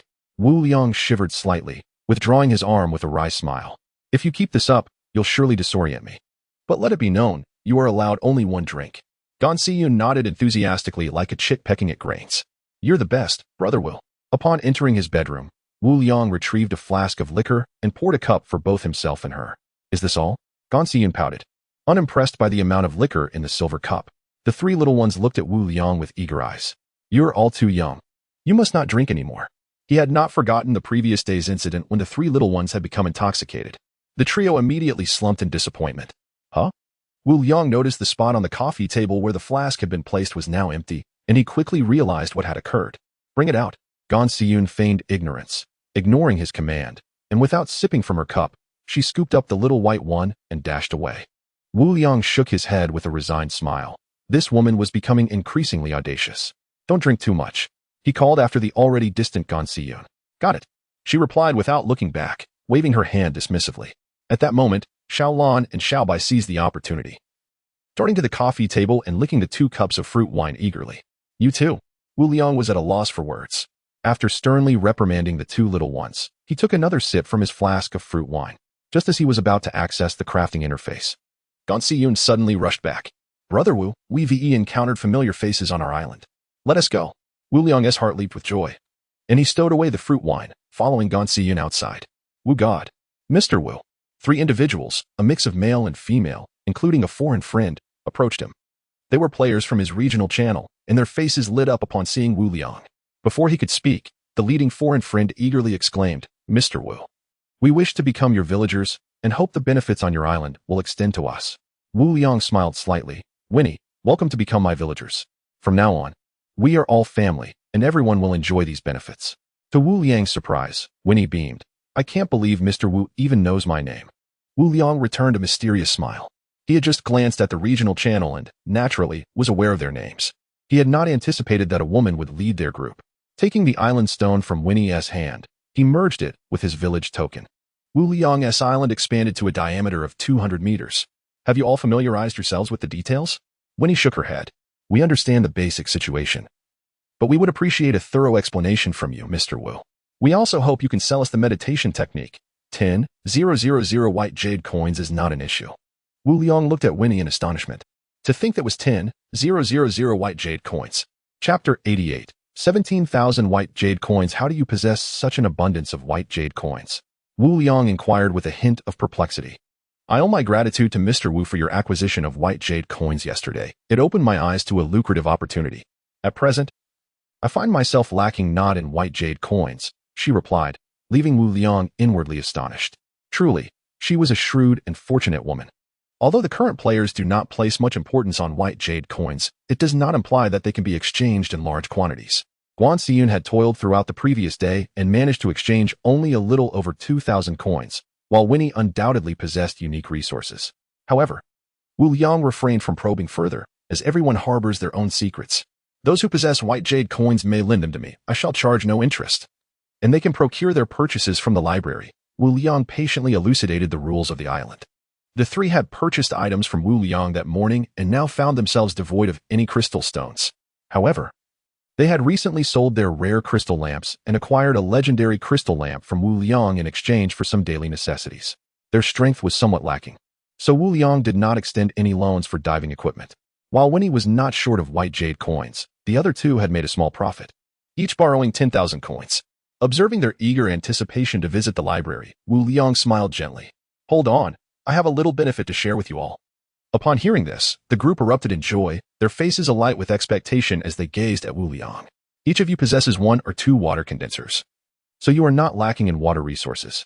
Now, I offer you a boon. My residence has a spring of pure water. Regular consumption can significantly enhance your physical constitution. You may exchange 2 liters of fresh water for 1 liter, though supplies are limited, so this shall be considered a benefit from me. The crowd cheered with excitement and hurried back to their homes. Brother Wu, may I exchange some? Guan Xiyun asked shyly. You intend to procure some for your mother, correct? That is permissible, Wu Liang replied with a soft smile. Guan Xiyun had never taken supplies from his residence for her mother, which greatly pleased Wu Liang. Excellent. I will contact my mother immediately. One by one, they emerged carrying wooden buckets, each filled to the brim with fresh water, some even bringing 2 buckets. It is worth noting that a single bucket holds 12 liters. How do you possess so much water? Wu Liang exclaimed in astonishment. Aside from drinking, we need it for washing. Our superior water condensers simply cannot yield this much fresh water. Zhang Xingyan laughed heartily. Ah, I see. Wu Liang realized. Fortunately, the output from his spring was substantial. Despite daily consumption, it still exceeded 100 liters. After exchanging 192 liters of fresh water, only a thin layer of pure water remained in the spring, less than 10 liters. Someone eagerly took a sip and exclaimed, refreshing. This water is exquisite. Not only is it incredibly cool, but it also possesses a hint of unique sweetness. The crowd's eyes brightened, and they all took out spoons to partake. I feel a slight increase in my strength. Me too. Wu Liang was momentarily speechless. Such changes were likely merely psychological. Once the crowd dispersed, Guan Xiyun finally inquired. Brother Wu, what do you intend to do with all this fresh water? Wu Liang smiled slightly. Using pure water to manufacture toilet paper is an extravagance. By exchanging for fresh water, I can produce twice as much and provide them with some benefits. However, I did not anticipate that they would think to swap water with players from the regional channel, nearly exhausting the spring. Wu Liang was immensely satisfied. 192 liters of fresh water could yield a staggering 96,000 sheets of toilet paper. He opened the manufacturing interface, selected the superior toilet paper, and opted for batch production. Game prompt. Fresh water, 10L, timber, 100, game prompt. Batch production of superior toilet paper successful. 10 minutes later, all the fresh water vanished, and today's timber interest was completely consumed. Seller, Wu Liang 183. 72, trade item, 5 superior toilet paper, demand, 1 white jade coin, stock, 1985, special setting 1, displayed only to regional channel, special setting 2, limited to 1 purchase per person. It had been quite some time since Wu Liang last sold toilet paper in the regional channel, and most players had likely exhausted their supplies. Some newly joined players may still be using animal hides and stones. Each person could trade for 5 sheets, which would suffice for their needs. He shared the link in the regional channel, and soon the sound of game notifications filled his ears. Upon reopening the trading center, seller, Wu Liang 183, 72, trade item, 1 superior toilet paper, demand, 1 white jade coin, stock, 86,075, as the island continued its journey. Most players were constantly monitoring the trading center. Just as Wu Liang listed the toilet paper, the notifications echoed even more urgently around him, nearly deafening him and causing a slight dizziness. In less than 3 minutes, the toilet paper offered in both the regional channel and the world channel was sold out. As the noise subsided, Wu Liang frowned. The game's notification sound was excessively loud. Rubbing his temples gently, he gradually regained his composure. Brother Wu, now the world channel is berating you as a heartless merchant, Guan Xiyun remarked. covering her mouth with a smile. Ah, pay them no mind. Despite their complaints, they still rush to purchase it all. It's simply sour grapes, Wu Liang replied with a smirk. That said, the profit from this toilet paper is indeed substantial. Close to 130,000 white jade coins lay quietly within his storage bracelet. After his 2 large-scale acquisitions of white jade coins, their value had surged dramatically, making exchanges for them with other resources increasingly impractical. He now possessed a sufficient amount of white jade coins. At that moment, the island gently quaked and came to a halt once more. Is it already noon? Wu Liang paused for a moment before stepping outside, turning to Guan Xiyun. We have exactly 12 people. Let us form 4 teams of 3. The island has expanded considerably, providing ample opportunity for you to gather resources. Please make the arrangements. Understood. Guan Xiyun nodded, following Wu Liang outside. Wu Liang took a turn and first arrived at the library. The top floor was an expansive room, accessible only to him, housing neatly arranged 30,000 white jade coins. After collecting them into his storage bracelet, Wu Liang made his way to the seaside alongside Xiao Lan and Xiao Long. Guan Xiyun, Zhen Xingyun, and Yuan Ji each guarded a section as they gathered resources, while the rest of the group practiced their spells on the island. Wu Liang smiled slightly and dove into the sea. Chapter 89. The stench of the sea beasts. Beyond the vast expanse of seawater lay only more seawater. Wu Liang had long grown weary of this scenery, save for the wonders beneath the waves. The ocean floor never failed to ignite his curiosity. With its peculiar formations of colossal stones, unfathomable trenches, and coral reefs that glimmered with bioluminescence. As he swam, Wu Liang opened the crafting interface. He selected the legendary spell-casting gloves and confirmed the creation. A pair of transparent, gossamer gloves materialized in his hands, smooth as skin and chilling to the touch. Their overall quality was exceptional, displaying remarkable resilience. When he tugged at them, they only slightly deformed. He donned one on each hand. The gloves adhered closely to his skin, resembling a second layer rather than mere coverings, rendering them virtually indistinguishable. Wu Liang retrieved the true dragon sword. Grasping it felt no different than without the gloves. Excellent. They do not hinder my weapon handling at all. After sheathing the true dragon sword, within minutes, he and his 2 companions had descended to the ocean floor. Game notification. Villager Guan Xiyun has opened a purple gold treasure chest and obtained a purple gold fortune bag. Would you like to open it? Game notification. Villager Yuan Ji has opened a golden treasure chest and obtained a golden fortune bag. Would you like to open it? Their luck seemed quite favorable. Wu Liang smiled slightly, silently urging them to open both bags. Game notification. Purple gold fortune bag -1.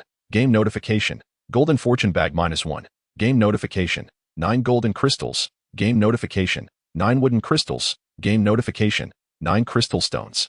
Game notification. Recipe for the refined saliva dagger 1. Game notification. Basic knife skills 1. Game notification. Wooden shield technique 1. Triggered 100-fold luck enhancement. Additionally obtained masterful knife technique 1. Triggered 100-fold luck enhancement. Additionally obtained water shield technique 1. With the support of the European Emperor system. All spell blueprints transformed into stone tablets. The recipe for the refined saliva dagger also became rare. I should check if any villagers prefer using knives. Wu Liang's hands each touched the wooden shield technique and the water shield technique blueprints. Game notification. Wooden crystals -10. Crystal stones -10. Game notification. Wooden shield technique. Water shield technique learning successful. Game notification. Player detected to meet the conditions for practicing the 8 elemental shield. Sufficient crystals available. Would you like to merge the wooden shield technique, water shield technique, and wind shield technique? Is it possible to do that? A surge of joy filled Wu Liang's heart. Merge. Game notification. Golden crystals -100. Wooden crystals -100. Crystal stones -100. Game notification. 3 elemental shield learning successful. Game notification. Next time the player acquires an elemental shield technique, it can be directly merged.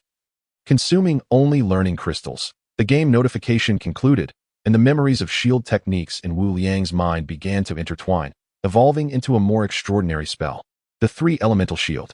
A small, ethereal 3-colored shield appeared above Wu Liang's head, casting a gentle light that enveloped him, causing the surrounding seawater to part as if encountering a stubborn reef. Little Blue, unleash your full attack on me. Little Blue looked puzzled but obeyed Wu Liang's command. Unleashing a water arrow. Clang. The water arrow struck the 3 elemental shield without creating a single ripple. It was noteworthy that Little Blue was at level 25, and a single water arrow possessed formidable power. Remarkably, this was far superior to the single shield technique, exceeding it tenfold. Wu Liang was immensely exhilarated. And this was without the use of the Sumera staff. As he retracted the 3-elemental shield, a flicker of doubt crossed Wu Liang's mind. If there exists an 8-elemental shield, could there also be an 8-elemental armor, or something similar?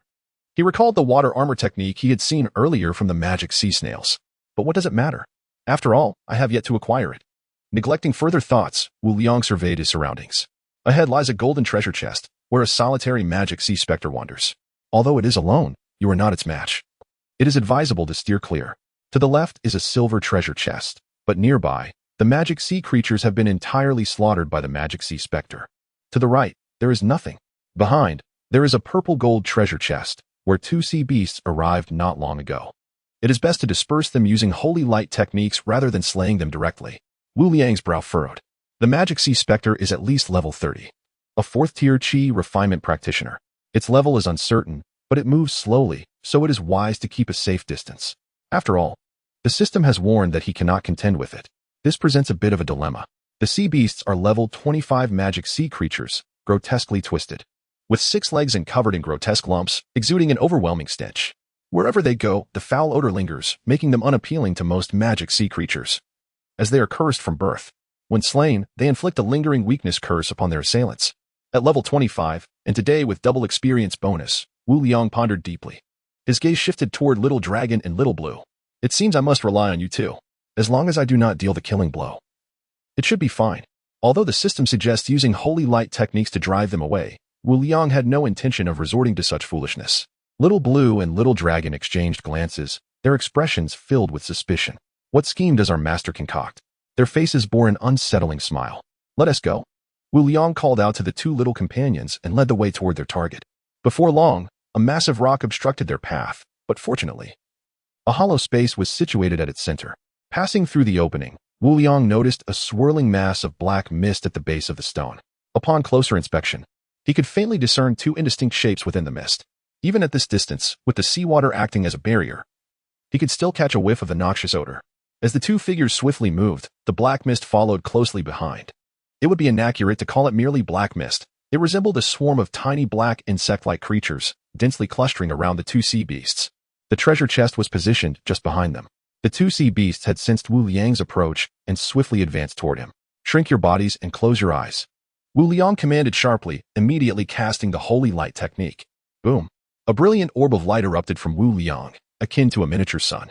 The 2 sea beasts swiftly retreated, escaping the range of the holy light technique's influence. Cautious and vigilant, Wu Liang understood that the sea beasts had not given up. They lurked within the black mist, observing him intently. Any sign of weakness would prompt them to strike. Humph. Wu Liang produced the Sumera staff with his left hand and cradled the 2 little creatures in his right, cautiously approaching the 2 sea beasts from above. With each step closer to them, the sea beasts retreated a step. Soon, Wu Liang had driven them down to the ocean floor. They were quite clever, separating to the left and right, not retreating entirely. They arched their bodies, warily eyeing Wu Liang. Chapter 90, The Legendary Undead Bracelet with a mocking chuckle. Wu Liang scoffed at the cowardice displayed before him. At this moment, he found himself submerged at the ocean's depths, cradling the small figures of Little Blue and Little Dragon, both of whom remained obediently with their eyes tightly shut. He approached the golden chest, stifling the overwhelming stench that assaulted his senses. The 2 sea beasts did not relent. Lurking just beyond the range of his holy light, their eyes fixated on him, seemingly waiting for him to tire. Wu Liang stowed the golden chest away. Now it's your turn. He pointed his Shumi staff, and suddenly, thick vines sprouted beneath the sea beasts, ensnaring their bodies. The sound of snapping echoed through the water as the foul mist emanating from the beasts corroded the surface of the vines, leaving dark patches. With a flash of green light, these blemishes vanished. Despite their desperate struggles, the sea beasts remained bound by the vines, their plans thwarted by Wu Liang's strategy. Dimming the holy light surrounding him, he gently laid the 2 small creatures down. All right, open your eyes and eliminate them. As they awoke, their bodies rapidly expanded. Little Dragon unleashed a torrent of dragon flames towards the left sea beast, while Little Blue summoned a swirling vortex of wind blades directed at the right one. The 2 sea beasts shrieked in terror, their faces a picture of chaos, yet they remained helplessly ensnared. Little Dragon's flames ignited the foul mist, releasing a noxious odor that was far more pungent than the stench of a decaying rodent. Wu Liang shivered as goosebumps prickled his skin. Even holding his breath could not shield him from the vile aroma. His insides churned violently, threatening to induce nausea, and he felt as though he might retch at any moment. Instinctively, he activated the thunder step and retreated swiftly, conjuring a tricolored shield that enveloped him, pushing the surrounding water aside and blocking the stench. With some relief, he glanced at Little Blue and Little Dragon, who were now weeping and swimming away in distress. Only after he had cast the tricolored shield over them did they begin to feel better, weakly making their way back to his side. Game prompt. Experience 4000. Game prompt. Pet Little Blue experience 100. Game prompt. Pet Little Dragon experience 100. Game prompt. Experience 4000. Game prompt. Pet Little Blue experience 100. Game prompt. Pet Little Dragon experience 100. The two sea beasts had bestowed upon him a bountiful 8,000 experience points, propelling him directly to level 23. As the game notifications faded, Wu Liang turned to the two small creatures, who now resembled wilted vegetables, utterly depleted of energy. He quickly accessed the pet interface to find both were in a weakened state. With a quivering expression, Little Blue gazed at him with watery eyes, puffing out its cheeks in a display of grievance. Little Dragon, equally exhausted, emitted a feeble sound. Was it the stench that affected you? Wu Liang feigned ignorance. How about some refreshing drink? It will surely help. Having distanced themselves from the sea beasts by 100 meters, he retracted the tricolored shield and, finding the odor no longer bothersome, handed them each a milk fruit before enveloping them once more in the protective shield. With the surrounding waters still present, he too donned a tricolored shield and cautiously approached the site of the sea beast's demise. After consuming a milk fruit, he felt significantly better. The two small companions followed sluggishly behind him. Stay here for a moment, he instructed as he dived down carefully. Should the shield fail to ward off the odor, he would abandon any hope of retrieving loot from the sea beasts. The corpses of the two sea beasts came into view. The foul mist that had surrounded them now dissipated. One had been reduced to a blackened husk, while the other lay in ruins, its innards strewn across the seabed, grotesque and disfigured. The once solid flesh had exploded, oozing thick, viscous pus that dripped down like mucus. How revolting! Hundreds of white jade coins floated around him. Wu Liang cautiously picked one up, only to be met with an immediate wave of foul odor that compelled him to drop it in haste.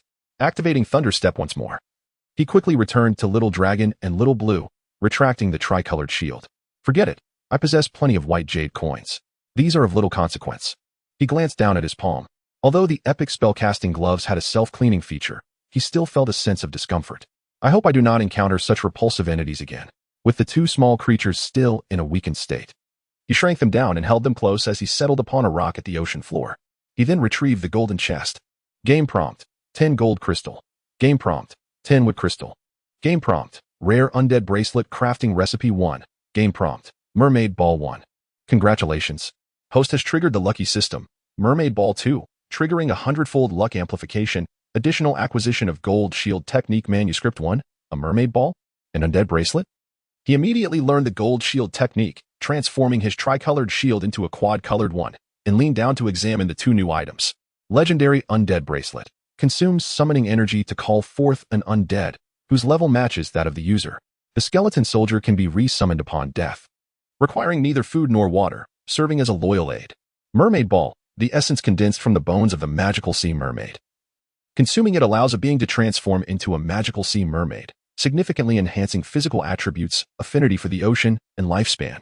Is this not an item for class change, a tool for racial transformation? Wu Liang smiled softly, collecting the two mermaid balls. He pondered whether they might sell at the trading center, though he had no intention of transforming into a mermaid himself. I shall keep these for now. If they prove useful, I will utilize them, and if not, I can always sell them later. Gathering all the materials, Wu Liang opened the crafting interface and searched for the recipe for the legendary Undead Bracelet. Legendary Undead Bracelet, 1196-60 gold crystal, 1087-60 wood crystal, 1076-60 water crystal, 1089-60 fire crystal, 1152-60 earth crystal, 1075-60 wind crystal, 1254-60 thunder crystal, 1238-60 ice crystal, 4610 silkworm silk, 6810 jade essence. Chapter 91. The undead woman. With ample materials at his disposal, Wu Liang wasted no time in opting for creation. Accompanied by the sound feedback from the game, the materials within the storage bracelet vanished without a trace. In Wu Liang's hand appeared a delicate bracelet adorned with 10 translucent jade beads, emitting a faint, ghostly glow. How exceedingly feminine. Wu Liang furrowed his brow, feeling somewhat dissatisfied. After a moment's contemplation, he removed the strength wristband from his right hand, rolled up his sleeve, and positioned the bracelet upon his arm before donning the wristband once more. The transition was seamless and unnoticeable. Wu Liang smiled with satisfaction, and with a mere thought, he felt a chill in his right arm as half of his energy dissipated. A hexagram pattern materialized on the ocean floor, and in an instant, a violet light flared forth, revealing a vague silhouette at its center. As the radiance receded, a pale woman appeared before Woolyang, clad in a flowing white robe, with diminutive fish-like wings sprouting from her back and wielding an enormous bone sword. Fortunately, the energy is only consumed during the summoning, otherwise, I would lack the vitality to sustain her. Woolyang mused, pondering the implications of her level matching his own. Would she ascend with him as he leveled up, or would it demand further of my energy? Taking a deep breath to steady himself after the sudden drain of energy, he curiously addressed the undead woman. Can you speak? The undead woman's expression remained blank, her lifeless eyes fixed on Woolyang, devoid of any response. Forget it. I shan't expect you to converse. Henceforth, you shall be known as the undead woman, simple and memorable. He gestured towards the two small creatures beside him, motionless against the stone. Typically vibrant, they showed no curiosity towards the unfamiliar humanoid presence. The undead woman stiffly turned her neck and plunged her bone sword into her back, producing a creaking sound. Those are your bones. Woolyang's voice rose in pitch. The undead woman remained silent, beginning to animate her previously rigid form, gradually becoming more agile. Feeling somewhat foolish, Woolyang sheepishly rubbed his nose. I had forgotten you cannot speak. The undead woman disregarded Woolyang, striding directly to Xiao Long and Xiao Bai, gently cradling them. The two little creatures wore perplexed and somewhat aggrieved expressions, gazing up at Woolyang. You two are weak right now, nestling in her embrace. You will recover by tomorrow. So cheer up, he said, tenderly patting their heads in reassurance. Xiao Long and Xiao Bai silently turned away. Master is truly a nuisance. Why must they handle this trivial matter? The undead woman stood motionless, exuding an aura of stillness, with less than half of his energy remaining. Woolyang seated himself upon a stone and closed his eyes in meditation to restore his vitality.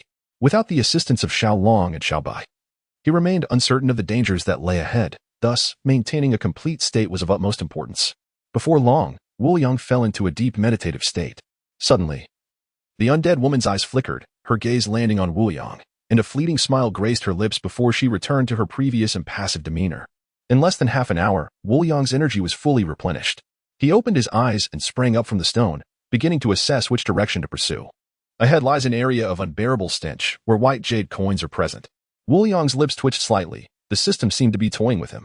Behind him, there was likely a magic sea specter. Indeed, behind is a golden treasure chest, where a solitary magic sea specter wanders. Though it is alone, you are not its match. Depart swiftly. To the left, a silver treasure chest and resources await, easily accessible. To the right, a cave houses a golden treasure chest, where two passing bareheaded merman mercenaries are resting. Perhaps a dialogue could be fruitful. Without hesitation, Woolyang decided upon the right path. Bareheaded merman mercenaries? Information about them swiftly surfaced in his mind. They were a minimum of level 20 marine creatures with unpredictable abilities, capable of cultivation, simple-minded, and robust. They thrived on plunder and hunting, fearless in the face of death, believing their souls would serve deities thereafter. If provided sufficient sustenance, they were willing to be hired. They valued promises and would fulfill their duties, even at the cost of their lives. What brings bareheaded merman mercenaries here? Woolyang pondered, suddenly struck by a thought. Could they be hired?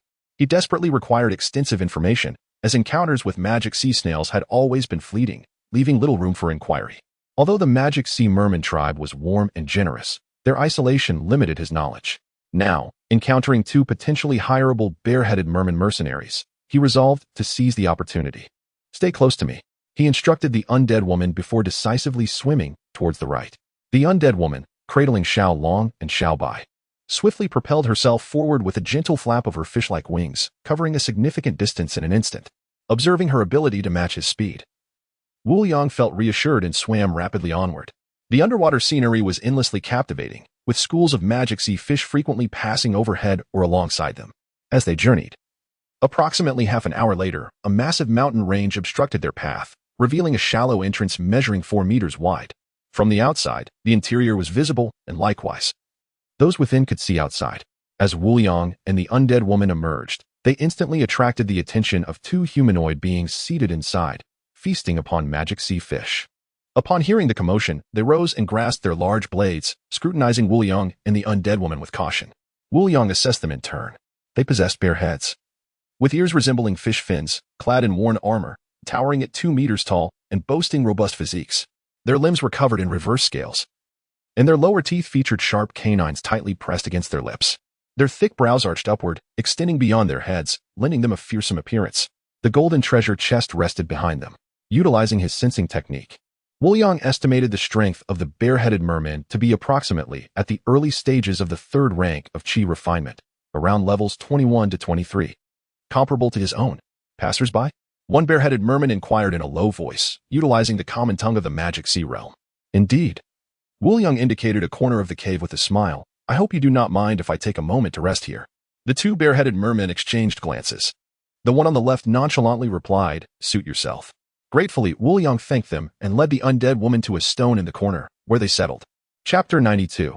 The bare-headed merfolk. The two bare-headed merfolk settled down, tearing into a fish, their voices hushed as they engaged in quiet conversation, occasionally glancing towards Wu Liang. Particularly, when their eyes fell upon the small blue and small dragon cradled by the necromancer, their eyes glimmered with a green light. Had Wu Liang and the necromancer not been present, they might have succumbed to their primal instincts and lunged forward to devour the small blue and small dragon whole. The bare-headed merfolk appeared oblivious to the fact that the small dragon was, in fact, a dragon. Wu Liang, unfazed, conjured a four-element shield and took a hearty swig from a jug of fruit wine. The bare-headed merfolk instantly stood alert upon witnessing Wu Liang's spell, their expressions turning wary. Wu Liang, shaking the jug of fruit wine, reassured them with a smile, no need to be alarmed, I am merely indulging in some wine. Wine. The two merfolk exchanged glances, their eyes widening with interest as they fixated on the jug in Wu Liang's hand, their demeanor hinting at a burgeoning desire to seize it. Wu Liang took another sip, and the bare-headed merfolk, unable to suppress their salivation, found their half-eaten magic sea fish suddenly unappealing. Do you wish for some? Wu Liang inquired with a grin. The merfolk nodded eagerly, then quickly shook their heads in a mix of excitement and hesitation. I intend to hire you with this fruit wine. Is it sufficient? Wu Liang proposed. Hire us? The merfolk scratched their heads, seemingly perplexed. Is there a problem? Wu Liang raised an eyebrow. Our current task remains incomplete. We cannot accept any new employment, they confessed with evident frustration. Although they lacked a sensing ability, an instinctual awareness warned them of the potential danger posed by Wu Liang and the necromancer. Otherwise, they would have already resorted to their habitual plundering. It won't take long. I merely wish to ask you a few questions, Wu Liang stated, gesturing with the jug of fruit wine. After a moment of deliberation, the bare-headed merfolk agreed, informing him they wouldn't linger for long due to their ongoing mission. Wu Liang acquiesced and produced another jug of fruit wine, dividing it into 2 portions and tossing them to the merfolk. Ah, delightful. This is exquisite. It has been ages since I last enjoyed wine, they exclaimed, gulping down the fruit wine with fervor and showering praises. Wu Liang was somewhat bemused. They had even consumed seawater along with it, yet they could still discern the flavor of the fruit wine. Dear sirs, do not lose sight of our purpose. We must address the matter at hand, Wu Liang interjected, shaking his hand.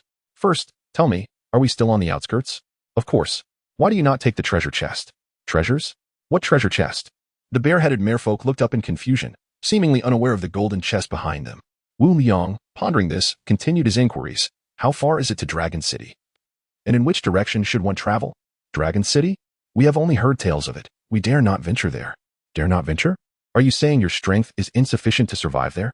Indeed, our prowess is too feeble. We would not return if we went. So, there exists a dragon city nearby? The bare-headed merfolk on the left burst into laughter. How could there be a dragon city on the outskirts? Are you seeking a dwelling? You may indeed travel to Whale's Fall Town. Wu Liang's spirit lifted at the mention of Whale's Fall Town. How far is it from here? Swim in that direction, at our pace. We shall arrive in half a month. Wu Liang squinted, gazing towards the direction indicated by the bare-headed merfolk. Underwater navigation was a challenge. He had no certainty whether the island was indeed moving in that direction. Are you from Whale's Fall Town? Not at all. We belong to our own tribe. We cannot afford to reside in Whale's Fall Town. Wu Liang carefully considered his next words. Ah, do you not possess a map? The ocean floor is vast. And without a map, it is easy to lose one's way. Lose our way? How could we possibly lose our way? Wu Liang was left speechless at their naivety. Having finished the fruit wine, the 2 bare-headed merfolk belched and declared, we must take our leave. With that, they picked up their large blades and prepared to exit. How do you discern direction then? Wu Liang asked urgently as they turned to leave. We know the way. As long as it is not too far, we are fine. They cast a bemused glance at Wu Liang before departing the cave. Once they had gone, Wu Liang stood and approached the golden chest, contemplating the information he had gleaned. This conversation had proven fruitful. Exchanging a jug of fruit wine for such intelligence was indeed worthwhile. Firstly, it was evident that the magical sea creatures did not lose their way underwater. They followed special paths, perceptible only to their kind, which seemed rather mysterious. Moreover, It appeared that the magical sea creatures were unable to see treasure chests. The ocean floor was vast, rich with mineral veins and precious items such as crafting schematics and sea beast eggs, which one might stumble upon with a stroke of luck. For now, thoughts of Whale's Fall Town were best left aside. He could not journey there himself, nor could he ascertain if the island was moving in that direction. Leaning down, he opened the golden chest. Game notification, 5 golden crystal stones. Game notification, 5 wooden crystal stones. Game notification, 5 crystal stones. Game notification, 1 crafting blueprint for a fine razor. Game notification, 1 green jade coin. Congratulations, host. You have triggered the Lucky Emperor system. 2 green jade coins. Triggered a 100-fold luck amplification, additionally obtaining 1 fire shield technique blueprint. The Lucky Emperor system was indeed accommodating. Wu Liang smiled slightly, gathering all the supplies. After learning the crafting blueprint and the fire shield technique, his 4-element shield transformed into a 5-element shield. Checking the time, he noted it was still early, just past 3 o'clock. Wu Liang exited the cave to survey his surroundings. 2 bare-headed merfolk are wandering ahead. Following them may reveal their intentions. There was no benefit to eavesdropping, and he had no desire to invade their privacy. Understanding their motives held little value. To the left, there is a magical sea horseman tribe. Plundering them could yield substantial resources. To the right, there is a mysterious treasure chest. A fusion monster is hunting.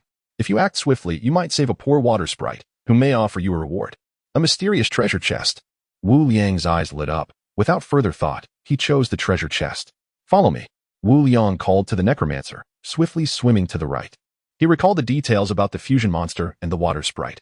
The fusion monster, a level 25 magical sea creature, was rotund and had a penchant for forcibly merging any weak creatures it encountered into one being, gradually assimilating their abilities until they became indistinguishable. However, it could not erase the consciousness of the creatures it merged with, typically leading to a chaotic amalgamation of abilities based on the merged beings, with muddled thoughts that could only enhance its own capabilities without leveling up. Though creatures above level 20 did not exhibit weaknesses, the description of their muddled thinking was clearly a vulnerability. Moreover, it was merely a level 25 ocean creature, one he had slain before. He wondered if he could reach the water sprite in time to save her. After a moment's contemplation, Wu Liang summoned his wings, significantly increasing his speed. Chapter 93. The fusion monster gazing back. The undead woman remained steadfastly close behind, undeterred by Wu Liang's efforts to increase the distance between them. This brought him a sense of relief, and he hoped to arrive in time. The water sprite, a magical sea creature of level 20 and above, was known for its gentle temperament and reclusive nature. It adhered to the principle of gratitude and was a rare sight to behold. Possessing the innate ability to transform decay into wonder, it could condense seawater to cultivate the water spirit fruit, which was known to enhance mental fortitude. Setting aside the mystery of treasure chests, the mere prospect of acquiring the water spirit fruit was enough to compel Wu Liang to intervene. According to Mucho's previous assertions, only those who reached the 5th tier of Qi refinement could elevate their mental strength. Though his meditation technique included diagrams designed to enhance mental capacity, he was unable to practice them. A previous attempt at forced cultivation had left him with a headache that lingered for an entire afternoon. The water spirit fruit, a precious item that could amplify mental prowess, was not to be overlooked. Clearly, this water sprite was still in its juvenile state. Otherwise, it would not have been overpowered by the fusion monster. With this thought, Wu Liang quickened his pace once more. The fusion monster was of little concern to him, as long as he could mitigate its various abilities. In less than 5 minutes, he caught sight of the creature's enormous form not far ahead. Its body was adorned with a multitude of twisted organs, limbs, and tentacles, creating a grotesque sight. Its repulsive visage bore a greasy, plump face crammed with flesh, and highlighted by tiny eyes resembling green beans. Had he arrived too late? Wu Liang felt a twinge of regret. Suddenly, a diminutive figure emerged unsteadily from a pile of rubble, standing at barely a meter tall, clad in minimal attire that scarcely concealed her modesty. Her light blue hair danced in the water. In her right hand, she wielded a dagger. A swift motion from a tentacle of the fusion monster sent the water sprite hurtling through the air. The fusion monster advanced once more, its tentacle covered in iron-like scales, ensnaring the water sprite. Damn fusion monster, release me. Let us engage in battle once again. The water sprite shouted, struggling fiercely. Having lost her dagger, she balled her delicate fists and pounded against the tentacle, displaying no awareness of her precarious situation. Wu Liang hesitated. Was this truly the gentle water sprite? Her profanities seemed to contradict her supposed nature. As the fusion monster tightened its grip, preparing to crush her, Wu Liang quickly raised his Sumi staff and directed it towards the creature's tentacle. With a resounding boom, a golden light surged forth. The fusion monster let out a piercing scream as the golden arrow pierced through its tentacle, causing blood to pour forth and rendering it powerless. The water sprite felt the tentacle loosen its hold and, filled with joy, scurried to the side. Wu Liang, grinning, unleashed another golden arrow at the creature's grotesque visage. Thanks to the enhancements provided by his elemental ring, spell-casting gloves, and Sumi's staff, the speed and power of the golden arrow were unparalleled. The fusion monster, with eyes in every direction, quickly detected Wei Xing. However, its arrogance led it to prioritize the destruction of the water sprite before turning its attention to Wu Liang and the undead woman. The distance between them was about 40 to 50 meters, providing the fusion monster with a false sense of security.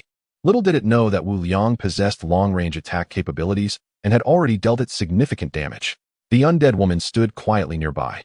Her mission clear, to protect Xiaolan and Xiaolong. The fusion monster's arm glimmered with a translucent gauntlet, raised to shield its face.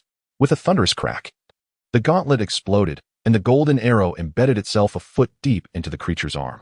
The tentacles of the fusion monster flailed wildly, and the water sprite, who had not managed to escape in time, was once again sent flying. The creature's belly expanded and then contracted sharply, releasing an unpleasant flatulence that propelled its body forward with alarming speed. Disgusted, Wu Liang raised his Sumi's staff, causing numerous wooden vines to erupt from beneath the fusion monster's feet. The creature slammed to a halt, its body ensnared by the vines. With a tremendous crash, the fusion monster toppled forward, releasing a cloud of black mist that rapidly expanded over a 20-meter radius. A foul stench assaulted Wu Liang's senses. Had this creature absorbed the essence of sea beasts? He felt a wave of nausea wash over him. He quickly cast a protective shield upon himself, sending invisible ripples outward. Using his detection spell, he discovered that the fusion monster had broken free from the binding spell, stealthily moving 10 meters away amidst the black mist. Its sizable form was surprisingly silent in its movement. Enough games. Noticing the water sprite was still 50 meters away, Wu Liang summoned a multitude of energy arrows, launching them toward the fusion monster hidden within the mist. Boom, boom, boom. The explosions echoed relentlessly as the creature's body was riddled with arrows. The black mist beginning to dissipate. Game notification. Experience 2000. Game notification. Pet Xiaolan experience 100. Game notification. Pet Xiaolan experience 100. Killing monsters 2 levels higher only granted 1000 experience. Thus, it seemed that only defeating monsters 3 or more levels above would yield greater rewards. He wondered if 2000 experience was the limit. However, he was grateful for the double experience bonus. As he opened the game interface, he noted, Wu Liang height, 183 centimeters. Weight, 72 kilograms. Level, 23 combat power, 48524 experience. 3368, 5000 health. 192 100 lifespan. 300 title. Village Chief of Yong'an Village date. First month, 9th day of the Kaiyuan era. 1551. Only a little over 1000 experience points remained until the next level. Wu Liang smiled in satisfaction, preparing to gather his spoils when the undead woman suddenly rushed toward the corpse of the fusion monster. He was momentarily taken aback as he watched her embrace Xiaolan and Xiaolong, a torrent of pale mist surging from her body. This mist enveloped the corpse of the fusion monster, and through his detection spell, he witnessed its body rapidly withering and decaying, ultimately leaving behind only bones. These bones, too, dulled under the mist's influence, crumbling to dust. As the white mist dissipated, a look of contentment graced the undead woman's face. What was happening? Wu Liang inquired, astonished. Yet, the undead woman remained expressionless, standing motionless. Very well. Wu Liang, feeling somewhat helpless, collected the white jade coins from the ground. At this moment, the black mist had entirely vanished. Hey, a soft, ethereal voice called from nearby. The water sprite, dagger in hand, approached Wu Liang, limping slightly. Her face adorned with an uncontainable smile. Human, thank you for saving Meng Na, the water sprite said as she reached Wu Liang, bowing slightly in gratitude. Wu Liang's eyes narrowed with intrigue. Was this polite water sprite truly the same one who had just been hurling profanities? Chapter 94. The mysterious treasure chest. No need for formality. Wu Liang's gaze shifted, searching for the whereabouts of the enigmatic treasure chest. It was concealed beneath a pile of rubble, and only through his probing technique did he manage to uncover it. Since you have rescued Meng Na, she naturally wishes to reward you. With that, Meng Na produced a water blue fruit, roughly the size of a fist, resembling jelly. Wu Liang's lips twitched slightly. Is it not enough to express gratitude? Must it be labeled as a reward? Nevertheless, he accepted it without hesitation. Game prompt. Water spirit fruit X1. He peered down to examine the details. Water spirit fruit. The essence cultivated from seawater by water spirits. Its first consumption yields maximum effect. significantly enhancing mental capacity. Indeed, a fine treasure. Do you possess any more? I am willing to exchange items for them. Wu Liang casually pocketed the fruit and inquired. Not many. This water spirit fruit was stolen from my home. Ming Na placed her hands on her hips, a proud expression adorning her face. What is there to be proud of? Wu Liang rolled his eyes. However, if the home of the water spirit Ming Na is not too distant, it may be worthwhile to venture there for an exchange. Although the first consumption yields the greatest effect, subsequent uses are not without merit. After a moment of contemplation, Wu Liang stated, "Let me escort you home. It is perilous for you to be alone outside. I refuse to return. Constantly facing those rigid elders is exhausting. And they never allow me to go out. I barely managed to sneak away." Ming Na took several steps back, a wary look in her eyes. Wu Liang could only smile wryly. Since she was unwilling to return, he had no recourse. Although he did not consider himself a virtuous individual, Ming Na bore no hostility towards him and even gifted him a water spirit fruit. He could not bring himself to coerce her into leading him to the water spirit's gathering place for resources. Encountering a formidable water spirit would spell trouble. Very well. Then be cautious. I shall take my leave. This haul is already substantial, and judging by Ming Na's naive demeanor, she likely cannot provide any useful information. After all, water spirits live in isolation. Wu Liang waved goodbye to Ming Na and made his way to the spot where the mysterious treasure chest lay buried. Clearing the debris and securing it. Where are you headed? Are you planning to go to Whalefall Town? Ming Na asked curiously. Wu Liang shook his head. I am merely wandering about. This is the first time I've encountered a human. How did you arrive here? Where do you reside? Wu Liang cast a sidelong glance at Ming Na. She had yet to inquire about him, yet here she was, asking about himself. I came here for an adventure. Adventure? Ming Na's eyes sparkled, her voice ascending several octaves. Can you take me along?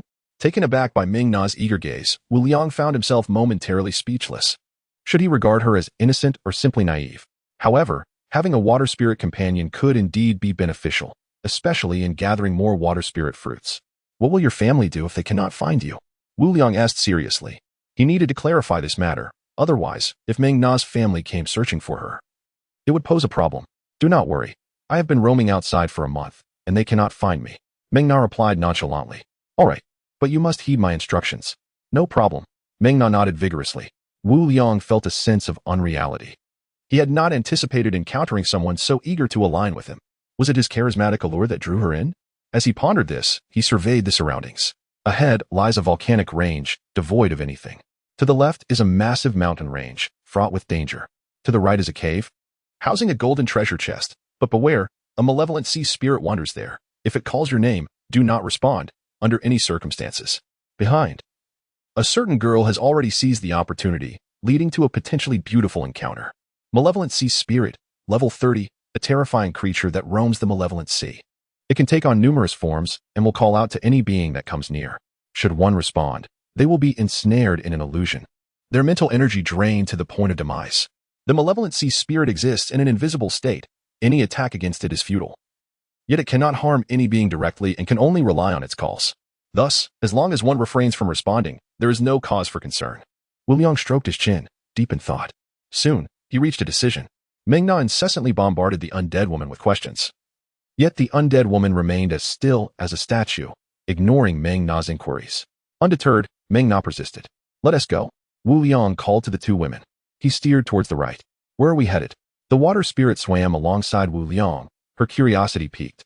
Just wandering about. Wu Liang responded vaguely. Let me watch the path. Ming Na glanced around. Oh, it seems we're on the way to the Soul Sea tribe. Wu Liang halted abruptly, astonished. How do you know? The Lucky Emperor system only alerts him to the nearest resources. If there are malevolent sea creatures or mountain barriers, it would indicate those. You cannot read the path? Ming Na stared at him with wide eyes. Wu Liang shook his head. You've grown this far without knowing how to navigate. Ming Na scoffed. Wu Liang shot her an exasperated glance. Then tell me how to read the path. And how do you know this leads to the Soul Sea tribe? It's simple. I remember the map. You see, the ground is littered with strange stones, devoid of any coral reefs. These stones are the path. Ming Na beamed with pride. Wu Liang immediately halted, surveying his surroundings. Having never paid attention before, he now noticed the truth in her words. These peculiar stones were indeed scattered at intervals, with no coral reefs in between, only along the sides. The more he looked, the more it resembled a road. Is it really that straightforward? Remembering the two merfolk he had previously encountered, he felt quite foolish. How could he have not realized such an obvious fact, leading him to guess aimlessly? Who constructed this path? I do not know. It has existed for a long, long time. Wu Liang's confusion deepened. Why did the lucky emperor system only guide him in 4 directions, all along the coastal route? Did he unconsciously gravitate towards the coastal path? After some contemplation, Wu Liang slowly asked, what would happen if we did not follow the coastal route? Meng Na shook her head. As long as one possesses wisdom, it is impossible not to follow the coastal path. Even if you stray for a while, you will unwittingly return to the coastal route. Why? I believe my grandfather mentioned it has something to do with the world's rules, but I am not entirely sure. Rules? Wu Liang pondered deeply. He had not anticipated that a simple conversation with Meng Na would yield such valuable information. What if the coastal route is obstructed by mountains? We would go around. There is a path at the foot of the mountains as well. Meng Na regarded Wu Liang as though he were simple-minded. Wu Liang slapped his forehead. Indeed, he had asked a rather foolish question. Chapter 95. The Enchantress of the Abyss. What if I insist on traversing the underwater mountain range? Wu Liang continued to inquire. There are paths upon the mountains, albeit perilous, as formidable creatures inhabit those heights. I see, Wu Liang mused, deep in thought. And soon they arrived at the vicinity of the cave where the Enchantress of the Abyss dwelt. Leaning over, he observed that the sea route beside the cave increasingly resembled an intersection. According to Meng Na, the entire underwater passage was akin to a vast grid, with each intersection serving as a node. Previously, at the location where he had discovered a treasure chest, there had been such an intersection, which he had overlooked. Both the treasure chest and the creatures of the abyss resided at a node, and the messages from the European Emperor system always indicated the nearest node. Is that so? Wu Liang's pupils constricted. If that is indeed the case, who orchestrated this? Why are the game's treasure chests consistently placed near these nodes? And why do we instinctively traverse these sea routes? What would it be like to swim upon the surface instead of beneath it? What are the rules governing this world? Is the game merely a set of rules? The thoughts in his mind tangled like a chaotic web, growing more convoluted with each passing moment.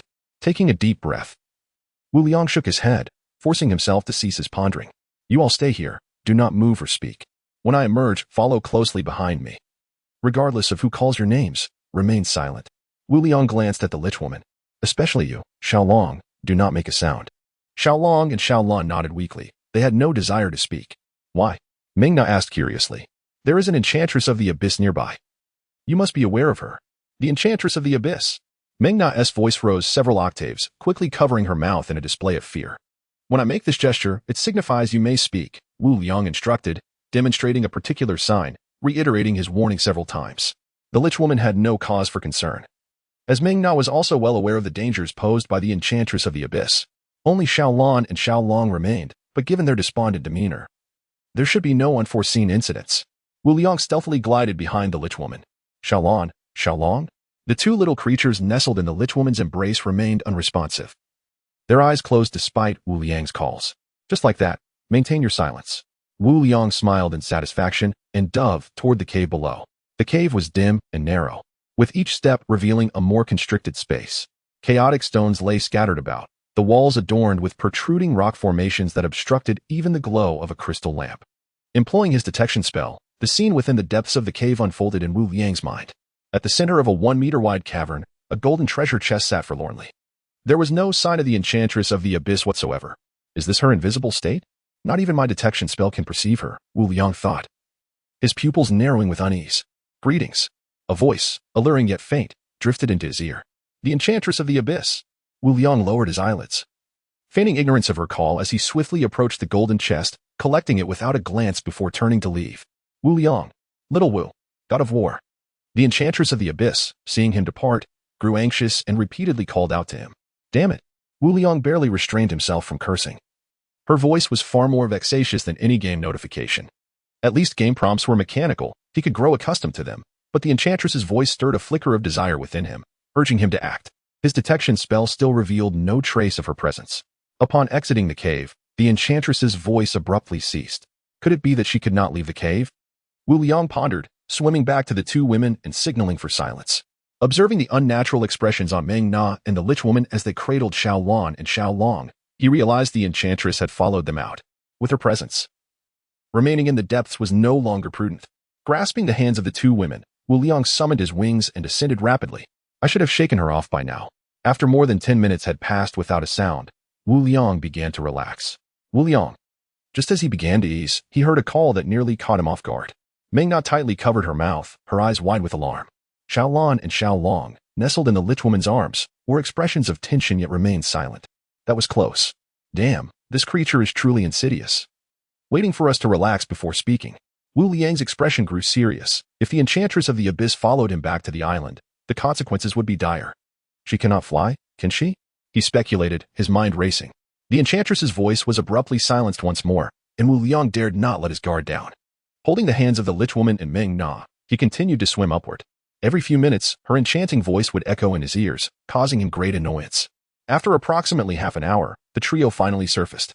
Instead of heading toward the island, Wu Liang flapped his wings gently, propelling himself through the mist. Surrounded by fog. Even with his detection spell, he could discern nothing clearly. Yet, guided by his connection to his island, he would not lose his way. Grasping the hands of the two women tightly, Wu Liang darted through the mist. His speed of flight was astonishing, incomparable to his movement underwater. With a sudden burst, he executed a sharp turn, occasionally soaring upward. The surroundings were eerily silent, and the enchantress's voice no longer echoed in his ears. Checking the time. It was just past 7 p.m. If half an hour passed without a sound, it would confirm that the enchantress had indeed been evaded. Half an hour swiftly elapsed. And still, no voice emerged. Indeed, the enchantress could not fly. Moreover, with the dense fog surrounding him and his remarkable speed, Wu Liang was confident he could shake her off. Sensing the position of his island, Wu Liang hastened toward it. Suddenly, light enveloped him as his island came into view. Wu Liang turned his head. The Lich Woman still cradled Xiao Lan and Xiao Long in one arm, her expression unchanged. In contrast, Meng Na appeared pale. Upon landing on the island, Meng Na released Wu Liang's hand and could no longer contain her nausea, vomiting uncontrollably. Mr. Wu, God of War. Who are they? Villagers practicing spells on the island approached, greeting Wu Liang with curiosity as they observed the Lich Woman and Meng Na. Indeed, I have successfully evaded her. Wu Liang exhaled deeply. Chapter 96. The water spirit fruit. Wu Liang thoroughly relaxed his mind, feeling a wave of fatigue wash over him. Shaking his head vigorously, he declared, "Do not ask too many questions. Just know that they will become residents of our island. Now, disperse and attend to your own matters." Once Meng Na felt better, Wu Liang took her and the female specter back to his residence. Upon entering the backyard, a delightful aroma of cooked food enveloped him. Wu also caught the scent, and his stomach involuntarily rumbled. Meng Na inhaled deeply, instinctively following the fragrance towards the kitchen. Amused, Wu Liang followed her lead, while the female specter silently trailed behind him. "Brother Wu, you?" Hearing the commotion, Gan Xiyun thought Wu Liang had returned alone, only to be surprised by the presence of two strikingly beautiful women, one delicate and one frosty. Mid-sentence, she swallowed her words, staring in bewilderment. "Brother Wu, who are they?" Starved. Wu Liang scooped up a generous portion of rice and a large piece of meat, devouring them hungrily. Between bites, he explained, "Oh, them? The little one is a water spirit, and the cold one is a specter, both summoned by me." "A water spirit? A specter?" Gan Xiyun's curiosity ignited as her wide, sparkling eyes scrutinized the two women. Meng Na, having never encountered such food, watched Wu Liang eat with great enthusiasm, tears of longing forming at the corners of her eyes. Gulp. Wu Liang heard the sound of someone swallowing hard and turned to see Meng Na drooling, which made him chuckle. "Come and eat with us," he invited. Meng Na eagerly nodded and reached for the roasted meat. Wu Liang swiftly tapped her hand with his chopsticks, frowning, "Be careful. It's hot. Use the chopsticks." Meng Na pouted, her expression shifting from a crescent moon to a frown, rubbing her hand. "What are chopsticks? I always eat like this." Wu Liang realized his oversight regarding Meng Na's unfamiliarity with human customs. After inviting Gan Xiyun to join them, he proceeded to teach Meng Na how to use chopsticks. Watching her adeptly pick them up and master the technique, he couldn't help but marvel at her intelligence as a water spirit. Curiously, he turned to the female specter and inquired, "Do you wish to eat?" The specter, standing silently behind him, ignored his question, tightly cradling the two little ones, Xiao Long and Xiao Lan, who squirmed in her grasp, yearning for the food on the table. Wu Liang smiled gently and took the two children from her embrace. As his hand brushed against something soft, he paused, astonished by the specter's unexpected physical warmth, reminiscent of a human's. Unbeknownst to him, a ripple of emotion flickered in the specter's tranquil gaze, quickly replaced by her usual calm demeanor. Gan Xiyun's meal, initially prepared to suffice their needs, was thankfully not entirely consumed as the little ones, weakened by a debuff, could not eat much. Most of it was relished by Meng Na and the spider spirit. Xiaobai, observing their fierce competition over the last piece of roasted meat, Wu Liang couldn't suppress a smile. Ultimately, Xiaobai emerged victorious by a narrow margin, claiming the final morsel. Watching the spider spirit's triumphant 8 eyes and seeing Meng Na sulking beside her, Wu Liang affectionately ruffled her hair. Goodness. Aside from myself and Gon Si-yoon, these little ones are gluttons. Fortunately, my resources are ample. Otherwise, it would be challenging to sustain them. Gon Si-yoon, wiping the grease from Xiaobai's mouth with a napkin, hesitated before finally asking, Brother Wu, you mentioned that this sister was summoned by you. How did you accomplish that? She quickly added, I don't mean to pry into your secrets. I'm simply curious. If it's private, just disregard my question. Wu Liang chuckled lightly. There's nothing secretive about it. I recently acquired a legendary piece of equipment, which unfortunately summoned specters. He extended his wrist to reveal the spectral bracelet. Ming Na's attention was immediately captivated as she curiously examined the bracelet before glancing at the specter. So this sister is a specter, no wonder she appears so cold. Ming Na realized. Oh, Wu Liang regarded her with intrigue. You know about specters? Yes. I've heard my elder speak of it. Our sea tribe transitions to the world of specters upon death, and I've been told there exists a forbidden area deep within the demon sea, resembling the specter world. Shrouded in eerie white mist, terrifying indeed. Ming Na shivered, hugging herself in fear. Wu Liang was pleased that Ming Na provided him with valuable information about this world.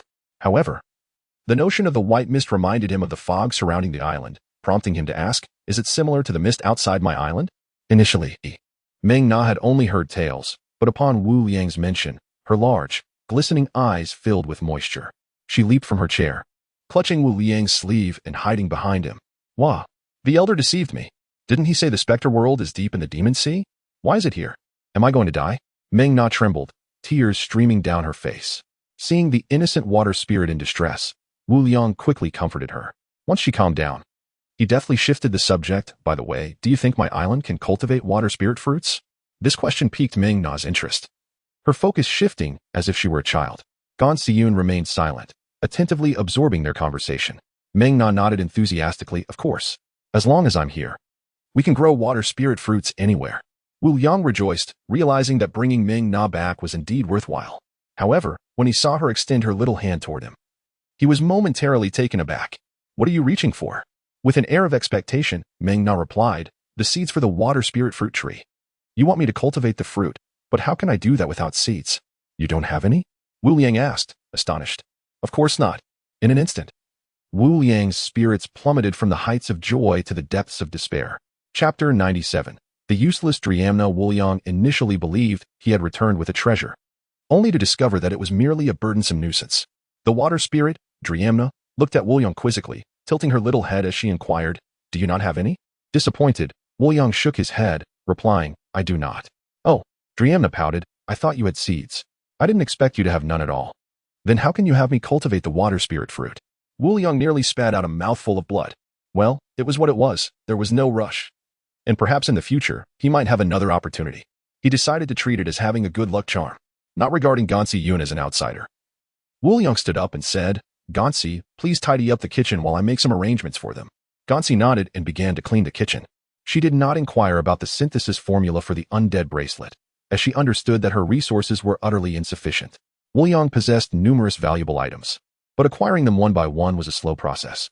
She had long coveted the set of armor on Wu Liang, as well as his shoes. The undead bracelet would have to wait. After all, with Xiaobai, she was already satisfied. However, one had to admit, Wu Liang's luck was rather remarkable. Unbeknownst to Wu Liang, Gon Si-yoon was musing about him as she exited the kitchen with Driamna and the undead maiden. Xiaolong and Xiaolan followed Wu Liang listlessly, lacking the energy to frolic with Xiaobai. Initially intending to assign Driamna and the undead maiden separate rooms, Wu Liang found himself at a loss when he noticed the undead maiden trailing closely behind him. The most crucial aspect was that the undead bracelet had not provided any instructions on how to return the undead maiden. Out of necessity, Wu Liang prepared a room for Driamna, arranging the furniture, then briefly introduced the layout of the estate before leading the undead maiden back to his own room. After instructing the undead maiden to stay in the room, Wu Liang took a shower to wash away his fatigue. Naturally, Xiaolong and Xiaolan followed him into the bathroom. As they had been in contact with the sea beast, and just thinking about that smell made Wu Liang feel nauseous. Upon returning to the bedroom, Wu Liang removed his armor in front of the undead maiden and slipped into bed. After all, she was an undead. What would she understand? However, when Wu Liang noticed the undead maiden sitting on the bed, preparing to lie down beside him, he was startled awake, his drowsiness vanishing in an instant. Sitting upright, he tightly clutched the blanket and pointed at the undead maiden, shouting, You, go lie on the couch. Quickly. Although the undead maiden had a commendable figure and possessed certain qualities, Wu Liang felt no interest in her. Women only hindered his speed, especially one who is undead. Seeing the undead maiden obediently return to the couch, Wool-young sighed in relief. His brows furrowed, he rubbed his temples in exasperation. Realizing that this summoned undead maiden was exceedingly peculiar, sometimes obedient, sometimes not, rendering him quite passive. With a sigh, Wool-young lay down and fell asleep, only to awaken in the middle of the night. Glancing at the time, he noted it was around 3 in the morning. Sensing some movement outside, Wool-young curiously opened the door, only to see Gansi-yoon quietly making her way toward the outer courtyard. A smile crept onto Wool-young's face. Only those who strive deserve to survive in this perilous world. The experience gained from leveling monsters was negligible for him, but for Gansi-yoon, it represented a significant income. Pondering this, Wool-young considered that once Gansi-yoon no longer valued leveling monsters, perhaps he could trade them to other villagers in the form of an auction. It seemed like a viable idea. Resolute, Wool-young quietly closed the door and sat cross-legged on his bed, entering a meditative state. When he felt a slight pain in his meridians, Wool-young realized he had reached the limit of his training for the day. Halting his practice, he opened his game panel. Wool-young, height, 183 centimeters, weight, 72, level, 23 combat power, 48524 experience, 3956 5000 health, 100 lifespan, 300 title. Village Chief of Yongin Village Date, Year 1, Month 1. Day 10, 8:32, a glimmer of joy appeared in Wool-young's heart. At this pace, he would undoubtedly reach level 25 today, while other players struggled at single-digit levels. He had already surpassed double digits, nearing the threshold of 3. He had far exceeded the levels of the sea creatures that appeared near the island. Stretching, Wool-young then opened the panels for Xiaolan and Xiaolong. Skyward Bubble Fish, Xiaolan, level 25, can exceed owner by up to 5 levels. Experience, 1551 5000. Status, healthy. Abilities, Binding Paralysis Bubble, Water Arrow Technique, Wind Blade Technique, Northern Dream Meditation, Shapeshifting, Storm Technique, Four-Clawed Golden Dragon. Xiaolong, level 25, can exceed owner by up to 5 levels. Experience, 1551 5000. Status, healthy. Abilities, Dragon Flame, Dragon's Roar, Call of Wind and Rain, Flight, Celestial Dragon Meditation, Shapeshifting, Flame Burst Technique. Wool-young glanced at the 2 little creatures peacefully sleeping at the head of his bed. It was evident they had been slacking off yesterday.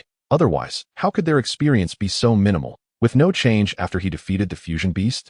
However, considering that both little ones had been afflicted with a weakening buff the previous day, Wool-young couldn't fault them. Not hearing Gansi-yoon calling him for a meal, he retrieved the mysterious treasure chest and the golden treasure chest obtained yesterday. He hesitated to open them simultaneously. The mysterious chest was of great significance.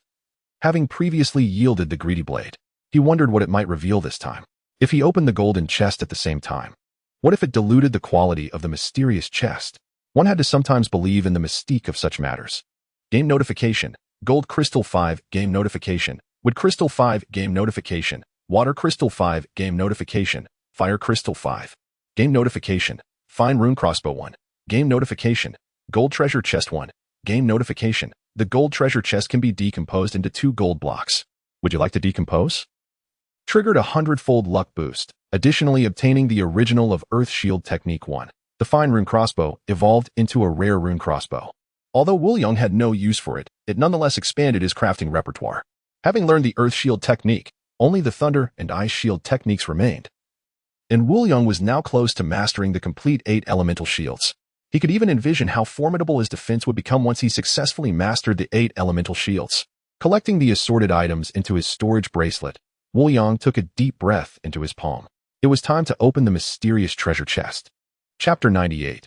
The Eye of the Reaper, a resounding explosion. Once again, an epic piece of equipment has emerged.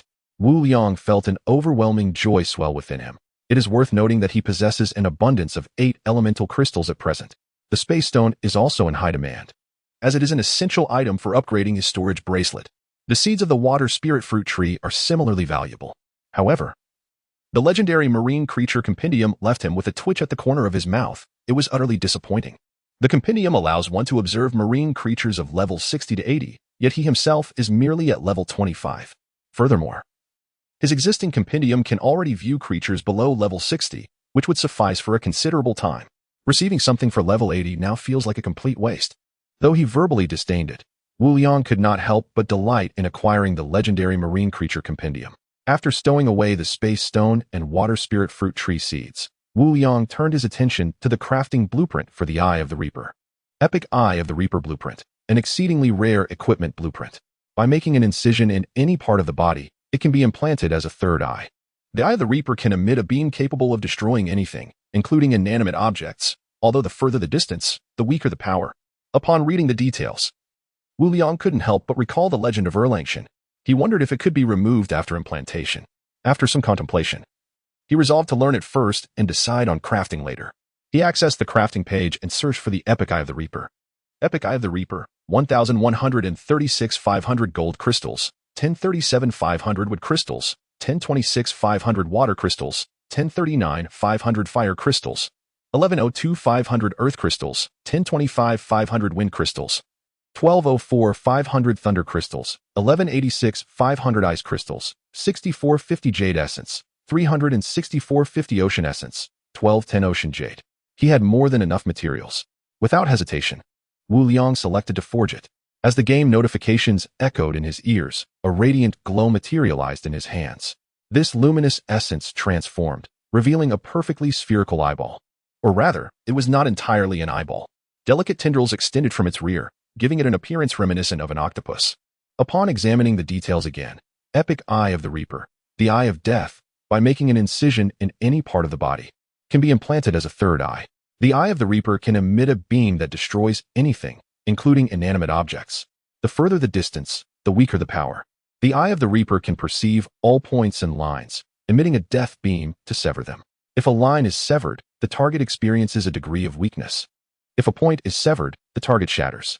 The extent of shattering correlates with strength and distance. Note: each use consumes the user's entire vitality. Good heavens!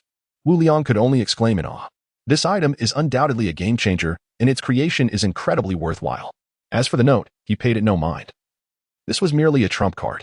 If he encountered a monster that even the Eye of Death could not handle, he would simply have to await his demise. The Eye of the Reaper felt surprisingly soft, far removed from what one would expect of crafted equipment. It resembled something extracted from a living organism. The tendrils on the back appeared exceedingly peculiar, but to implant it into his body, Wu Liang felt a twinge of uncertainty in his heart. His reluctance stemmed largely from previous encounters with aberrant beings, but implanting it was the decision he ultimately made, given the perilous nature of the seabed. Possessing an additional trump card significantly increased his chances of survival. As for the potential of becoming a monster, Wu Liang had long since ceased to care. If he were to implant it, where would be the most suitable location? The forehead? To become Erlangshan? Or perhaps at the nape of his neck?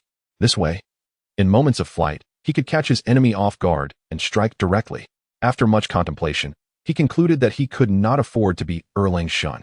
Upon encountering an adversary, they would undoubtedly be wary of his third eye, and he was uncertain of the speed of the death beam emitted. Should it be dodged, the consequences would be dire. Thus, it must be concealed in an inconspicuous location. Wu Liang glanced down at his lower body and felt a twitch at the corner of his mouth. He believed he might be losing his mind for even considering such a thought. The key concern was how it might affect his sense of use. Moreover, he still needed to wear trousers. It was imperative to find a place that would not hinder his performance while remaining discreet. After considerable deliberation, he ultimately decided to make a small incision at the center of his brow.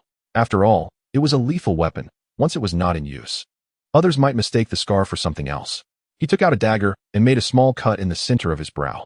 Wu Liang's regenerative abilities were remarkable. The implantation needed to be swift.